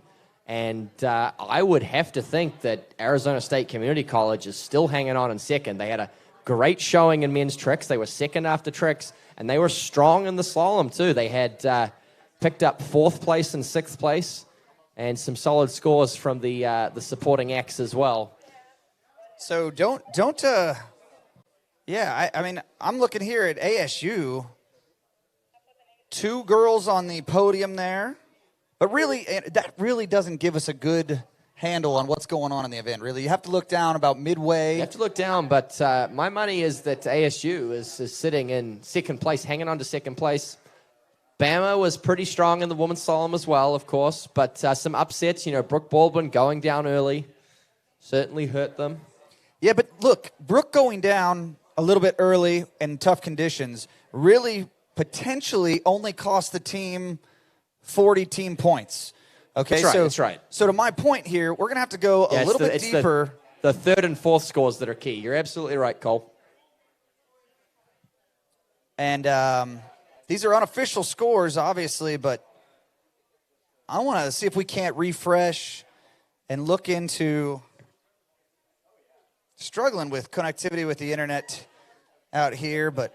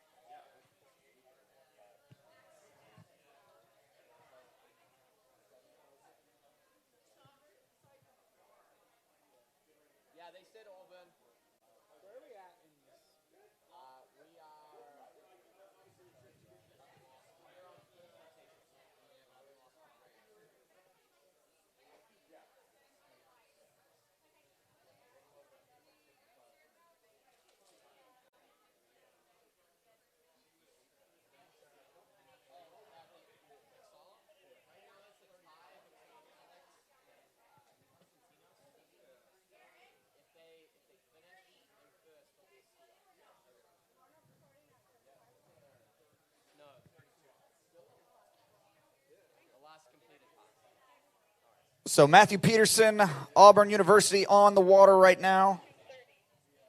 Moving up to 30 miles an hour, so.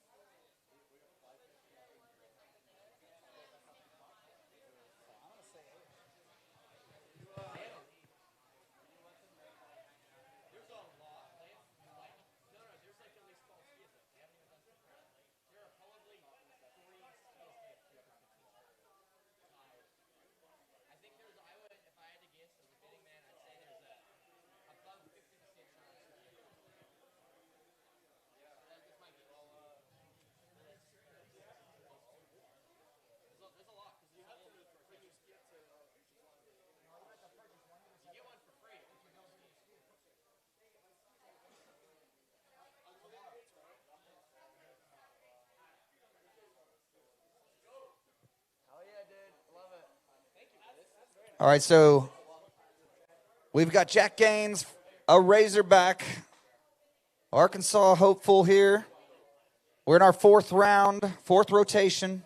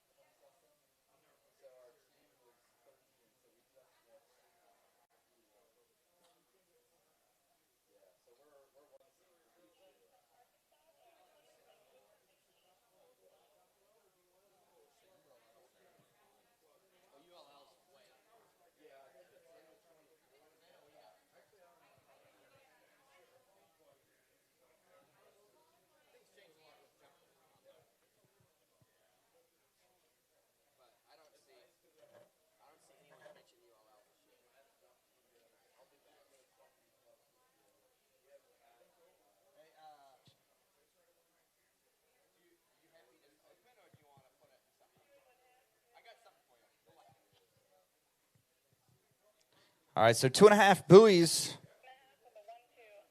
for Jack Gaines out of Arkansas. We're doing some back-the-napkin math here, and it looks like ULL is out to a commanding lead.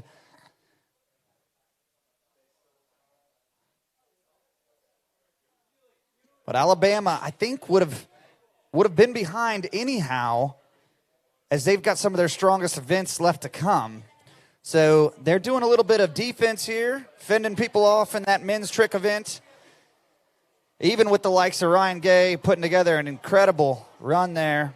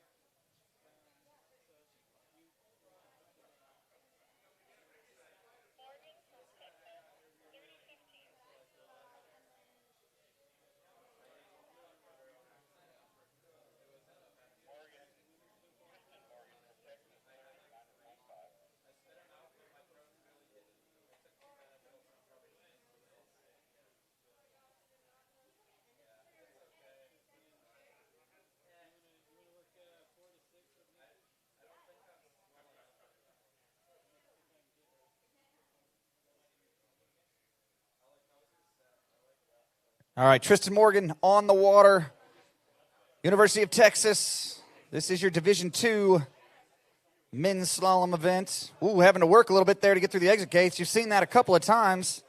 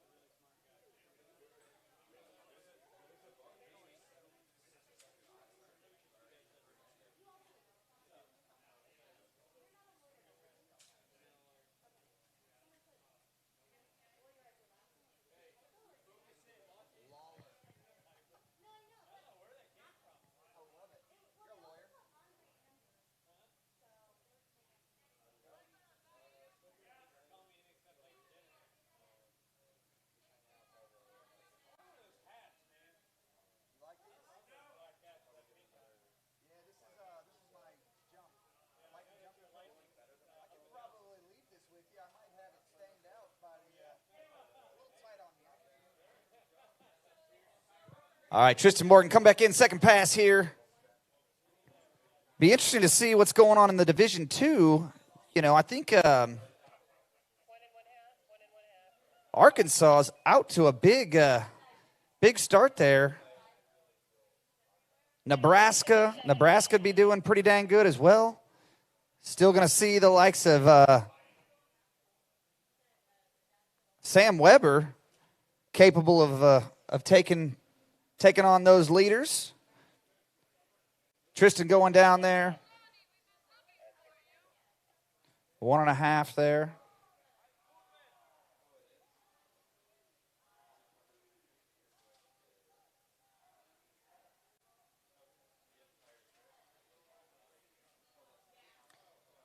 San Diego State had a strong showing in the women's jump event, so it'll be interesting to see how it shapes up. I wonder if they have a little team update by the end of the day. We will bring that to you as quickly as we can.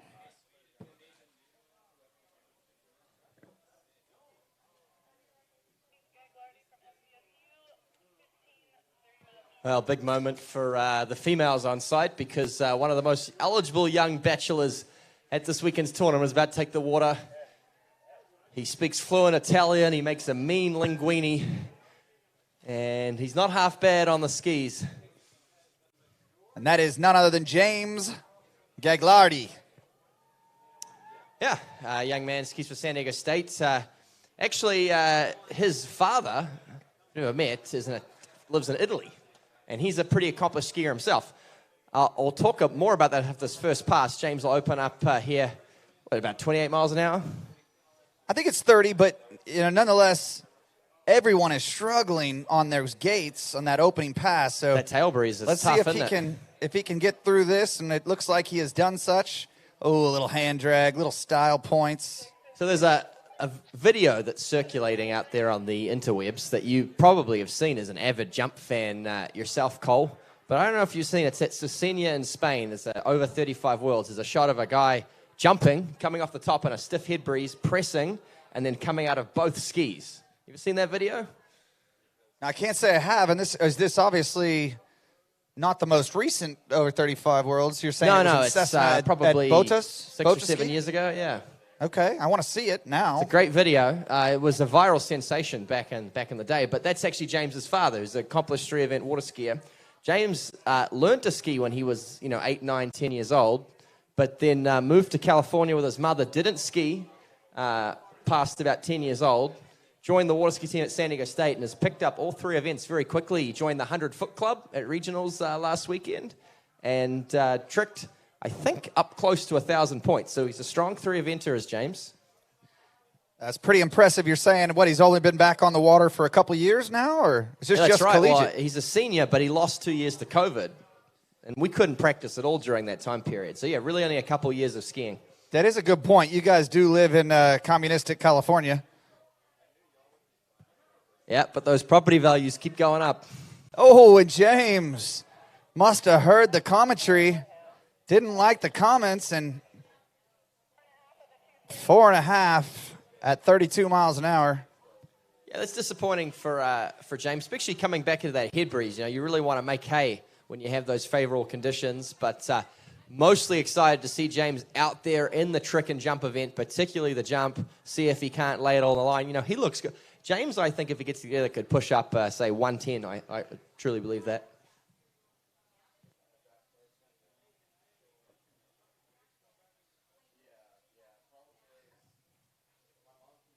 So, the trick event really shakes things up, obviously. It sets the stage. We've talked about it, Curtis. But, as I look through this, I would agree that ULL has a commanding lead.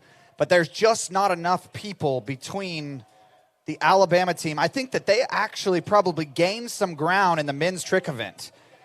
And I say that because all 4 of their skiers were in the top 15. And, obviously, so was ULL's, but typically they would have thought that there would have been more skiers between those 4 for Alabama with, there being, not as avid true, trickers. But the team standings after tricks were, as I understand it, Lafayette, ASU, Bama. And I would still reckon that you're going to see that Alabama probably picked up ground even though they're behind. Yeah, they're closer in points than slalom. Correct. They did well in slalom. They're very well good in the slalom event. Very good in the jump event, obviously. Like you said, Bama's strength is jump, has been for some time now. So they can be a little behind going into the last event, but they can't let that lead pull away from them too much. No, but I'm telling you, I would argue that the lead should have been bigger. So if ULL was going to fight off the top seed Alabama, because, look, if men's trick is their weakest event, women's trick is obviously very strong for those folks. This is going to be really, really interesting to see this all shape up, and it's just the first day, right? I don't really know how Lafayette could have skied much better today. There wasn't very much misfiring at all. They've had a superb day. And again, that's what makes this platform so interesting. So this format really, while yes, we are rewarding the best skiers on the water, as a team event, it is really interesting when the other teams don't perform up to their standard because, you saw some early ULM falls. That would have been between Alabama and ULL, would have pushed Alabama's score down a little bit. We saw some early falls. Who was the Florida Southern? gentleman that you spoke about earlier, going down on that front flip, his third trick. Well, yeah, what's interesting, and we have Ben Early, which is what a great name for a slalom skier, and let's hope he lives up to it. So he's coming back on pass number 2 from Cincinnati. What's interesting is that... I once been early. Yeah, well... No longer. It's a great one. There were some misfires as well from Florida Southern and ULM skiers in the men's trick event, and that actually has hurt ULL.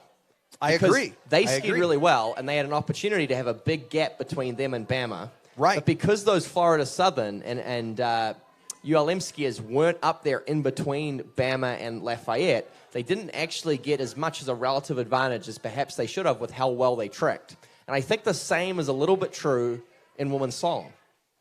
They're actually being hurt by the fact that the teams that probably aren't their direct competitors are having a bad day as well. It's complicated math, but it's that's why we're all in college, and some of us at non-community colleges can figure it out.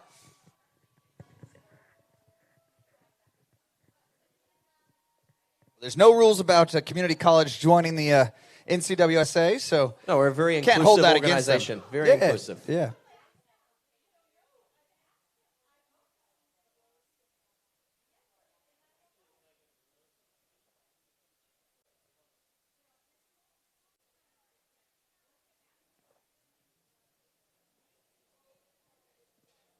All right, Ben Early, Cincinnati Bearcat.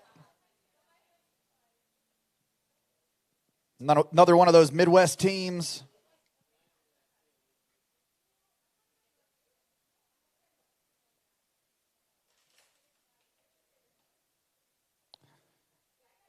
Riding that Syndicate water ski, our title sponsor. Gonna have to work hard to 6. Look at that.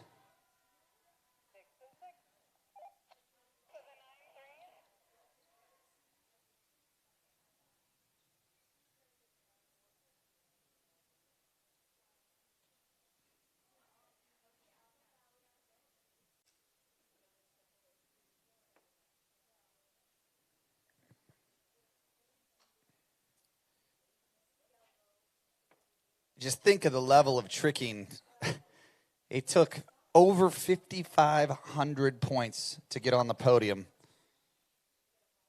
Yeah, look, tricks is my favorite event, and I probably trick 3 or 4 times a week and have done since I was about 10 years old, and I've never tricked that much on 2 passes.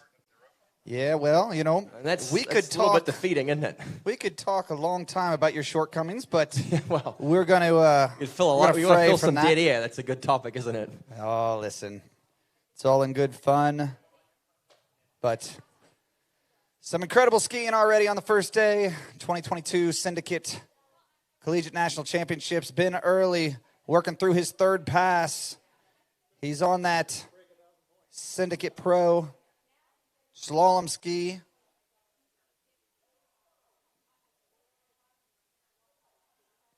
Oh, I think that's going to be everything. Oh, and look at that. I think he was trying to headbutt buoy number 6. Well, he's been early, and now he's been late. Because he was definitely late going into 6 ball. Let's see. Here's the replay. Does he get contact with his head? I think he might have. Maybe he's a soccer player or football player from your part of the world. I'm not sure what that strategy was, but certainly adding some much-needed excitement here in the twilight hours of Thursday at the National Championships. It's been a long afternoon of slalom skiing, a lot of left-right, a lot of left-right, left-right, left-right. Well, you know what's unfortunate is we still have 2 more of these. There's a lot more slalom to come.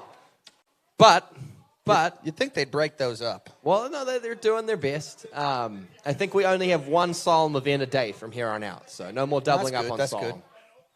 Got to be happy about that.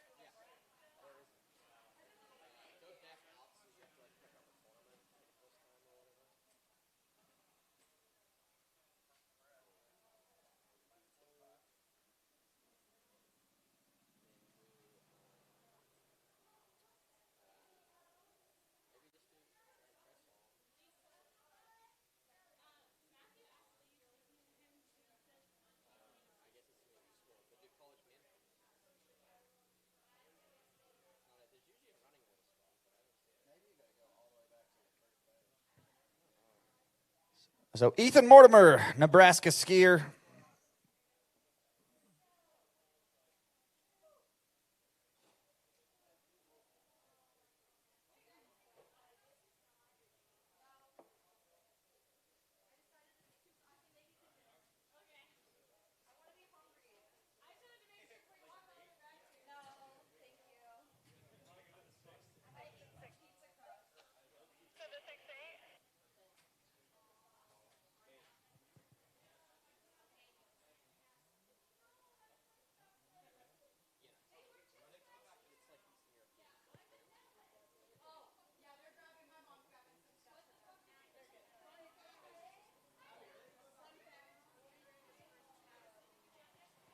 Wow. So, all right. So Morty, intimately known as Morty by his girlfriend Allison. Oh, I'm just kidding. Starting rumors here. Anyways, Ethan actually just started skiing in May of this year and ran his first pass. So new to the water ski event and taking the scene by storm. Displaying his talents right here, Division II National Championships. We've got skier support premium prize. I'm not sure what I'm reading, but there's a I think $10 Molly's donation. trying to give us prizes. Yes. Just because she likes us A so cigar much. Volt package, a Cardin eyewear polarized sunglass package, Conley swag package, USA water ski shirt and koozie. Donations are to support the NCWSA regional scholarship. So it's a raffle, but there's some great prizes. And it's going down to the alumni tent, and they're nice and lubricated. So I feel like you're going to make great get some sales money, down that's there. right. So, plus, some of them have big boy jobs. All right, Morty, look at this. Ethan Mortimer doing a great job out there, new to the slalom event and looking very balanced, composed as he handles the head tail that he has. He's going to be coming back in for his third pass. I'd say somewhere in that vicinity of 28 to 30 miles an hour.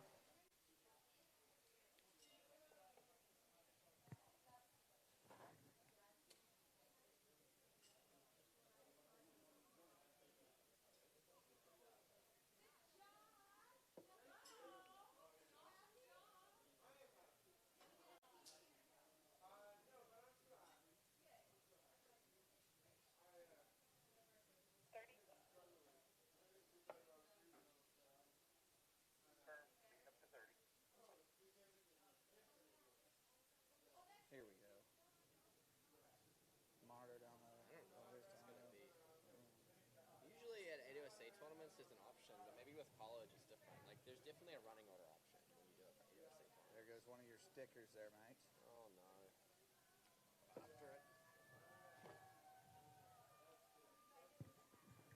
All right, so Ethan with the speed, he's kind of leaning back here. The ski is struggling to shut down, but he is working his way around four ball. Look at this. I think he's going to be quite happy to get into his fourth pass. Oh, and just squeaks into those exit gates.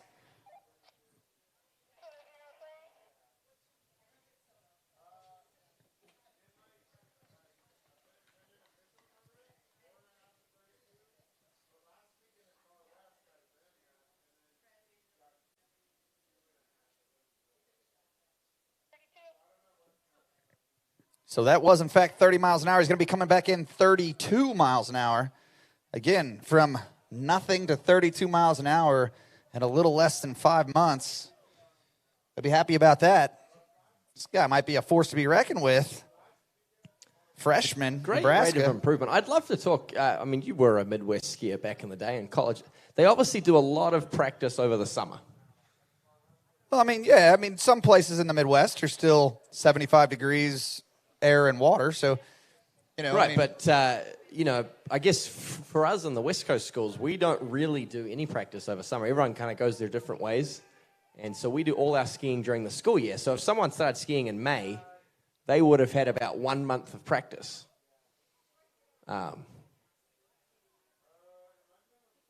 Why is that? Because they would have taken the summer off? Well, yeah, like very few people have access to skiing over summer. Yeah, I have noticed that the Midwest skiers are much more dedicated to their craft. That's for sure. I think part of it is water access. So, you like to rip on California for political reasons, but obviously living in a desert has its downsides if you're trying to be a water skier. I mean, it has its downsides all around, no joke. I mean, I'll tell you that's true.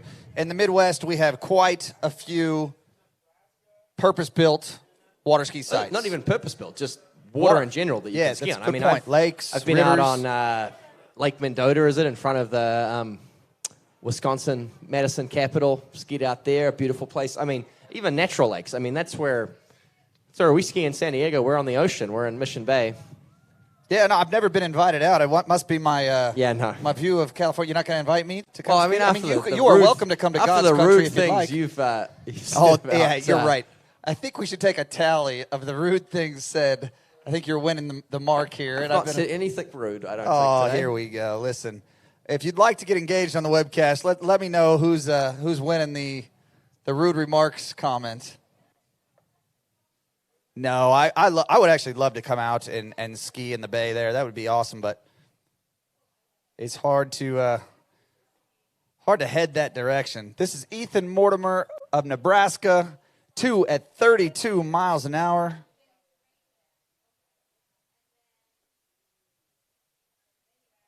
Great skiing from relatively new slalom skier. Keeping everything in nice and close. The handle's close even when he reaches. I like what I'm seeing there. I think you're going to see this youngster for many years to come. Nebraska, they're not going anywhere soon. They've got some excellent talent.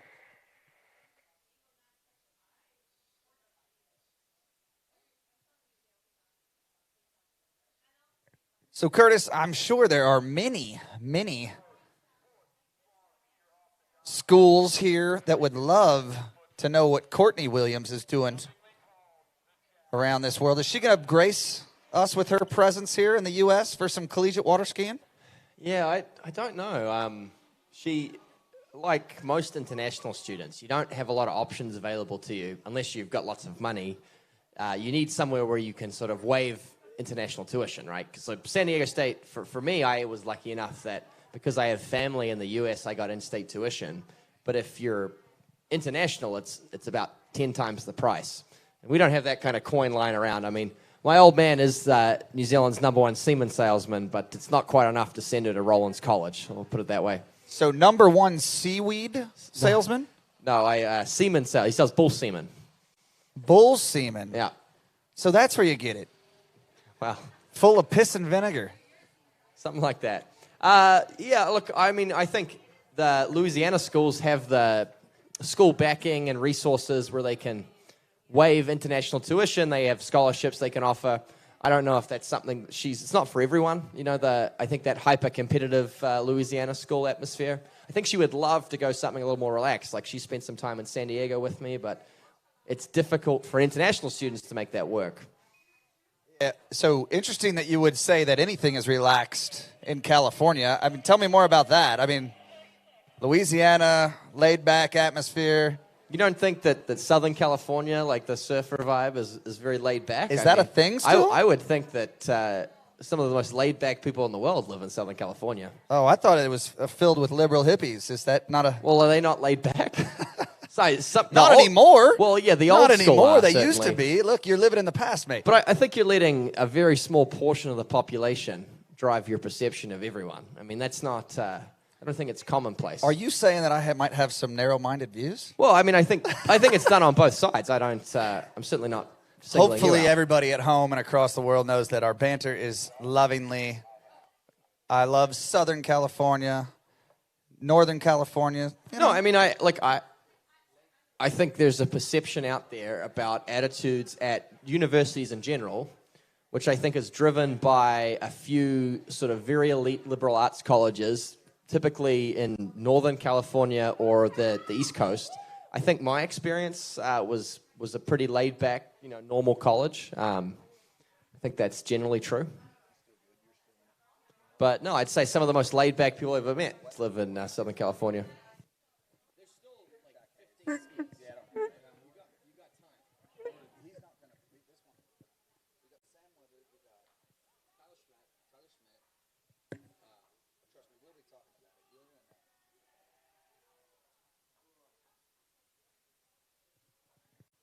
No, you got to know, just poking fun, mate. I really enjoy California when I do get an opportunity to go out there. It's a bit of a far flight from everywhere, but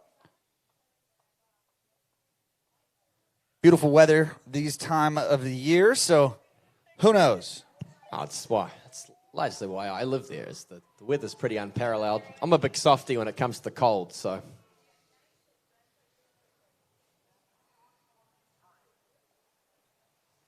But no, I love the passion you have for the place that you now call home. Originally from New Zealand, yeah. Right. Yeah. Whereabouts in New Zealand? We're up near the top of the North Island. Okay. Yep. I've done the whole South Island. Need to get back over that part of the world and visit some friends. So.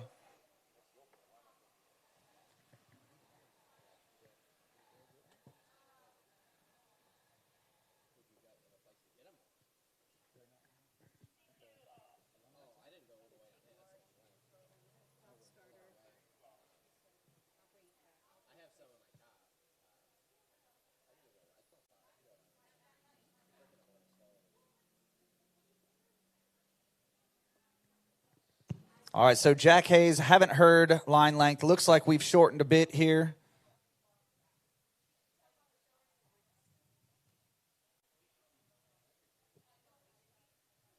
$14 meters, 28 off maybe, could be 32. We'll wait for confirmation.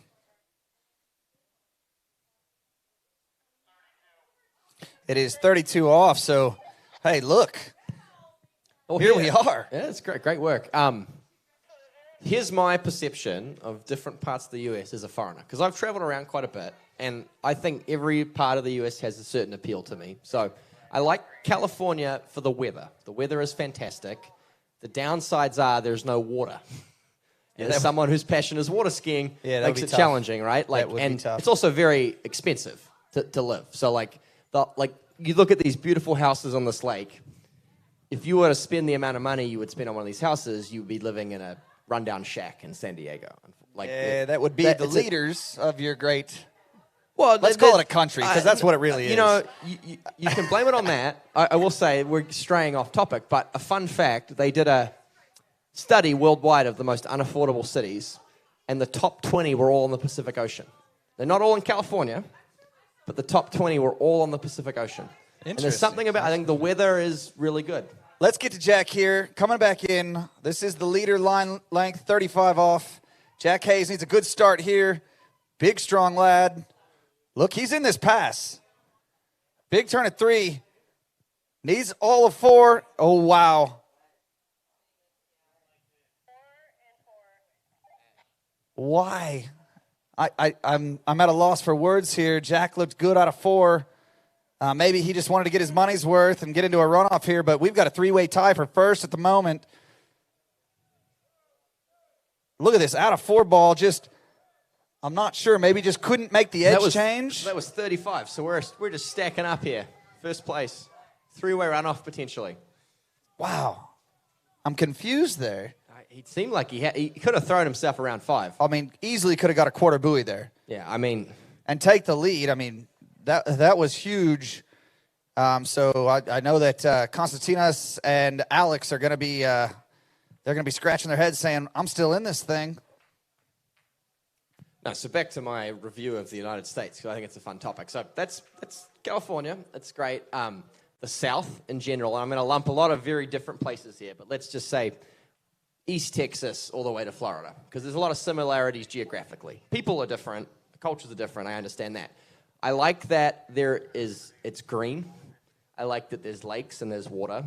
It's a lot more affordable. It's too hot for me. I don't like the humidity. So you don't like the cold, you don't like the hot. What do you like? Well, I'm a bit picky, aren't I? And then surely you're not single. Oh, he's not. Surprise. And then I'm going to skip a lot of the country, but the Midwest. I've been to the Midwest in the summer, and I loved it. Yeah, mate. Comes to visit anytime. Absolutely loved it. Like, a couple times in the summer. It's everything that I like. Like, the temperature is fantastic. There's lakes everywhere. I love the people. The atmosphere is great. They're so excited that it's finally nice out that everyone's just like stoked on life. So I love the Midwest, but I just could not do it the other 9 months of the year. 9 months. Hey, look, we got Ryan Hauser on the water, and he has some sunglasses on. He's looking the goods out there, not taking any chances. Wants to make sure he doesn't have any glare. But I will tell you that there are some places in the Midwest where you only get a 3-month season, but they're few and far between. I would say you're looking at a March through October season. Yeah, I'm not breaking the ice though, mate. That's no, bridge too far for me. Hey, either would I. I would never. Not going to say that we haven't skied with snow on the ground before, and that's water skiing, not snow skiing. But still, nonetheless, I mean, I think you need to make your way back to Mystic Lakes. You missed out on a good nationals. You should have come. It was tough without you. It was touch and go, but we got through. I was bummed I couldn't make it. I don't know, Cole. Can you really count Kansas as the Midwest? I mean, you're only 5 hours from Dallas, Texas. I keep hearing this. You guys wanting us to join the South Central region. There's absolutely no way that there's any Kansan in their right mind that is going to leave the Midwest. I mean, it's just... Wait, sorry, is there a Kansan in their right mind? Ooh, that's a good point. That's a good point. All right, gents, let's feast our eyes on this Boilermaker here. Yeah, I haven't heard the whole What is a train horn. Boilermaker, by the way? Well, what do you think it is? It's something to do with a train, but okay. I don't... What keeps the big engines running? Well, the boiler, but is it the person who makes the boiler? The steam engine? No, it's the person that keeps the Boilermaker running. Okay, well, that seems like a stretch, but... Hey, listen, I didn't make it up. I don't know. There it is. The train horn. So it looks like this next pass will be at max men's speed, 36 miles an hour, 15 off. Men's speed. Very good to see. Oh, my God. I personally opt for the short route. I go 34.22 before... That's because you're in men's 3, mate. You're aging yourself. Men's too much fun. You're in a hurry to get there at least. Yeah, 34. But you and Cole can talk shop on going down the line at 34 miles an hour. I'd be happy to throw on a slalom ski in about 10 years or so. But until then, I'm going to enjoy my life. Well, it sounds like you need a sticker, mate. Free stickers. You bring your ski. We got free stickers for you here on the bridge. I'll tell you what, Ryan looks good on that Denali ski. He does. He's making Adam Cord and Adam Caldwell very happy men up there in the northeast. Look at those speed shades. I mean, the boat was going 36, but he was going 60 miles an hour at least. You know, it has such a unique shape, but I mean, I know Adam Cord very well. He's been making skis forever. Obviously, he was actually a Purdue Boilermaker himself. And it's just great to see the broader audience of slalom skiing taking a liking to what is clearly a very effective design.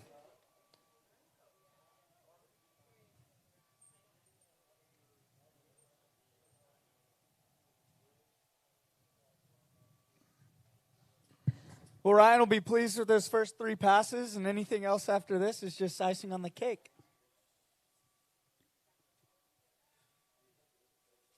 I'm pleased to announce that we have lost Curtis, so now it's just me and Cole here. It'll be a little bit quieter, that's for sure. Right foot forward skier here. Pretty good timing, making use of the headwind, keeping the line tight. Looks really poised, under control. Look at that ski just carved through the back of the turn. I'm not even a Denali skier, and it just, something looks different about that ski as it comes around the back of the turn. And yeah, I mean, you wouldn't have guessed that was his 4th pass, but nice and settled in. Yeah, look at his onside turn here as he comes around 4-ball.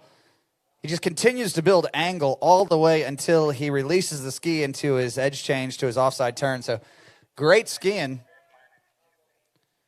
from Ryan. You know, Cole, I think that train horn gets a little louder with every pass that he skis. It should. It should. It's very exciting stuff here. I'll be curious to see how many skiers from here on out opt to use the shades. The sun, though it's not totally down and glary yet, it's working its way. Yeah, and everybody might say, hey, just Division II, but this is a great recruiting tool. You do well in Division II, and then the skiers around that area, especially in the Midwest, I mean, they want an opportunity to perform on the largest stage in collegiate water skiing, and that's right here at the 2022 Syndicate Collegiate Nationals. I mean, look at that ski just build angle. I love when he's going to the 135. So he struggles there, but getting a little bit shorter line length. It's obviously it's not always the tool, right? It's sometimes the Indian. So I'm taking a little bit of credit away from Ryan here. He rides his ski very well. It probably would look very similar on any ski, but yeah, I think Indian, not the arrow, is typically my issue when it comes to water skiing. That is the term. Yeah, sorry, I kind of butchered that one, but nonetheless.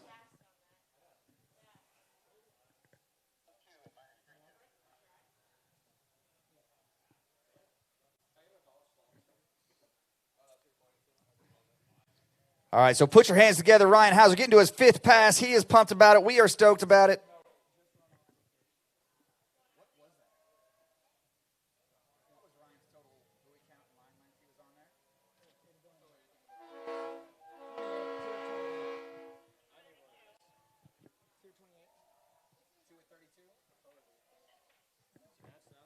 All right, 2 at 32. That's probably why he's a little bit more excited than we thought. Anybody that gets to their 5th pass in a tournament is going to be stoked. Yeah, no, excuse me. He must have gone with the 34-22 and opted up. I thought he was a whole pass back. That's a great score for him.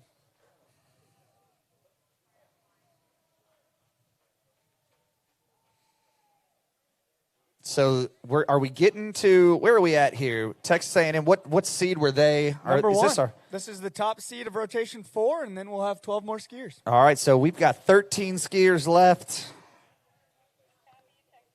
Now, Hayden Caffey, hailing from the South Central region, usually skis in jorts. Usually slalom skis in jorts. So I don't know if he opted for that here.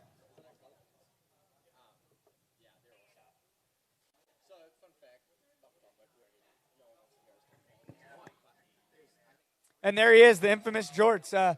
He's learned to not try to fix them. When you get up slalom skiing, sometimes your drawers are a little bunched, and you got to pull them down. And when he started skiing in jorts, he would try to pull them down, but they actually do a phenomenal job of staying down themselves. So good to see he's made that adjustment. He should make light work of the first pass here, and run several passes.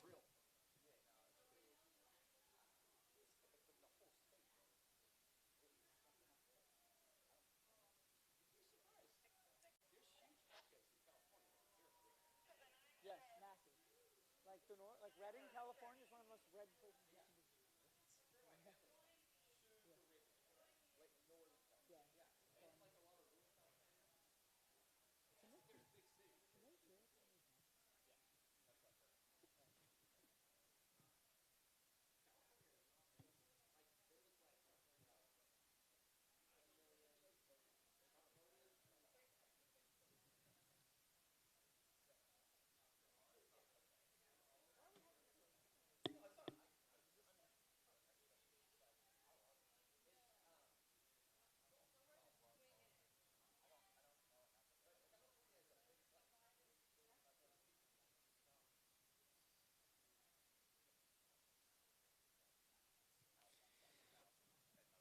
All righty, here's Hayden Caffey coming back.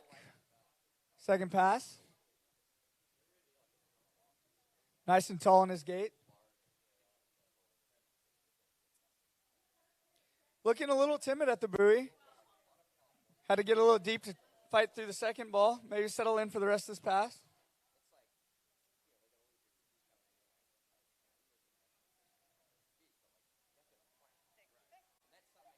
That's a confirmed 6 buoy count for Hayden Caffey.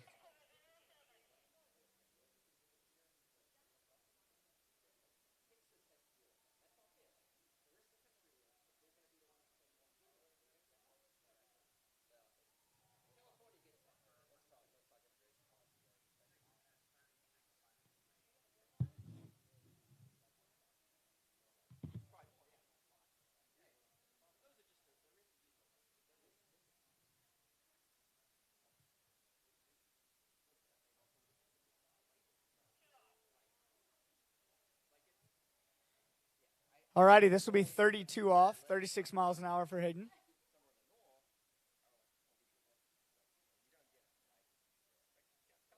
I believe his personal best is somewhere on the 12-meter line, about halfway through 35 off, so he'll be looking to run this.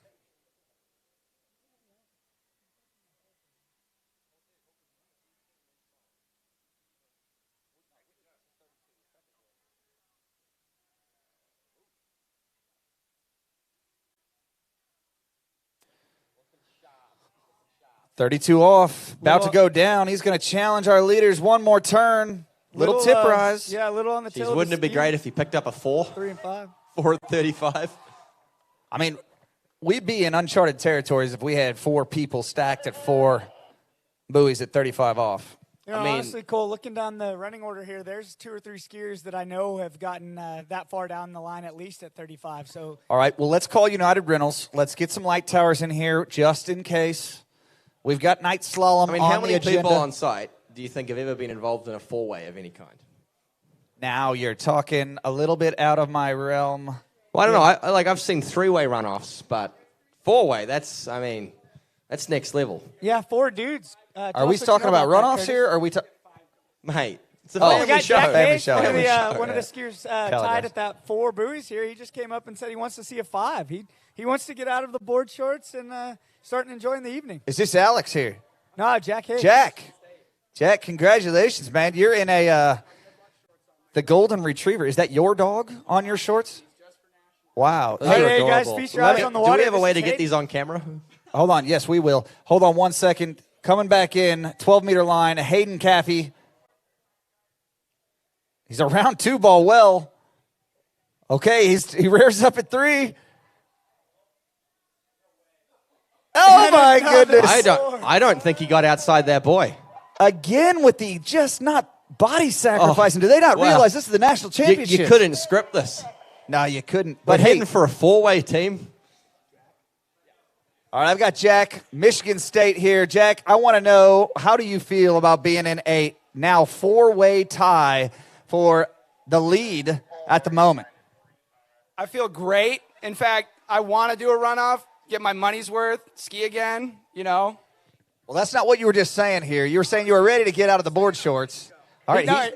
He said he wants to see a 5. Well, now let me tell you this. So you want to see your competitors do well, but you're ready to go. How long has it been since you skied here last?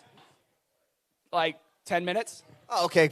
So no troubles for you, but think about like Konstantinos, who was the first person to come in at 4. That's like he's 2 been off the hours water ago. for 2 hours. So he's going to have to come in 32 off, cold. He's in Austin at a lecture right now. Yeah, he went to class. He's going to have to turn around and come back. I tell you what, I'm impressed. I'm impressed that, he said in amongst the battle, he's still going to class. That just shows the difference. He goes, I mean, and the NCWSA UT is a prestigious institution. That's very good. Well, Jack, we wish you all the luck, man. Good luck. As is Michigan State. I'm not trying to, and as is Cal Berkeley. Stay warm. I mean, these are some of D2. We make fun of D-Fun a little bit, but these are some real scholar athletes here. I mean, we have some of the top-ranked schools in the nation out there. We do not make fun. You. So I make fun. Okay, That's yes. true. Yes. No. We're very appreciative. So this will be Ben Clark, who will start off our 5th rotation. I'm sure Ethan McKinnon is somewhere out there in the world listening, and we just had somebody bring up your name, and we apologize that he knew you. It's about 10:43 a.m. in Australia, I imagine. That's very specific. Aren't they 12 hours ahead of us? No, 18 hours ahead, so 6 hours behind plus a day. He's enjoying his Friday already. There's no way he's out of bed at 10:43. No, he was probably up till 3 a.m. playing video games, if I know Ethan. Getting reports that the beer at the happy hour is, in fact, good. Well, that's an early fall for Ben Clark. I know he'll be a bit disappointed with that. But it's going to turn around a little earlier than he would have wanted. Yeah, Western Washington is going to be bummed out. But, hey, he's on the water still. Chip just let us know that the Aqua Brew was good. Chip's been running around like a madman for months to put on this event, so we appreciate everything he's done to make this happen. It takes a village, as we all know. Yeah, I want to take a quick moment just to plug Western Washington University and Eric Niggemeyer and Scotty McEwen and a few other alumni in particular because, you know, prior to COVID, the team was sort of on the decline. And they've, you know, I honestly thought we had seen the last of them at not just nationals, but at regionals or at West Coast tournaments for a while. But they have really turned that team around. They got a new boat. They've got a great skiing setup. And they have come in force to several tournaments. Great to see them here at the national champs. And WW looking again to be a force to be reckoned with. Now, are they still skiing up at Borderline? They're not skiing at Borderline. So the Goodman sold there and moved. They're building a lake out in Eastern Washington. So that was part of the reason why they were struggling up there at WW because Terry Goodman had been their coach. They'd done most of their skiing at Borderline. When that sort of dissolved, not that Terry's still a big supporter of the team, but now he's moved out to Eastern Washington. They were really struggling there, but they've done a lot of hard work, a lot of fundraising, and they're in a really good spot now, which is great to see. Yeah, you do love to see it. And squeaking in that 24th spot, you know.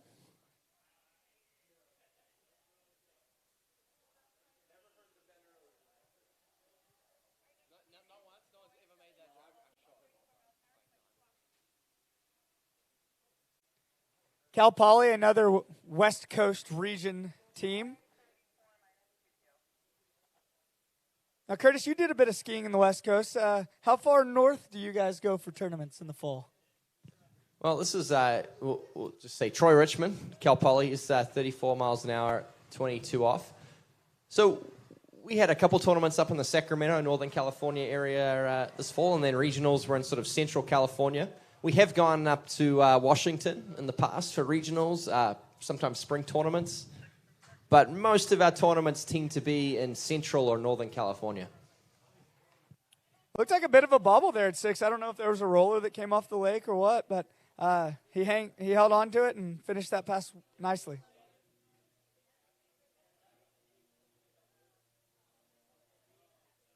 So we'll put the boat speed up to man speed, and Troy will be back in at 36 miles an hour, 22 off for pass number 2.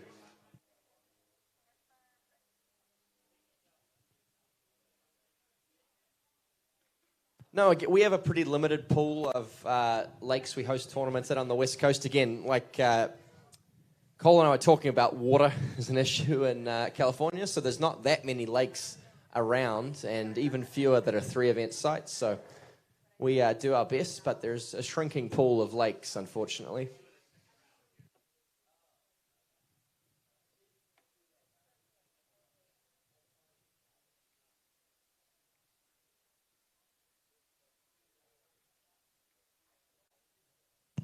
For Richmond, this is 22 off, full speed, 36 miles an hour. Coming back in the head breeze, he's dropping the head and shoulders a little bit, but he should get away with it here. He's going to have to tidy things up, though, if he wants to run 28 off with the tail breeze coming back up. Yeah, the headwind had him a little narrow there, but a full pass nonetheless. It's been an exciting time, I think, for the West Coast. The regional champs that just wrapped up, we ran a 2-leg tournament, which, as far as I know, was the first time anyone's ever done a 2-leg tournament on the West Coast for outside of, say, nationals.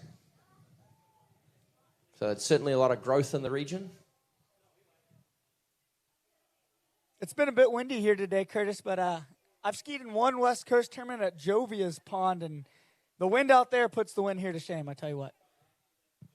Yeah, they had issues. They had a tournament there in the fall this year, and they had issues with wind.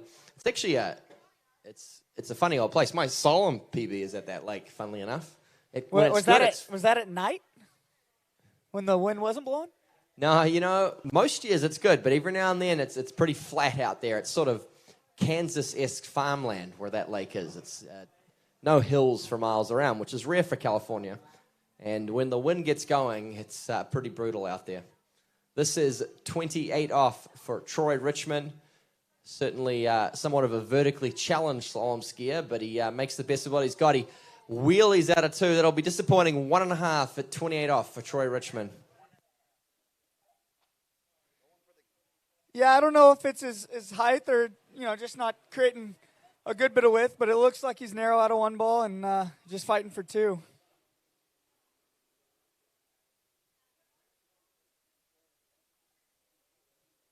visibly disappointed.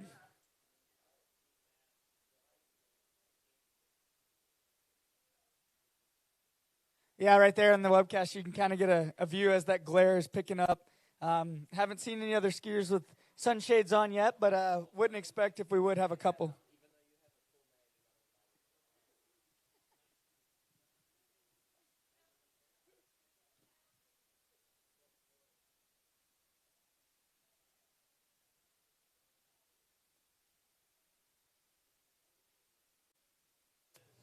So one of our sponsors, ARF Manufacturing, they handed me a little flyer of kind of they're looking for some talent out of the NCWSA, and they're at the right place. We're full of very, very smart individuals. And, I look down. I've had my phone to keep his note here, and it says, natural refrigerants, low or no global warming refrigeration. And that is obviously for the food industry. There's sustainability issues all over the world, but the coolest thing here, he says, is feed the world, save the planet. You could be a part of something pretty neat and make some good money doing it. So they're looking for juniors and seniors to come on up. You can. I didn't catch the man's name, but obviously he is looking for some water skiing talent, and you never know. Maybe he has a site or a lot out here, and you might be opening yourself up to a great situation to improve your skiing as well as make some money and save the planet. So really cool stuff. Yeah, this is Robert Bice. I want to talk about that some more because I'd actually be interested in talking to that guy. It's an issue that's a little bit personal for me. So but let's watch Robert Bice looking good here on pass number 1, the young man out of Auburn University. Oh, no. Did he forget that was, it looks like he went around 4-ball thinking it was 6. What's happened here, Cole? This is a bit of a bummer here. I hate to see this happen to anybody because I know we've all had those brain farts and look how early he was. No, he was fine. Wow, that's disappointing, isn't it? 4 buoys. So Cole, you've spent some time in the southern part of the world. You were in Australia for a couple of years at least. Absolutely. So you're at least familiar with the hole in the ozone layer. I am. That's right. So for those who don't know, there's a hole in the ozone layer over Antarctica mainly, but it has some pretty bad effects. And what it means is that in Australia and New Zealand, who are quite close to Antarctica, the UV rays from the sun get through that ozone layer where there's a hole, and you get a lot more sunburn, and skin cancer is one of the leading causes of death in both New Zealand and Australia. And scientists worked out that one of the chemicals that went into refrigerants, commonly used in AC units and refrigerators. N304? Yeah, I don't know the exact name. I'd love to ask the ARF guy because I bet he'd know. Was the cause of that hole. So it was being done mainly in Europe and Northern America and maybe Asia. That, is the highest use. They use it in Australia and New Zealand as well, but it all kind of drifts there with currents, and it was causing that hole in the ozone layer. And they worked that out sort of, 20 years ago or so. And they've completely changed the kind of chemicals they use in refrigerants now. And that hole in the ozone layer is actually repairing. It's one of the great, feel-good stories of sort of humans and the environment. We identified a problem and we fixed it. One of the few, yeah. One of the few. Look, I'd love to talk to the ARF guy because it's a very neat opportunity for all of these skiers. Obviously, he's a skier that has some connection to the San Marcos River Ranch, this beautiful site, and he's reaching out to the talent pool that is the National Collegiate Water Ski Association, and I'm excited to speak to him as well.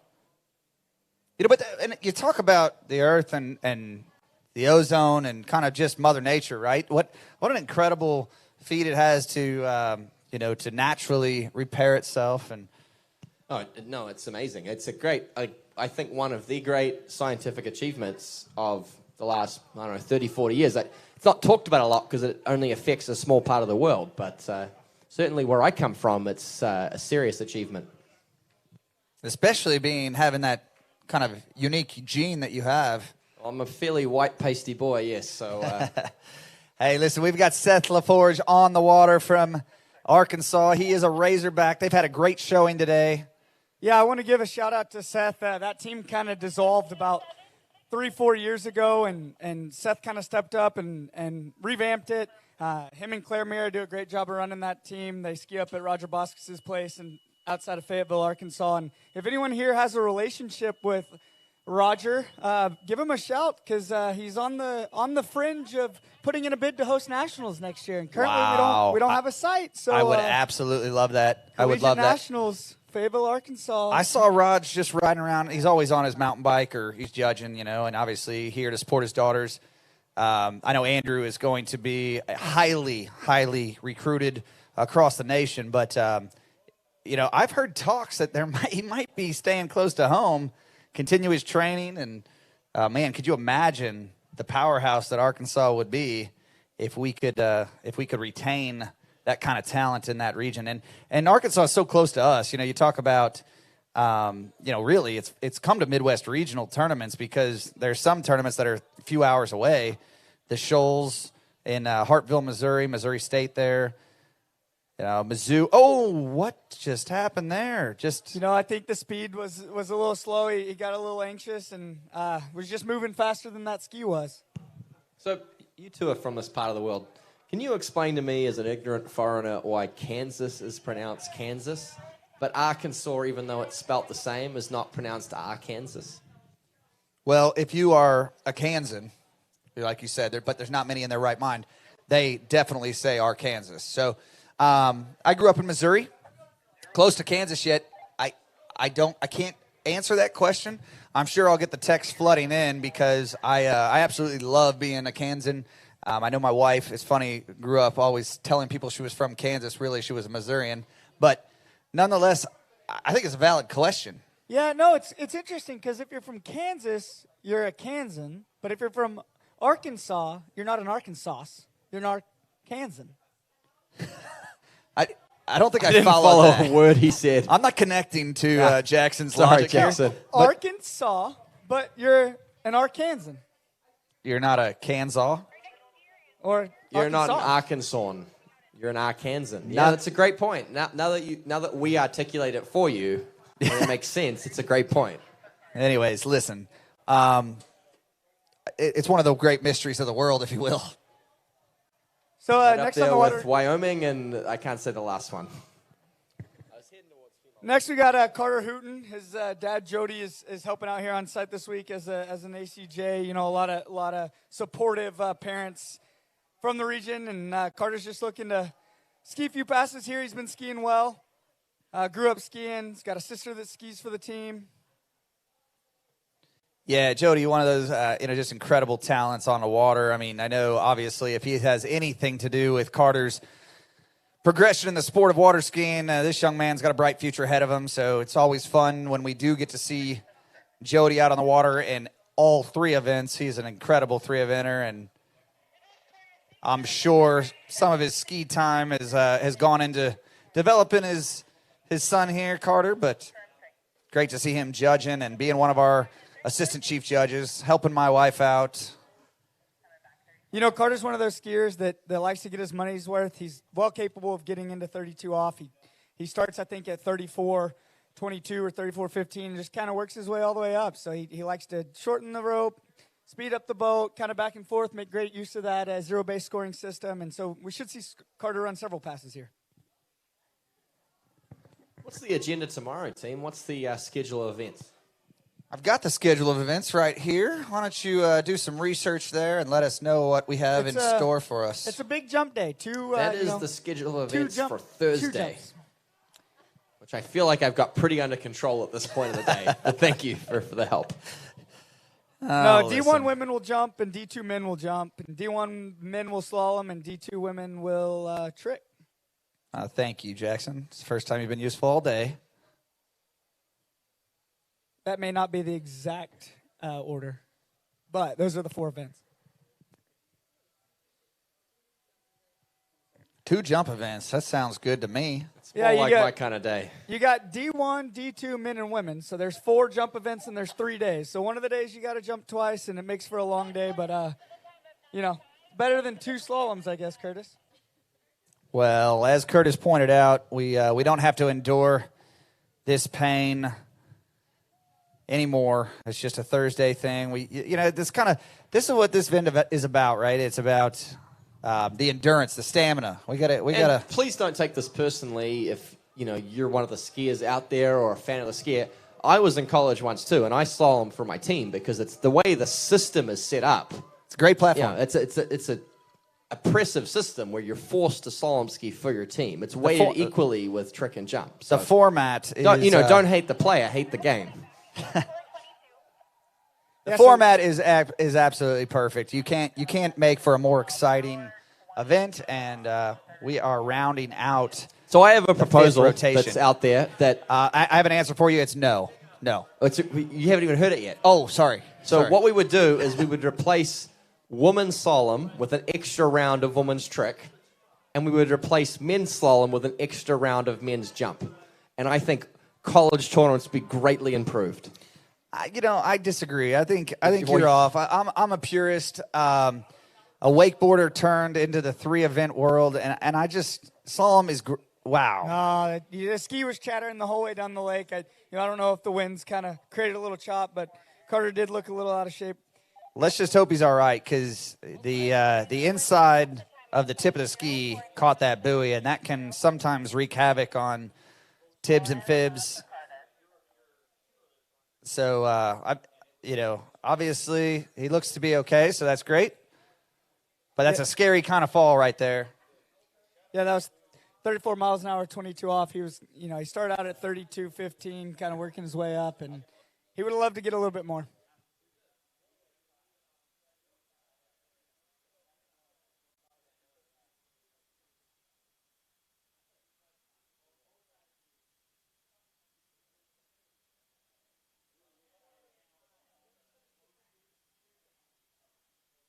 Well, for folks who are still here, still listening, and not completely sloshed at the alumni tent, we are moving into the pointy end of Division II men's slalom. We have a 4-way tie for first with 4 at 35 off, and next on the water from San Diego State is your Division II men's slalom defending champion.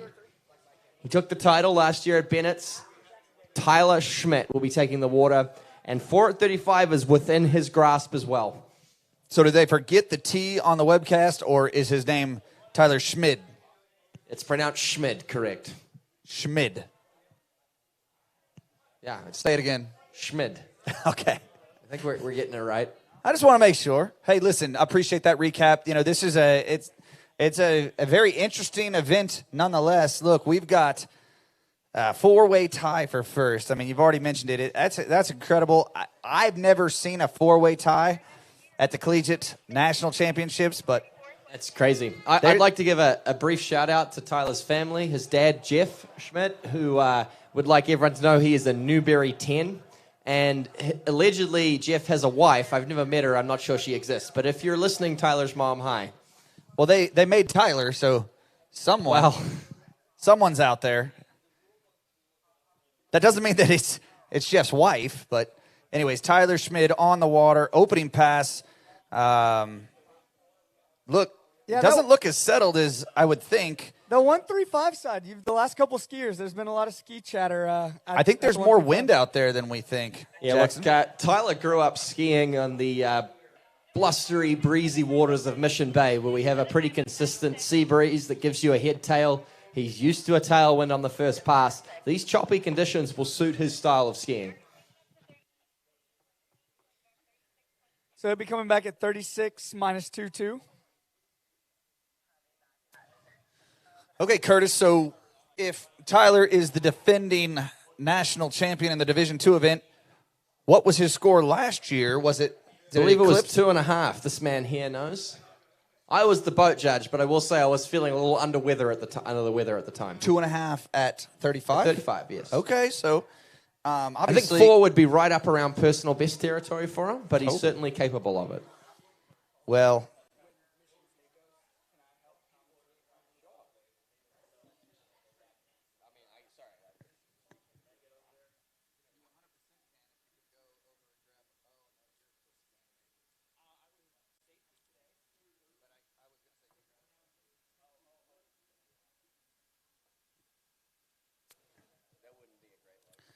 all right, so Tyler increases the boat speed to 58 kilometers per hour or 36 miles an hour, taking care of that 22 off pass. looked much better, really, there at 36. I always find that interesting. You know, I could not stand it when I would have students that would tell me, oh, I just need to speed the boat up and everything will get better. I'm like, no, that is the dumbest thing in the world. Nothing gets easier with speed. But No, it's true. no, it is not. You're a smart man. Don't you dare. Well, sorry, let me clarify what I'm saying is true. The slower speed, longer line length is always easier, but you may not look as good or have as much rhythm.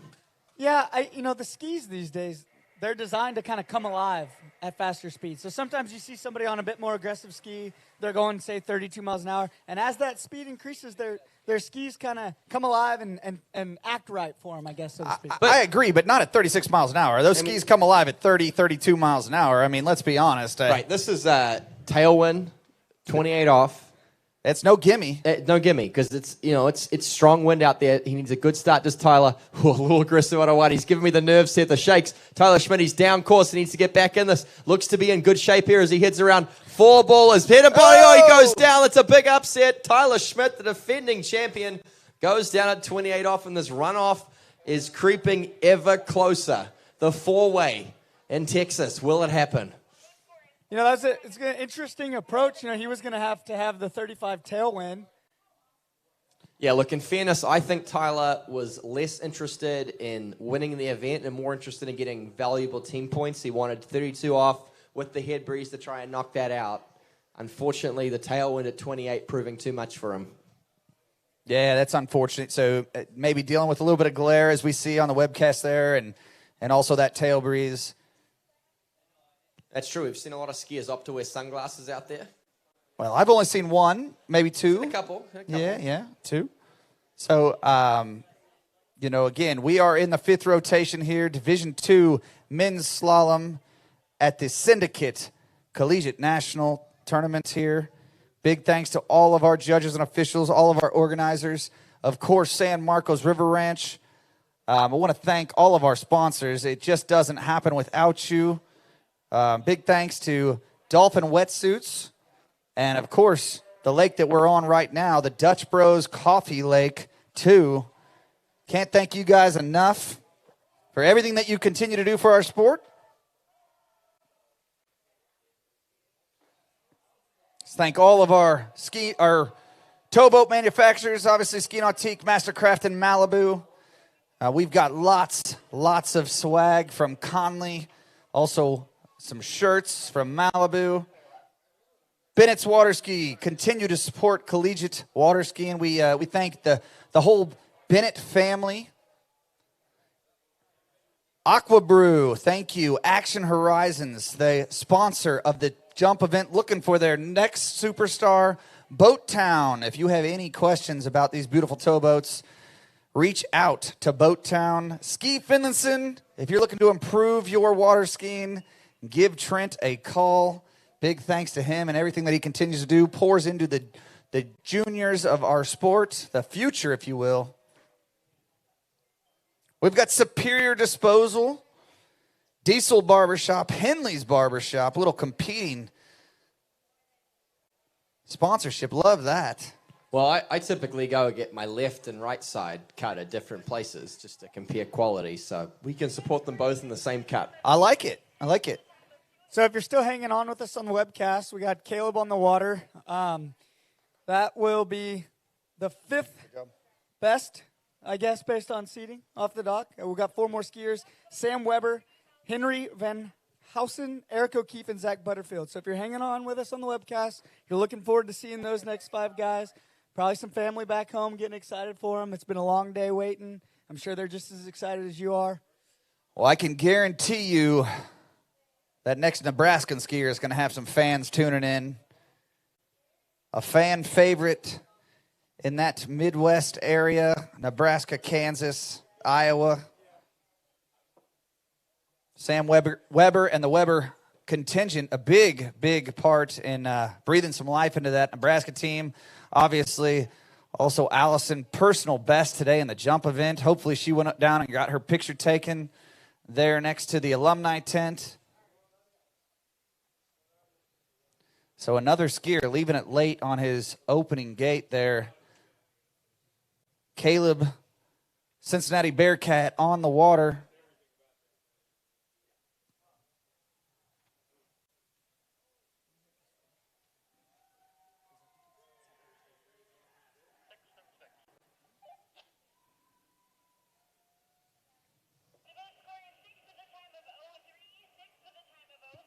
Yeah, that was huge for Allie. That team got a wild card spot, and then she came out and took home the silver medal in jump. So. That's right. Yeah, I mean, good jump and really looked good. I mean, both the top two skiers. I mean, the whole podium there and that Division II event was looking the goods. I think That was the jumping.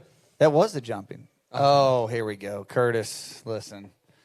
I don't know. It was an exciting event, but if we have a 4, 5, or 6-way runoff, potentially maybe even 7 or 8 if it gets exciting, I think that's a bit more exciting than a good jump event. There's just no comparison. There's nothing that could happen in the slalom event that could make it more exciting than even the most boring jump event ever. Easy, Curtis. I would take short jump. So look, right now, Caleb has quite a bit of work to do left. Just ran that 32-mile-an-hour pass, coming back in 34-mile-an-hour.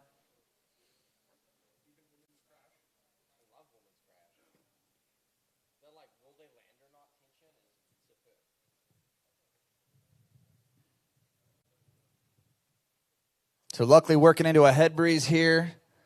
I'm sorry, tail breeze. Maybe that's why he's getting pushed down course, but handles it like a champ. Yeah, never really got worried about it, tried to make up too much time. He just stuck with it the whole way down the pass. For those watching wondering about our 4-way tie at the top, if someone is able to best it and get a score at 4 1/4 or better, there will not be a runoff for any other placement. In collegiate team scoring, you split those points. So they just do a runoff for first place to crown a champion. So one of the next 4 skiers is looking to get a clip of 4, a clip of 5, and put up a score at 4 1/4 or better.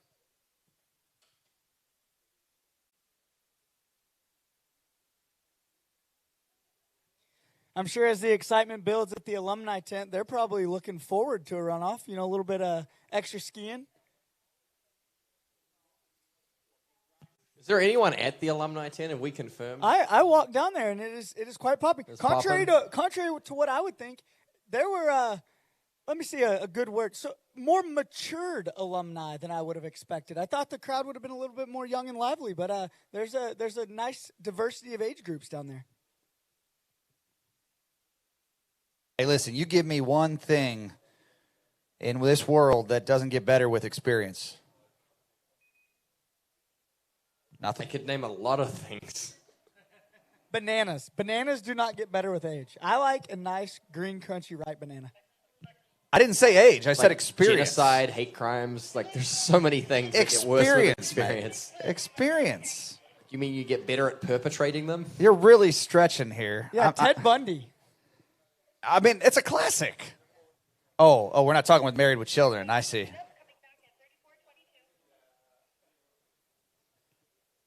We digress. Listen, it's late in the day. This is our first day of the 2022 Syndicate National Championships. We are happy to have a pretty darn productive day. Great scores, great skiing. And again, can't thank my compadres here in the announcer's booth, Jackson and Curtis, enough. It's been interesting to say the least.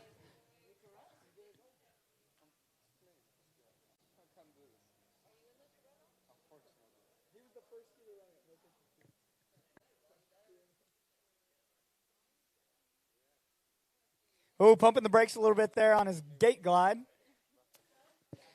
Man, people are really struggling with that tail breeze into the gates there, and unfortunately, high handle there at 2-ball. Yeah, that's a good point. It is a wind and not a breeze. As you heard, 2 buoys. At 34 miles an hour for Caleb.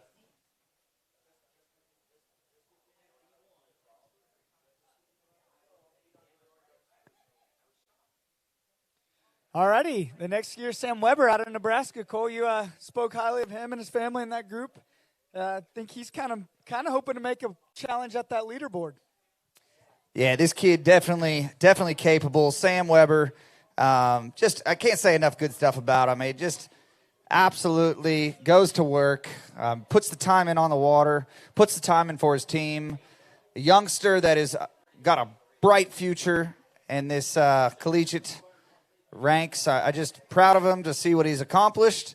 And you're going to be hearing his name for years to come, especially if Nebraska continues to approve as they have over the last season. This is the first time that this organization has made it to the national championship. So very proud of everything that they've already done. They've already accomplished an incredible feat, stamped their mark in history here at the National Collegiate Water Ski Association tournament here. Yeah, Sam, first time here at Nationals. Nebraska's first time here, but Sam's no stranger to high-end collegiate water skiing. He was on the Midwest's all-star team back in May. He got to ski representing the pink there. So okay. He'll be nice and calm out there, looking to put up a huge score.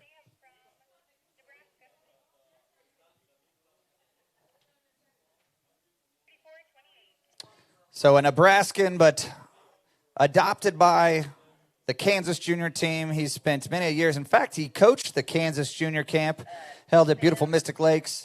So just, again, pouring into the juniors and continuing to build his program over there at Nebraska. And you're going to see why he is a force to be reckoned with in the slalom event. This is definitely one of his favorites, but no slouch in the trick and jump event. So if I had to guess, maybe 28-34. I did not hear it come across the radio, but again, look at the stillness of his chest, the line control all the way through the back of the turn. Great looking opening pass there.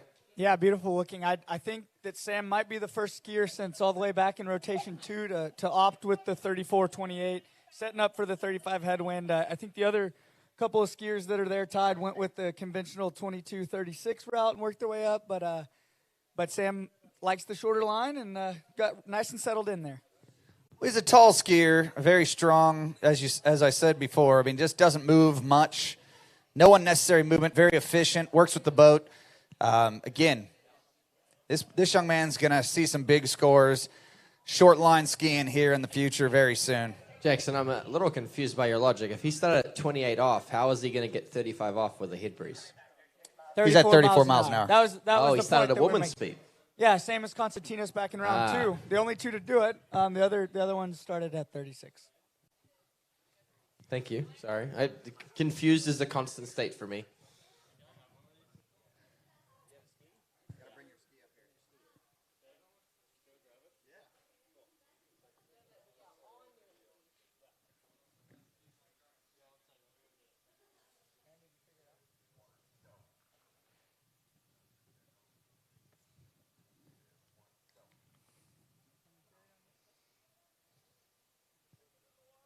All right, so Sam Weber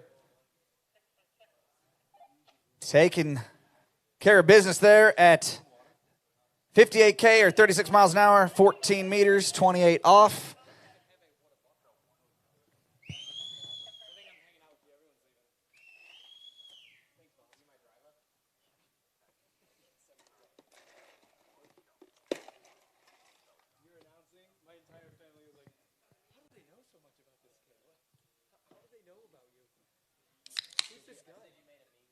I know we don't have a camera here on the announcing booth, but our Chief Judge, Aaron Kalkbrenner, is diligently making sure she buttons up all the loose ends to make sure that if we do have a runoff, we've got it all dialed in, how we're going to select our order, what pass we're going to go out, and all of that. We'll keep you posted in the event that leaderboard stays at 4.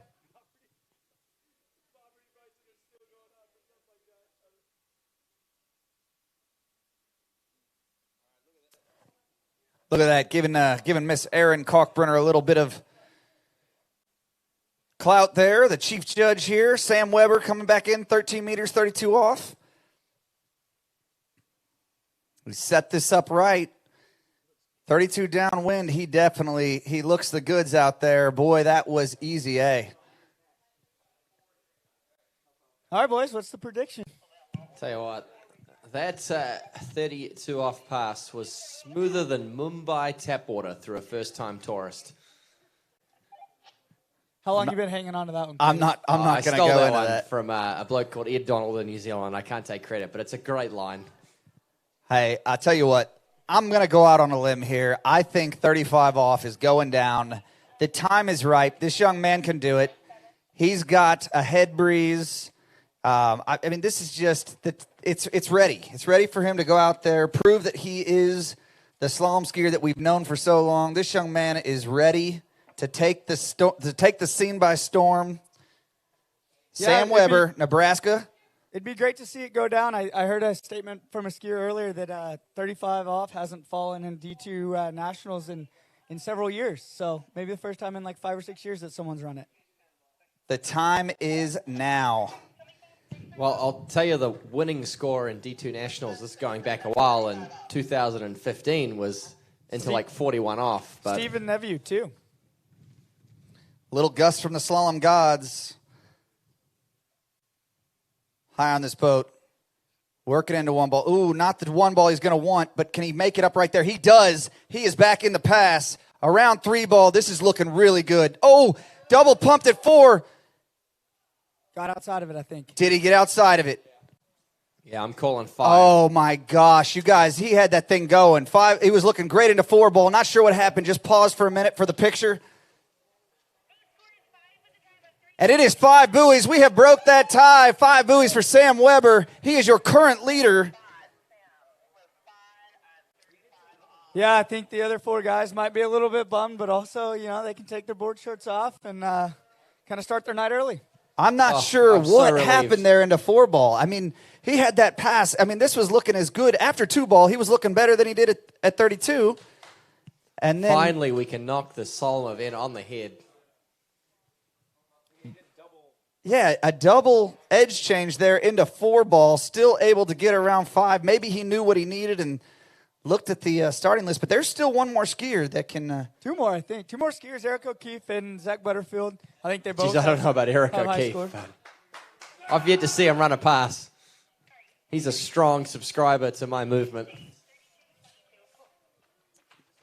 Your movement. Oh, excuse me, and there's... it would have had to be a 5-way rock. Well, that's not true. Wow, that was incredible skiing from Sam Weber.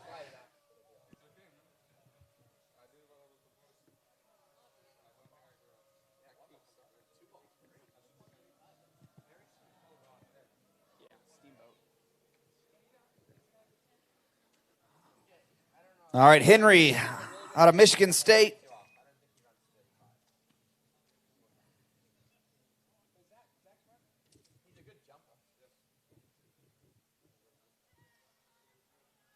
Little right shoulder heavy there out of 2 ball.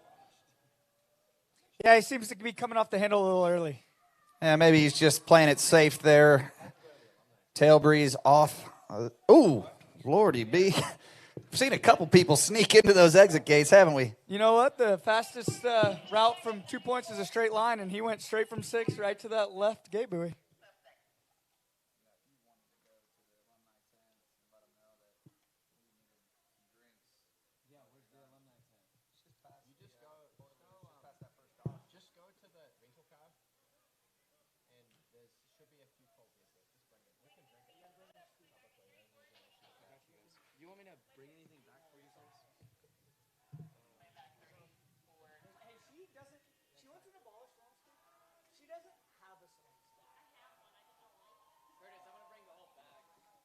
Henry coming back in at 34, 22.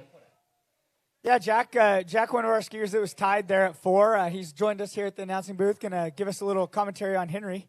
Yeah, Henry and I are training partners back home. We ski together weekly. Oh, going down on the up. Down on the up. You hate when that happens. Those ups will get you, man.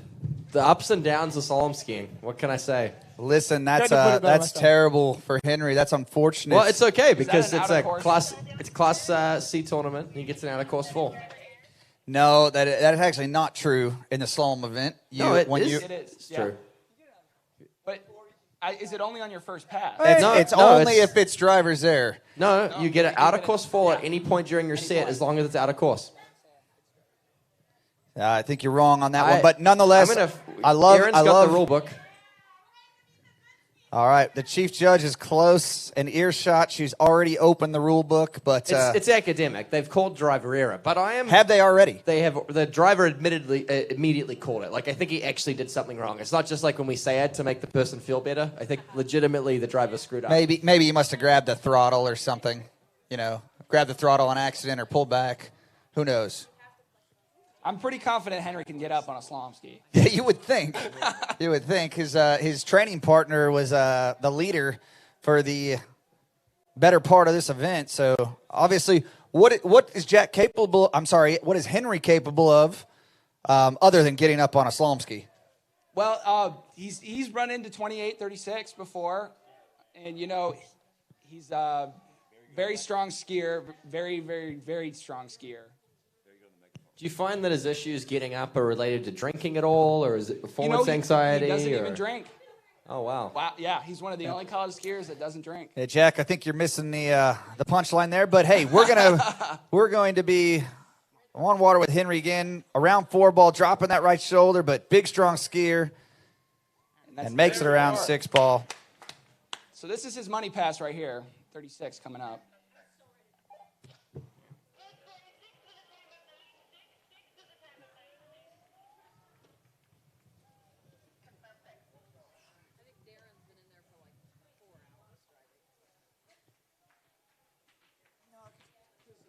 And this will be tailwind. One of the things Henry is really good at, he's really strong, but when it comes to tailwinds, he's a little too strong.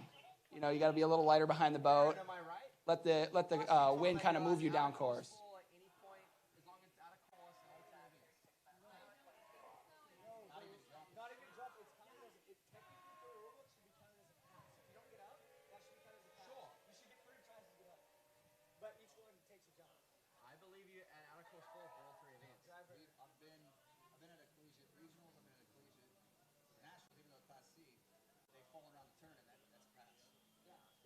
We gave it to him, and I'm pretty confident you're allowed an out-of-course fall. 36-22 for Henry. I'm not asking you what you think it should be. I'm saying what's in the rule book. No, I'm telling you, we had a board meeting about this like 2 weeks ago. But is it in the rule book? He's looking good. Pulled a little long into 4. Oh. Jack, you called that, didn't you? You called he was a little bit long into 4, and it unfortunately it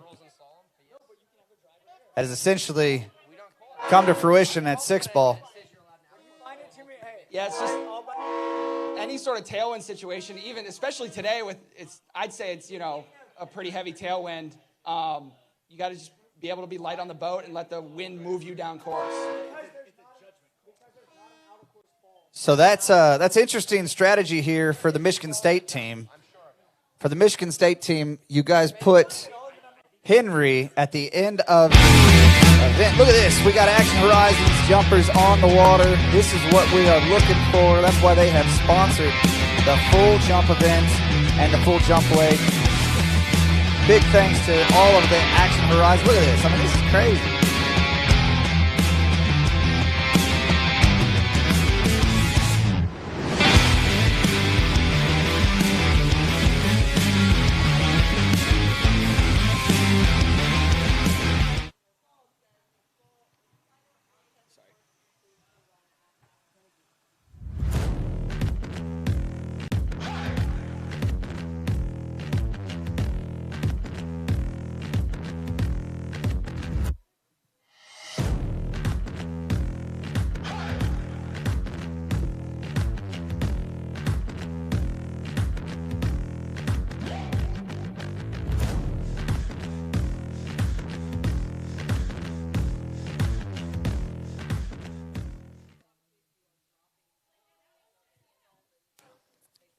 Big thanks to Conley, the continued support here throughout the years and the collegiate ranks. We appreciate everything that they've done to continue to progress the sport of water skiing, not only in the collegiate scene, but also outside that. Eric O'Keefe, Purdue Boilermaker. We're getting to the end of our Division II competition.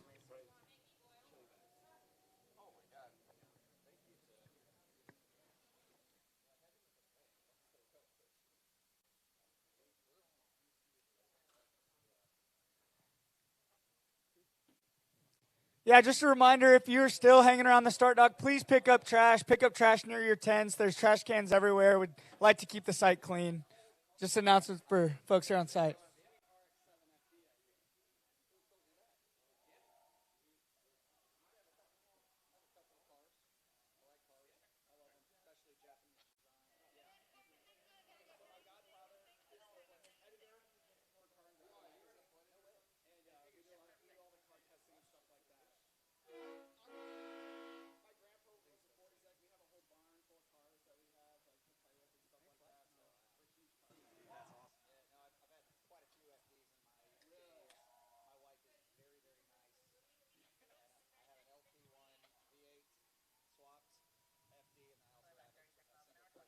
Okay, this Wow. will be 36 miles an hour minus 2.2. I think that's the first time I've ever seen Eric O'Keefe run as opener. Big steps for the young man from Purdue. You know, Curtis, I'm sure he has family at home, and I'm sure he's a great kid, okay? Oh, I know his family. They're great people. Has nothing to do with his slalom ability, does it? Look, his strengths are mainly channeled into jumping. My understanding is he has one of my stickers on his ski. He's a big supporter of the movement, and he's trying to lead by example out there. Oh, bit up a bit much there at one ball. Holy smokes, he's still in the fight. No, I was going to say, surely not three. The third time was a charm there. He was dropping bombs on his second pass there. That rope was squealing. We could hear it from here.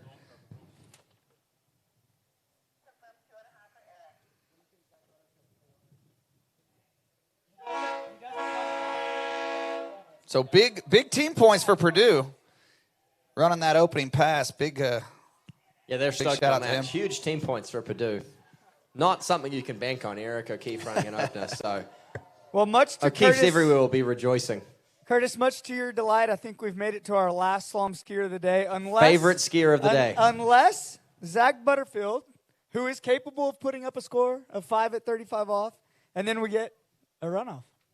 Well, shout out to older sister Krista and, of course, Father Bruce. I don't know, are they around on site this weekend? Oh, gosh, yeah. Bruce is always, if there is a tournament to be held, he's going to be helping out volunteering. I mean, I guarantee you Bruce is somewhere on site running around like a chicken with his head cut off. We appreciate everything that whole family does for Collegiate Water Skiing and AWSA for sure. Huge thanks to them. They're both appointed officials out of the South Central region. But I will have you note they concluded their assignments early. I did see them headed down to the alumni tent, grab a cold beverage to watch their sunset. I just want to point out, this is kind of cruel. Like, we're teasing all of the college kids right now. Like, maybe let's downplay the alumni tent thing. Hey, listen, I would, kill a perfect stranger to be back in college. And I mean, it'd have to be like a crappy person. I mean, I don't want to just... Hey, somebody clip that if Cole ever does end up Talking about taking clips out of context. Murder. Yeah, this might be used in the court of law. But that's a great shot Again, there on the webcast. they would of definitely the spirit. have to be a bad person. I'm not just going to go... I'm not taking out Zach. I mean, but nonetheless, Zach Butterfield on the water. Let's see what he has here.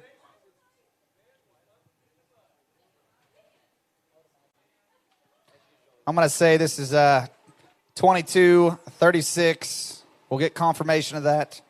This is your last skier of the competition unless he can produce a score of 5 at 35 off. Yeah, that one was a little bit too close for comfort. He seemed a bit down course. The tailwind picking up as you get down the lake. You can tell that down there at that end, the water's got a bit more chop and the wind's stronger than some of these skiers were expecting.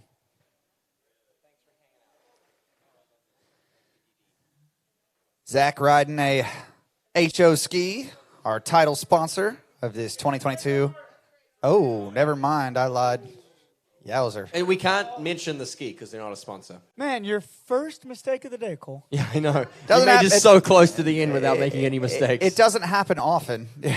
I think the chief judge would disagree. I threatened a perfect stranger's life and then called the wrong ski out, so...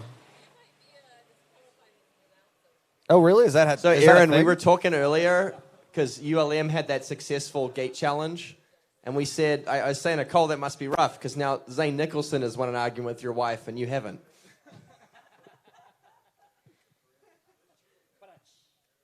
He's a jokester. Zach Butterfield. Whoa, a big turn there at 2-ball. He's still in the game, though. That's one thing about Zach. You can never count him out of the fight. He just continues to stay poised and keep running buoys. So, Zach Butterfield.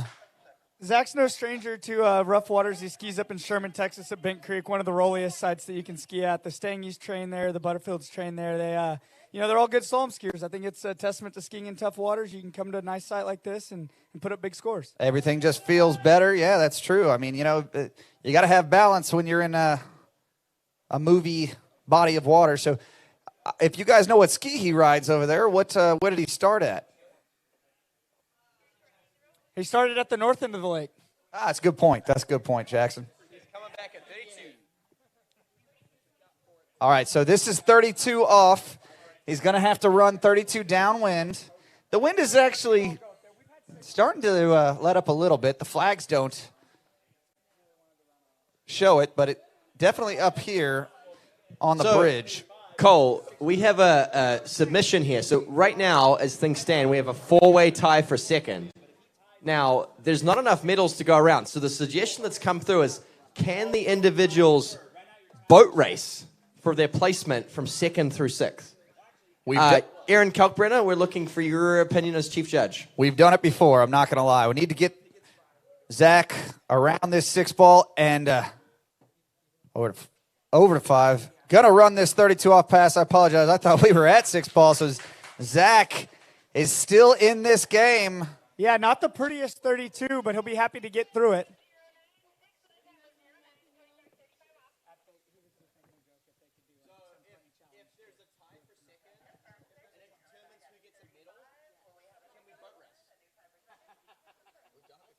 Okay, we're getting confirmation that for placements below first, we will boat race as a runoff at the banquet. Headstand contest. We'll do a That's what headstand she said. contest for sure.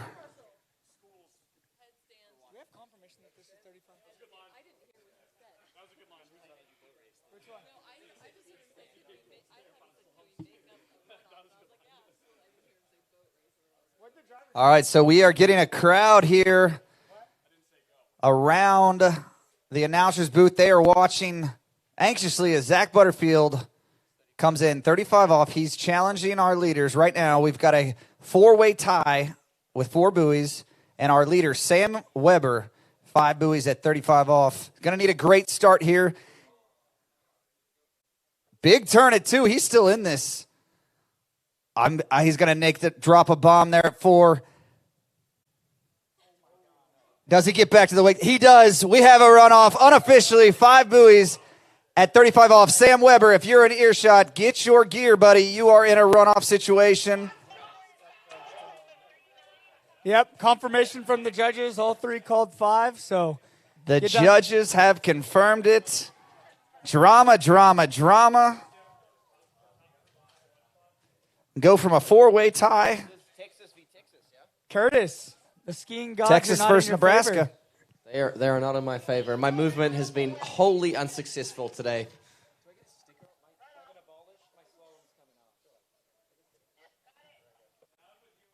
Wow, 6 skiers separated by 1 buoy. That is remarkable, isn't it? You throw a blanket over the field.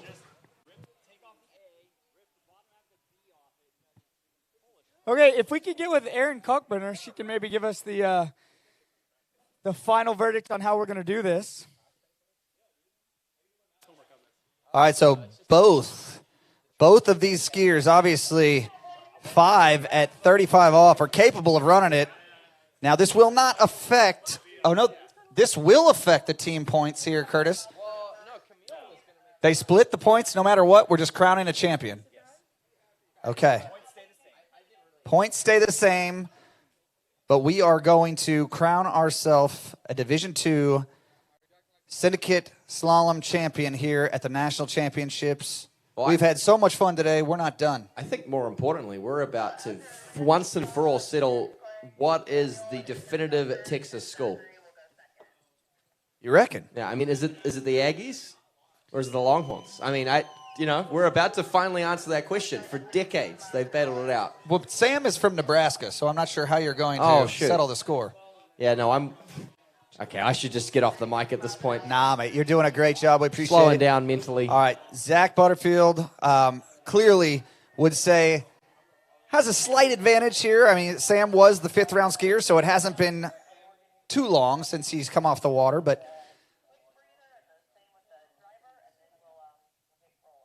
so we're going to have a 5-minute hiatus. We're going to give our boat driver a swig of water. We're going to get our Sam Weber back down to the dock, get him ready to go. We're going to figure out who's going first. They're going to have to come off the dock at 32 off, and they'll have to run that downwind similar as they've done in their tournament pass. This is a runoff pass here. So they're going to have to run 32 downwind and 35 head breeze, and I'm going to make a prediction. We are going to have one of these two skiers take down the 35 off loop. Well, that would be good. I'm not as optimistic as you are. I think that we could see someone miss 32 here, and that would change the equation completely. I think 4 at 35 would probably be enough to win this event. Hey, look, you could be right, but it wasn't enough to take out the event in regulation time, if you will. No, I mean, who knows if that gets you 3rd or 7th place. Right. Very, very close competition here. It's great to see the top 5 spots all are going to be decided within one buoy. So really great skiing here in the Division II competition. We've done that, but head-to-head, again, they're going to come off the dock at 32 off. We're deciding right now with the chief judge who is going to be first off the dock. Yeah, classic game of eeny, meeny, miny, mo. Well, I would say that Erin's down there, and she'll be figuring it out in the most equitable fashion possible. Well, I would say it's a flip of a coin, but really, you would think the school that came in the top seed, Texas A&M. I think they should, like Rochambeau for it. Yeah, rock, paper, scissors is a good way.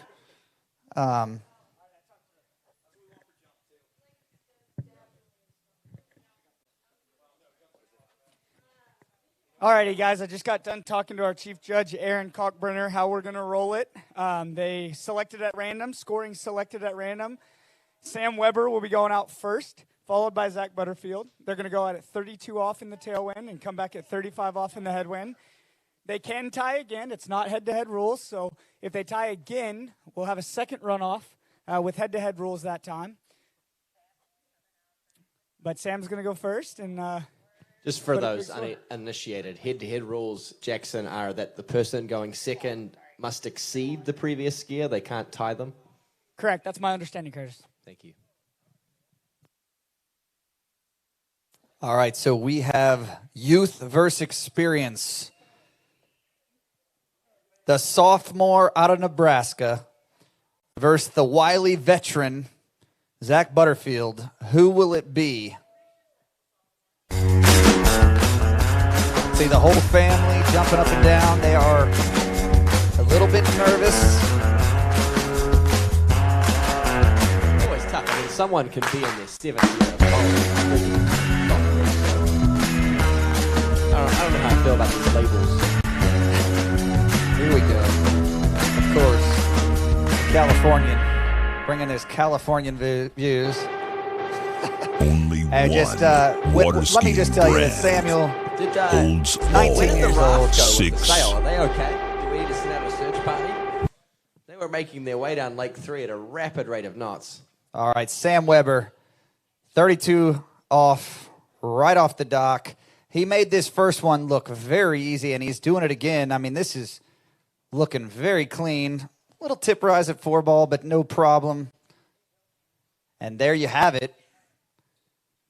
You know Sam quite well, Cole. How good a tricker is he?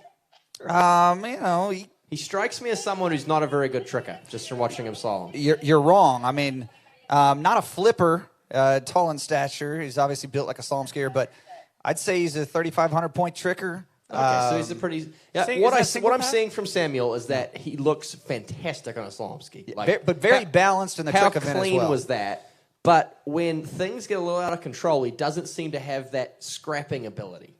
Okay, well, I would beg to differ. He does not... He's got ice water in his veins. This young man does not get rattled easy. Just methodically goes to work. He doesn't have to deal with the glare here. 35 off, head breeze. I think it's going down. I called it the last time. He was looking great. Something happened into 4-ball. Not really sure why, but this young man has been knocking on the door of just taking it to the next level in the slalom event, and He certainly has the technique. it's unbelievable. Yeah, talking about Scrappy. But that if he 4-ball. gets a bad turn, can he get back in the hunt? That's the question. Samuel Weber, 35 off the money pass. Needs a big score to put the pressure on. It's a slow one. We talked about that bad start. It's a good 2, though. He's back in the hunt here as Sam Weber. He's getting down course, but he's still making his way through us. He's around 4. He's going to do this, I think. Samuel Weber, he's around 5. He's down course. He gets himself outside 6. Oh, wow, to throw a cat among the pigeons. Sam Weber has run 35 off in the runoff.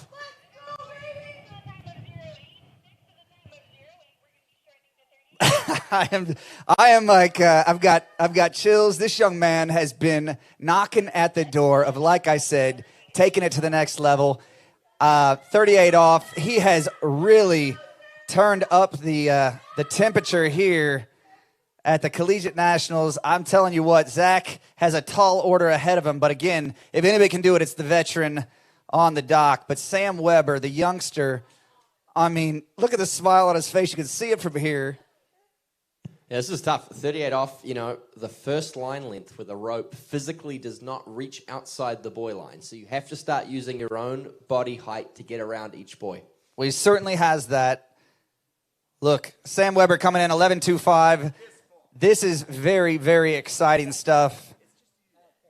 How about Nebraska putting an exclamation point on their first ever bid to Nationals? Sam Weber needs a good turn here at 1. He's going to take the full 1. Very, very smart. I think that was a great way to get this runoff kicked off.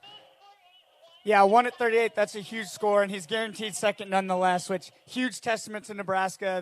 They squeak in the wild card. They go 2 events today with 2 podiums in the top 2 with Allie and jump and Sam and slalom. So they've got to be stoked. The statement was running 35, right? Absolutely. He has really thrown in the gauntlet right now. 32 off in that tail breeze is not easy in itself. Water It skiing looked like brand he was at his opening line length there. holds He did. all Maybe he should try 6 starting at 32 off more often. He's got a little more energy for 35. world But the pressure records. is building on Zach Butterfield now. He has to run 35 off if he wants this D2 national slalom title. And I know he's done it before. It may have been a while, but he's capable of it. Absolutely. You can never count Zach out. I've said this young man, Masterline, it doesn't matter what in the happens out there. USA. He's always staying in the fight, and I'm excited to see what happens here. But I couldn't be prouder of young Sam. Put your hands together. What an incredible performance. Sophomore out of Nebraska. As we await his arrival.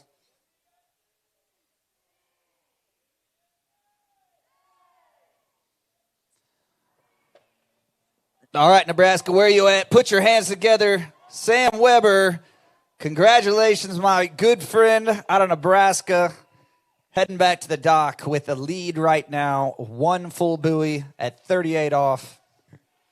You know, Curtis, you were talking about that raft earlier. I'm noticing over on Lake 3, there is a little bit of a canal there over to Lake 4. If they swung to the right, they may be out there out of the gate. Are they in danger of straying into the San Marcos River? That's the real question. Hey, I tell you what, I've been on the San Marcos River several times, and I don't know if danger is the term. I think maybe that's where they were headed. Fortunately, it's closed. Access to the San Marcos River to our Which I found out after I took my team there yesterday afternoon. No, I do want to confirm, though. We won't go again, though. We didn't know at the time, I promise. No, that's just river access from the river range. There's still several public places you can access the river here in San Marcos. The tourism group here in San Marcos is great. They encourage people to go float, hang out at the river. So, after the evening festivities, just not here on site. Don't go down to the river entrance here on site. But definitely something you can check out while you're in town. That's beautiful. Love a good river. We don't have a lot of those where I'm from. I'll refrain from comment. Zach Butterfield, 32 off.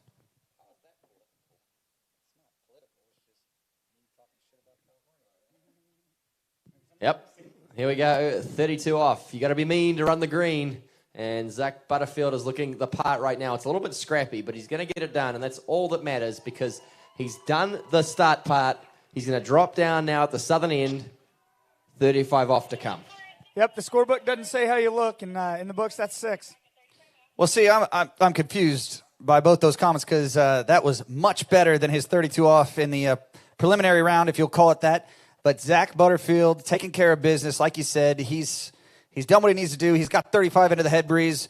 I was very confident in Sam's ability to take that pass down, and I got to be honest, something tells me we're not done with the drama.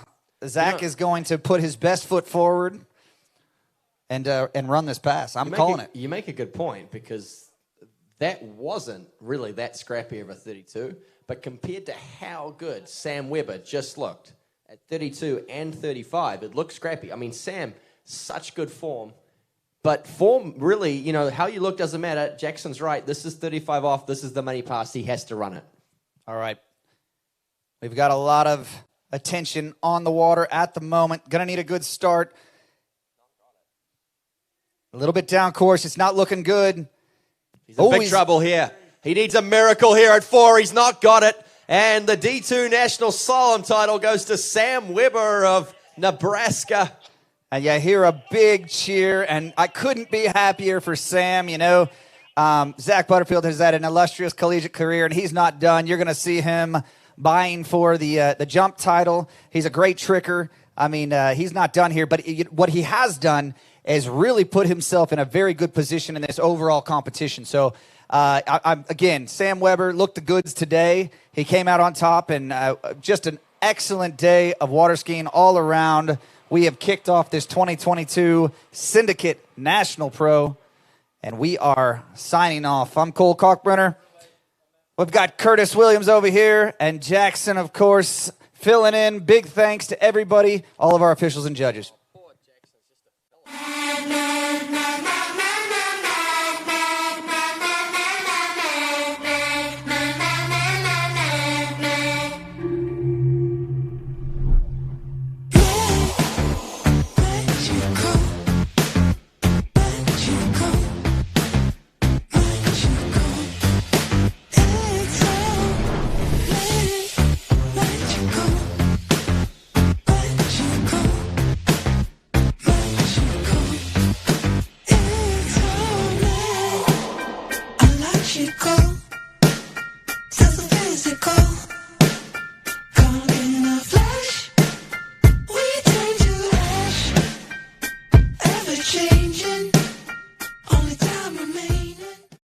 At Mastercraft, we're committed to summer and the memories that come with it.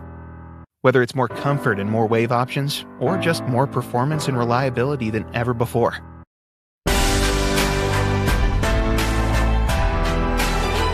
Mastercraft is constantly pushing the boundaries to ensure we deliver you moments that bring your family together and make life extraordinary. Experience Mastercraft. Experience summer better.